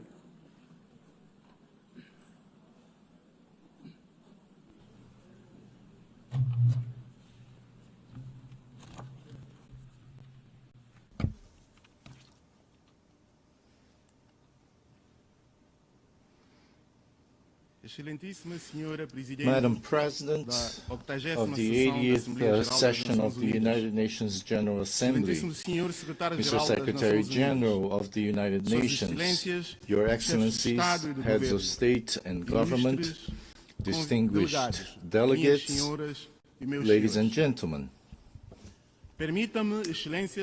Allow me, Excellencies, to express the profound honor of addressing this distinguished assembly on behalf of the Democratic Republic of São Tomé and Príncipe, at a time when the international community faces challenges of unprecedented complexity.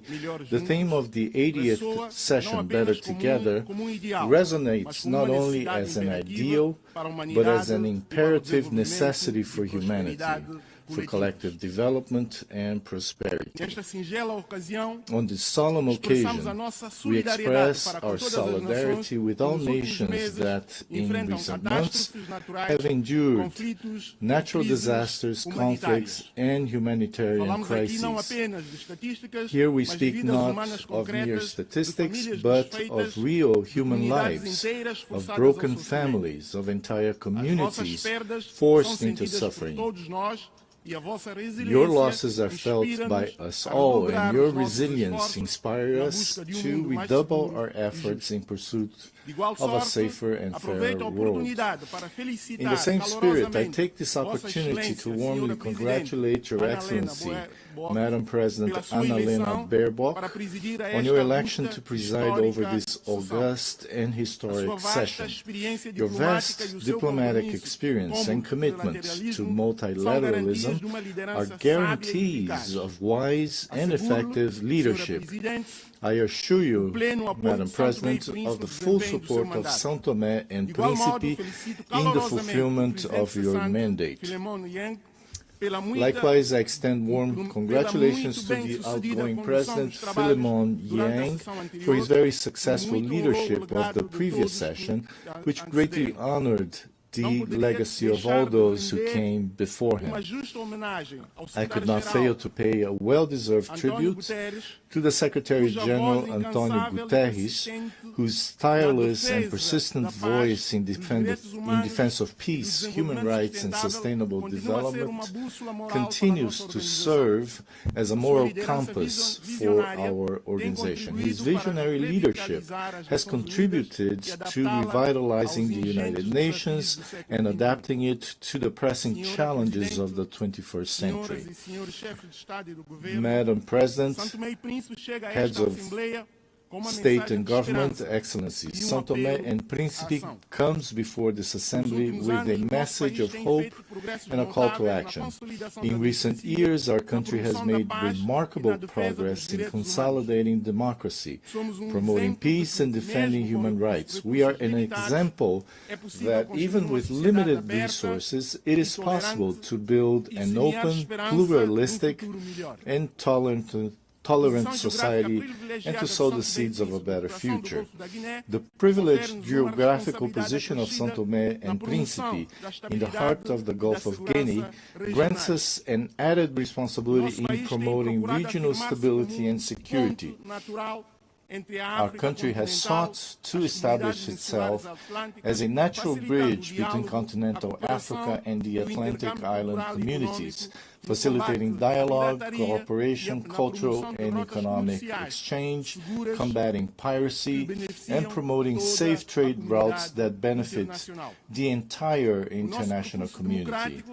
Our democratic journey, which has become a reference in our sub-region, is marked by the regular holding holding, under existing law, of free and transparent elections by the active participation of political actors and civil society, and by the guarantee of freedom of the press.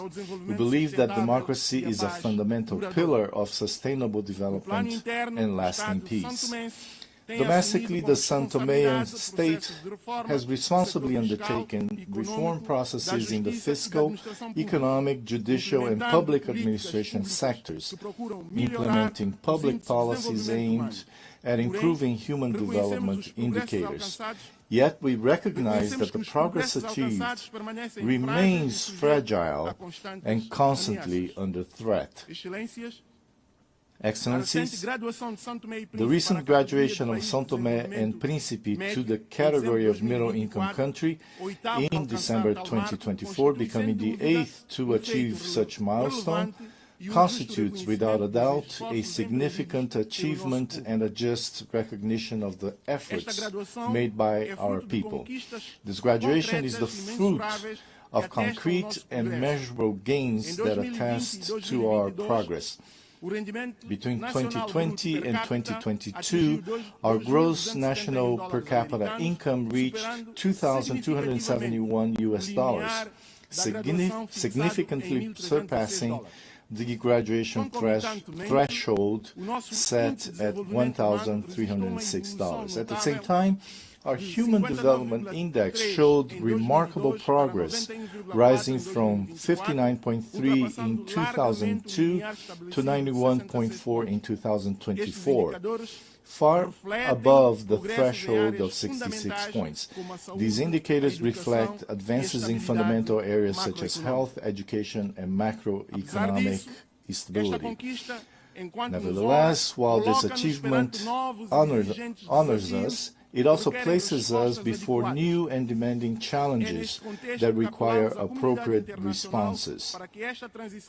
It is in this context that we appeal to the international community to ensure that this transition is carried out gradually and harmoniously, accompanied by continuous and transformative support, so that we may advance in the economic and productive sectors, preserve the gains achieved, and prevent our hard-won progress from being undermined. Aligned with our development efforts, we have defined a vision and a National Sustainable Development Strategy 2026-2040, anchored in sustainable tourism, which will be presented at the Investment Forum scheduled for December of this year in Brussels. On this occasion, we appeal to and invite our bilateral and multilateral development partners to participate actively in this important event, which represents a unique opportunity to establish lasting strategic partnerships. This forum will provide a privileged platform to present our national priority projects, attract foreign direct investment, and consolidate alliances that will accelerate our transition to a green and resilient economy. The implementation of the SDGs remains our primary priority. Despite challenges, we have made significant progress in areas such as health, education, and access to energy. However, the impacts of the recent global health crisis, coupled with the ensuing global economic crisis and the reduction of development financing, reflecting a decline in solidarity and new donor country priorities, have slowed our progress toward the SDGs.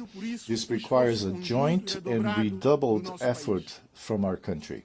São Tomé and Príncipe remains firmly committed to the 2030 agenda. Our current performance places us 112th among 167 countries, with a score of 64, reflecting the significant challenges we still face, notably in Sustainable Development Goal 8, decent work and economic growth. This highlights the urgency of diversifying our economy economy and creating more opportunities for our youth, the fundamental pillar of our future.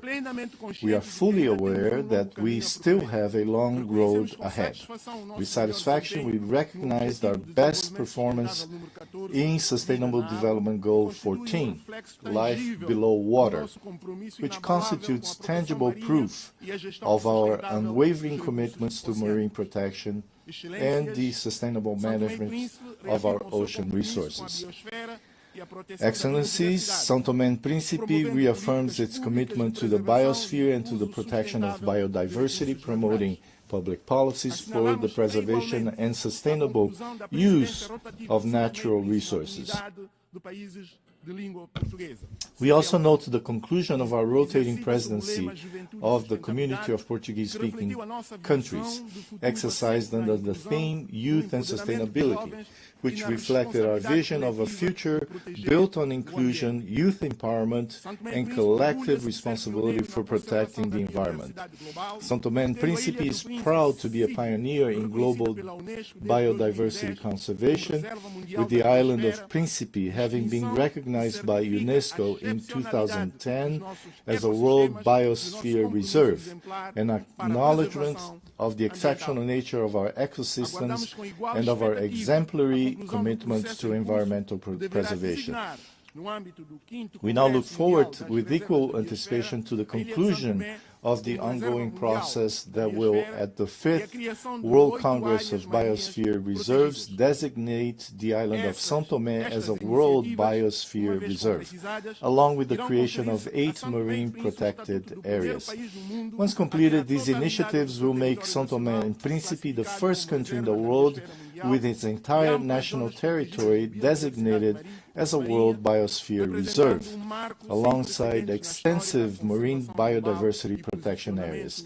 This will represent an unprecedented milestone in global conservation history and position our archipelago as a living laboratory of sustainability and global model for small island developing states.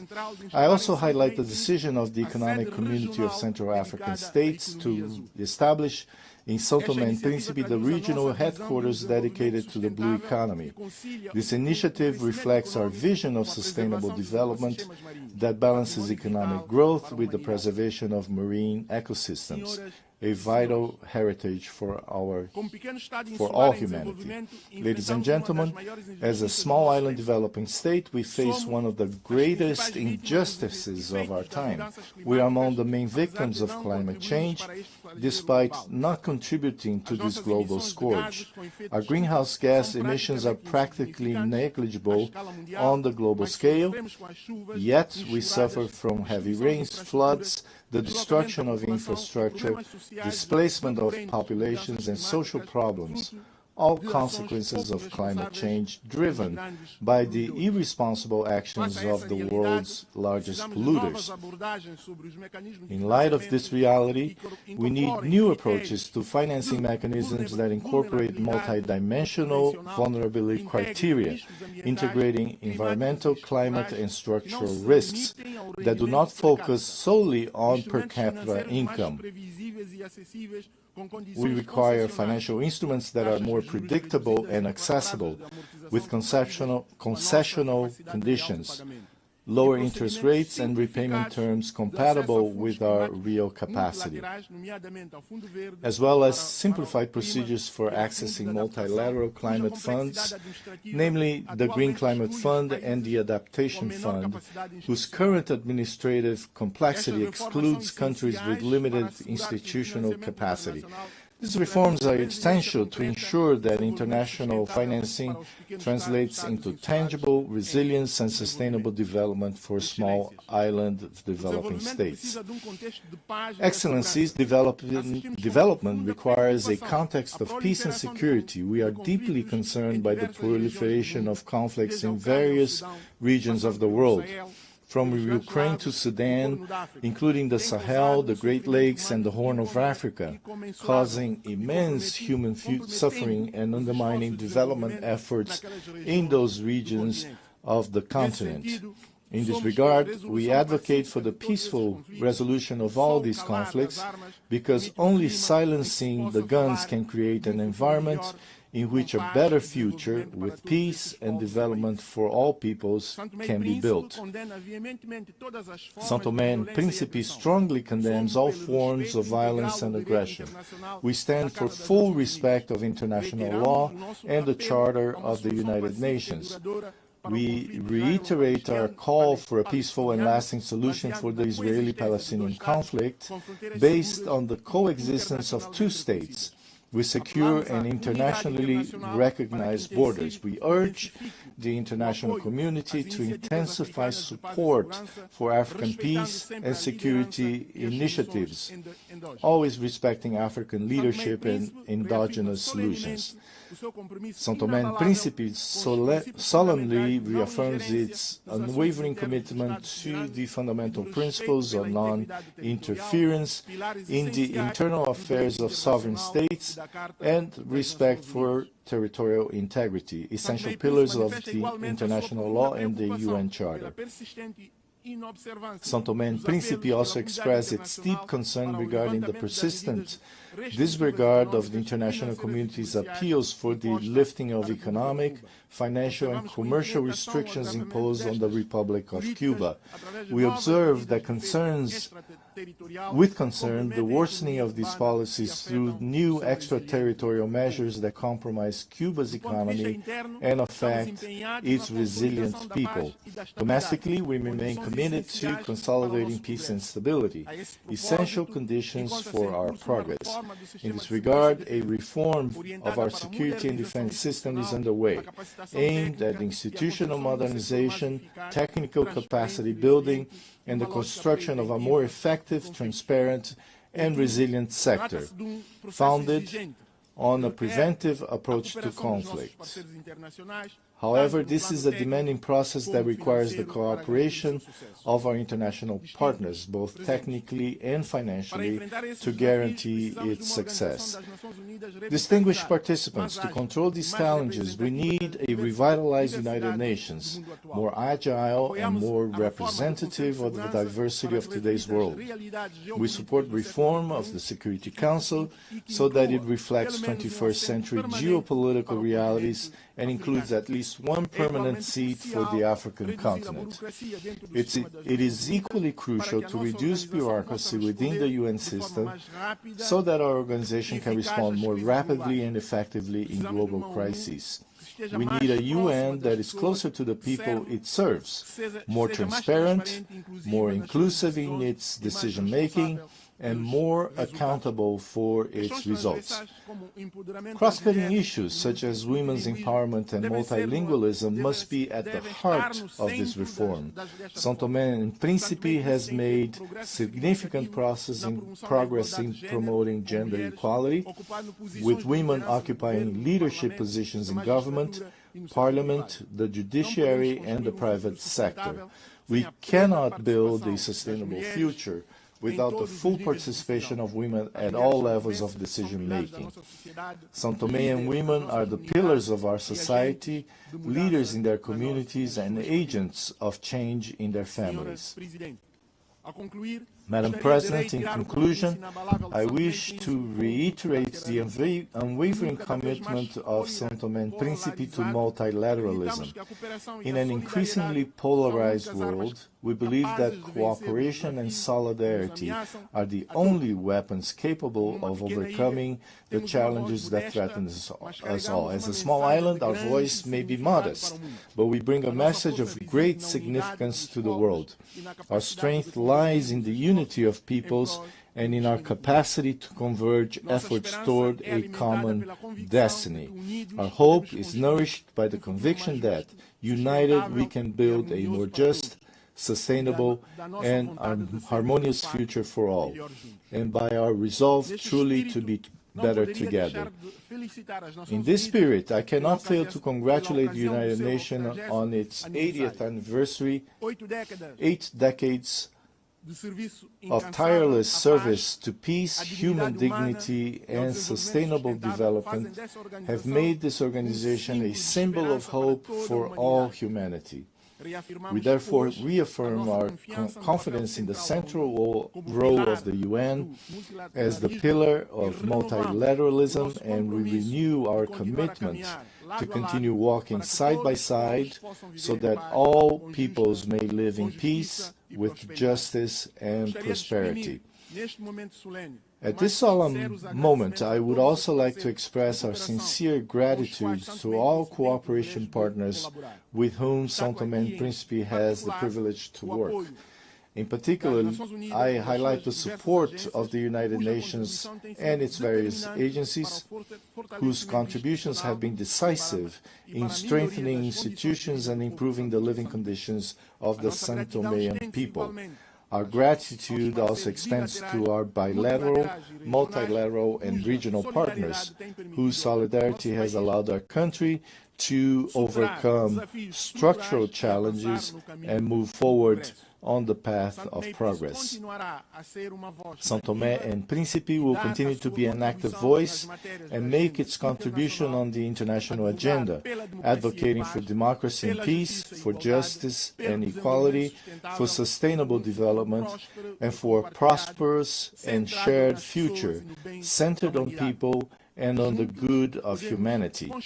Together we can build a world where no child, youth, woman, or elderly person goes hungry or suffers violence, where no family fears climate change, and where all peoples can live in peace with dignity and happiness. Thank you.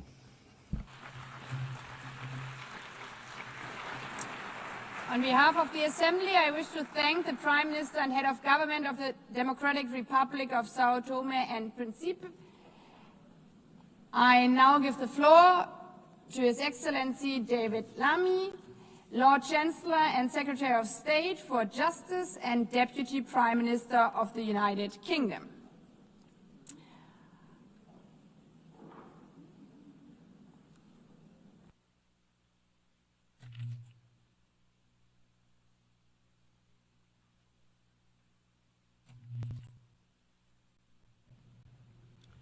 Well, thank you, President, Your Excellencies, colleagues and friends. Having witnessed the United Nations work throughout his life, His Majesty the King has asked me to offer a personal message of his congratulations to the UN on its 80th anniversary. The United Nations is a powerful testament to our collective determination for a better world. The King recalls that on the eve of the first UN General Assembly, His Majesty's grandfather, King George VI, told the delegates gathered in London, "In the long course of our history, no more important meeting has ever taken place within its boundaries. Millions of people across the United Kingdom, the Commonwealth, and the wider international community share the view that the UN's founding principles and the work of its organizations remain essential, particularly as the world must face new and pressing challenges. Let us affirm these principles as the United Nations responds to today's reality and evolves for tomorrow's challenges." My friends, today I echo His Majesty's sentiments, and I join him in celebrating the remarkable institution's proud 80 years as we reaffirm our historic commitment to the United Nations. We must face the challenges of the present. A present in which we in the United Kingdom do not stand up for one nation's rights whilst ignoring others, but act resolutely with the Charter as our compass. This is why I want to address directly the Israeli-Palestinian tragedy. What is happening in Gaza is indefensible. It is inhumane. It is utterly unjustifiable. And it must end now.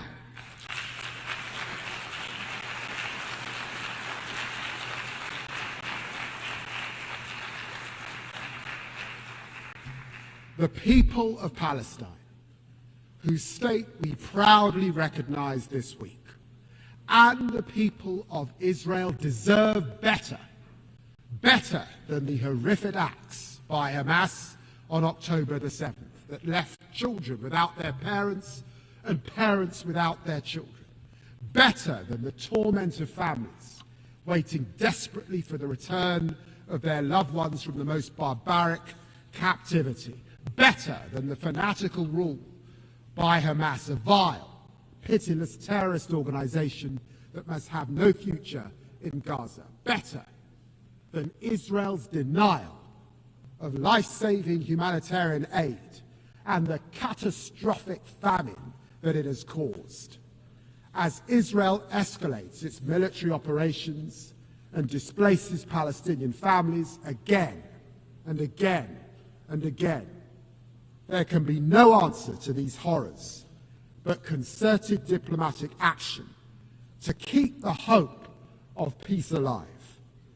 As we work with leaders from across the region and beyond in support of the US's efforts to build a consensus around a durable plan for peace, we commend the momentum achieved by the United States, Arab and Muslim states. Annexation must be prevented, a process of peace advanced, and this terrible, terrible war ended. There can be no answer except for the hostages out now, aid in now, and a ceasefire now. And I vow to you that we will not rest until this day has come, and there are two states living side by side in peace and security. Friends, we stand with Palestine because we believe in the values of the UN Charter, in equal rights, self-determination, and the dignity of all peoples. We stand with Ukraine because we must defend the core values of the UN Charter: sovereignty, territorial integrity, and the respect for international law. And because the world will suffer if aggression is allowed to pay. We must all strive for a just and lasting peace in Ukraine, which maintains the integrity of our UN Charter and sees Ukraine emerge from Russia's brutal war as a sovereign, secure, and independent nation.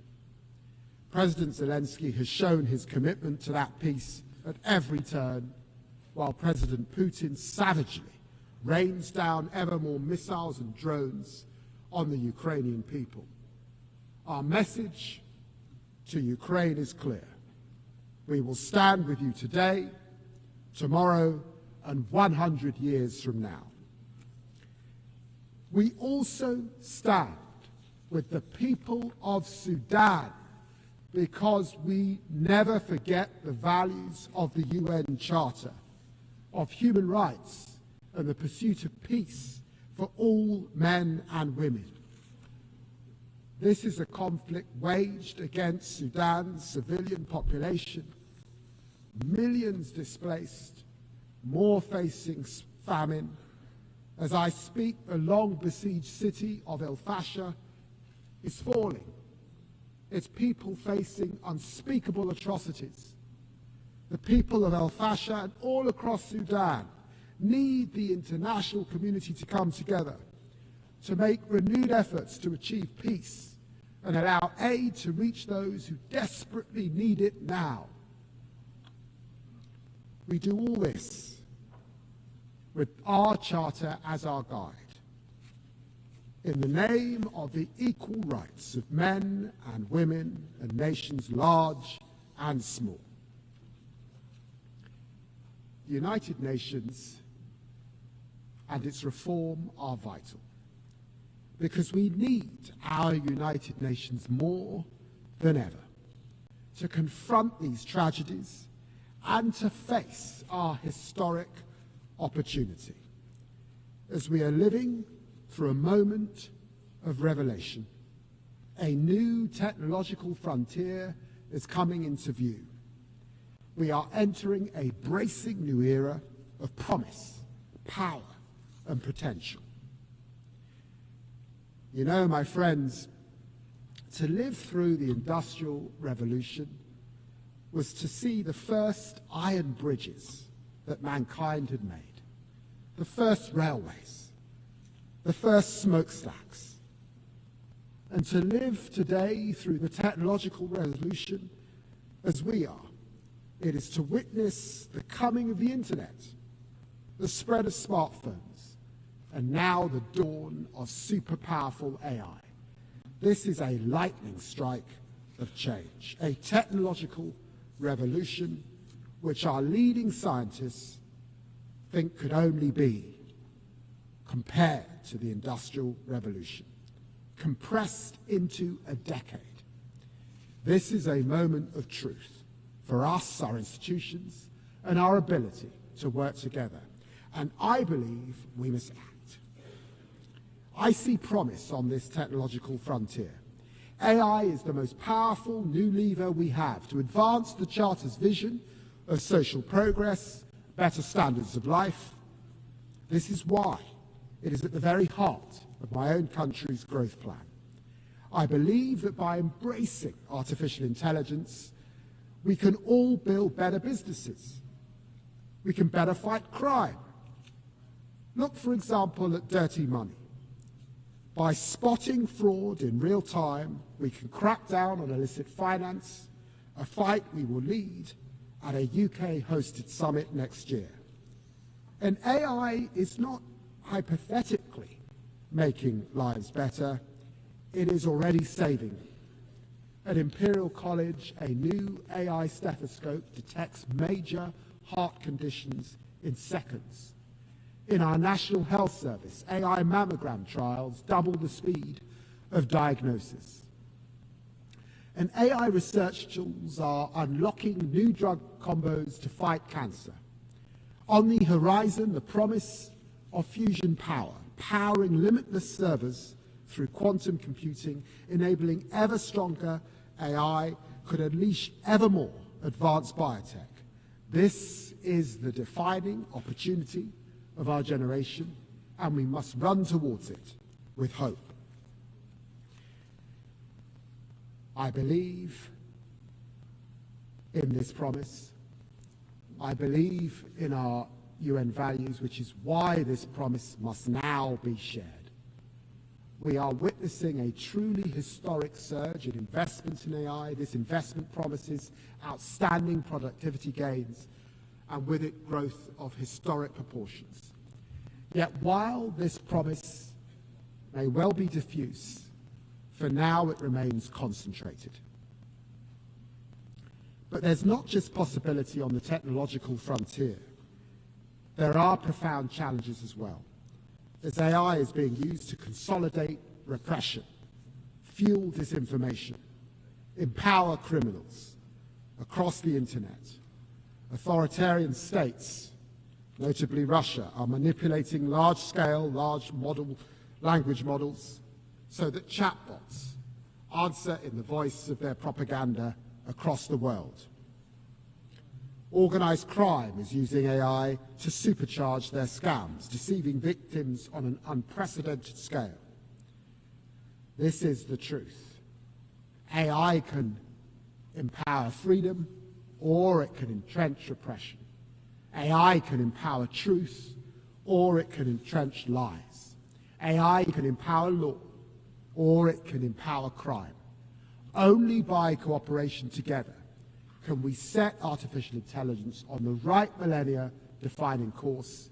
So my question is this: how can we most effectively share the glittering prizes of this new era across our global community. Well, this is how. We must invest, invest, invest. We must partner, partner, partner, because without a concerted effort, we risk a world of ever deeper inequality, where the benefits of this technology fail to reach those who need it most. That revolution in healthcare, that revolution in education, that revolution in opportunity, this we must share. This is the world we face, and we take it and its challenges as it is, but never lose sight of the world as it can be. This is why our approach to foreign policy is one of progressive realism, patiently advancing progress through pragmatism and persistence. I see this in the United Nations as it approaches the technological frontier. I salute the Secretary General for championing the Global Digital Compact, which embodies both progress and realism. And this is why I commend the new independent international scientific panel on AI, which will provide evidence-based assessments to all. And I welcome the new global dialogue on AI governance. It is in this spirit of progressive realism that the UK champions AI as a bridge builder across the Atlantic, across the Commonwealth, and across continents, seeking everywhere to share its extraordinary potential. This is why we invest so heavily in the AI Security Institute, with more dedicated researchers than anywhere else in the world, and this is why we launched OpenBind and its gigantic data set. And this is why we champion AI for development, working with 10 African partners, creating AI ecosystems that empower thousands of communities to meet the Sustainable Development Goals. And this drives our digital access programs, which seek to narrow the technological divide for millions. I have seen this happening with my own eyes. I've been so moved to see in Africa, the continent of my ancestors, the young entrepreneurs using artificial intelligence to launch and scale so many businesses that I know will astonish the world, like the UK-funded startup Vinsight, supported by our Assistive Technologies program, which is using its AI-powered app to help thousands of blind Nigerian students read, learn, and live more independently. This is the promise of tech, the promise of growth, the promise of a better world. A better tomorrow turns on one pivotal question. Can we seize the potential in the technological revolution? Can we commit to forging AI as a force for freedom, prosperity, and human dignity? I believe we can together, and together we must. Thank you very much indeed.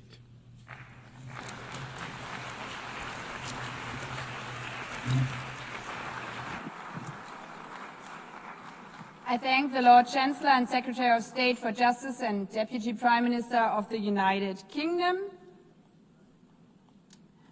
I now give the floor to Her Excellency Beate Meilen-Reisinger, Federal Minister for European and International Affairs of Austria.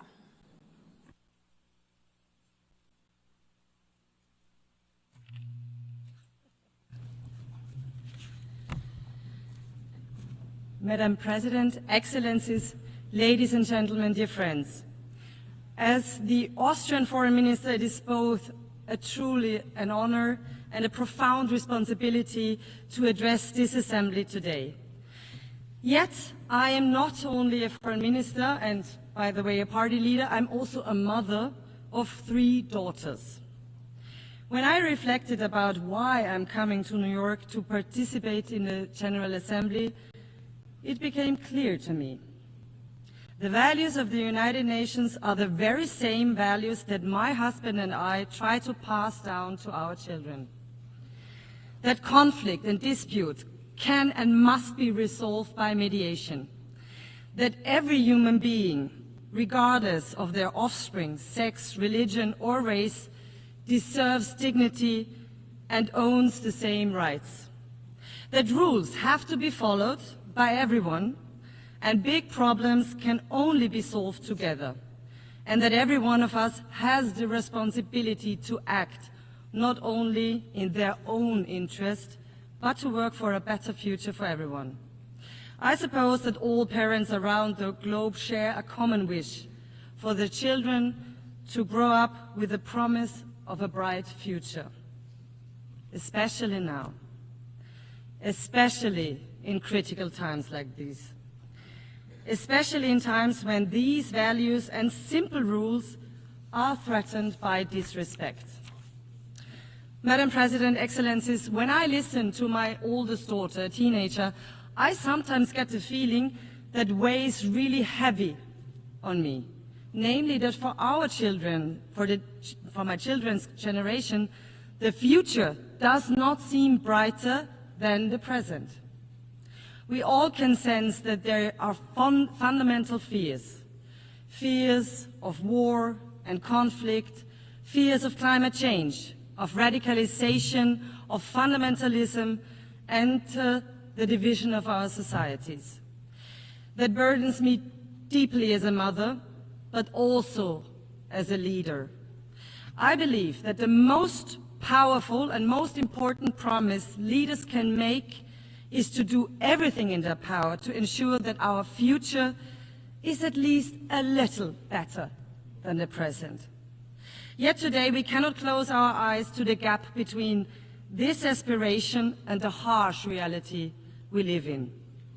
For example, in Gaza, where devastation, starvation, and despair have reached terrible proportions. For Austria, it is clear the attacks of Hamas on Israel on October 7th were horrible and beyond imaginable brutality. They must be condemned by all of us. We have said it from day one and will continue to do so. Hamas must immediately and unconditionally free all hostages and its rule in Gaza and hand over its weapons. At the same time, nothing justifies the devastating humanitarian catastrophe we are witnessing in Gaza. Civilians must be protected at all times. There is no justification for violating international law, including international humanitarian law. Austria is not only, because of our own historical responsibility, a friend of the people of Israel, but the actions and decisions of the Israeli government break my heart. This war must end now. The hostages must be freed, and humanitarian aid must reach the suffering civilians in Gaza as soon as possible.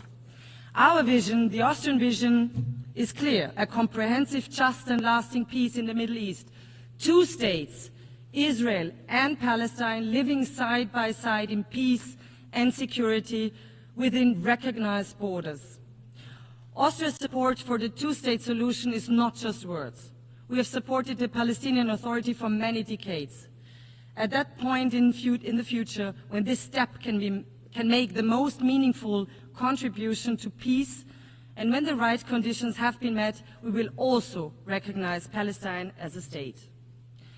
We welcome President Abbas' condemnation of the October 7th attacks, his call to free the hostages, the prospect of elections, and his demand to disarm Hamas. We thank all those who took a huge effort to end this war and bring solutions for peace and security to this region. These are steps towards peace, and Austria will work with all partners to turn them into reality. Madam President, Excellencies, we all see the basic principles of the Charter challenged in Ukraine, where Russia has been waging an illegal and unprovoked war of aggression against its neighbor. A very brutal war with horrific numbers of dead and wounded, soldiers and civilians. We support US and all efforts to end the war through high-level diplomacy. Since the beginning of the war, and especially since March, many initiatives have been launched to end this war. Ukraine showed several times that they are ready for peace. But instead, Russia continues its attacks on cities and villages, on schools, on hospitals and kindergartens. Russia even escalates now towards the EU and NATO countries, and this is unacceptable. Austria calls urgently for an immediate ceasefire as a precondition for genuine talks to end this war. Russia cannot simply talk peace during the day and bomb during the night. And it is absolutely clear that it is up to Ukraine and Europe to decide on our hopefully common future and security architecture. But Ukraine and Gaza are not alone. In Sudan, civilians face massacres while a humanitarian catastrophe unfolds on an unparalleled scale. In Haiti, gang violence and organized crime hold an entire nation hostage. In Afghanistan, women and girls are denied their most basic human rights. Against the backdrop of rising insecurity and armed conflicts, countries are now heavily investing in security and defense, also in Europe, also in Austria. We all have the duty to protect our citizens. This is necessary as we are confronted with the biggest war on our continent since 1945. But let us not fool ourselves. Growing nuclear arsenals or uncontrolled autonomous weapons systems will not make our world a safer one. While we all must ensure the safety and security of our populations, we must never give up on international humanitarian law, and we must ban weapons which kill randomly. Excellencies, today we face growing disregard of the UN Charter itself, a rising tide of coercion and unilateralism, a dangerous erosion of trust. The United Nations were born out of the ashes of war and the promise of never again. Does the UN still live up to this promise?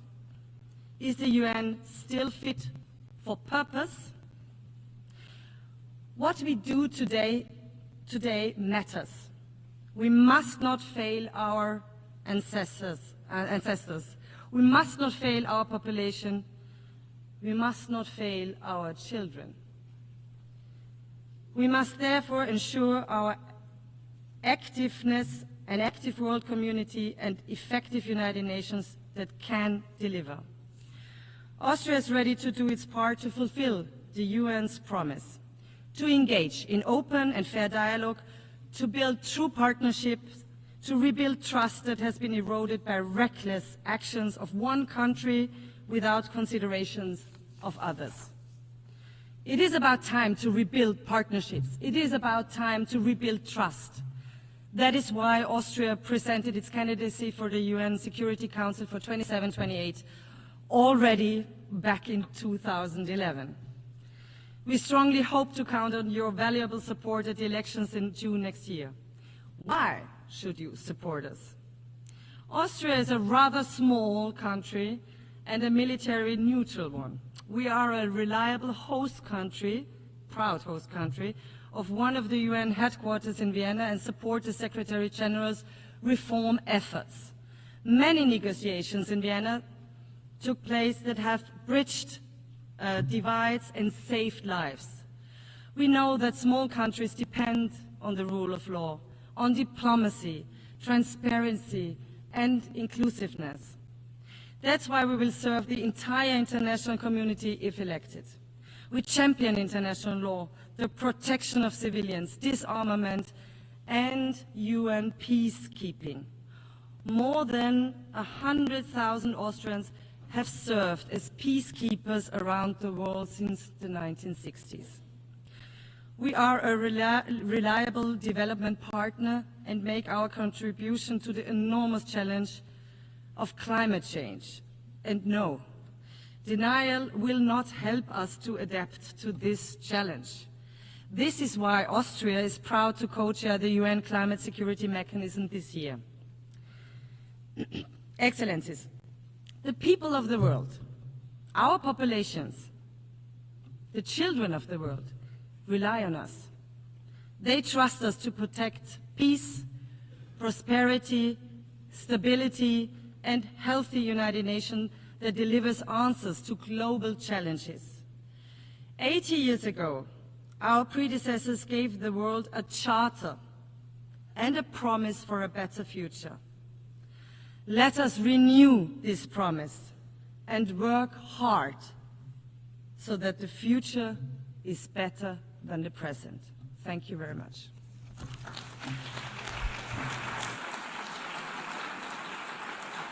I thank the Federal Minister for European and International Affairs of Austria. I now give the floor to His Excellency Juan Ramón de la Fuente Ramírez, Minister for Foreign Affairs of Mexico.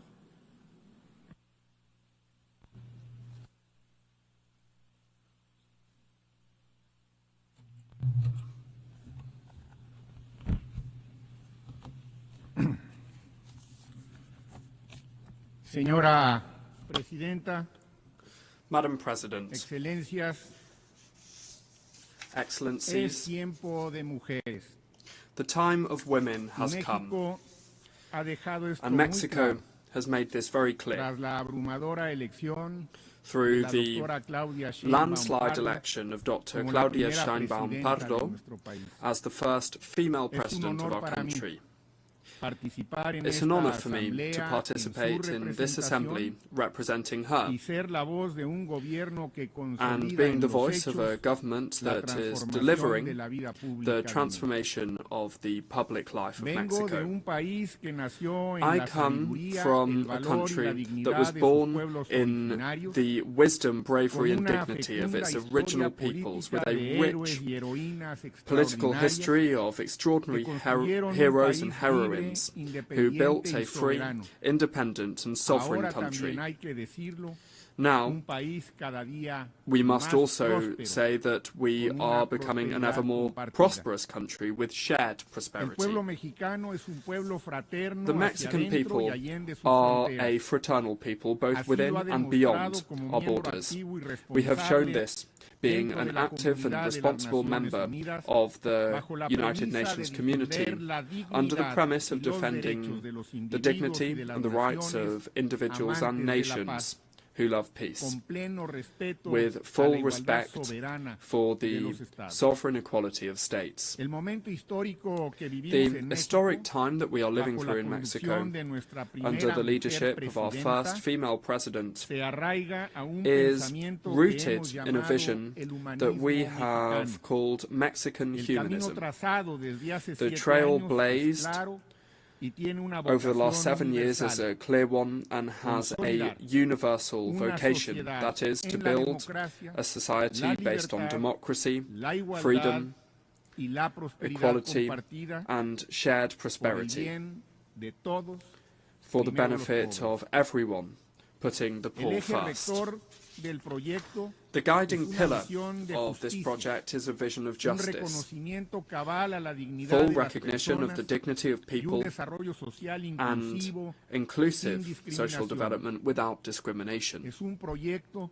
It is a project that establishes a separation between political and economic power that moves towards achieving a moral economy that seeks coordination and cooperation with external actors and doesn't accept any type of subordination, because national sovereignty is non-negotiable.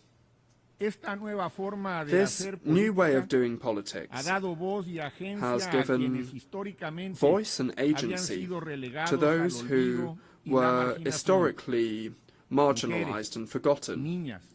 Women, girls, indigenous peoples and persons of African descent, youth, LGBT plus persons and the elderly.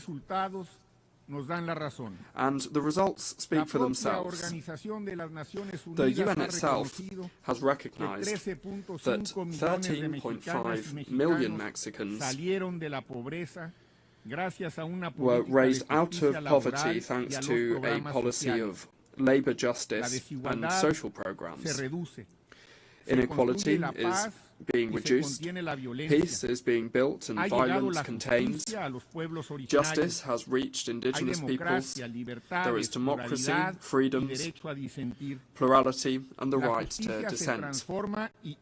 Justice is being transformed, and today an indigenous person is president of the Supreme Court of Justice of our nation. We have the largest reforestation program in the world, with 1 billion trees planted.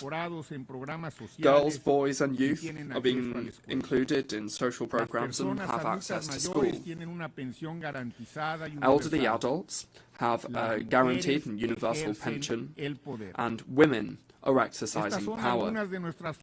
These are some of the good things that we have achieved in this fourth transformation of public life in Mexico, and that deserve to be proudly proclaimed loud and clear from this podium, from this rostrum.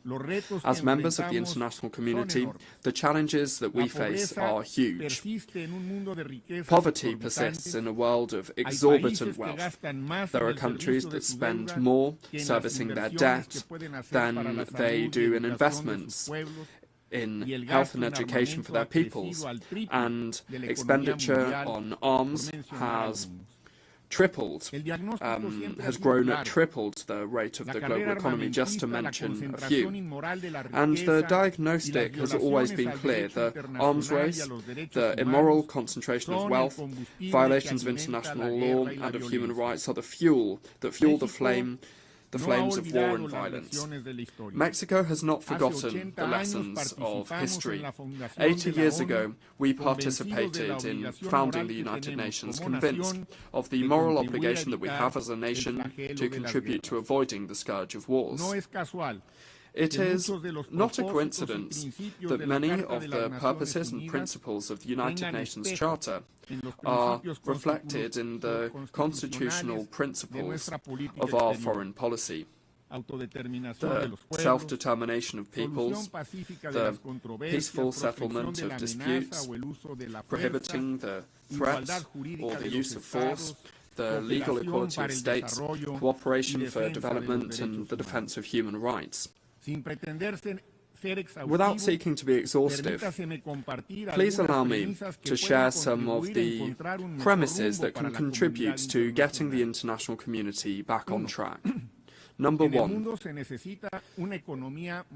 the world needs a moral economy of well-being.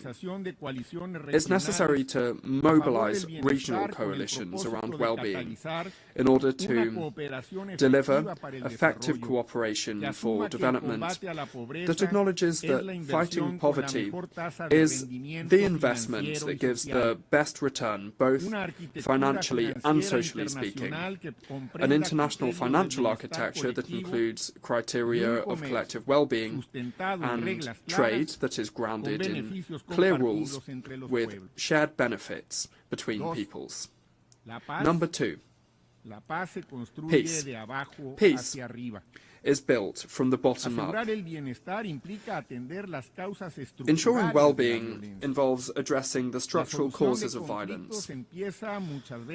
Solving conflicts often begins in the home. It continues in education, and then in decent jobs with fair wages and social security that enables the inclusion of the whole of the social fabric. The international community must take a look with a more critical and innovative spirit at what youth today have as alternatives. Similarly, it's the role of the international community to put an end to the arms race, not only when it comes to nuclear weapons, but also the illicit trafficking of firearms and the spiral of expenditure on arms that is feeding poverty and exacerbating conflict. In response to the staggering proliferation of weapons, it is necessary to respond with politics, mediation, diplomacy, law and dialogue. The United Nations must play a much more active role in the prevention and the solving of these conflicts. Multilateralism must become again the space where disputes are settled. And this leads us to our third premise. Number 3, it's necessary to uphold international law alongside human rights. If we really want to avoid the proliferation of conflicts that have an impact on the lives and the dignity of people, we must respect international law, including international human rights law and international humanitarian law, whether it's in the Middle East, in Europe, in Africa, in Latin America, or in any other part of the world. War is taking an intolerable toll, and it threatens triggering an even larger escalation of conflict that could even be profoundly destructive for the whole world. The wars in Gaza, in Ukraine, and in all the other places that they're taking place must end now. We will not tire in insisting on the urgent appeal for a ceasefire, to always achieve a negotiated solution with the participation of all parties directly involved. There can be no negotiated solution if any of the parties are excluded. The solution must be a diplomatic one, otherwise it will be hardly achievable. Mexico will always advocate for the peaceful settlement of disputes, and that's why we reject sanctions and trade embargoes that only harm the well-being of peoples and do not contribute to building regions of peace or prosperity. We reiterate unambiguously our historic position against the embargo on Cuba and our appeal to remove this country from the list of countries that sponsor terrorism, state sponsors of terrorism. Respecting international law is safeguarding peace. It's the antidote to a logic of power that makes the weakest nations even more vulnerable. In the words of our Benemérito de las Américas, our eminent Benito Juárez Garcia, everything through reason and law and nothing by force. Madam President, the struggle for justice is rooted in the conviction that all people are equal before the law, compelled by fraternity to understand each other and to respect each other as equals in dignity and in rights. Mexico has a tireless commitment to human rights, to freedoms, and to non-discrimination in the world. We condemn classism, racism, and all forms of discrimination, including discrimination based on sexual diversity or gender identity. We particularly reject the criminalization of people who, for whatever reason, have been forced to leave their homes and forced to migrate, whether it's to seek refuge or to escape conditions of injustice or poverty. For us, migrants are people with rights who care for their families and who contribute with their efforts to improving and strengthening their host communities. It's only by understanding the phenomenon and addressing its structural causes that we will be able to move towards a framework of global and regional collaboration that will enable us to move towards a safer and more orderly mobility. Let there be no doubt, Mexico will not tire in ensuring the attention to and protection of Mexican nationals who are outside of our country and those that deserve all of our support and assistance. In this framework of justice and rights, we are including the fight of women and for gender equality, because despite the progress, there are still gaps and violence against women in the world that are wrenching away freedom from girls, young women, and women in all of their diversity. 30 years since the Beijing Declaration and Programme of Action, the diagnostics and the roadmap are clear, and we invite all nations to mobilize to accelerate the progress towards gender equality. In my country, the transformation of consciences has been intrinsically linked to the fight for gender equality. Today in Mexico, we are seeing gender parity prevail in the legislative and judicial branches of government, in public policies.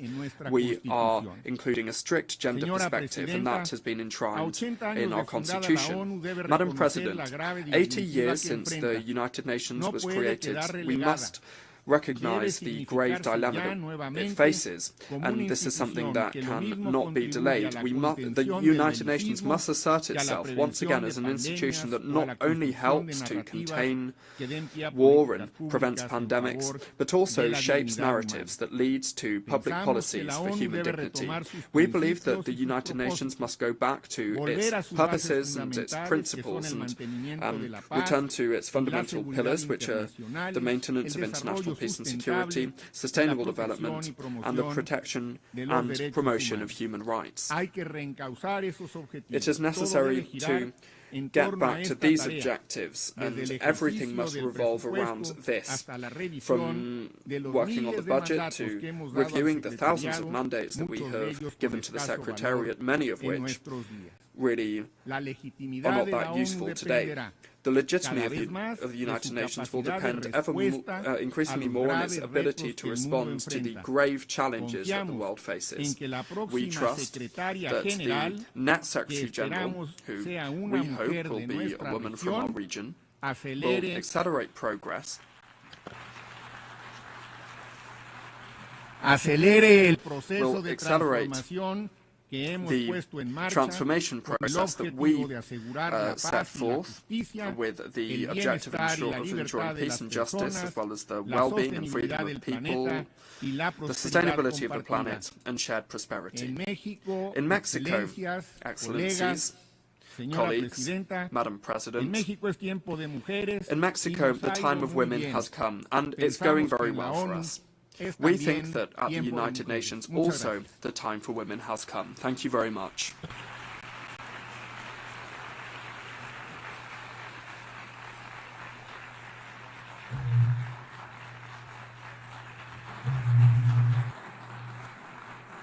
Je remercie le ministre des Affaires étrangères. I thank the Minister of Foreign Affairs of Mexico, and I now give the floor to His Excellency Olivier Nduhungirehe, Minister of Foreign Affairs and International Cooperation of Rwanda.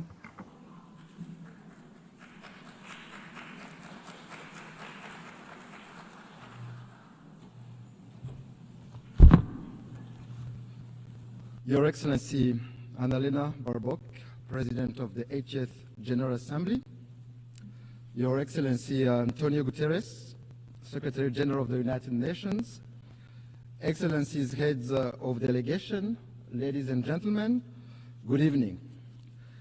Allow me to begin by congratulating Her Excellency Annalena Baerbock on her election as President of the 80th session of the United Nations General Assembly. I take this opportunity to thank His Excellency Philemon Yang, the outgoing President, for his work and dedicated service to multilateralism. Rwanda extends its gratitude to Secretary General Antonio Guterres for his comprehensive report on the work of the United Nations aimed at improving its efficiency. In this regard, Rwanda has formally expressed interest in hosting UN agencies as part of our shared commitment to a cost-effective and decentralized UN system. We reiterate our support to the work of the United Nations and the Secretary General, particularly in advancing peace and security and drive progress on sustainable development goals. Excellencies, this year, the United Nations turned 80. This journey has not been without challenges. Fast-changing realities, including economic shocks and the legitimate aspirations of regions long denied a voice, compel us to quickly adapt to make the UN fit for purpose. That is why Rwanda strongly supports reforms, especially of the Security Council. The composition of this body does not reflect current realities. Africa is a 1.2 billion people strong continent where most of the conflict of the Security Council's agenda reside. Therefore, it cannot remain excluded from permanent membership. Excellencies, the United Nations development pillar remains central to advancing peace, prosperity, and dignity for all.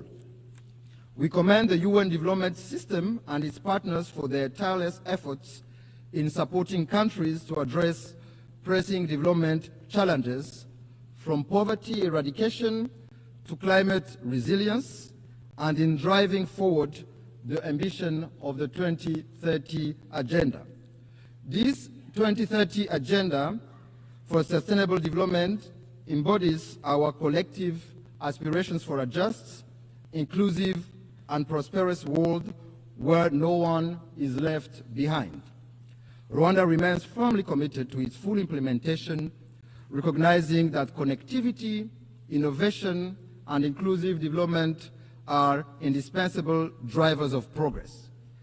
Despite global challenges such as the existential threat of climate change and widening technological inequalities, Rwanda has taken bold steps to align national priorities with the SDGs.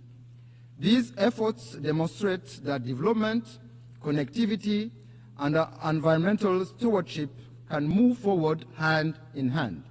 Yet, the persistence of unequal access to finance, technology, and markets threatens to widen the gap between those with means and those without.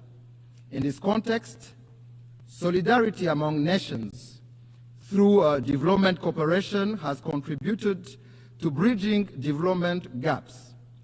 However, we believe that it is time to transition from aid to trade, enabling developing countries to become self-reliant in a win-win partnership.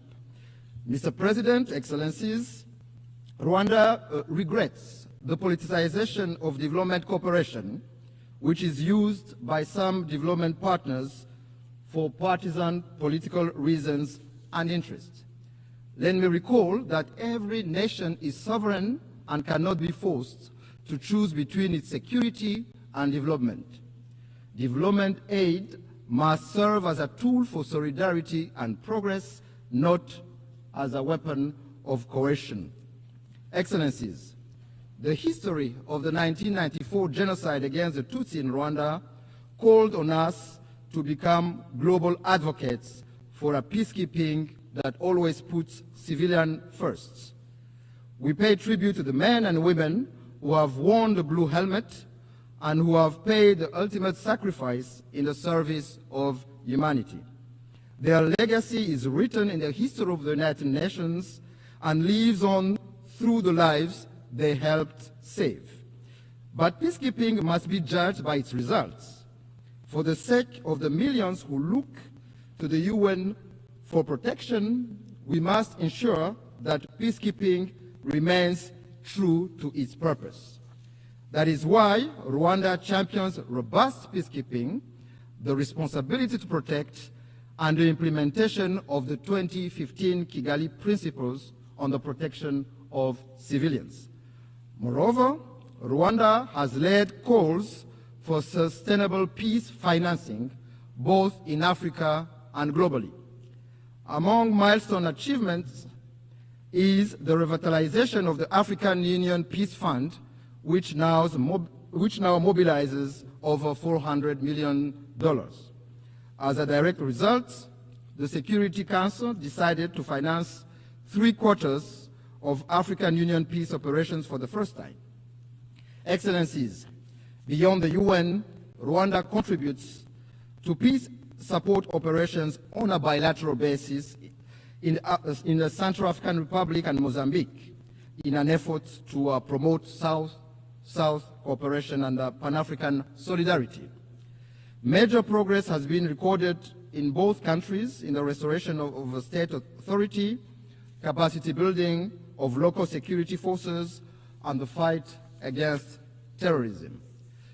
Excellencies, I may recall that the United Nations was established to spare succeeding generations from the scourge of war. Yet, 80 years on, conflicts continue to erupt across every continent. Rwanda firmly maintains that for most of those conflicts, lasting peace cannot be achieved through military means. We have consistently held that only genuine, good faith dialogue offers a sustainable path towards global peace. However, peacekeeping alone is not enough. Too often, we deplore relapse into conflict because its root causes were not properly addressed. Prevention, mediation, and effective peace building must be our first resort. This lesson is particularly urgent for the Great Lakes region of Africa. The current conflict in Eastern DRC is not new. It is rooted in decades of bad governance, marginalization and persecution of minorities, genocide ideology, and a persistent colonial legacy. Rwanda believes that peace in Eastern DRC is in everyone's best interest. Our goal has always been, and will remain, the security and well-being of Rwandans and the people of our region. In June this year, Rwanda and the DRC signed a peace agreement in Washington. It provides for a comprehensive framework encompassing security, political, and economic components. This achievement was made possible thanks to the strong leadership of His Excellency President Donald Trump of the United States and of His Highness Sheikh Tamim bin Hamad Al Thani, Emir of the State of Qatar, whose vision for peace and prosperity in our region, Rwanda fully shares. We also acknowledge the vital role played by African-led initiatives, notably the joint EAC SADC process, supported by the African Union mediation, for their efforts in favor of peace. Nevertheless, since the signing of this peace agreement, progress has been moving slowly. While promising meetings are taking place in Washington to implement the June peace agreement, the situation on the ground remains deeply troubling.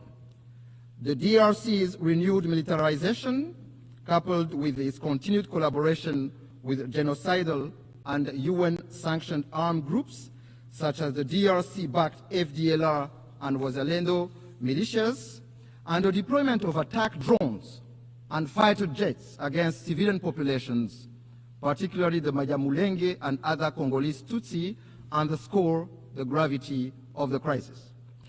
This goes against the letter and spirit of the Washington Peace Agreement. Additionally, this coalition is supported by foreign forces, including mercenaries, in clear violation of the 1977 OAU Convention and the 1989 UN Convention against the use of mercenaries. Rwanda condemns these developments and calls on the DRC to reject the military solution and implement in good faith the Washington Peace Agreement, which is a golden opportunity to end this conflict that has lasted for far too long. Excellency, since 1999, the United Nations has maintained a robustly mandated peace peacekeeping mission in the Democratic Republic of Congo, named MONUSCO, to help address the crisis. Yet, despite its efforts, the mission has not succeeded in halting the proliferation of armed groups, especially the eradication of the DRC-backed FDLR. Instead, MONUSCO has ended up working alongside military coalition that includes the FDLR, going against more than 20 Security Council resolutions calling for the neutralization of that group. There is an urgent need to review the legal conformity of MONUSCO's mandate. Of particular concern to Rwanda is the emergence of Wazalendo militia, armed and supported by the DRC government, which are committing countless abuses, including burning down whole villages of Congolese Tutsi, lynching and burning alive civilians and military officers, as well as arming children for ethnic cleansing. Their brutality, methods, and ideology bear an alarming resemblance to that of the genocidal militia of 1994 in Rwanda. Strong action is needed to put an end to this dangerous development before it is too late.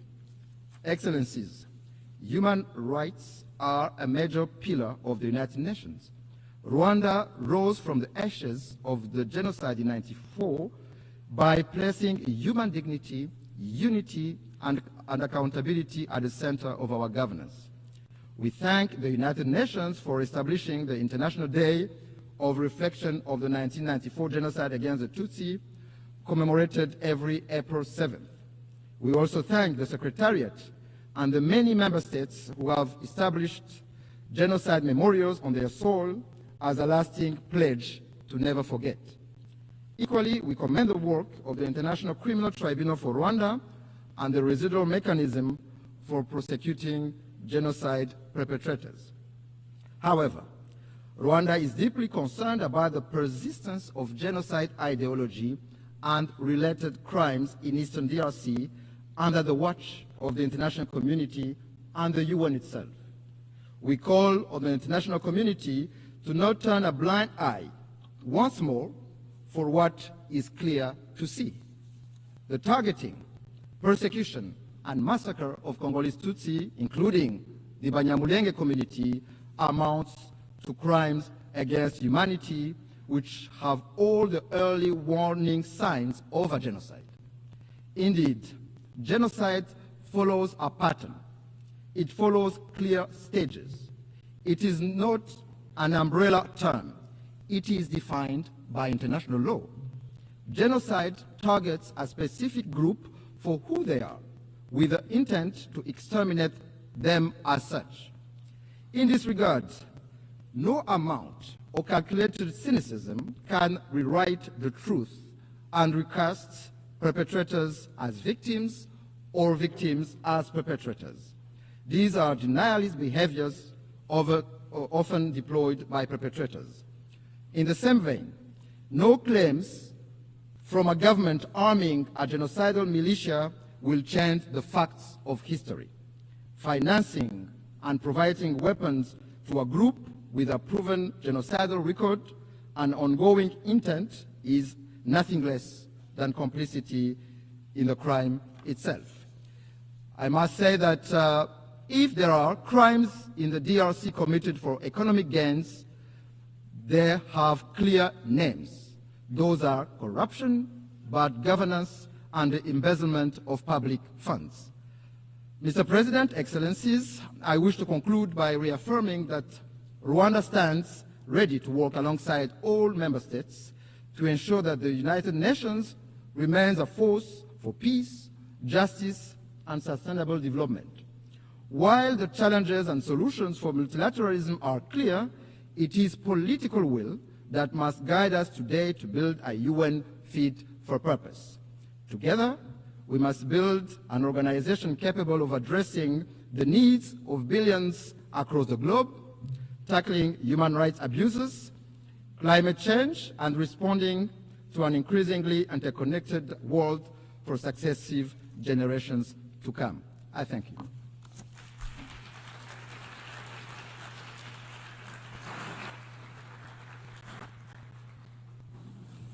I wish to thank the Minister for Foreign Affairs and International Cooperation of Rwanda. I now invite Her Excellency Maria Gabriela Sommerfeld-Rosero, Minister for Foreign Affairs and Human Mobility of Ecuador, to address the Assembly.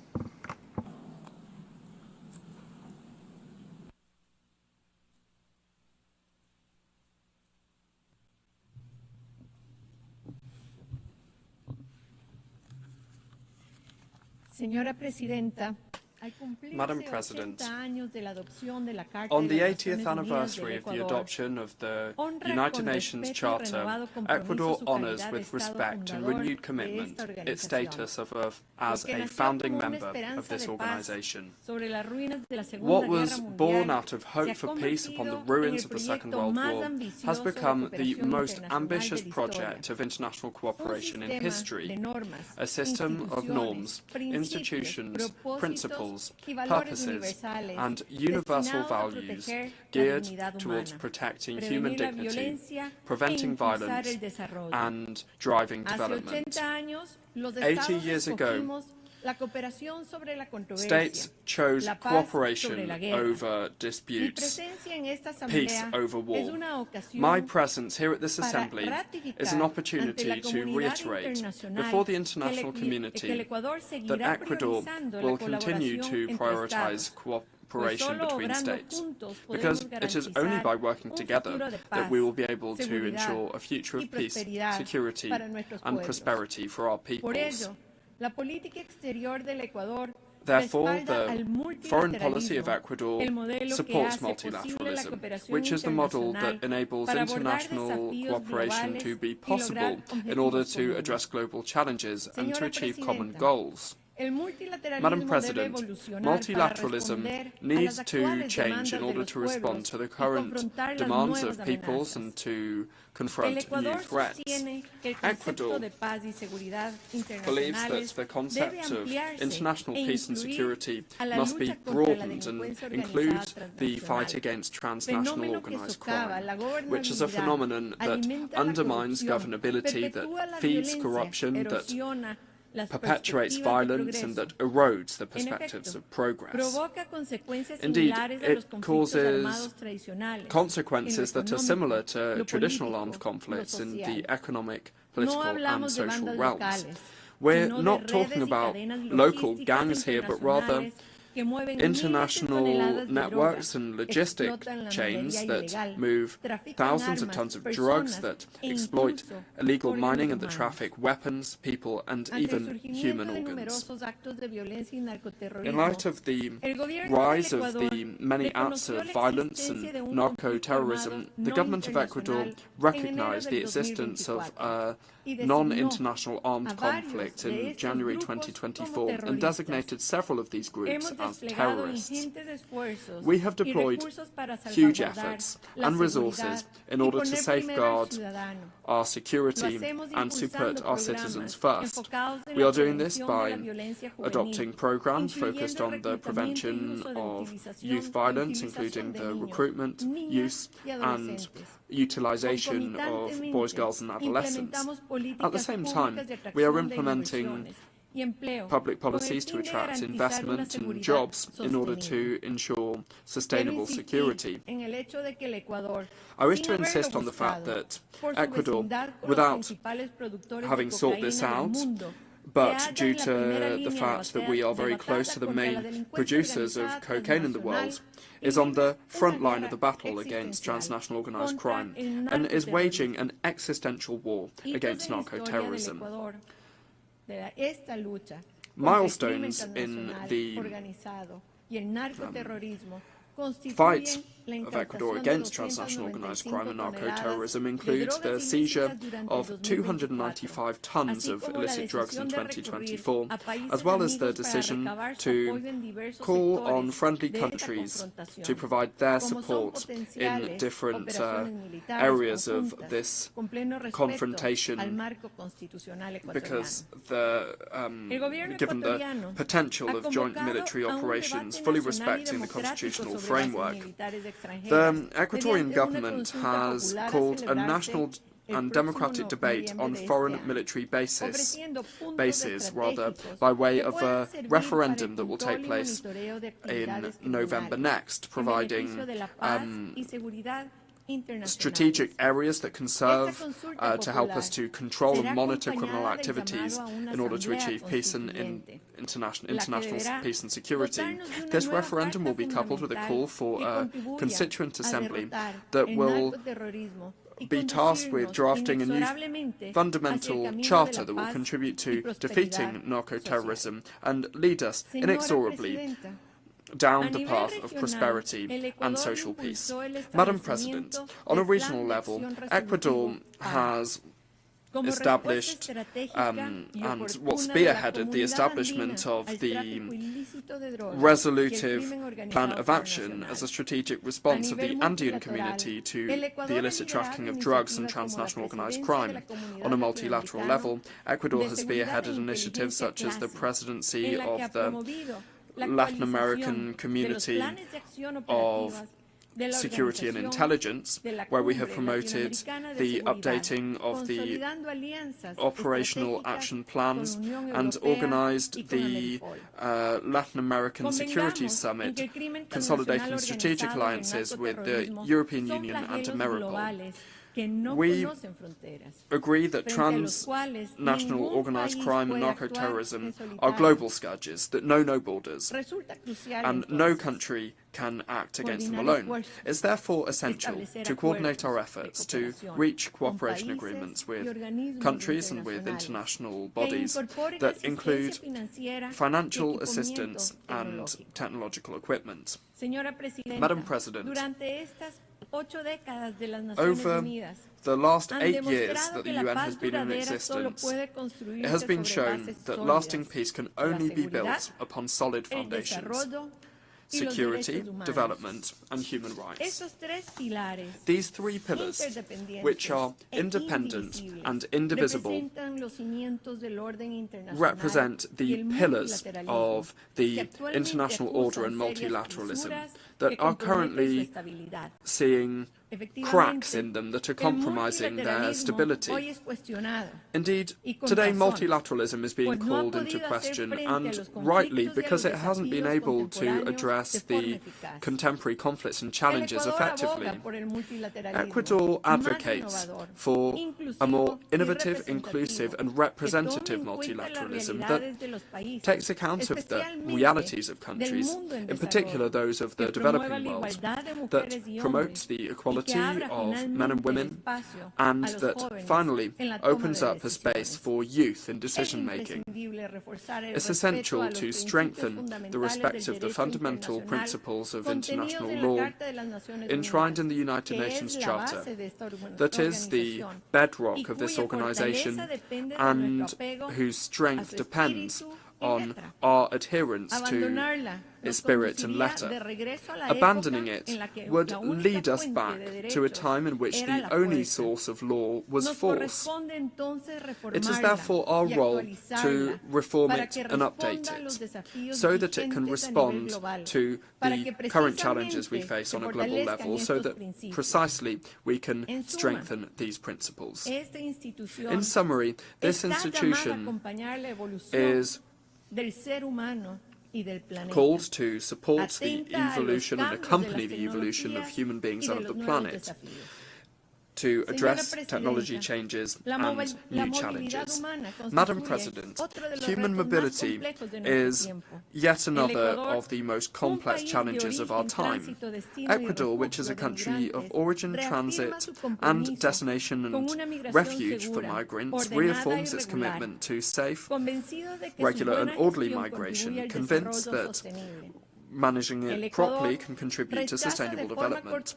Ecuador strongly rejects irregular, unsafe and disorderly human mobility, because this often responds to the interests of transnational organized crime groups that can also be transnational in nature.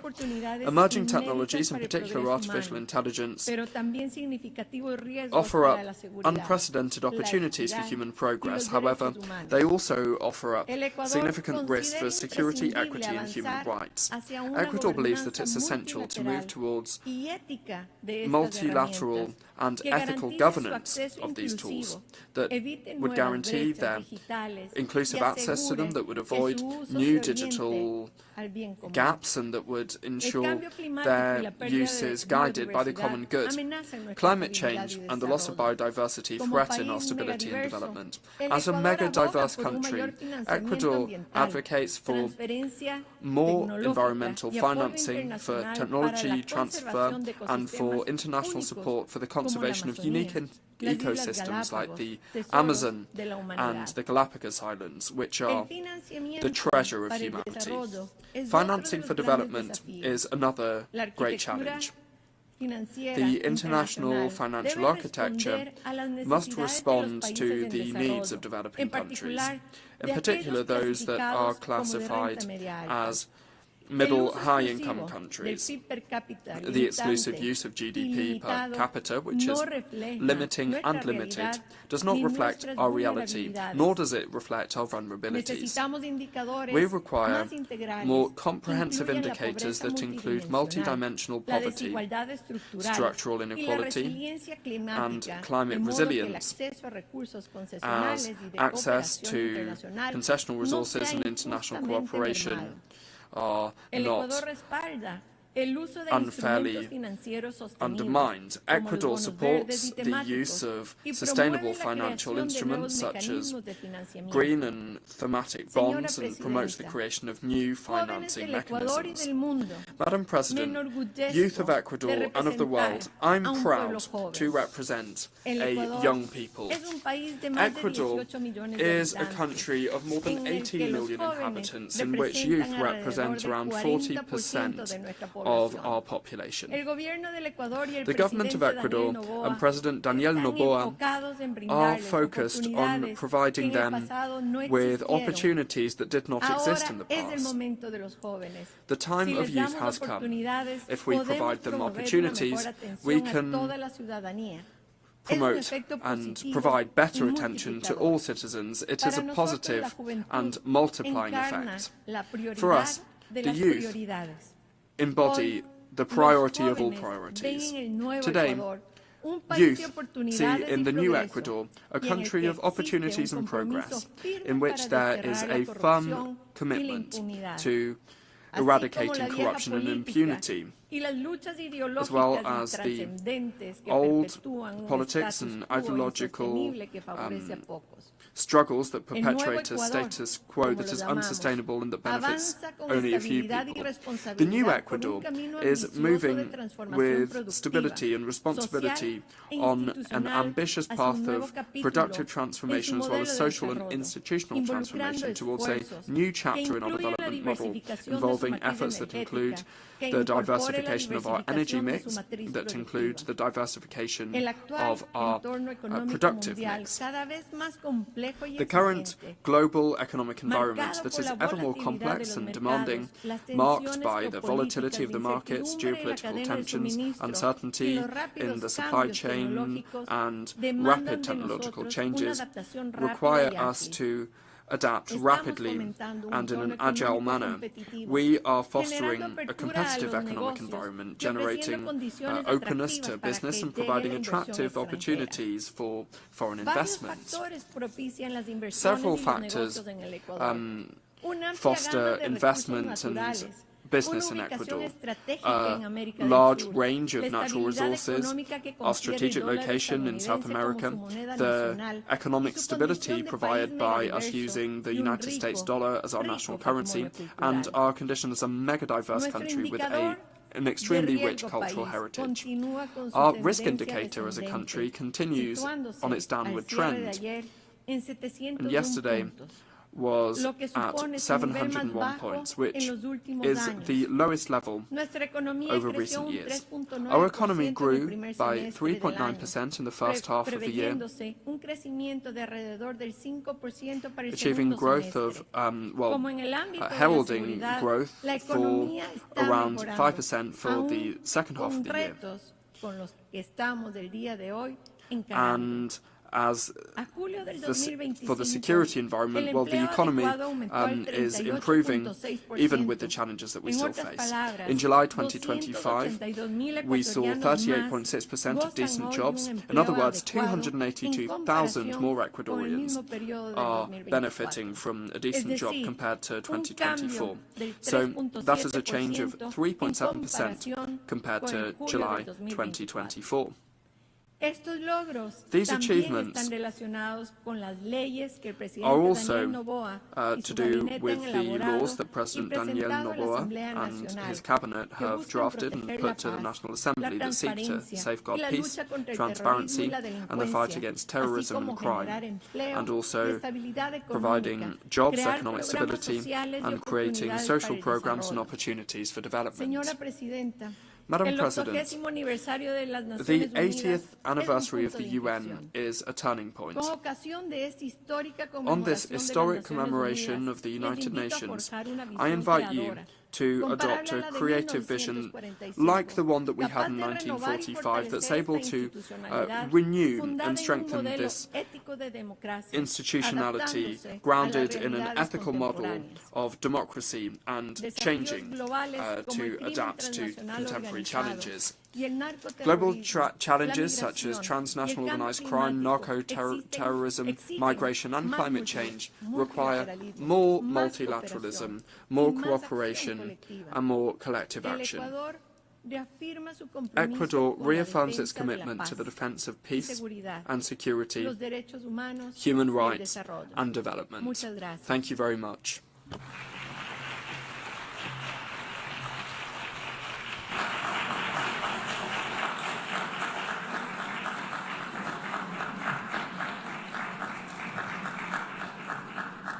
Je remercie la ministre des Affaires étrangères et de la mobilité humaine de l'Équateur. Je donne maintenant la parole à son Excellence Maria Malmer Stenegard, Minister for Foreign Affairs of Sweden. Je remercie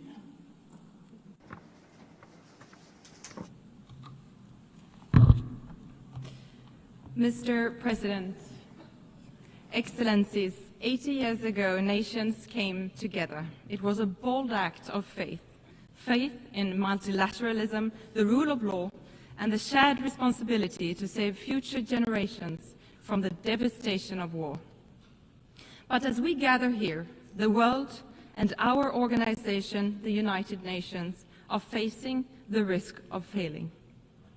Leaders of several nations are choosing conflict over cooperation. Around the world, we are witnessing grave violations of the rules and principles that we have all agreed to.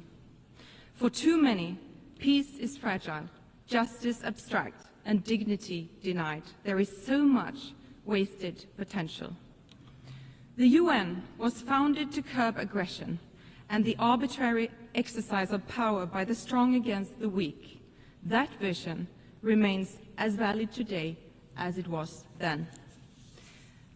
Mr. President, it is not only the UN that turns 80 this year, it happens to be 80 years since Astrid Lindgren published her first book about the strongest girl in the world, Pippi Longstocking, a strong-willed girl who believed everything was possible. Pippi has inspired generations of children, especially girls, to believe that strength and independence are not confined by expectation or tradition. I have never tried that before, so I should definitely be able to do it. Although not a direct quote, it captures the spirit of Pippi. Let us use the coincidence of anniversaries as a reminder that even in the face of unprecedented challenges, we must approach the impossible with boldness and resolve. Mr. President, Sweden is a committed defender of international humanitarian law, principles that safeguard human dignity even in the darkest of times, and they must be upheld without exception. We cannot be deterred by a few states' disregard for our charter. This is our time to act and to defend these fundamental rules and principles for us and for future generations. We need an efficient UN that defends the right of every state, big or small, to uphold its sovereignty, territorial integrity, and political independence. We need a strong UN that helps member states deliver on their commitments to respect, protect, and promote the human rights of every individual. And we need a focused UN. The UN must remain true to its core, securing peace, advancing human rights, driving sustainable development, and providing humanitarian relief. Mr. President, as a steadfast partner and major donor to the United Nations, Sweden remains committed to addressing global development challenges and to humanitarian efforts to provide protection and life-saving assistance. Sweden is also a strong supporter of UN peacekeeping and peace-building efforts. We actively take part in the Peacebuilding Commission. We chair the Liberia configuration, and we have contributed substantially to the Peacebuilding Fund since its creation. The Security Council must evolve to better reflect today's global realities. Sweden supports a balanced expansion of the Security Council by adding permanent and non-permanent seats, including African countries. We need to act together based on our shared principles and common goals. These include our commitments under the Pact for the Future adopted last year. Looking ahead, we will seek a candidate for the next UN Secretary General who leads the way and builds on important reform initiatives. And let me be clear, Sweden's choice is always merit-based. But isn't it strange that for 80 years,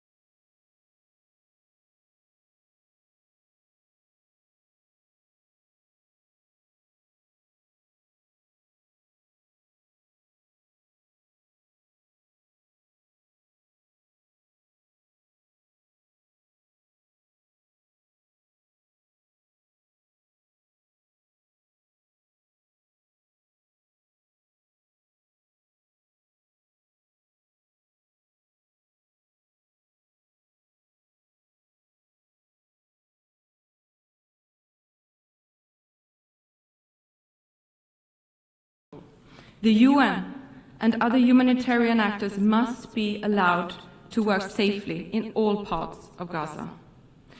Humanitarian space must be protected and aid should never be politicized. Increased pressure on the Israeli government to change its course and meet its obligations according to international law is urgently needed. Sweden welcomes international efforts for a peaceful resolution to the Israeli-Palestinian conflict. It is in the interest of all states to not only bring this war to an end, but to ensure a sustainable two-state solution for a better future for all, both Israelis and Palestinians.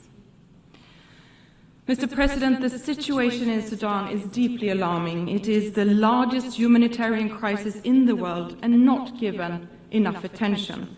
Full, safe and unhindered humanitarian access and immediate ceasefire and negotiations, ensuring a return to civilian rule, are urgently required. Conflicts all over the world are wasting human potential. Every conflict tears families apart, disrupts education, and silences voices. The cost is immeasurable. Mr. President, authoritarian regimes challenge democracy, rule of law, and gender equality. Sadly, resistance against women's and girls' rights is on the rise. Sweden is honored to serve as President of the UN Executive Board this year. Gender equality is too often framed as a women's issue, which is a profound misunderstanding. Equality is not only a value we should aspire to, it is a driver of progress.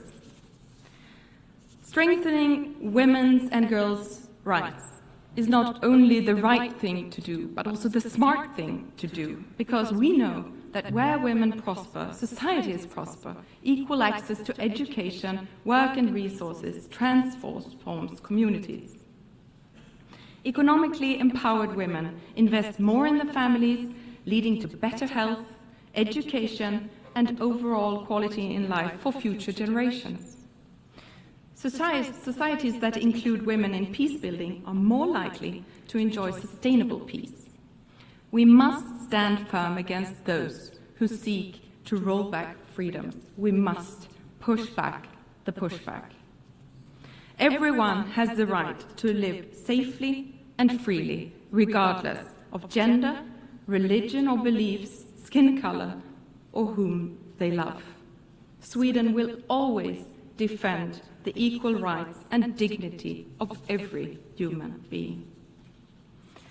Mr. President, the crisis of our time, armed conflicts, climate change, extreme poverty, demand urgent collective action. But public aid alone is not enough.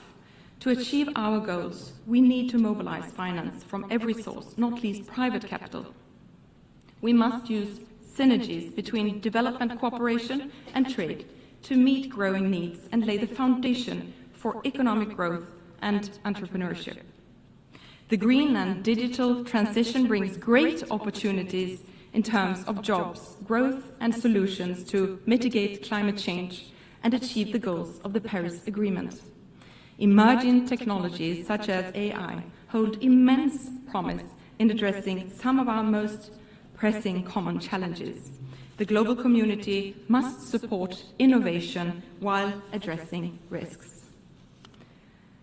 Mr. President, the UN was not created to take mankind to heaven, but to save humanity from hell. These words of the second Secretary General of the United Nations, Dag Hammarskjöld, remain just as valid today. These are difficult times, but times have been difficult before. Let us not surrender to despair. Most nations continue to stand by the fundamental principles agreed upon 80 years ago. We should not let this anniversary become a celebration of the past alone. Let's see this as a call to action. Let's embrace the spirit of Pippi Longstocking and carry on with fearlessness and conviction. Together we must act for ourselves and for future generations. Let them inherit a better, freer and fairer world than the one we found.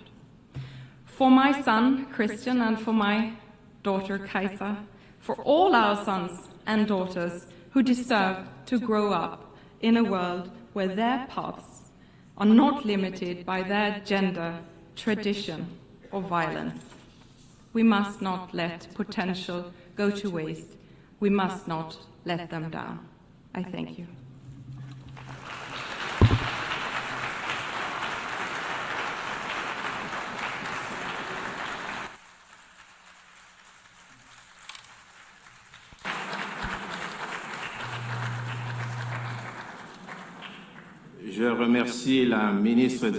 I thank the Minister of Foreign Affairs of Sweden. And I now give the floor to His Excellency, Mr. Lejeune Mbela Mbela, Minister for Foreign Affairs of Cameroon.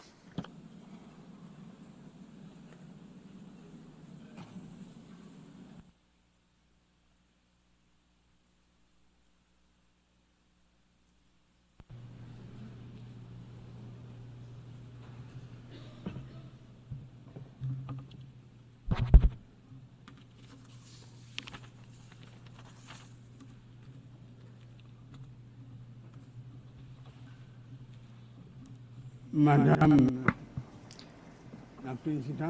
President,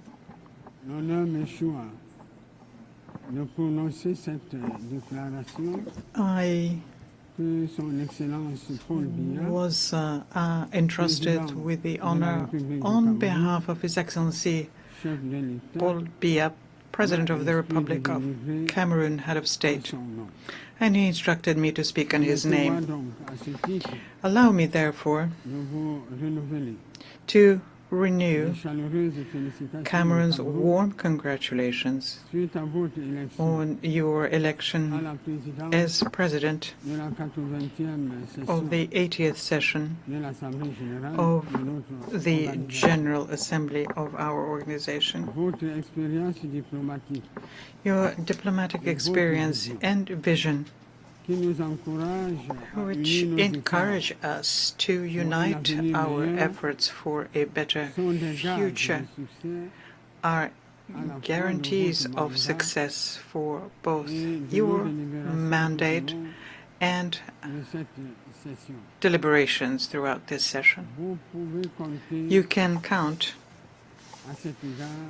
in this regard on the full cooperation from the Cameroonian delegation.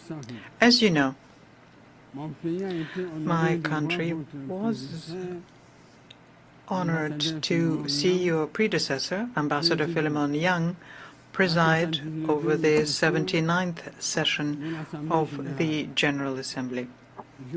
And I would like here to commend his commitment, his professionalism, and his determination, which was marked by his spirit of being able to listen and conduct a dialogue as he fulfilled his mandate. Let me also reiterate to Mr. Antonio Guterres, Secretary General of the United Nations, the sincere appreciation of Cameroon for his tireless efforts at the helm of our organization and for his clear commitment to strengthen multilateralism in international context, which happens to be particularly difficult and complex. Madam President, Excellencies, Heads of State and Government, Mr. Secretary General, and distinguished representatives, we meet this year at a pivotal moment for our organization, which is celebrating its 80th anniversary. And anniversaries are usually joyful occasions, but we must acknowledge that this particular one leaves us with questions. This is an opportunity for us to take stock and reflect on how we can make the United Nations more effective in fulfilling its missions and recommendations and promises contained in the Charter. You therefore proposed in this regard, Madam President, us to take stock and reflect on how we can make the United Nations more effective in fulfilling its missions and recommendations and promises contained in the Charter. You therefore proposed in this regard, Madam President, that we pool our will, our efforts, and our resources. And you believe, and rightly so, that we are better together. Cameroon shares this vision and welcomes the theme we have chosen for our discussion, which is, I quote, "Better together, 80 years and more for peace, development, and human rights." End of quote. This theme is more than just a slogan. It is a relevant program that we must translate into concrete actions at both the national and international levels. The union of our forces is the very foundation of the UN Charter. Its founding fathers understood that maintaining international peace and security and promoting economic and social development for all could only result from our collective labor. And that is why we must maintain this dynamic for the well-being of our populations.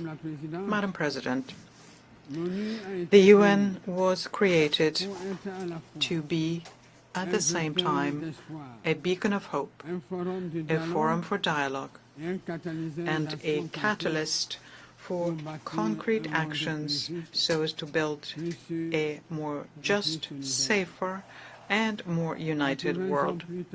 And 80 years later, it is useful, as I mentioned earlier, it is useful to take stock and draw lessons for the future. So the following questions arise here.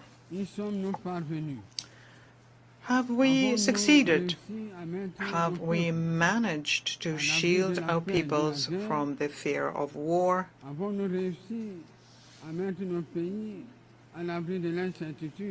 Uncertainty about their future? Have we succeeded to shield our peoples from famine? The current international situation, which is marked by numerous crises, offers a clear and negative answer to these questions. Indeed, in 2025, the global security environment remains, unfortunately, characterized by a proliferation of conflicts and threats of all kinds to human security, including the nuclear threat, which we once thought to be a thing of the past.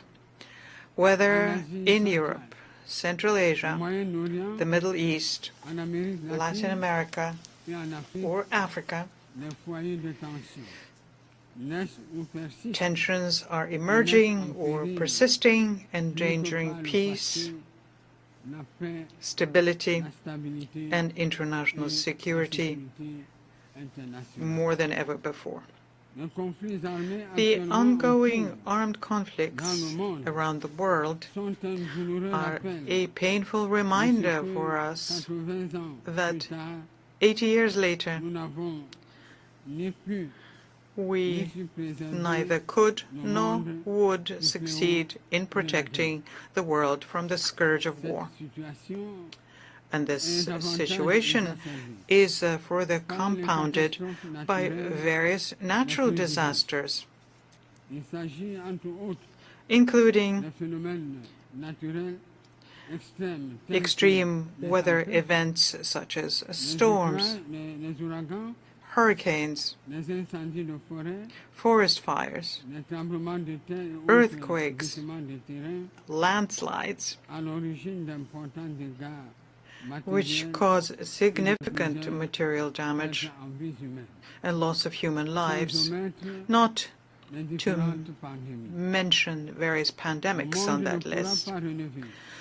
The world will only meet the challenge of development if it first wins the challenge of peace. We have a historic responsibility to choose. Either we allow war and these multiple scourges to thrive, or we offer our children a stable, united, and prosperous world. And Cameroon has made its choice. It made the choice of peace and development and stands firmly by your side in order to turn this aspiration into a shared reality. Madam President, Your Excellencies, it is well known that there can be no development without peace, nor can there be lasting peace without development. The ongoing crises, which negatively affect international trade, the cost of raw materials and market supplies, undoubtedly hinder the development of many countries. And yet, economic development through the Sustainable Development Goals remains a primary objective that the United Nations must attain for the well-being of our peoples. In recent years, however, we have seen with regret that millions of people still live in extreme poverty, facing disease and food insecurity. In this particular context, children, women, and the elderly, and people with reduced mobility are the most vulnerable. And although access to education has expanded, many children and young people remain outside of the school system. At the same time, we observe a decline in life expectancy. We see deteriorating health indicators and a critical shortage of healthcare professionals, especially in Africa. With 5 years remaining until the SDG deadline, it is urgent that coordinated actions be taken to fulfill the promises of the 2030 Agenda. We must indeed take our responsibility individually and collectively so as to achieve these goals that we had freely and voluntarily set for ourselves.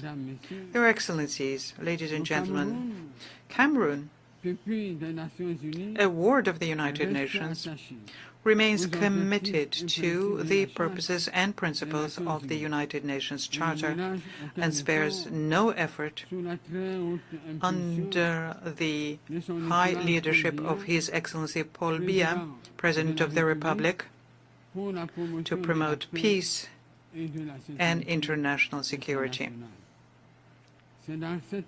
And In this spirit, my country actively participates in UN peacekeeping operations and, through its three major specialized schools, trains police, gendarmerie, and other African civilian personnel who take part in these operations. Moreover, Cameroon remains consistently engaged in the fight against terrorism in general, and in the Sahel, and particularly in the Lake Chad basin, where the Boko Haram sect operates. Now, in economic terms, my country has adopted an ambitious national strategy that promotes harmonious economic and social development across the nation, whilst advancing democracy, respect for human rights, and good governance. This allows us to progressively and systematically realize the Sustainable Development Goals and the African Union's Agenda 2063, among others. Madam President, in the Congo Basin, Cameroon actively contributes to finding solutions to global climate change and to protecting wildlife and biodiversity. He will always do its part and expect that promises made, especially in terms of financing, will be honored. For Cameroon, it is essential that the efforts of developing countries be supported. In this regard, it is worth recalling yet once again that over a decade ago, developed countries pledged collectively to mobilize $100 billion annually to support climate change efforts. The same applies to development aid, which was set at 0.7% over 50 years ago. To date, none of these promises have been fulfilled. Cameroon believes that it is time for these funds, which were expected to be effectively mobilized to support the substantial efforts made by developing countries, especially in Africa, to preserve our shared environment for the benefit of all. On another front, Cameroon is mobilizing resources for major projects in education, health, infrastructure, and rural development, etc., all aiming to bring about structural transformation in our country. We take this opportunity here to thank our multilateral and bilateral partners who support us in this endeavor.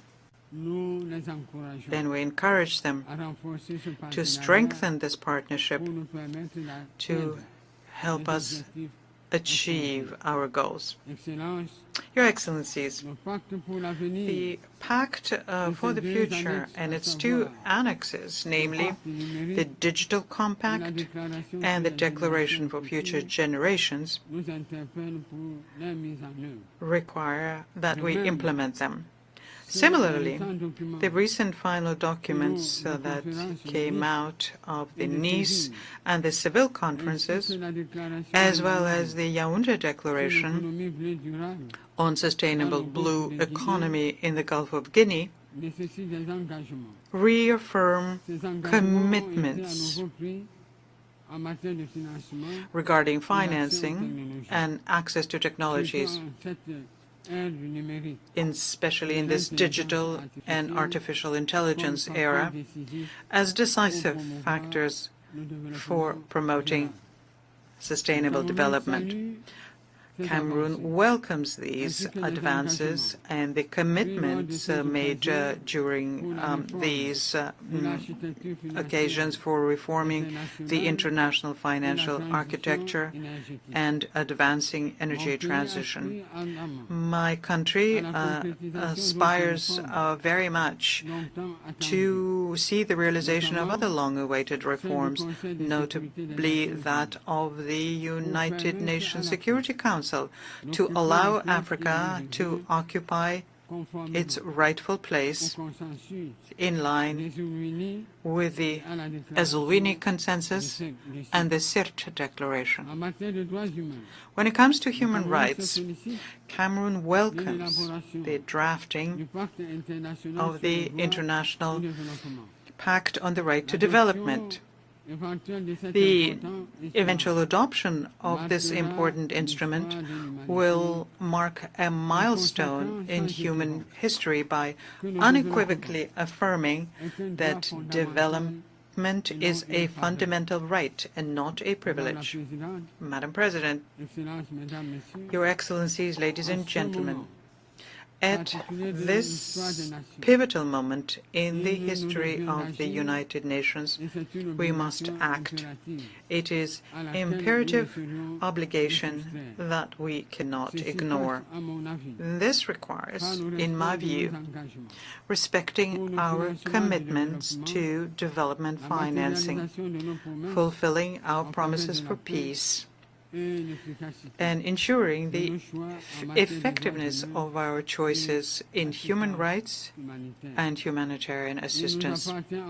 In the years to come, we must strengthen the foundations of lasting peace, rooted in prevention, resilience, and justice.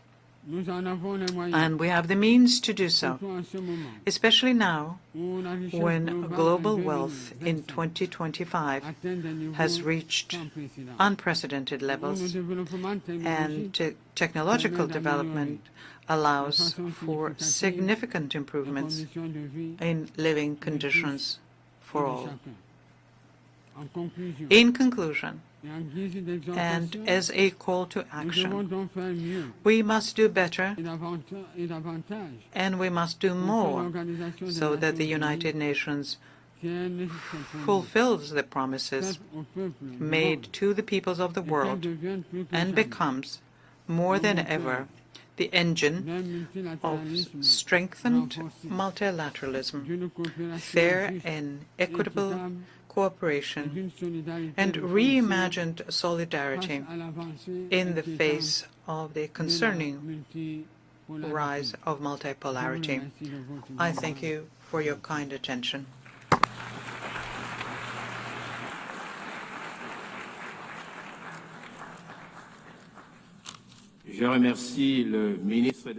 I thank the Minister for Foreign Affairs of Cameroon.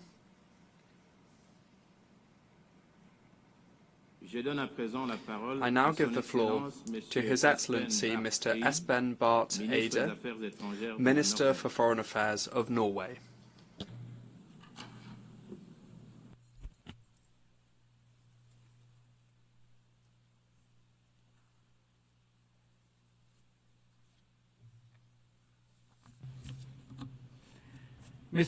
Mr. President, Excellencies, distinguished delegates. 80 years ago, against the backdrop of the Second World War, world leaders gathered in San Francisco to sign the UN Charter, to save succeeding generations from the scourge of war.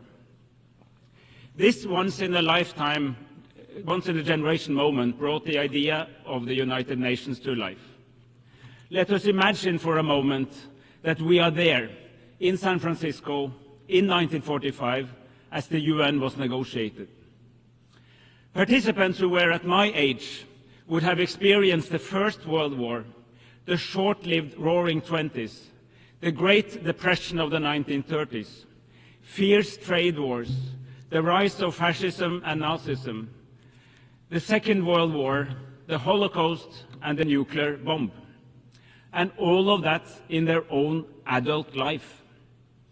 If events like these constitute your life experience, you do not believe that the world is a rose garden. Those who shaped the United Nations were not guided by naive idealism. Quite on the contrary, this was a deep realist recognition that mankind simply could not continue as before. Centuries of great power rivalry, competing spheres of interest, and imperialism had not forged peaceful coexistence. The founders, however, were indeed visionaries, as they believed that a better world was possible. Our founders realized that the world needed shared norms and principles in order to avoid yet another world war. They were adamant not to repeat the debacle of the interwar years. This noble insight shaped the United Nations Charter. Simply put, the Charter rests on three sets of principles. Peace and security should be achieved through recognizing the sovereign equality of states, the prohibition of the use of force, and through peaceful settlement of disputes. Economic and social development should be ensured through close international cooperation and through finding common solutions to common problems. The dignity and worth of all human beings should be established through mutual commitment to universal human rights. Our United Nations, imperfect as it is, has since provided an unrivaled global arena for seeking common solutions to common challenges. There is little doubt that the world would have been a more brutal and less prosperous place without the United Nations. Since 1945, interstate wars have been fewer and further apart. Former colonies gained independence and became sovereign states of their own. Hundreds of millions have been brought out of poverty. President, however, at 80, we find our United Nations in crisis. This crisis is both political and financial. Political, because core principles of the Charter are under threat. The world is more divided, more dangerous, and more unpredictable than it has been for decades. Respect for international law is eroding. Gross violations go unchecked. This, in turn, weakens the trust in our institutions. It is a vicious cycle. The crisis is also financial, because several member states are significantly reducing their economic contributions, and this, in turn, makes it difficult to accomplish the core mission of the United Nations. President, savage wars are raging in several corners of our world. In Sudan, civilians are facing the largest displacement and hunger crisis in the world today. The war in Sudan has been raging for almost 900 days. This is but one of the many horrific wars that receives way too little attention in the power centers of the world, even in this organization. In Ukraine, Russia has violated the most fundamental principles of international law. There is simply no other way of seeing it. Russia's invasion of the sovereign state of Ukraine is a blatant violation of Article 2.4 of the UN Charter. While Ukraine is in its full right to defend itself as affirmed by Article 51. Norway and so many other states stand firmly with Ukraine's fight for freedom and independence. We do so in solidarity with the brave Ukrainian people, but we also do so to uphold the respect for international law, an interest shared by all states, large and small. In Palestine, Israel is in clear violation of international law. Life in Gaza is living hell. For almost 2 years, we have witnessed extreme levels of death, starvation, forced displacement, and massive suffering. The fact that these atrocities continue is a disgrace to all humanity. In the West Bank, the illegal occupation, settlements and settler violence continues unchecked. The Palestinian authorities are under massive stress, its finances strained, and its capacity to operate is severely restricted. The war must end now. Massive humanitarian aid must reach those in need now. The remaining hostages must be released now, and the illegal occupation must end now. But, colleagues, there is an alternative to this never-ending cycle of violence. We have made important steps just these past few days. At the conference on Palestine in this hall on Monday, member states further developed the roadmap to a settlement to the deeper conflict between Israel and Palestine. By now, 159 member states have recognized the state of Palestine as a contribution to the realization of the two-state solution. However, the recognition of Palestine is only one of the elements needed to reach such a two-state solution. There are many pieces in this puzzle. Palestinian governance and economy must be strengthened.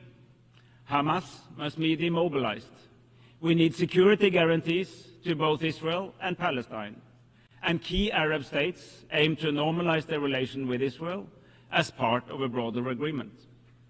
In order to put together these pieces of the puzzle, the Global Alliance for the Implementation of the Two-State Solution was launched here in New York last year during the last UNGA. It continues to gather support for a comprehensive settlement. It is our firm conviction that both Israel and Palestine have the right to live in peace and security, side by side in two states. Excellencies, ladies and gentlemen, a world order based on international law is not a luxury, it's a necessity. When we condemn Russia's blatant violations of international law in Ukraine, we must also speak just as clearly against Israel's violation of the rules in Palestine. International law cannot be applied with double standards. It must be upheld universally, regardless of who commits the violations and regardless of where they take place. This is not optional, this is fundamental. We must also defend the institutions that safeguard accountability, the International Court of Justice and the International Criminal Court. Just as important as the sacrosanct integrity of borders and the sovereign equality of states is our mutual commitment to human rights. The UN Charter commits us to respect and promote these fundamental freedoms for all, without distinction to race, gender, language or religion. Human rights are universal. They are our best hope for a world that rejects injustice, inequality, violence and brutality. A more equal world where women and girls participate on equal footing with men and boys is a more peaceful and a more prosperous world. President, in these times of crisis, the United Nations must reposition itself to meet a new political and financial reality. The UN 80 initiative gives us a unique chance to turn this crisis into an opportunity and to build a United Nations that is not only stronger, but also smarter. As a country with an unwavering commitment to the United Nations, I can say this with conviction. It is time for some tough love. We want a UN that is stronger, yet leaner. A UN that is more efficient. A UN with structures optimized to deliver real impact where it matters most, on the ground, with the people we serve. We need a UN with sharper prioritization of resources, clearer mandates, and a UN that works smarter, not just harder. This is also a moment for self-reflection for all of us as member states and for our United Nations. As member states, we have contributed to a proliferation of mandates. long, complicated, overlapping, and burdened with endless reporting requirements. My country, Norway, is not exempt. We too are guilty as sin. The time has come to change this. We need bold and ambitious reform. We must stand firmly behind the Secretary General to drive this forward. We need a UN that can continue to uphold the rules and the principles that have underpinned our international order for the past 80 years. And we need a UN 80 process with a roadmap for the next Secretary General. When she assumes office in 15 months, she must be able to have the reformed UN fit for the next 80 years. President, we need a global convention on tax cooperation. States have the primary responsibility to provide essential service to their people. But then we must enable states to fulfill this duty. The capacity to tax both citizens and companies is paramount. It is the backbone of public service delivery, the engine of resource redistribution, and the cornerstone of sustainable development. We know what works, but we must assure that it can work for all. Colleagues, let there be no doubt. The climate crisis is real. It is here, it is man-made, and it's affecting the lives of millions of people around the world. As an Arctic nation, we experience some of the fastest paces of climate change anywhere on the planet, and we feel its impacts in our everyday life. The science is irrefutable. Observed warming is outpacing predictions. Curbing global warming and making peace with nature is the greatest collective challenge of mankind. We have no time to lose. Yet over the past decade, the world has achieved significant progress in this area. At COP28 in Dubai, nations united around the goal of phasing out fossil fuels in a just, orderly, and equitable manner. Today, countries, regional organizations, companies, and investors are beginning to recognize a fundamental truth. Embracing the technologies of the future, low on carbon, high on circularity, and responsible resource management, is not an obstacle to growth. It is an opportunity for growth, innovation, and a sustainable future. Now we must build on this momentum. COP30 in Belém presents a crucial opportunity to reconnect the climate, biodiversity, and pollution agendas into a coherent, integrated approach. President, as we mark the 80th anniversary of our United Nations, let us protect the foundations for peace, human rights, and development. The norms and the principles are not the problem. They are just as relevant for the world today as they were back then. What does deserve scrutiny is the system we have established to protect and enforce these norms and principles. And that is what the UN 80 is all about. Let us make sure that these principles apply for all people, everywhere, all the time, so that in another 80 years, future generations do not have to build a new version from the ashes of another devastating world war. It is up to us to find the answers that fit the 21st century.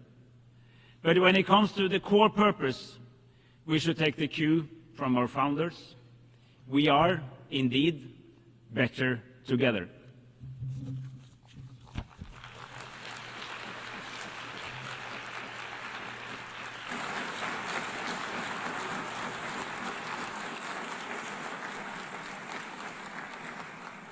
I thank the Minister for Foreign Affairs of Norway.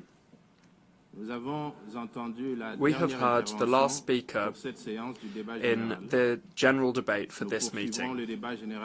We will continue the general debate tomorrow at 9 a.m. in this hall. The meeting is adjourned.